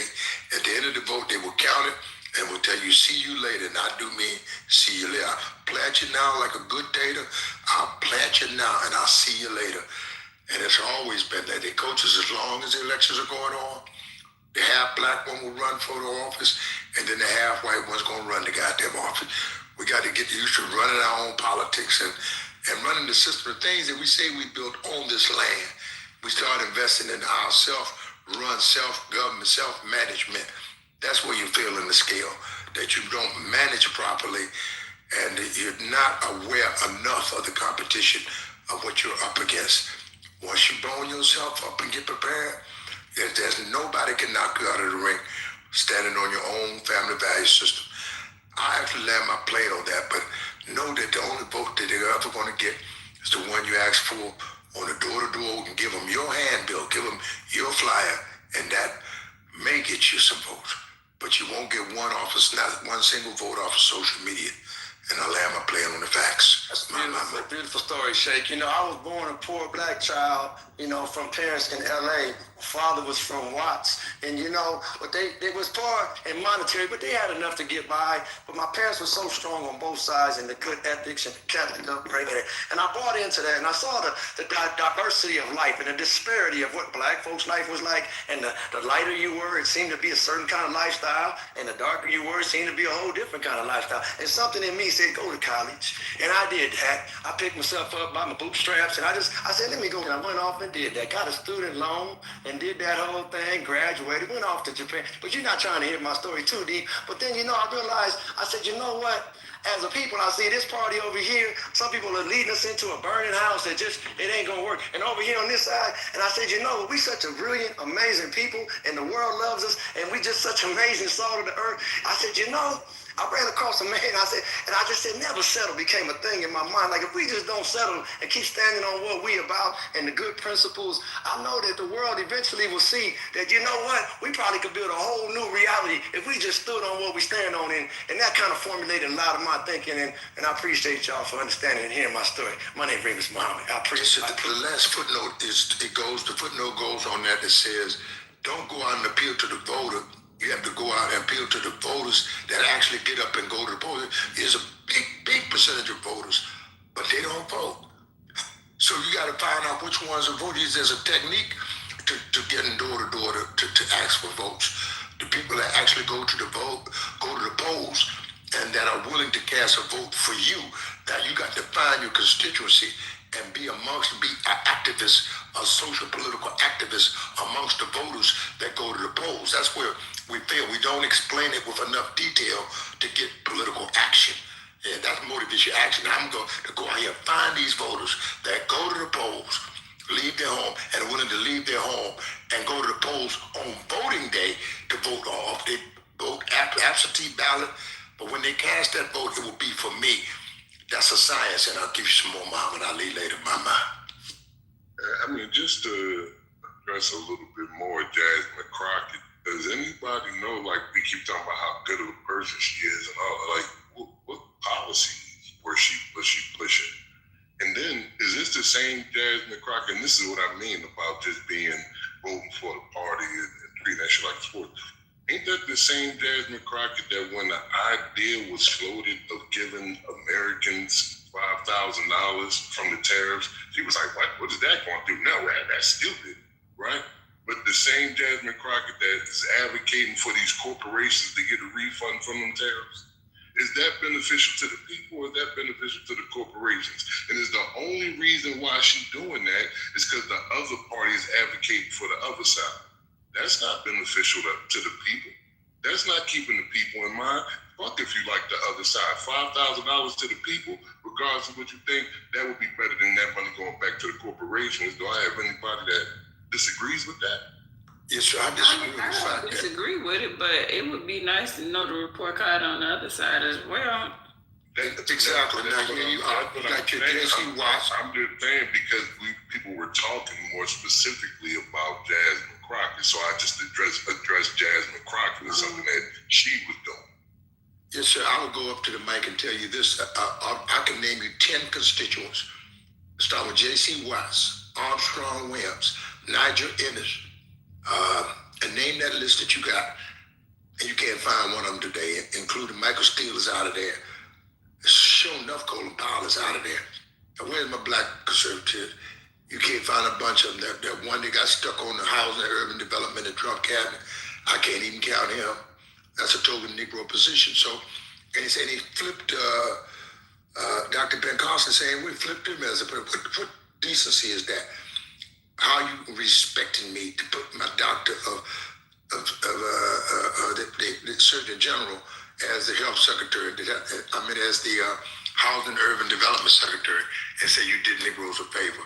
So these days, there's no difference in Trump doing that or Bush appointing Clarence Thomas or Trump putting in John Kavanaugh as a head of the Supreme Court. So all of these, it's just craziness that we do, seeking something that's never going to pan out for you on the conservative idealism. J.C. Watts was a starch party. You can't find J.C. Watts. You can't find Armstrong on the conservative front line, the GOP front line, anything. And that they'll sort that Negro out, define and boot him out in the person of Michael Steele. He fixed the whole goddamn Republican Party. You can't find Michael Steele over there. Oh, I'm just saying to you, there's no loyalty to us anywhere. And if the loyalty is a loyalty to yourself. And when you find that out, they will respect you. Once you know that's a fact, once you have knowledge of these politics, then you know how to manage these politics. As long as you stuck up somebody looking for, he said, well, I remember Charlie Rango, he said, I just need a ride. As long as you're looking for a rider, that's just what you're going to get, a ride to the other side, saying, my. So I don't know if there's been a defense of the liberal policy. We started this exercise trying to do comparisons, and I've not heard any defense of liberal policies. I guess I'm the only one in defense of conservative policies. I put before you choice-based education. Look at the statistics and look at the empirical outcomes for children that go into choice-based education versus public education, specifically black children. Choice-based education is a policy promoted by the conservative thought. Purely public education is a policy prescription promoted by the left, the liberal thought, right? If you look at the empirical evidence, it supports that minority students, black students particularly, perform better. They have higher math and reading proficiency. The truancy rates go down. They have better SAT scores and ACT scores when they're involved in choice-based education. I mentioned ownership. Ownership is a concept promoted by the right. Collectivism and state-run redistribution of wealth is a policy prescription promoted by the left, the liberal thought. When you look at ownership in the black community, one second, Sheik. If you look at ownership in the black community, ownership has been the bedrock of our wealth. Home ownership and business ownership, to be exact. That is what's contributed to upward mobility for black Americans. Let's look at, hold one second, please. Let's look at popular sovereignty within the black community. Us owning our stores, us owning our homes, us owning the infrastructure. We know that black Americans benefit when we are directly involved in the decisions that affect our community. But when other people groups come in and determine how to divvy up the resources in our community, black people get left out last. What does conservative thought think? Don't import illegal immigrants into the community, into American communities, and displace the resources for people that should have never been here in the first place, particularly the ones that are bringing high rates of violent crime. They should be expelled immediately. What is the liberal left policy on this exact same issue? No, let them stay here. And if they do commit crimes, don't incarcerate it under a bail system. Remove the bail system and go for free until they show up on their court date. If we're taking it, hold on one second, I'm landing here. If we take an evaluation, I'm happy to do the evaluation. If we take an evaluation on just those topics alone, you understand that conservative thought is actually more consistent with traditional black conservative values. With that said, Mr. T.C. Carpenter, I would like you to explain to us here at the 40 Acres and a Mule, to our vast listening and participating audience, exactly why and how every single conservative I know has been booted out. Can you explain to us why every conservative to this day, to this moment, has been booted out or killed at the GOP? I don't know what you're talking about. One of the most prominent conservatives, Senator Tim Scott from South Carolina, who instituted and sponsored the bill for opportunity zones, is still a prominent black conservative in the Republican movement. You have Congressman from Michigan. I forget the guy's name. I'm bad with names, guys. The Congressman from Michigan, who's running for governor now in the state of Michigan, a very black, prominent conservative voice, has not been pushed out of the Republican Party. Now, again, I'm not defending the Republican Party, but I am saying that conservatives typically tend to run Republican. I haven't seen those guys get pushed out. Wesley Hunt did lose his election in Texas, but he got 13% of the vote. Just so happens that the electorate in Texas is consolidated around more statewide name recognized candidates like Paxton and Cornyn. But Wesley Hunt got elected to Congress in the state of Texas as a black conservative. He wasn't kicked out. I think it's the very same thing as you find in the Ivy League colleges out of Harvard or Princeton. They use that graduate a few years when they get the usage value out of Tim Scott and others. And then you'll see there's a team ready to do the straw man, the 10 man, and they're going to sweep them out and rid themselves of the excess waste. Every one of them been set up by the Conservative Party. But who are you talking about, Sheik? The person of J.C. Watts. These are personalities that I know. Okay, I don't know about Watts. Do you know about Colin Powell? Colin Powell leads the list. Colin Powell, that was one of her mentors there. Then you got J.C. Watts and Armstrong Williams. Where are these guys there in front of? Are they saying here's Trump candidate? What happened, man? To all of those things. There's a couple dozen more I can't even bring to mind right now. They all see them all get washed in or washed out. Terrible things have happened to them, all the way up to death. Michael Steele actually rebuilt the Republican Party, and they vilified and ran him out of there. Michael Steele is a liberal, and he's noted as a liberal. Stop. Michael Steele is not a liberal. He may be currently a liberal, sir. He might be currently. He was a staunch Republican. He headed the Republican Party, sir. He headed the Republican Party. And he walked himself out of the conservative movement. Stop it. Condoleezza Rice, that's a name that I'm sure you're familiar with. Condoleezza Rice was just spotted walking into the White House, I think like 2 or 3 days ago. That exception to the Condoleezza Rice, a black conservative woman. She was former Secretary of State. Very prominent black woman in the conservative movement. Withstanding, I know my point stands up. In human history, when you really study your politics, you'll see all the Republicans have been, well, Condoleezza is an exception, plus she's a woman. But, and they always have extra usage value for the women, up to Omarosa and all of that. But let's do this there. Let's go the route with women there. And MG, why would a woman like MGT or MBGT, Margaret Taylor Greene, why would she want to separate from a nice party like that? Why would she leave? No, she didn't only leave. Don't you know that the state of the and turned in her congressional don't seat. You know that the state of turned in her congressional seat. Top, what's his name? Donald John Trump supporter, orange toupee guy specialist. Margaret Taylor Greene. You know that Virginia actually promoted their highest elected representative to run for governor was a black woman, Winston Earl Sears. Conservative black woman. She didn't win. The state went the Democratic route for governor that time. But the conservatives put up a black woman for the first time. And this might even be in American history, actually, that the Republicans put up a conservative black woman to lead their state for governor. That happened in Virginia. Well, TC, yeah, No, I'm sorry. that's my land. Conservatives I have are not kicking 10,000 out years black history people.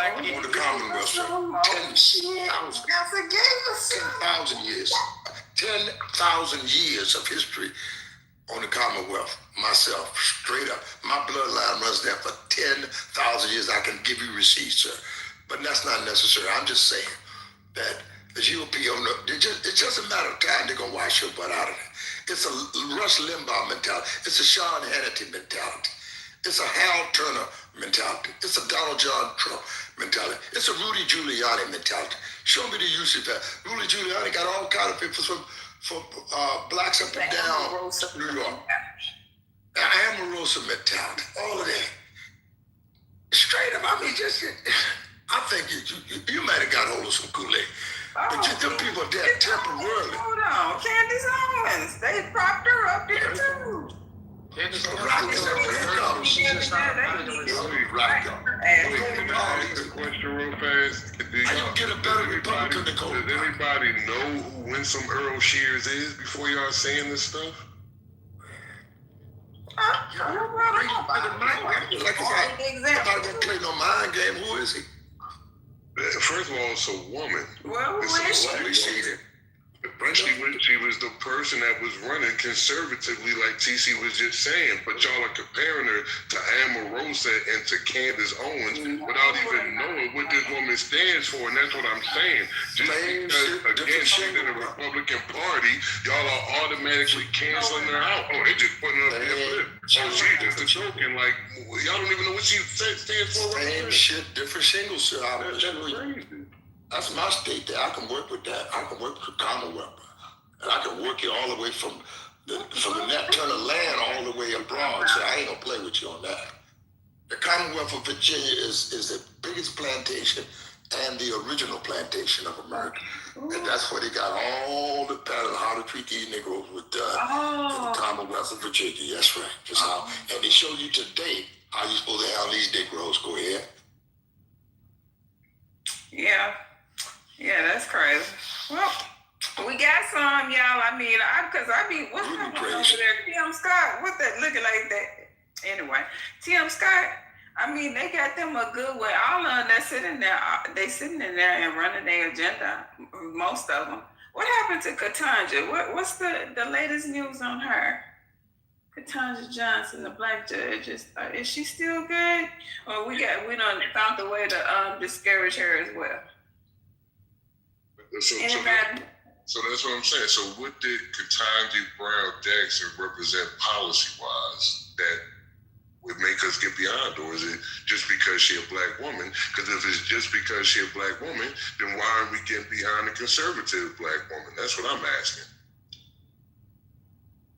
You mean they why? The Klan, brother. They next to the Klan. That's why. They standing next to the Klan. I don't know. It's kind of hard to sit in them circles and somewhat not agree with them at those levels. I'm just saying. Now you can make it seem like you don't, but goddamn it, I just can't imagine you really not having some type of commonality between y'all to be sitting there. I'm just saying. Oh, sensitivity, yeah.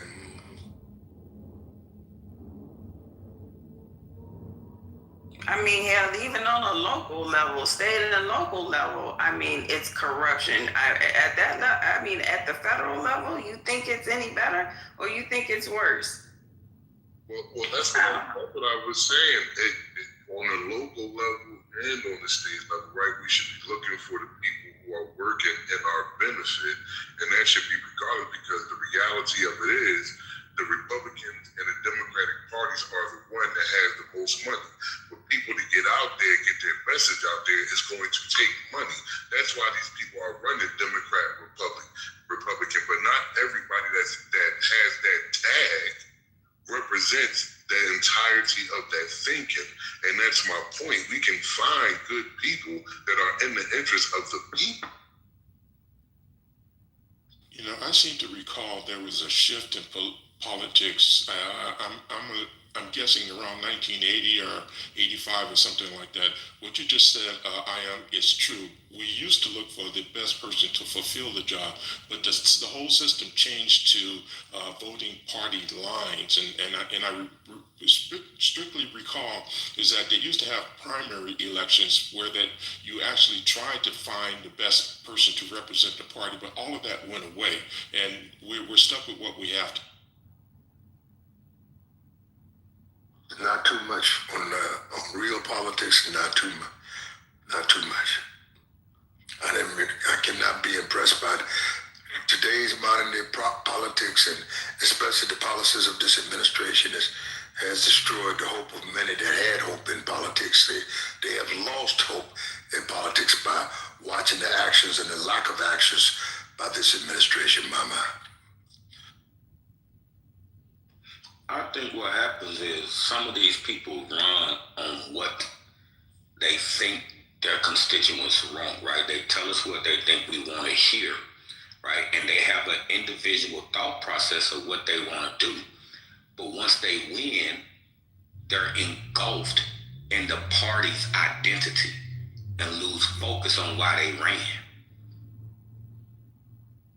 Well, one thing that I do recall is that, see, it shifted to the person that had the most money, that had the biggest coffin, I think that's what they call it, that actually won. So the search for the best candidate kind of died with that thing. I think there was a law passed, something like that. There was a limit on how much money could be used for a campaign, but now they took that away. And so it became whoever had the most money actually generally won the election. Our politics more mainstream than Wall Street, knowing that they get that good Senate job or get the governor job or mayor.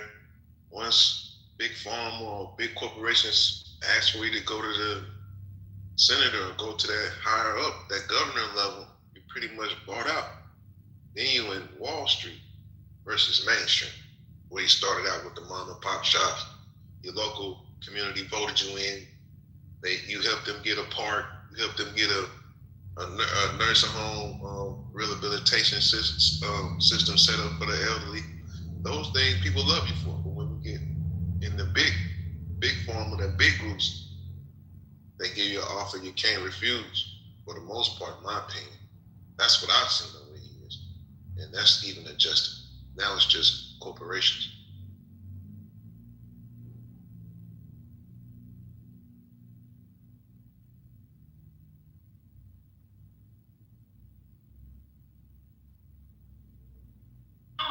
And speaking on the local level, I personally know of people that have run and was told to bow out because one, they didn't have the resources, the financial resources, and two, they were running on an agenda that they didn't want to win. So, again, it depends on who you know and how much money you. That's right.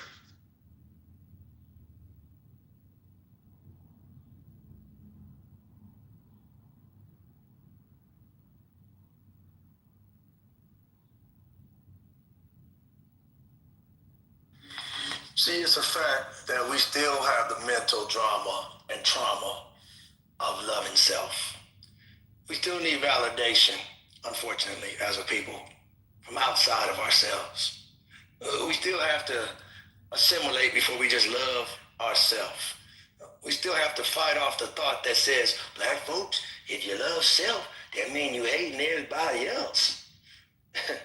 we still have to get past that. And as a people, we've proven we're not past it yet. Individually, collectively, certain little pockets, for sure we've passed it. But as a body of people, we don't support it, Jasmine. 50 million people on the same ticket, 30 million, 20 million, 10 million. Oh man, countries wish they had 10 million. They wish they had the power we have that we just disperse out to the rest of America, therefore the rest of the world. And look at our dilapidated communities, man. All it comes back down to is, you know what? We've been taught to hate self. And that's a big fight. You listen to a person that loves themselves, you listen to a awake person. You listening to a natural person because they haven't been taught to hate themselves. If you see the Chinese all of a sudden wanting to get rid of their name, something other than self, just know you're looking at damaged goods. Just know that. Ain't nothing wrong with you are, who your mama is, who your daddy is, and loving self and loving your grandparents. Oh, that's a sign of healthiness. You know, wanting your species, wanting your race, wanting your group to live. That's healthy. Squirrels understand that. I promise you, the giraffes, they know that game. the whales, oh, they're not trying to be like the bumblebees. I promise you. They cool with being who they are. But one day, I got hope. One day, and for Jesse, on behalf of Jesse, I'm going to keep that hope alive and that faith. Oh, I got faith that one day, we gonna not apologize about loving self. And we're not gonna fall for the okie doke banana in the tailpipe no more. So speak. What's some of the policies that Jasmine was pushing that we should have got behind that was beneficial for us? Right, I'd rather not go down to that lower conversation when I'm talking about the bigger picture. Because that's... It got beyond it. So she should have policies that represented that. No. See, that's done. Right? I can't afford to look backwards. That's done. Like, I ain't no Talarico Yeah, that's that accountability right now. You know what I'm saying? We should have got behind it. Looking backwards by saying that. Yeah, we should have. Right. I'm done. I'm asking. You want me to spend the rest of my life breaking down? No, we want you to spend the next. You just talk for fucking 5 minutes about nothing. And when somebody asks you what was the lady policies, you can't even take another 5 minutes to break that down. You want to know why? Bill Dog, tell me why. I know why, because of Ramadan. Yeah, no. Then you shouldn't be on this motherfucking phone, nigga. If it's Ramadan, I'm American citizen. If it's Ramadan, get your ass off the phone. If it's Ramadan, you need to get peace somewhere. Because right now, you're being on this phone arguing with people on Ramadan. That's exactly the fucking problem we got up in here, y'all. Because this is a whole man. You just got finished talking, and that man asked you to answer a question. You can't answer it, but you keep talking to justify that you don't want to answer because you don't feel like you gotta answer it because you want to look back, but you just look back at the fact that nobody wanted to vote for the lady. So if you can't list the lady policies, why are you vouching for it? This is the shit that we've been saying up here this whole time. If you're uneducated about the person that you plan on voting for, what is the point of voting? Because when you find out that the person goes against one issue, you be like, damn, I would have never voted for her if you did that. That's the problem. We have to stop. We got to stop this shit. It's great. AKA if I heard that Flawless was gonna fucking win run for the office, we should all galvanize and put ourselves together so help Flawless get in there. I didn't extract that out of that. I've seen people come and splinter cells when it comes to the fact that we got a black person who want to help black people on any level, let alone fucking win. So Flawless, if you win, just know we got your back. But if you lose, it ain't your fault. Just try it again. Either way it go, the concept of it is as a collective, and black people do something together. This individual splinter cell shit y'all keep talking about on this app, it's not gonna get you nowhere, and all you're gonna do is just turn this app off and come back and laugh and do this shit every fucking day. I swear to God. Well, one of my policies would not be okay for your son to cut his member off because he feels like he's a girl because you influenced him. It's not a policy I'm going to get behind. I just want to make sure y'all understand that I care about my men. I care about my sons. I got twin boys. So the policies that she was voting yes for, that was not something I would want to do. And I'm sure it was other black Republicans, black Democrats that did not vote for that shit. But she did. She was okay with that. So yeah, me and her would be two different type of politicians because I'm not going against anything that's going to go against people with, my people pretty much. I'm not going to destroy my people either. But just being slightly familiar with her. Let me ask she had a War Powers hold on Act. for a second, Ambassador. Who actually gets to determine what the policies are of that party, and who determines or is responsible for executing those policies? I mean, is it not the people that are each lawmaker supporting these policies behind these parties? Each lawmaker has to develop a framework. Go ahead, sir. Go ahead. I'm sorry. Go ahead. Okay, this is what you got. The policies are set by the lawmakers, and they run on the policy, local, state, and the local government municipalities, meaning the city and the county within a municipality, a county gov, and then they have small cities within that gov, and then there's a block that is a congressional district, and the voter constituency of that district supported them as the policy maker or as the congressional representative, and therefore she had war powers. She had quite a few. That's quite a laundry list of things. I'm surprised men don't know. The pay disparity between men and women is a bunch of that she was working on. State and local government, the human rights policies and issues. There's at least a dozen. I mean, so it's not hard to find out what she was representing, but it's just that they wanted to devalue her because she was an outspoken black. Her intellect and the power to go and enforce that and to build a constituency within that. That's what I think that the haters see. This is what this thing. When you really are sharp at your work, you develop a group of haters, and they hated her out of there. But then she didn't go to work. That was her fault for not going and demanding those votes. You had to be live. You got to be a grinder to win anything in the state of Texas. And she just wasn't rough enough and tough enough to get the vote. But she, as far as policy, she was right on point. And she had a gun policy. It was a rack of that stuff. The rights on government and reproductive. She had a rack of stuff that she ran on. But it nevertheless, and she was set policy. She's a proficient, able-minded and able-bodied lawmaker. That was the thing that I think was most impressive to me, that she was able to articulate what was the issues at the mic. And I'll land my plane. Somebody asked a question, I just gave you a pertinent answer, and I'll land my plane. I'm sorry.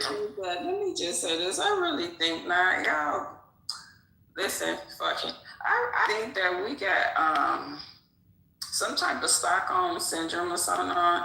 Because as he was speaking, I was thinking about Jasmine and the reason why she's such a turnoff to a lot of middle to upper class black people, if that shit even exists, is because they don't like how outspoken she is.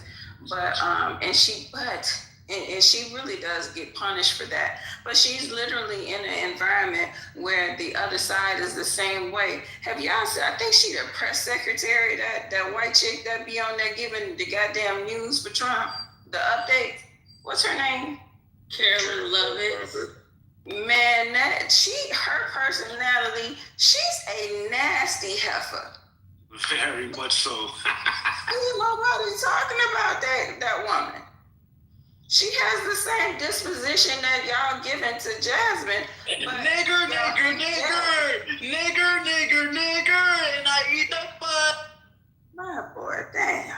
Anyway, she has the same type of fucking. I just think that we got Stockholm syndrome, and we demonizing her for the way she is, but the ones around her are the same, if not worse. But we don't pick that out. It's like the ass on a black woman. It was bad. But when the white woman started to go get it, it was a good thing, and that shit became expensive.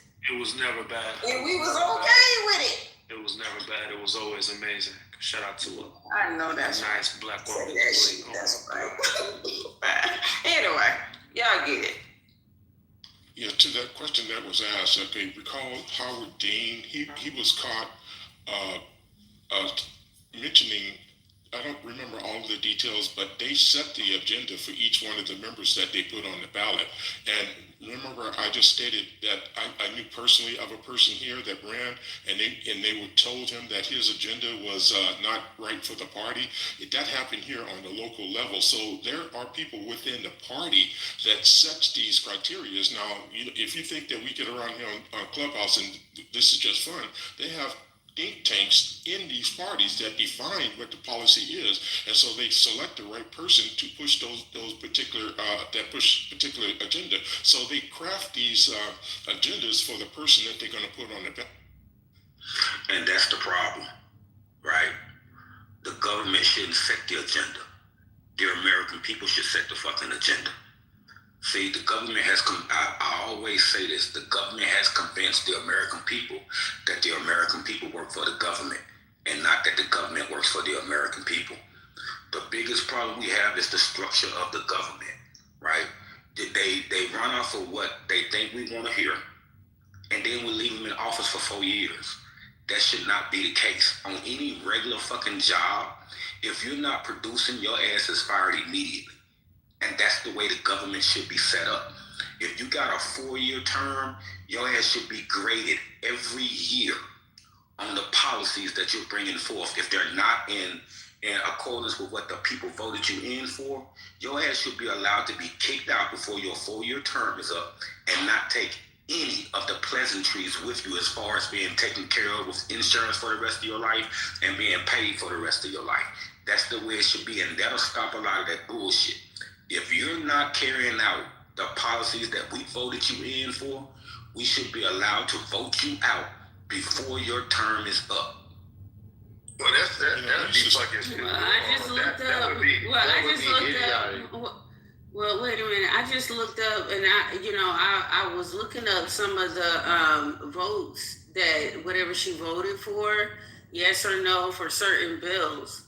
So you got a bill that on considering several bills, including police reform and technology measures, she voted no. She voted against bringing this package to the floor. She voted yes to Protect Taiwan Act, supports this measure regarding U.S.-Taiwan relations. Housing the 21st Century Act, I'm not really sure what that is, but I'm gonna look into that. But it says yes, she voted in favor to expand and improve housing policy. I think that's very positive. DC Tax Conformity Act, she's not going to be voting on. I don't think she's on the floor anymore. So those are just a couple of things that found that she is on her website. Yeah, but what bro just said was, I mean, first you gotta understand how politics work. You can't get them out of there before. Second, you don't want to push the narrative. You'll be black treated very bad. Like if what you just said went through, right? You know how many niggas would be out? If I could just grade you based on the year you had, let's say a rough year. Let's say you got a black mayor that got a rough year, a black governor that got a rough year, and these crack because of the one men vote, they had about it. Oh, let's say he had a great year. Let's say he actually doing something or she's doing something that actually you get enough people together on the other side of that ticket saying, hey, we gonna push her out or push him out. No, you can't do that. You gotta remember, whatever is set precedent on one side will be on the bad side. You don't wanna set a precedent on some shit like that and then they be like, okay, well, let's play ball. Since that's how y'all wanna do it, just because y'all feel a certain way about it. Next time, what the brother, well, they do that now. That would be fucking.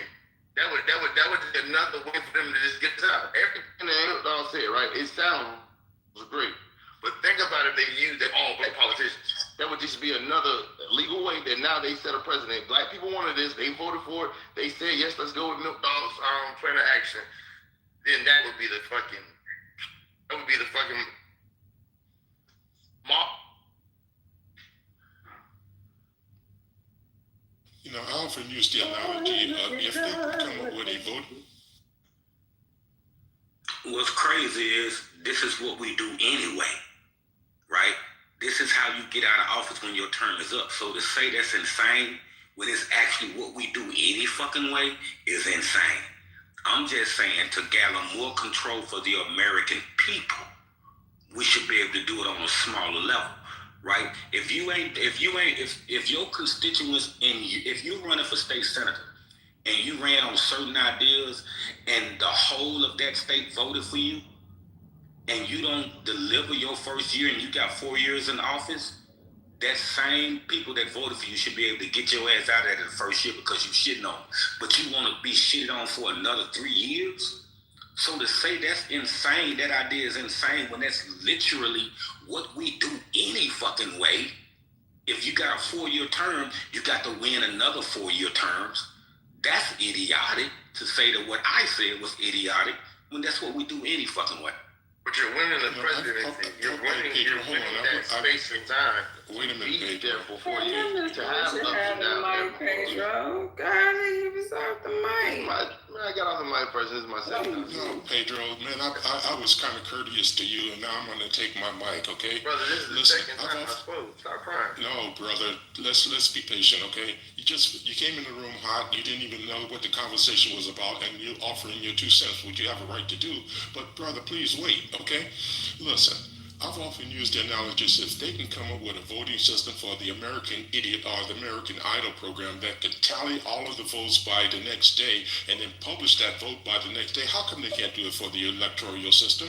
They don't want to because they don't want to know what the people think. They want to dictate to the people what they want us to do. And ain't that right, Mr. Richard? I ain't never heard it put that way, but that's the truth. Well, Erica, y'all know the reason why they can't do that? American Idol shit is flawed. They don't, wait, listen, you niggas ain't picking the president, and they not picking the fucking artists on stage. But, boy, it's too crazy, that system of everybody calling in and phoning in, and we know the same day. You think that was actually how they get picked? No, they already know who's winning, just like they know the president is winning. The reason why it takes a little bit longer for the president, because they're doing an electoral college. But we gotta pick the president, American Idol style in real time. We just seen the other day when I had a debate with Brother Sneak in the room, how you political voting, like for policy voting, that will work perfectly. No, it won't. No.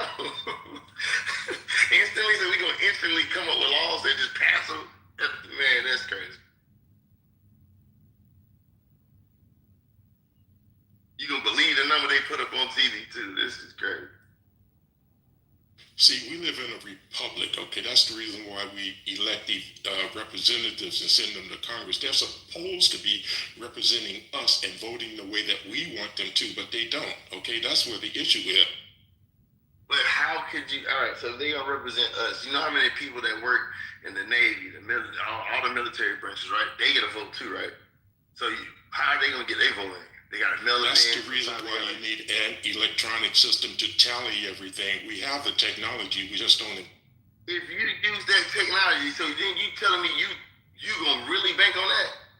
I would rather us keep going in. But you bank everything on the hanging chad, right? The paper ballot. That's what you're hanging your all of this upon. I mean, they're choosing the president anyway. So we just talking for fun right now. Because the electoral college is what picks the president. But for shits and giggles, let's just say that we were choosing the president where I vote. I would rather go in with my little Scantron every time than opposed to this and that cannot be on fake. Facebook or all us on Facebook or Instagram just picking out a fucking person from the phone. Dude, that would be manipulated in the first fucking year that's done. I mean, and the hanging child is not manipulation. Yeah, because you have to get up out your car and you have to go into the booth. You have to actually show and prove with ID. I even like the idea now that they want the real ID. Yes, you should have a fucking pecking order. You can't just send something from a phone and on the internet. Change all that shit, man. Y'all niggas better look into tokenization, man. That shit is immutable. You gotta agree. I'm telling you, it ain't what I agree on or not. The tokenization, man, the blockchain, so everything is visible, everybody can see it, each person gets their own authentic token. That's why the blockchain is so important, because that shit is trustless. You don't have to trust anything. Everybody can look and see what the fuck happened, and you can't change it. Yes, you can. You can change it. Powerful idea. If you vote, and if you don't vote, who cares if you don't got a token? But if you do vote, it's gonna register. It's gonna know who you is. You can't lie. They can track your vote. I don't know why they don't do that. Is y'all serious? Y'all saying the computer can't be manipulated with these tokens? Oh, y'all are crazy. I'm talking about the blockchain. You don't understand tokenization in the blockchain. Yes, I do. And I understand how you can make it Obviously don't. Not the binary system. I'm talking about the digital system where it can be tracked. And that would be super, where it can be super fraud. Where That it would be super can fraud. be tracked at. Who gonna track it? Those. See, this is what happens. This is why you got to leave some niggas behind. Some niggas would rather continue with the way things are opposed to standing up for change. And when those who do stand up for change, they try to demonize them. This is a perfect example of that. You would rather go along right now with the way it is now that has no benefit opposed to trying to adjust to a change that could potentially be beneficial. I need y'all to really think about what y'all saying right now. Just stop. Don't hate Pedro. Don't hate the messenger. Just think about what you guys are saying. The system we have now can be corrupted, right? So y'all think taking the digital, and because they told you the blockchain can't be corrupted, y'all think that's going to solve the problem? Do you know how the blockchain actually works? You would be able to superinflate numbers. Nigga, what we saying is the way it's set up now doesn't work. Let's try something else. Now, if you don't want to try something else, sit in your motherfucking corner and suck your thumb. I think what they did was wrong. But don't demonize others for trying to come up with a solution that could potentially work. That's all I'm saying. Well, they tried already. Well, I think this year, with the next election coming up, with the real ID, everybody has to have an ID, birth certificate, social. I think that's definitely going to weed out a lot of things, because you have to actually show a birth certificate. I mean, everybody should have a birth certificate that's gonna vote, right? So if you don't have a birth certificate, you can't vote. That's awesome. Yes. No, that's perfect. What do you mean you're kidding me? So dead people have been voting. Y'all know dead people have been voting, right? People. So if you you'll be able to eliminate and that's that. the system you want to keep. Yes. So listen, I'm saying, so the new system is they're gonna require a birth certificate, right? So people have been voting dead. So now, if you have to show a birth certificate, what happens when you come with a dead person birth certificate? Their death certificate is also going to pop up, and that would be invalid. So I don't know. That's just a perfect way for illegal aliens not to be able to vote. I think the birth certificate plan was. Some people calling it racist, like, oh, everybody don't have access to a birth certificate. But it's like, nigga, if you don't have a birth certificate or a social, do you even have a job? So you worried about manufacturing the voting system for -1% or 1% versus the 99%, like Milk Dog is talking about. He's talking about developing a system for the whole, not the outliers. No, I don't want the whole system, because if you make it easy for everybody to use, you missed the point out. 1%. I heard your point. I just don't agree with it. Look, hold on. There are people that are voting that are dead. It's such a significant minority that it's not even something to talk about. People that are voting that are not American citizens, you don't design a system around them. You design a system around not disenfranchising the people who have the right to vote. I get it, but if you don't have a birth certificate, I don't think you should be voting. I don't care if you are a citizen. If you can't produce a birth certificate or a social security, fuck your vote. Like, come on, think about it. That is a perfect way to make sure that American citizens are voting and people that are not dead are voting. That's just easy. And that costs nothing. We don't have to come up with a blockchain. We don't have to come up with billions of dollars of resources to get this new thing implemented. Pull up with your birth certificate. It's done. See how small the thinking is. Yes, I do. We're thinking a bigger box. This nigga is compartmentalized. Yeah, right? You're thinking about something. We're thinking about a bigger piece of the plate, and he's still building from the fucking bottom. We're talking about controlling opposition. We're talking about the American people controlling this shit. He's still talking about the government controlling it by asking for a birth certificate. Well, the American people are in the government. Just vote for better people, or Milk Dog, you should run for politics. But think about what y'all saying. We already spent a We lot. done already thought about what we saying. I got Think you. about what you saying. Hold on, Milk. We done already thought about what we saying. Gotcha. You think about what Milk, you're you're saying. already spending money. We're saying that the American people should have more control, opposed to the government having more control. So if you want to sit back and let the system run the way it's already running to no advantage, only advantages to the government people that's in charge. And we're talking about giving that power back to the people, coming up with the system that gives the American people control of how long your ass stays in office if you're not doing your job. That's what we're talking about. I didn't interrupt you, but you just interrupted me. If you can't see that, then that's your problem. All right, cool. You interrupted me. All power to all people. So again, if you do that, guess what happens? Now you have to come up with a system with money. That takes money, billions of dollars to implement what you're saying. That would be cool. That would be terrific. But a cheap way. Hold on, wait. A cheap way, something that we all have. Listen how crazy this sounds. We already have a birth certificate. Every citizen has a birth certificate. Every citizen has a social security card. This is easy, free, basically ironclad, opposed to the system you're talking about. Pull up with your birth certificate, social security card. If you don't have it, you can't vote. But how does that change what Milk Dog is talking about? He's talking about the quality or the performance of the legislature. It doesn't matter whether you have a birth certificate or not. We're talking about holding people accountable. So look, you can have a birth certificate and vote for someone and not have a birth certificate and vote for someone. We're not talking about the nominal voting process only.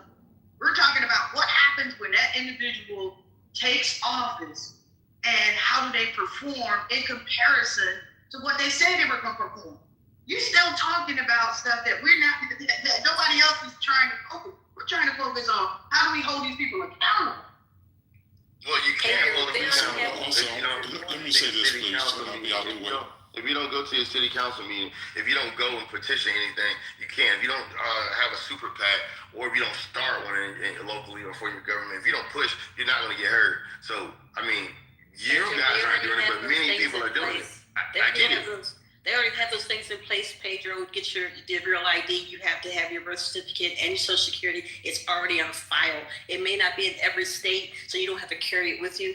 In order to have a driver's license, I know Maryland does have to have it. When you have the passport, they give the option. If you don't have it when you went out of the country, then they give you all the what you're saying. You do it the long, hard way. So what you're talking about, they already have it in order. I don't know about every single state, but that's what they're going for, to have it in every single state, so you don't have to carry it. It's already in the file, so there's no reason to carry it. So we can go to the next conversation. So but that's not what they're doing now. They're trying to hold the fact that you bring it with you. Let somebody else have the mic for the moment, please. Because he's talking about restricting voters.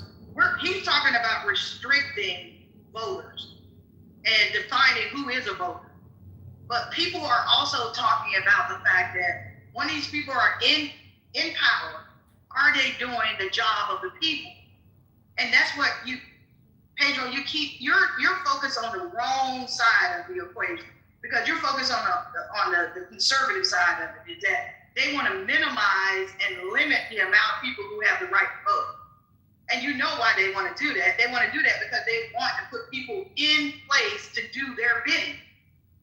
We're not talking like that. That within itself is ridiculous. To minimize the number of people who can vote in a society that's classifies itself and prides itself on democracy is absolutely hypocrisy. You should be figuring out ways to remove roadblocks to voting, not put more roadblocks to stop people from voting. But the bigger conversation on the stage, why it's so awesome to have this conversation, is what are the new systems that we can create to hold those people that we put in place accountable? Blockchain is a viable solution. All these other ideas that people are talking about are solutions to the problem. You're not talking about solutions. You're talking about disenfranchising people more. The argument about the cost factor, okay, I worked in the what you gonna somebody else? A couple of elections, okay? The present cost of counting chat, paper ballots is enormous. Just think about if they converted that to electronics, the cost saving right there. So that argument about, it costing more to implement the blockchain or some other type of digital voting system is ridiculous in my opinion, because the present system is very extremely costly. Okay, I'm gonna say it like this. Maybe I should break it down as to what I'm talking about. Think about college, and I've used this analogy before. If you go into college for 4 years to get your degree, that first year, if you fail, they put your ass on what? Academic probation. The next semester, if you don't get any better, what do? They suspend your ass from the school. That's what I'm talking about in the government. Right? If you're not making the grade, if you're not doing what the American people as a whole put your ass in place to do, then your ass should not be allowed to shit on us for another 3 years. And you damn sure shouldn't be able to do 4 years of fucking over us and then take all those benefits out of office with you when you did not do your job. The taxpayers are still paying for you for doing a fucked up job after you're out of office. That should not be the case. If you don't make the grade for 4 years, you don't get to retire with the benefits of the taxpayers' dollars. But you want to sit here and let them shit on you the first year and then leave them in place and allow them to shit on you for another 3 years. That is insane. So that's all I'm saying. Let's change the system. We're talking about solutions. We're not talking about the small shit you talking about, birth certificates and all that shit. We're talking about solutions to give the power back to the American people and not to the government itself. Yeah, so look, I agree, but I have to disagree. That shit is wild. They're going to use that against black people in office. Hey, Milton, what you saying? It don't come down to Congress. It come down to people. That's the government. That's cold right there. You saying we want to do this all over again. Y'all done got out of hand. Give the government back to the people. Let's redesign this because y'all done messed up my money. All right. Y'all done messed up all my money. So let me try to explain why that would be stupid, right? There's already, they say, I believe that they lie about numbers anyway, but they say there's more white people in America than black people, right? So now, if you put the power ultimately back in the people's hands and decide who gets in office and who gets to retire with their pensions or whatever, 401k, whatever, do you see how that could be fucking horrible for black politicians? You're still missing the point. I get it. Hold on, ma'am. No, you're not. Ma'am, I get it.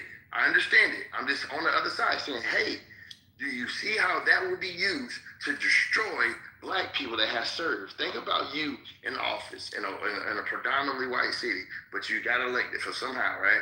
Now that you're there, these people, they hate you. They want you out. They don't want you to retire with any benefit, but you've done what you believe to be the right thing. That is unfair that they can get you to not retire with any benefit. That is crazy. They will use that. Dude, that is crazy. You don't want to set that type of precedent. Yes, you do. Against the people. Okay. Like, are you like you're a plant or something in this room? Because nothing that you're saying is logical. Like, it's not on point at all. Like, this guy is brilliant. He's talking about the fact of bringing the power back to the people, and you keep bringing Trump talking points into the conversation. Trolling, man. Like, we're not talking about we're not talking about nobody can understand how that can be used against us. We're not talking about individuality here. We're talking about the fact that the politicians are no longer serving the people. We see that every day right now. They're not serving the people. So hold on. So we're not talking about birth certificates and everything. We're talking about re-engineering a system so politicians meet the needs of the people. I get it. And you keep talking about Trump talking points. We are not talking about the fact that there might be a black person that is not doing the right thing and they suffer the consequences. Yeah, because it matters if black people are not, if black people are politicians and they're not doing the duty of a politician, they should be held accountable too. But sis, is he capable for corporation, since he run a corporation, instead of dealing with the people, for the people, he's looking out for corporations. My bad, Pedro. What up, niggas? What up, brother? I just want to say, Hey, yo. fuck y'all Sunday, but I love y'all. For corporation. I love y'all too. This is a great conversation. Pedro. This American should support Donald Trump. Y'all niggas American, ain't y'all? What type of crazy ass shit is that? Yeah. It should say Israel. I support Trump. That shit say Trump. I support Trump. Hey, I don't think it's any. I hear what they propose. I don't think it's any different. Hey, somebody gonna hire. What you mean, like you don't think one's any different? I don't think it's any different from like the stigma or the position mentally that black folk find themselves in today, as what you would call the house nigga found himself in years ago, right? Nothing has changed. You still on the plantation, niggas. You ain't changed that shit. So with these rather than, hold on. Nigga, I was just talking. How the fuck you gonna tell me though? Nah, come on now. Go ahead. Let me hear your support for Trump. I ain't going back and forth. Okay, right. So what you gonna have is basically a whole bunch of niggas. Stupid. Mute this. Man, what's wrong? You having a Tourette's attack or something? Calm down. We'll get to you in a second. Go ahead, IQ. See, right, we're talking about government, right? You're talking about policies. You're talking about things that should be helping black folk move progressively forward. But that hadn't been in the formula of America. America has always benefited off the backs of what you call the African American, black, whatever you want to call yourself, right? That's the reality. So your plight is not a one to buck the system or say fuck the system. Your plight is a one that says, well, hey, let me coddle, let me hug the system. And this is the same system that said, fuck your ancestors. Put them to work, enslave them. Rather than that, Negroes turn the other cheek, we're turning the other way. Government basically is I mean, when you're looking at politics is basically government, right? This is when you're talking about policies that will affect a group of people.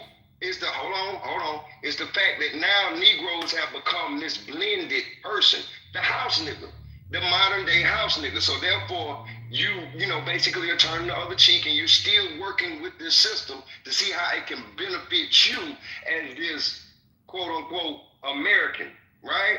They don't give a fuck about you as being a black American. So when is it that we as a group of people would now, because before you have a candidate, you got to create that. You have to create, we can't be, taking these candidates and these people that they're giving to you, right? This is now the importance of you creating that yourself, black folk, right? And we shouldn't feel accomplished until we do that. We're just waiting for them to give us some type of nigga, right? And then when they fail to do that, we over here applauding Trump. I'm wondering, scratching my head, like even Pedro, you my boy. But why the fuck would you sit up here and applaud Donald Trump when you know damn well, even with, are you the one that applauds Charlie Kirk? Right? I'm assuming some of you niggas are. Right? These are the same niggas that say, hey, you dirty, Negroes over here starting trouble. But then you got a fucking president with 32 felonies, right? Then in this same system, they stop you from getting a job of moving progressively forward just for having a misdemeanor. And you niggas applaud that shit, right? Again, I'm gonna land with this. What I see is the modern day house nigga. The modern day nigga that's okay, with seeing his brother and sister being hung, as long as he is able to now find some confided space in the fucking plantation, right? And I mean, we got to be honest with that. Even some of us that are making these claims, you got to be honest with that as well. The house. Praise that white man. Hey, but IQ, I didn't say anything about the truth. No, I wasn't just coming at you, bro. No, you good. I know. The house nigga is the one that says, Let me get I'm behind you, okay man. with the way Master is doing things right now, so I don't see no need for change. All while the Master is feeding his ass out the back door and not allowing him to have a seat at the table when the decisions are being made. So look, hold on. It probably be my finish. Can I finish? Hey, it really was my goal, cause I IQ wouldn't even supposed to go before me, but I think she said milk dog. You've been doing all right now. Come on now. Yeah, I'm glad that you read. You know what? Go ahead, Red. You just came in and ain't been talking, so I'm pass the mic to Red. Go ahead. I'm going after Red now. Since y'all was attacking my points, I said, like, y'all could call a nigga a house Negro and all of that shit, but again, didn't them same niggas burn the plantation down, kill the slave master? Why y'all ain't doing that? The same house niggas that y'all talking about. What about the field niggas that's in the field? Ain't y'all supposed to be the nigga that burn down the plantation and do all of the other shit that the house niggas don't do? Why y'all ain't doing y'all job? It's coming, brother. So hold on, I ain't through yet. I ain't finished. So listen, Red, that's literally what we're saying. So no. I heard what you said. What we're saying. Burn the shit down and start anew. That's literally what we're saying, brother. So again, right? When y'all talking about niggas who support Trump, right? Because I ain't say I support America, nigga. I'm an American. But Trump himself, before he got into politics, right? All the shit that he did for niggas, y'all niggas seem to forget about all of that, right? Y'all seem to now, since he's in control of the system, everything is his fault, right? Everything that done happened up until this point is his fault, right? Everybody forgot everything that this man did all these years ago for y'all niggas that he in the position. Conversation, bro. That's not the conversation. Again, you can make your point when I'm through, because at the top it says, that's not the conversation. Nigga, the topic says, should we support Donald Trump actions?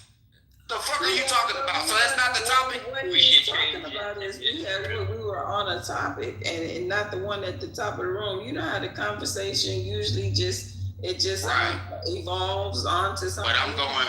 That's what I'm going off of the topic. Like when new people come in the room, well, I'm gonna speak to the topic. I don't know what y'all talking about, but I'm gonna speak to the topic. I know I did. Maybe you should have listened to the conversation don't feel so privileged that you can just come in and change the dang on topic. I'm not. Like I said, going on. Like I said, that's a really arrogant stance there, Reed. It's not, Erica, because again, it done been plenty of time when we done been talking about other shit and y'all niggas will say, oh, well, no, let's get back to the topic. Then when I come in and speak to the topic, no, we ain't talking about the topic. Maybe we should have read the room first. I read the room. What the hell? I do that, but again, most times when I come in the room, most times when I come in the room, I do. But again, I wanted to speak. I wanted to speak to the topic. You wanted to show his love. I just wanted to speak to the topic. Show his love for Trump. Let him show his love for Trump. I just want to speak to the topic. Can we get back to the conversation? And I said, please get back to the conversation. And I said when I got through talking, y'all can get back to making y'all points. But we don't want to. Y'all could be all just to say that shit. Nigga, we was having a great conversation until you. And you still can get back to it. Then let us, nigga. Damn. Y'all keep saying that shit like y'all can't get back to it. Then let us, nigga. Where we at in the conversation? Y'all be too damn much, boy. Y'all mean something else with y'all selves. I can't wait till y'all talk about some shit and I'm gonna come in here and change the whole shit up. That's all right. I'll be back another day. Come on, Red. Where we at with the conversation? Erica, where we at? When we get through with dealing with Red and his goddamn ego, we gonna get back to where we was with the politics and the house Negro. Yes, ma'am. So I'm gonna get it back on topic. Because I wanted to Eric, when he's done, I wanted to read off this the bill that just came out. They're going against the central bank and digital currency. So y'all go ahead. I'll try to wait around. Okay. Red was saying It's a win if you at the end. Hold on, y'all. Listen. Red had left. I was going to go after Red. We're going to get back on topic. I got some questions to ask other people that's around. Because what they're saying, they want to be said unopposed. So now, these people are proposing that politicians should get graded yearly and be able to get taken out of office. And if they don't do what the people think should be done, they shouldn't be able to leave office with any benefit or covering from their service from office. Now that sounds like a great idea when you're only thinking about us taking from white people. But I would want to ask the room, black people, please don't, I ain't say nothing about Trump. I haven't said nothing about Trump since I've been in here. Remember what I just said. Milk Dog proposed something. They ain't here proposing things. Let me say it slower. That every year, the politicians are graded. And at the end of their term, or at the end of the year, we can either remove them, right? And we can have them leave office without pay, without benefits or anything. They won't leave with anything tied to their name. That sounds good when you're just speaking out of hatred towards white people. Now, smart black people in the room, doesn't that sound like a tool that could be used for white supremacy? No, they could go, hold on, let me land. Oh. If I can go to Atlanta or any black city that got a black leadership and get enough people to say, hey, I don't like how this mayor is running this town. I don't like how this governor is running this town. I'm going to make sure that when they leave, they don't have any benefit from their service. Let's say Erica is running the town and 100,000 white people just don't like Erica. Erica doing what she got to do. She ain't did nothing wrong. She ain't did nothing illegal. But just because, no, listen. When Milk Dog, when y'all impose this new law that we can just get you out of that, we don't like you. That means white people outnumber some black people in certain cities, certain states. That will be a horrible thing for politics when it comes to black people. Comprehension is a motherfucker. No one said anything about land my plane. Why I can't land my plane? Why is only you and Milk Dog's theories getting out? Why can't I talk about Man, you finished. Are you finished? I'm not finished. I mean, because you said the same thing over and over again. I said the same thing 40 times. Milk Dog said the same thing 40 times. You had no problem with it. Hurry up, bro. Exactly.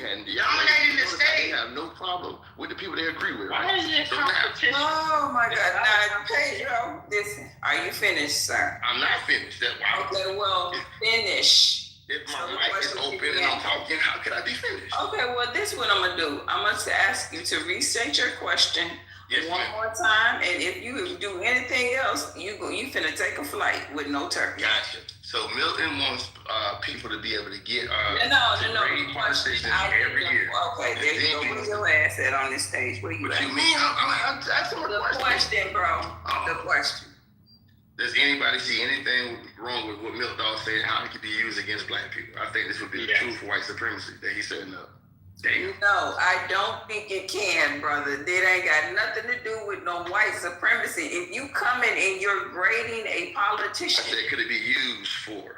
I just said no. If you're grading a politician, it shouldn't be based on your feelings. It should be based on fucking measurable metrics. Okay, sir? Not your goddamn feelings. Okay, I can't measure your feelings. You would agree with him.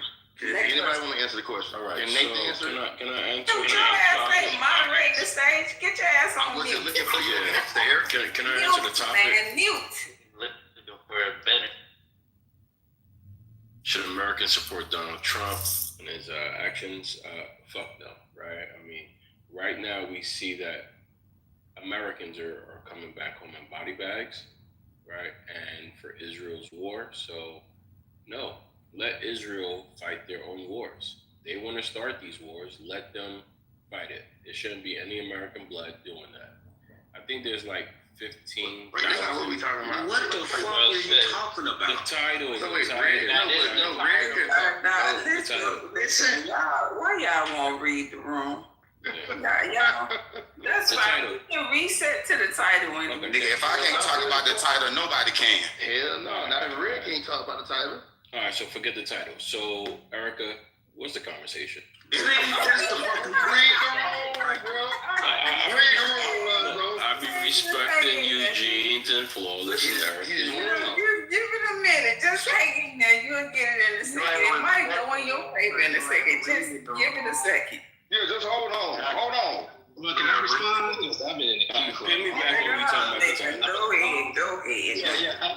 I know everybody jumping on Pedro, but I do kind of see a lead, like a way for them to use it, because they use gentrification on us as we speak. So it's not far that they can't use this type of thing, because you kind of hear talking to these white people, they slip on the use it in what way, Nathan? I think they can, because they come in here. Oh, can you explain to America?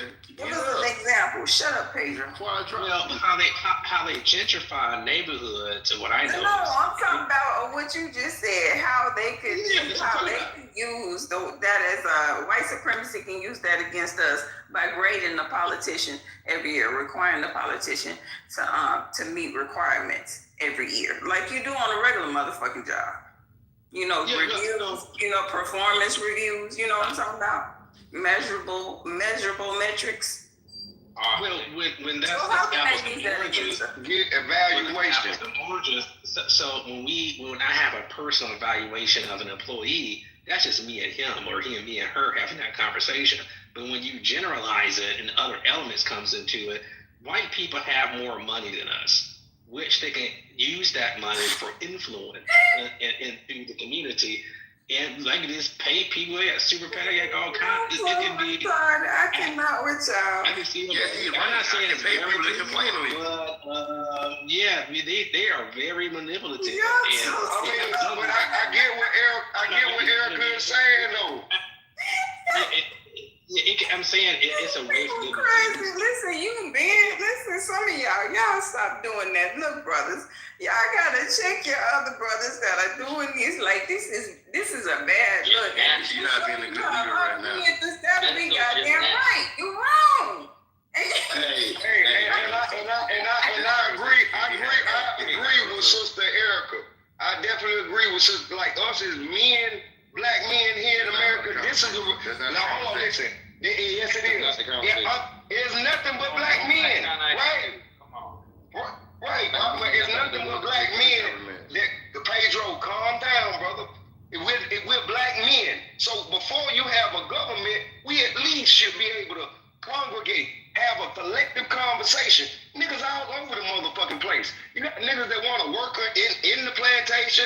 A few niggas want to leave the plantation, but most motherfuckers are comfortable with it. I think that's what we're ultimately saying. What the sister is saying, that doesn't mean that it's going to turn out to be a beautiful sight to say, but it's like talking about something opposing the current system that we have. It sounds like a lot of us, the majority of us, are okay with being the bad, the bruised, the humiliated black American. They never got no get back. And they try to get back on the street, but when it come down to politics, your ass don't know shit about get back. You're okay with waving the white flag. If you can't beat them, join them. So ultimately, what the sister is saying is putting the power back into the hands of the people, right? Of course, anything could fucking happen at any damn time. But I think if you have a collective of people that are now probing and are able to probe and evaluate, right, with a conscious mind, right, this takes the takes the power out of the hands of just those few people,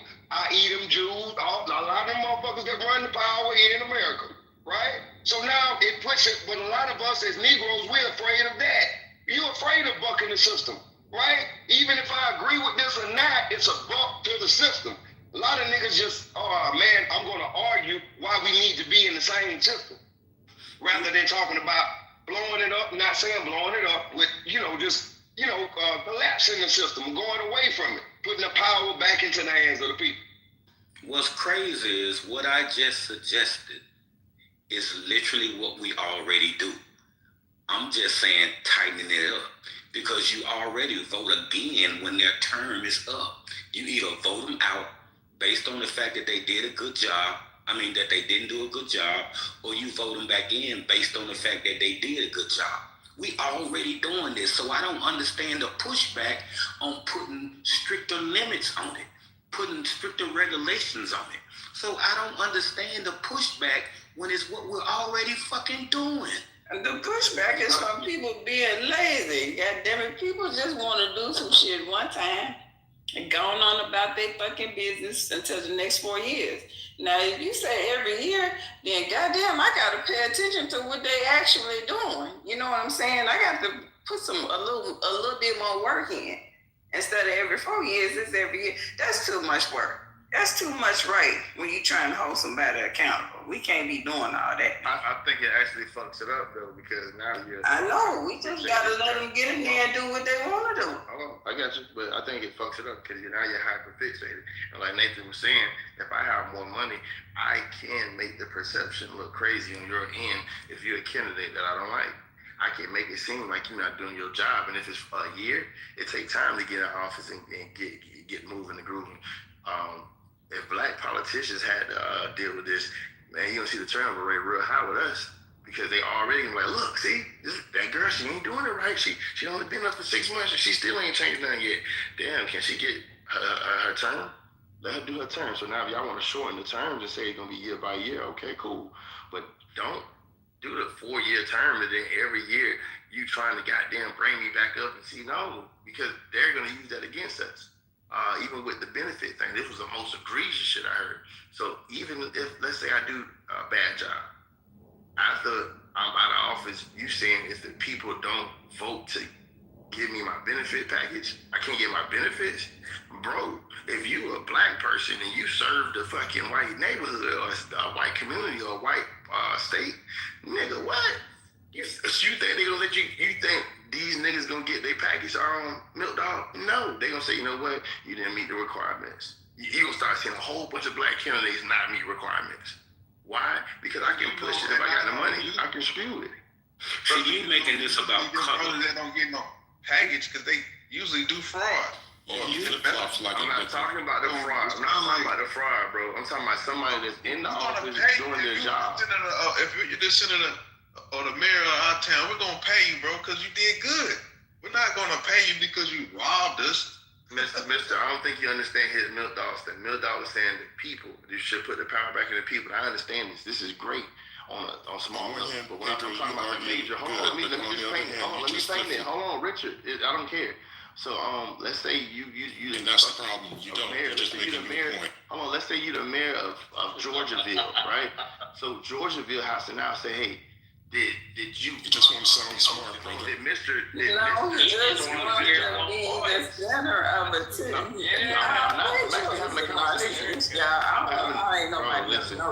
having a conversation. If Mr. the governor, if Mr. the governor of Georgiaville, if Georgiaville citizens can now say, hey, we don't really like Mr. We ain't paying that nigga. His term, he didn't do a good job. Now they just voted, say he didn't do a good job. Now his family is left without the benefits. That is crazy. That would be used against black people. That's all I'm saying. Well, it wouldn't be the people. It wouldn't be the people there. Because he's so co-worker because you didn't like him. You didn't like your co-worker. You didn't get him fired because you didn't like his shoes. What the hell? Could you propose your question again or your solution again? But you're still taking away the power from the people, though. So look, I think Milk, just restate your claim again, please. I'm gonna put this on. Be quiet, Pedro. Go on mute. I'm gonna put this on a smaller level so niggas can really grasp it since they seem rudimentary in this shit.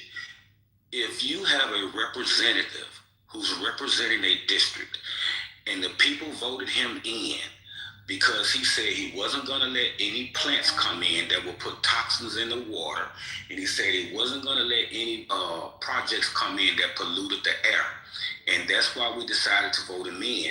In his first year in, he allows the same plants to come in and do exactly what the American people, those people say they didn't want. They should be able to vote to grade his ass his first year.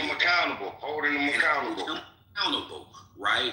And if he does not reach that threshold, get his ass out of there. The only way you take your benefits with you is if you make your whole term. This ain't about like. This is about accountability. You keep using the word like. This isn't about whether or not I like you because of you wore a different color shirt or whatever. This is about doing what the American people in your district voted your ass in to do. And if you are not doing that, you get graded every year. You pass the first year, cool. You pass the second year, cool.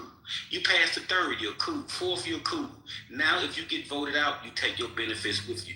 But if you don't make that full term, because we decided as a group and went back and voted and said you didn't hold up for what the constituents wanted, we're not going to reward your ass with our taxpayer dollars by giving you security for the rest of your life, giving your family free insurance for the rest of their life, giving your kids college education for the rest of their life for free on the taxpayer dollars when you shitted on us. It's that simple, bro. And if you can't I get it. If you can't comprehend that, bro, and then blow that up on a larger scale, you the fucking problem. I get it. Be used against a black candidate. Nah, but still, bro. Ultimately, what he's saying is the power is in the hands of the people. The people are now going to be the pro. Hold up, that's all. You don't see how they can be used against black candidates. Not if the people are pro. Or only that's only in a black populated area. IQ. Do you not see how Silicon Valley, if a black governor did get into office or a mayor did get into office, do you see how they could be used against him over there? No, I don't. East Coast, Philadelphia, Atlanta. Y'all talking about Mississippi? Memphis. I don't. Because if you run on, either you gonna get in there and do what you say, or you not, and you gonna be graded on that. How the fuck can that be used against you? And it don't matter if you black or white, nigga. If we voted you in, do your fucking job. Nah, it don't matter if you black or white. Oh shit. When you keep doing coloring up, so that's how America works. Power to the American people. You started talking about fucking color. So who doing the grade? I don't like to talk about color, and we woe is me when we talk about color. But right now, for him, he talking about color. Because Erica, y'all saying that they not gonna use it. That's the reason why I say use a flip-flop. Idiot. Yes, no, you an idiot and a narcissist. It's okay, but I'll get over it. It's all right. We accept you for who you are. Because that shit sounds stupid. No, they cannot. And your point is not, so we're past your point at this. We've asked your question. So, matter of fact, shit, 2 hours. With the same goddamn question that 2 hours later it has goddamn answered. No. And you don't know when to answer. There's other black people on stage. Right. Understand what I'm saying? Okay. Do any other black people want to play in Pedro's game? Anybody? Any takers? Well, not except for Nathan. He is not. Except for Nathan. Not Nathan can. That's crazy. That's crazy. I think you gotta take either to take the mic. So now black politician in Iowa, he with his package. So that my mad brothers and sisters that came in the room for the title, and mad because we ain't on the title no more. Let us reset back to the title. Let us see if we can. True. That's why y'all broke. That's why your ass broke, nigga. Don't be putting that nigga just emotional. Yeah. You're talking just as much as me. That nigga just emotional. He's talking more than me. We're gonna give you the next one, bro. You'll be alright, bro. Nigga, shut up. Last part in that part in 20 seconds. 40 acres and the mule, where if you bring that fire, we got that fuel. You know, the thing about it is I forgot to add fuss box on there, y'all, and I don't know how I keep forgetting fuss box. 40 acres and a mule for fuss box. All right, today's conversation is, should Americans support Donald J. Trump actions? Should he be duking it out? I mean, but his actions aren't just what's going on right now over there in Iran. He got some shit going on over here at home, and we ain't really paying no attention to that right now because we distracted with what's going on over there in Iran. What's happening? Do y'all agree with his actions? Is he giving y'all a good show? Are y'all entertained? Any takers? The floor. I don't agree with the motherfucker's actions because the collective white American agrees with his action. I don't want to be common with that motherfucker. Everybody has their own option to do whatever. I'm just not a one that's, have commonalities with these good old boy white folks. They ain't look to break that damn system, right? And what you find is black people that are okay with the system not being broken. So again, the modern day house nigga.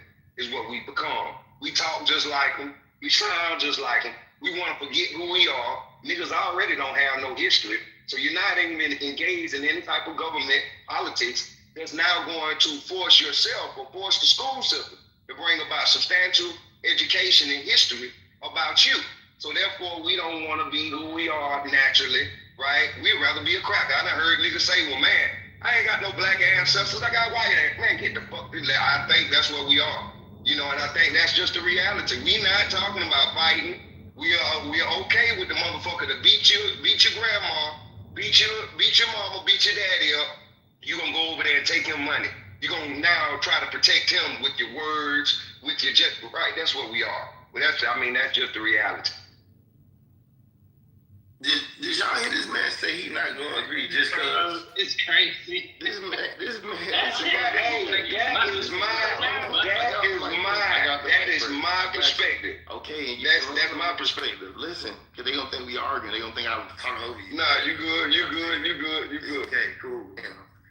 Did y'all not hear this crazy nigga? Yeah, but you can choose to talk about the topic instead of hold up. I'm talking about the topic. You started off talking about him, but you can leave him up out of it.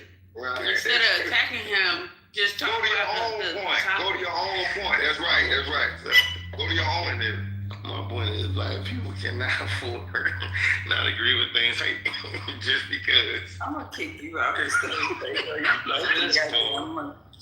You know, grow up, little one. So listen, they can respond to me, and I can't respond to points. I'm just responding to the point.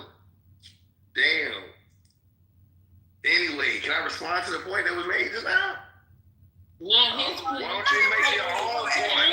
Make your own point. Pedro, stop playing. He acted just like a white boy, man. Stop acting like a white boy. They said new presidents. Now, nobody responded. Nobody can say we got to make our own points. Nobody responds to the point. Learn answer. You's a narcissist, man. I swear to God, you need to get some counseling for that. Sometimes it's self-destructive to be that bad. I just want to respond to the point that was just made, just like everybody else. No, I don't. Oh my God. So the point being made. Hold on, James King. I hope the brothers are listening. Hey, tell us how much you know of white folks, Pedro. I got you. Listen. I mean, can we talk about this CBDC? Why are we talking about somebody? Doing his submission. But brothers, we cannot allow men that was raised by single parents take that woman attitude and say, I'm not going to agree just cause. That is the craziest shit I've ever seen. Fucking weird. Somebody said, that nigga is weird. That nigga is weird. He sounds like a cracker. He sounds like an he sounds like an abusive Asian nigga that's trying to get something. That's what he sounds like. It sounds like he don't get too much. It don't sound like he's straight. He ain't getting no pussy. No, he said he got some pussy this weekend. This morning. Damn. I had a wonderful night. I cannot with y'all. Anyway, so what we need to do? Anyway. We're gonna skip over Pedro. Why you gonna skip over Pedro? I'm making sense. You just a ball of confusion, Pedro. They like Donald Trump. I'm gonna land my plane. I haven't said nothing about Trump today. Can we talk about the CBDC? Pedro, tell me something that Trump has done that you support or you don't. That's a good question. Good question. That's a good question. Now, Pedro's going to answer that question because if he do anything else, he finna take a flight. Go ahead, Pedro. Going to war, striking against China, making tariffs, raising the tariffs. What else? Making you niggas show up to the polls with IDs and birth certificates. That nigga don't know what the fuck he talking about, man. You just saying anything, boy. Now you let me finish. Can you hush? Like, why? You know what I'm doing? No, because you're not gonna control your booty shaking Democrat friends. I'm gonna go on mute. Power to the people. Please go on mute. Power to the people. Why are they all responding to me, but I can't? Hey, he just like Trump for no fucking reason. He ain't got no reason why he got Trump's balls all in his mouth, Pedro. What the fuck, bro? Make it legal. He got Trump arrangements. He realized he lost his own argument when you ask him to say what you like about I got a lot of things I like about him. He ain't give no fucking reason, bro. I'm gonna go. I said a couple. I said 6. You listed punishment. But I can't respond to the poor nigga in the dashiki. They gonna get mad. Everybody gonna get mad. You listed torturous reasons to like. Go ahead, I'm so sorry. Go ahead, dog. I cannot with you, baby. Go on mute. I'm telling you, I'm about to put you down. You a troll. You trolling, Pedro. You know you don't sound like this a trick daddy. You don't sound like this a trick daddy room, nigga. You sound like a straight up nigga from the motherfucking hood. Cut that shit out, nigga. Cut that fucking shit out, nigga. Right. Listen, we got company. Don't call them too many of the N-words, because if they come up with that shit, it's gonna go down.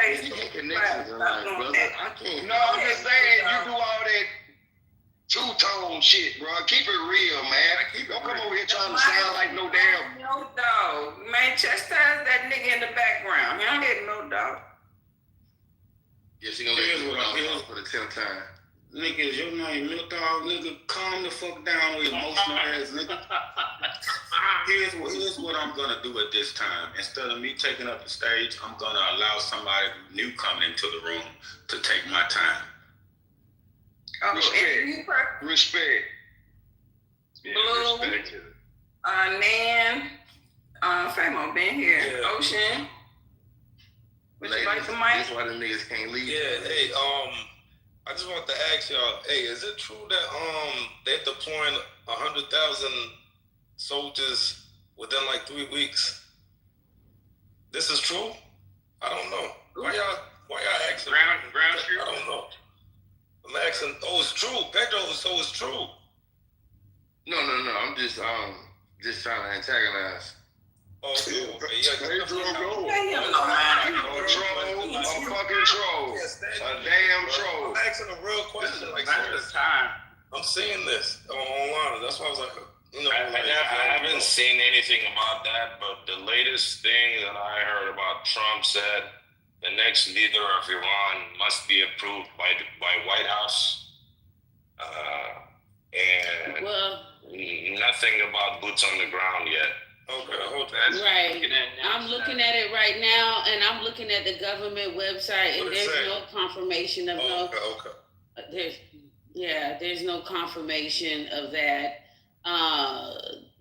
The speculation about the deployment, and I think that's just people making up, the media and defense analysts, putting that out there. That's really what that is. I don't know. But I think while we're focused on the war, we're not seeing the fight right here in our face about the central bank digital currency system that is being brought forth right now, that they're voting on and they're fighting over right now. Because that's definitely something that's going on right now. And it's a lot of politicians that are going against it. They don't want this to happen. So, y'all look, probably in the next year, probably sooner than that, the central bank digital currency is going to be in full effect. That's crazy to think about. But it feels like the war, like the digital currency is really a deflection from the war, because they want this war more than the digital, right? They want this war bad because it controls the trade routes, it controls white supremacy, it mainly just controls the world.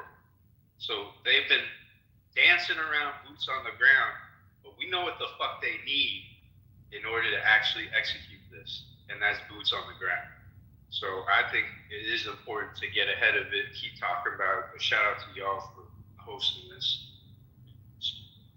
May I answer you guys a question, if you guys don't mind? Because I wasn't in this country, like I'm talking about America, but you guys, most of you guys probably here. So what do you guys, can you hear me? Yeah, go ahead. Yeah, what do you guys expect? Like, expect the government and the administration to everything that they're going to do before doing it? Or, no, I'm genuinely asking a question. I know, I asked that question already. That's why I'm laughing, because it makes no sense for them to do that. Anyone want to answer, or? But I they just have. did. I don't expect I don't expect them to. You don't expect them to, but they do. They actually did. If y'all, the Project 2025 is literally the exact blueprint handbook that Trump is playing out of. So they literally told you, gave you the handbook a year before he was put into office. And the way the narrative was spun online about it, that was crazy. If y'all think about when that was brought out, people didn't read it. People just went off of what other people said about it. And now we're looking back at it because I read it. I read it in here. I went over certain parts in it, and everything that's in it is actually being played out in front of us, to the war in Iran, terrorism, Israel, all of that type of shit is in there. How they treating the family, the structure, the laws of the family structure, the taking away of certain government programs is all is social programs.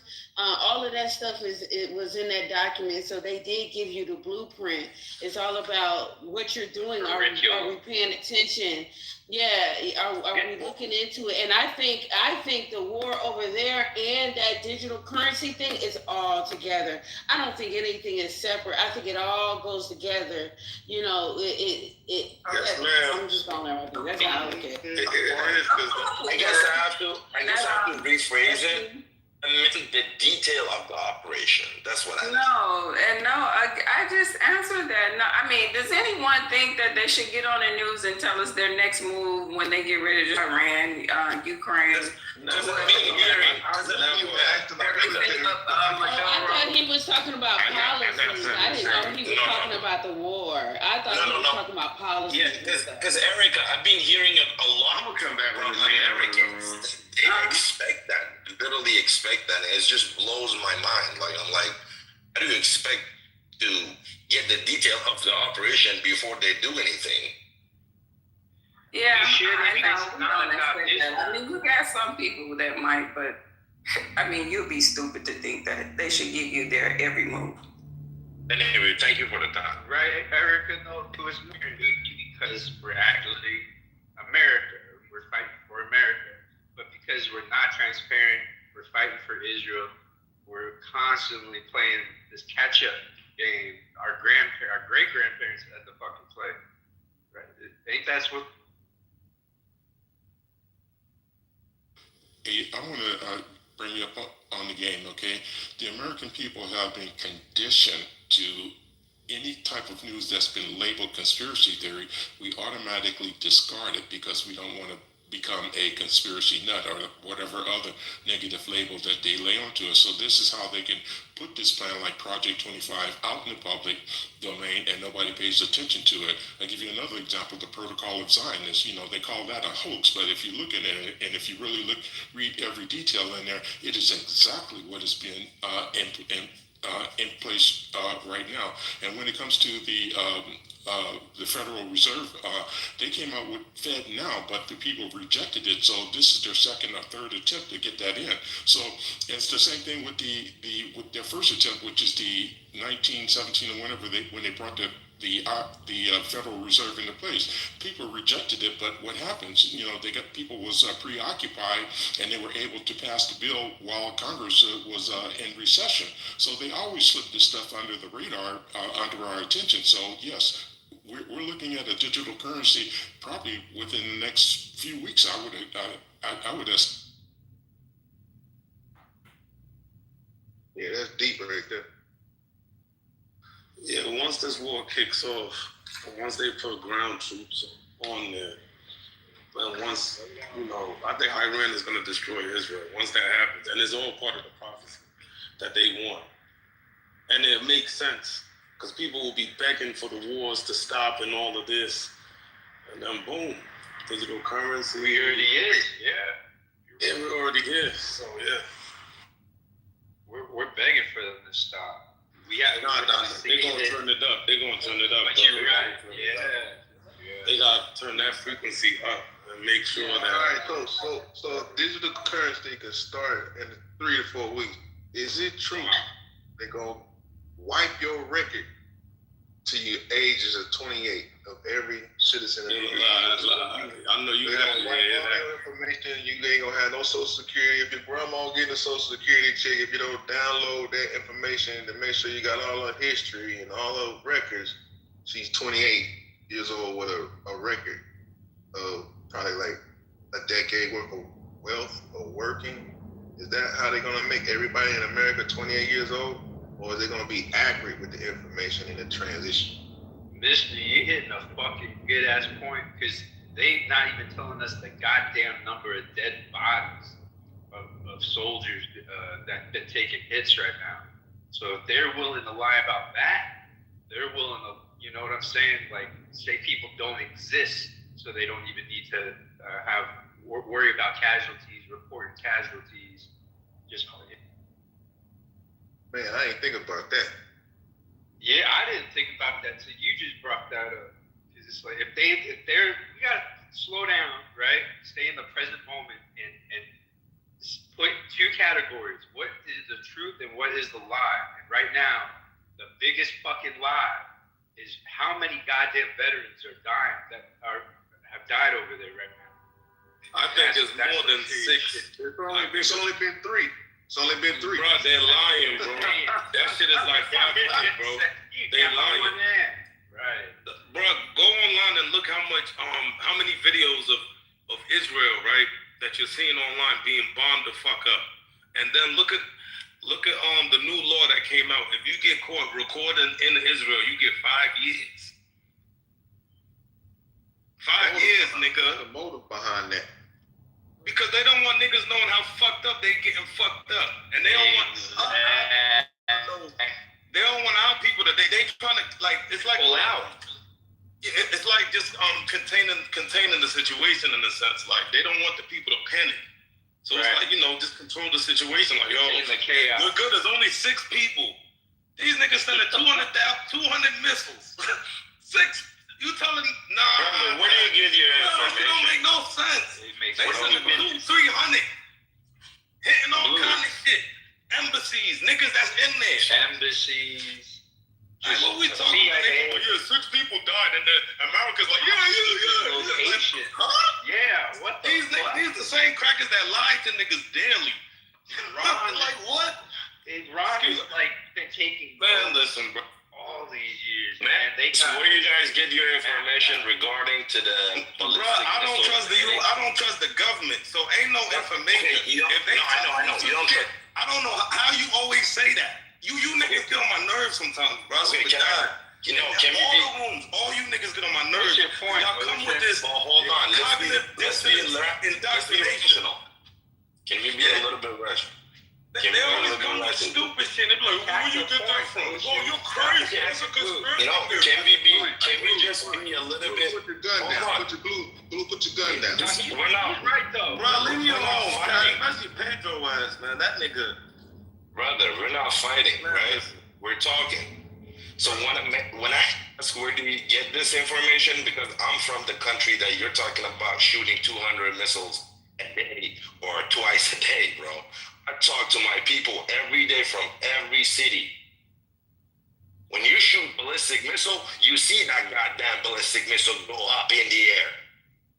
They don't fucking the hypersonic. There's no more. First of all, Iran doesn't have that many high hypersonic with a speed of 15 Mach that you think they do. Okay, so what's your point, man? My point is, when I say where do you get that information, is because, fine, you don't trust U.S. government. I say, okay, all politicians are nasty and fucked up. But when you listen to their propagandas, that regime over there, you gotta pay attention to the fact that they are absolutely against you and the way you live your life. So they hate you, right? So Israel is against us too. So what are you talking about? Well, hold on. Let me finish. You ain't ready, man. Let me finish, though. You can't right now. One mic on the ocean. One mic on the ocean. Let me finish 10 seconds and then you answer me. So you cannot tell me you don't trust U.S. government, but now you trust the other side that hate you and hate your family and hate your country? Like, come on, bro. You know, come on. You can't you, absolutely hate you. Every single bit of you. Because you're an American, you're Western. Like, are you serious? Okay, don't trust both. Do your own research. But are you able to? You're not able to. Because I talk to my people all day, every day. Yes. Thank you. Hey, let me respond to that, please. Just a quick question. Who is the people he's saying that hate us? He's talking about the Iranians. All right. He's saying that. The regime. Oh, okay. So he's saying that the Iranian regime, they don't hate the American people. They don't like. At all. Hey, it's They don't. The mic is on. Butters can go now. Go after her. Go ahead. Okay. All right. Right. So I was just saying that the Iranians don't hate the American people. They dislike our government. And right now, we also, I don't know if Ocean is oblivious to this, we also have a distrust and dislike for our government. Their baby-eating, blood-drinking vampirism, as well as misplacing our taxpayer dollars outright, and pedophile situation. Like, we're not in agreement with any of the above. And we're also worried that these same people that they haven't removed as yet, that have been presiding over our banking situation, because I was just hearing us talking about the oncoming digital currency, these same vampires are going to be the ones deciding our fate when it comes to digital currency and social credit score. We don't like that, Ocean. Thank you. May I respond to her? Wait, no, I have to respond to you. Thank you. Okay. I'm just gonna say a couple of points. That new elected official that y'all about to get right in Iran, guess what? He kisses the wall of Israel. That's number one. Number two, right? Okay, yeah, we know about him. It's okay. Number two, right? You guys have to stop doing that with Americans and stop doing that with people in the West. We have the internet now. We know what's going on. We know who our enemy is. We know who APAC is. We know who the ADL is. You hear me? We know who runs 80% of our congressional offices. We know what time it is. You have to stop that because we're not dumb. That's why I get pissed off when people come on here and be like, oh no, the enemy is the... No, we know our enemy. It's been a cancer in our congressional offices for years. Years. Since Before 1948. So don't sit here and come with the knick-knack like we don't know what time it is. And number three, right? Let me tell you something. There's Jewish people, right? Jewish Iranians that live in Iran. I could pull up the link and pull it up to you. And they support Iranians. And they know what time it is. They're part of Judaism. They're not part of Zionism. You support Zionism. The shit that's trying to fuck up the fucking world. Miss me with all of that, man, because we know what time it is. It's the truth. It's the truth. They've been kicked out of 100 some odd countries. They've perverted so many countries. They have made pornography. They have made transgenderism. They have made all these things that have destroyed nations upon nations. Why is it that they want to kick you out of so many countries? And how come you as an Iranian, you support that? Oh, because you have an interest in it. That's why. So it doesn't make sense to me when people come on here and they come with their logic and their BS of why we should support this, and you're trying to make us believe Americans that, it's the terrorists, when we know Larry Silverstein had insurance policy on them fucking buildings before it fell. We know that about 9/11, dog. That's why I said stop, man. We know what time it is. Like, stop that. All right, so I think that we have to be, let me have the goddamn mic and you can respond when I'm done. Thank you so much. I hate that because, but y'all just so rude. Okay, so I think where we're making where we're having trouble is we're not separating the government from the people. Like, we're separate from like, people need to separate when they say, I can't stand America. No, they mean the government, not the goddamn people that ain't did nothing to them. Well, I think the same thing is happening in this situation. Those people have a legit gripe with their government, just like we have a legit ours. Okay, for them, they're like, fuck it, they ain't thinking about what we want on, because guess what? They need their gripe fixed, so they want motherfucking help. Now, whatever they got going on out there besides the help that they need, they're not thinking about that.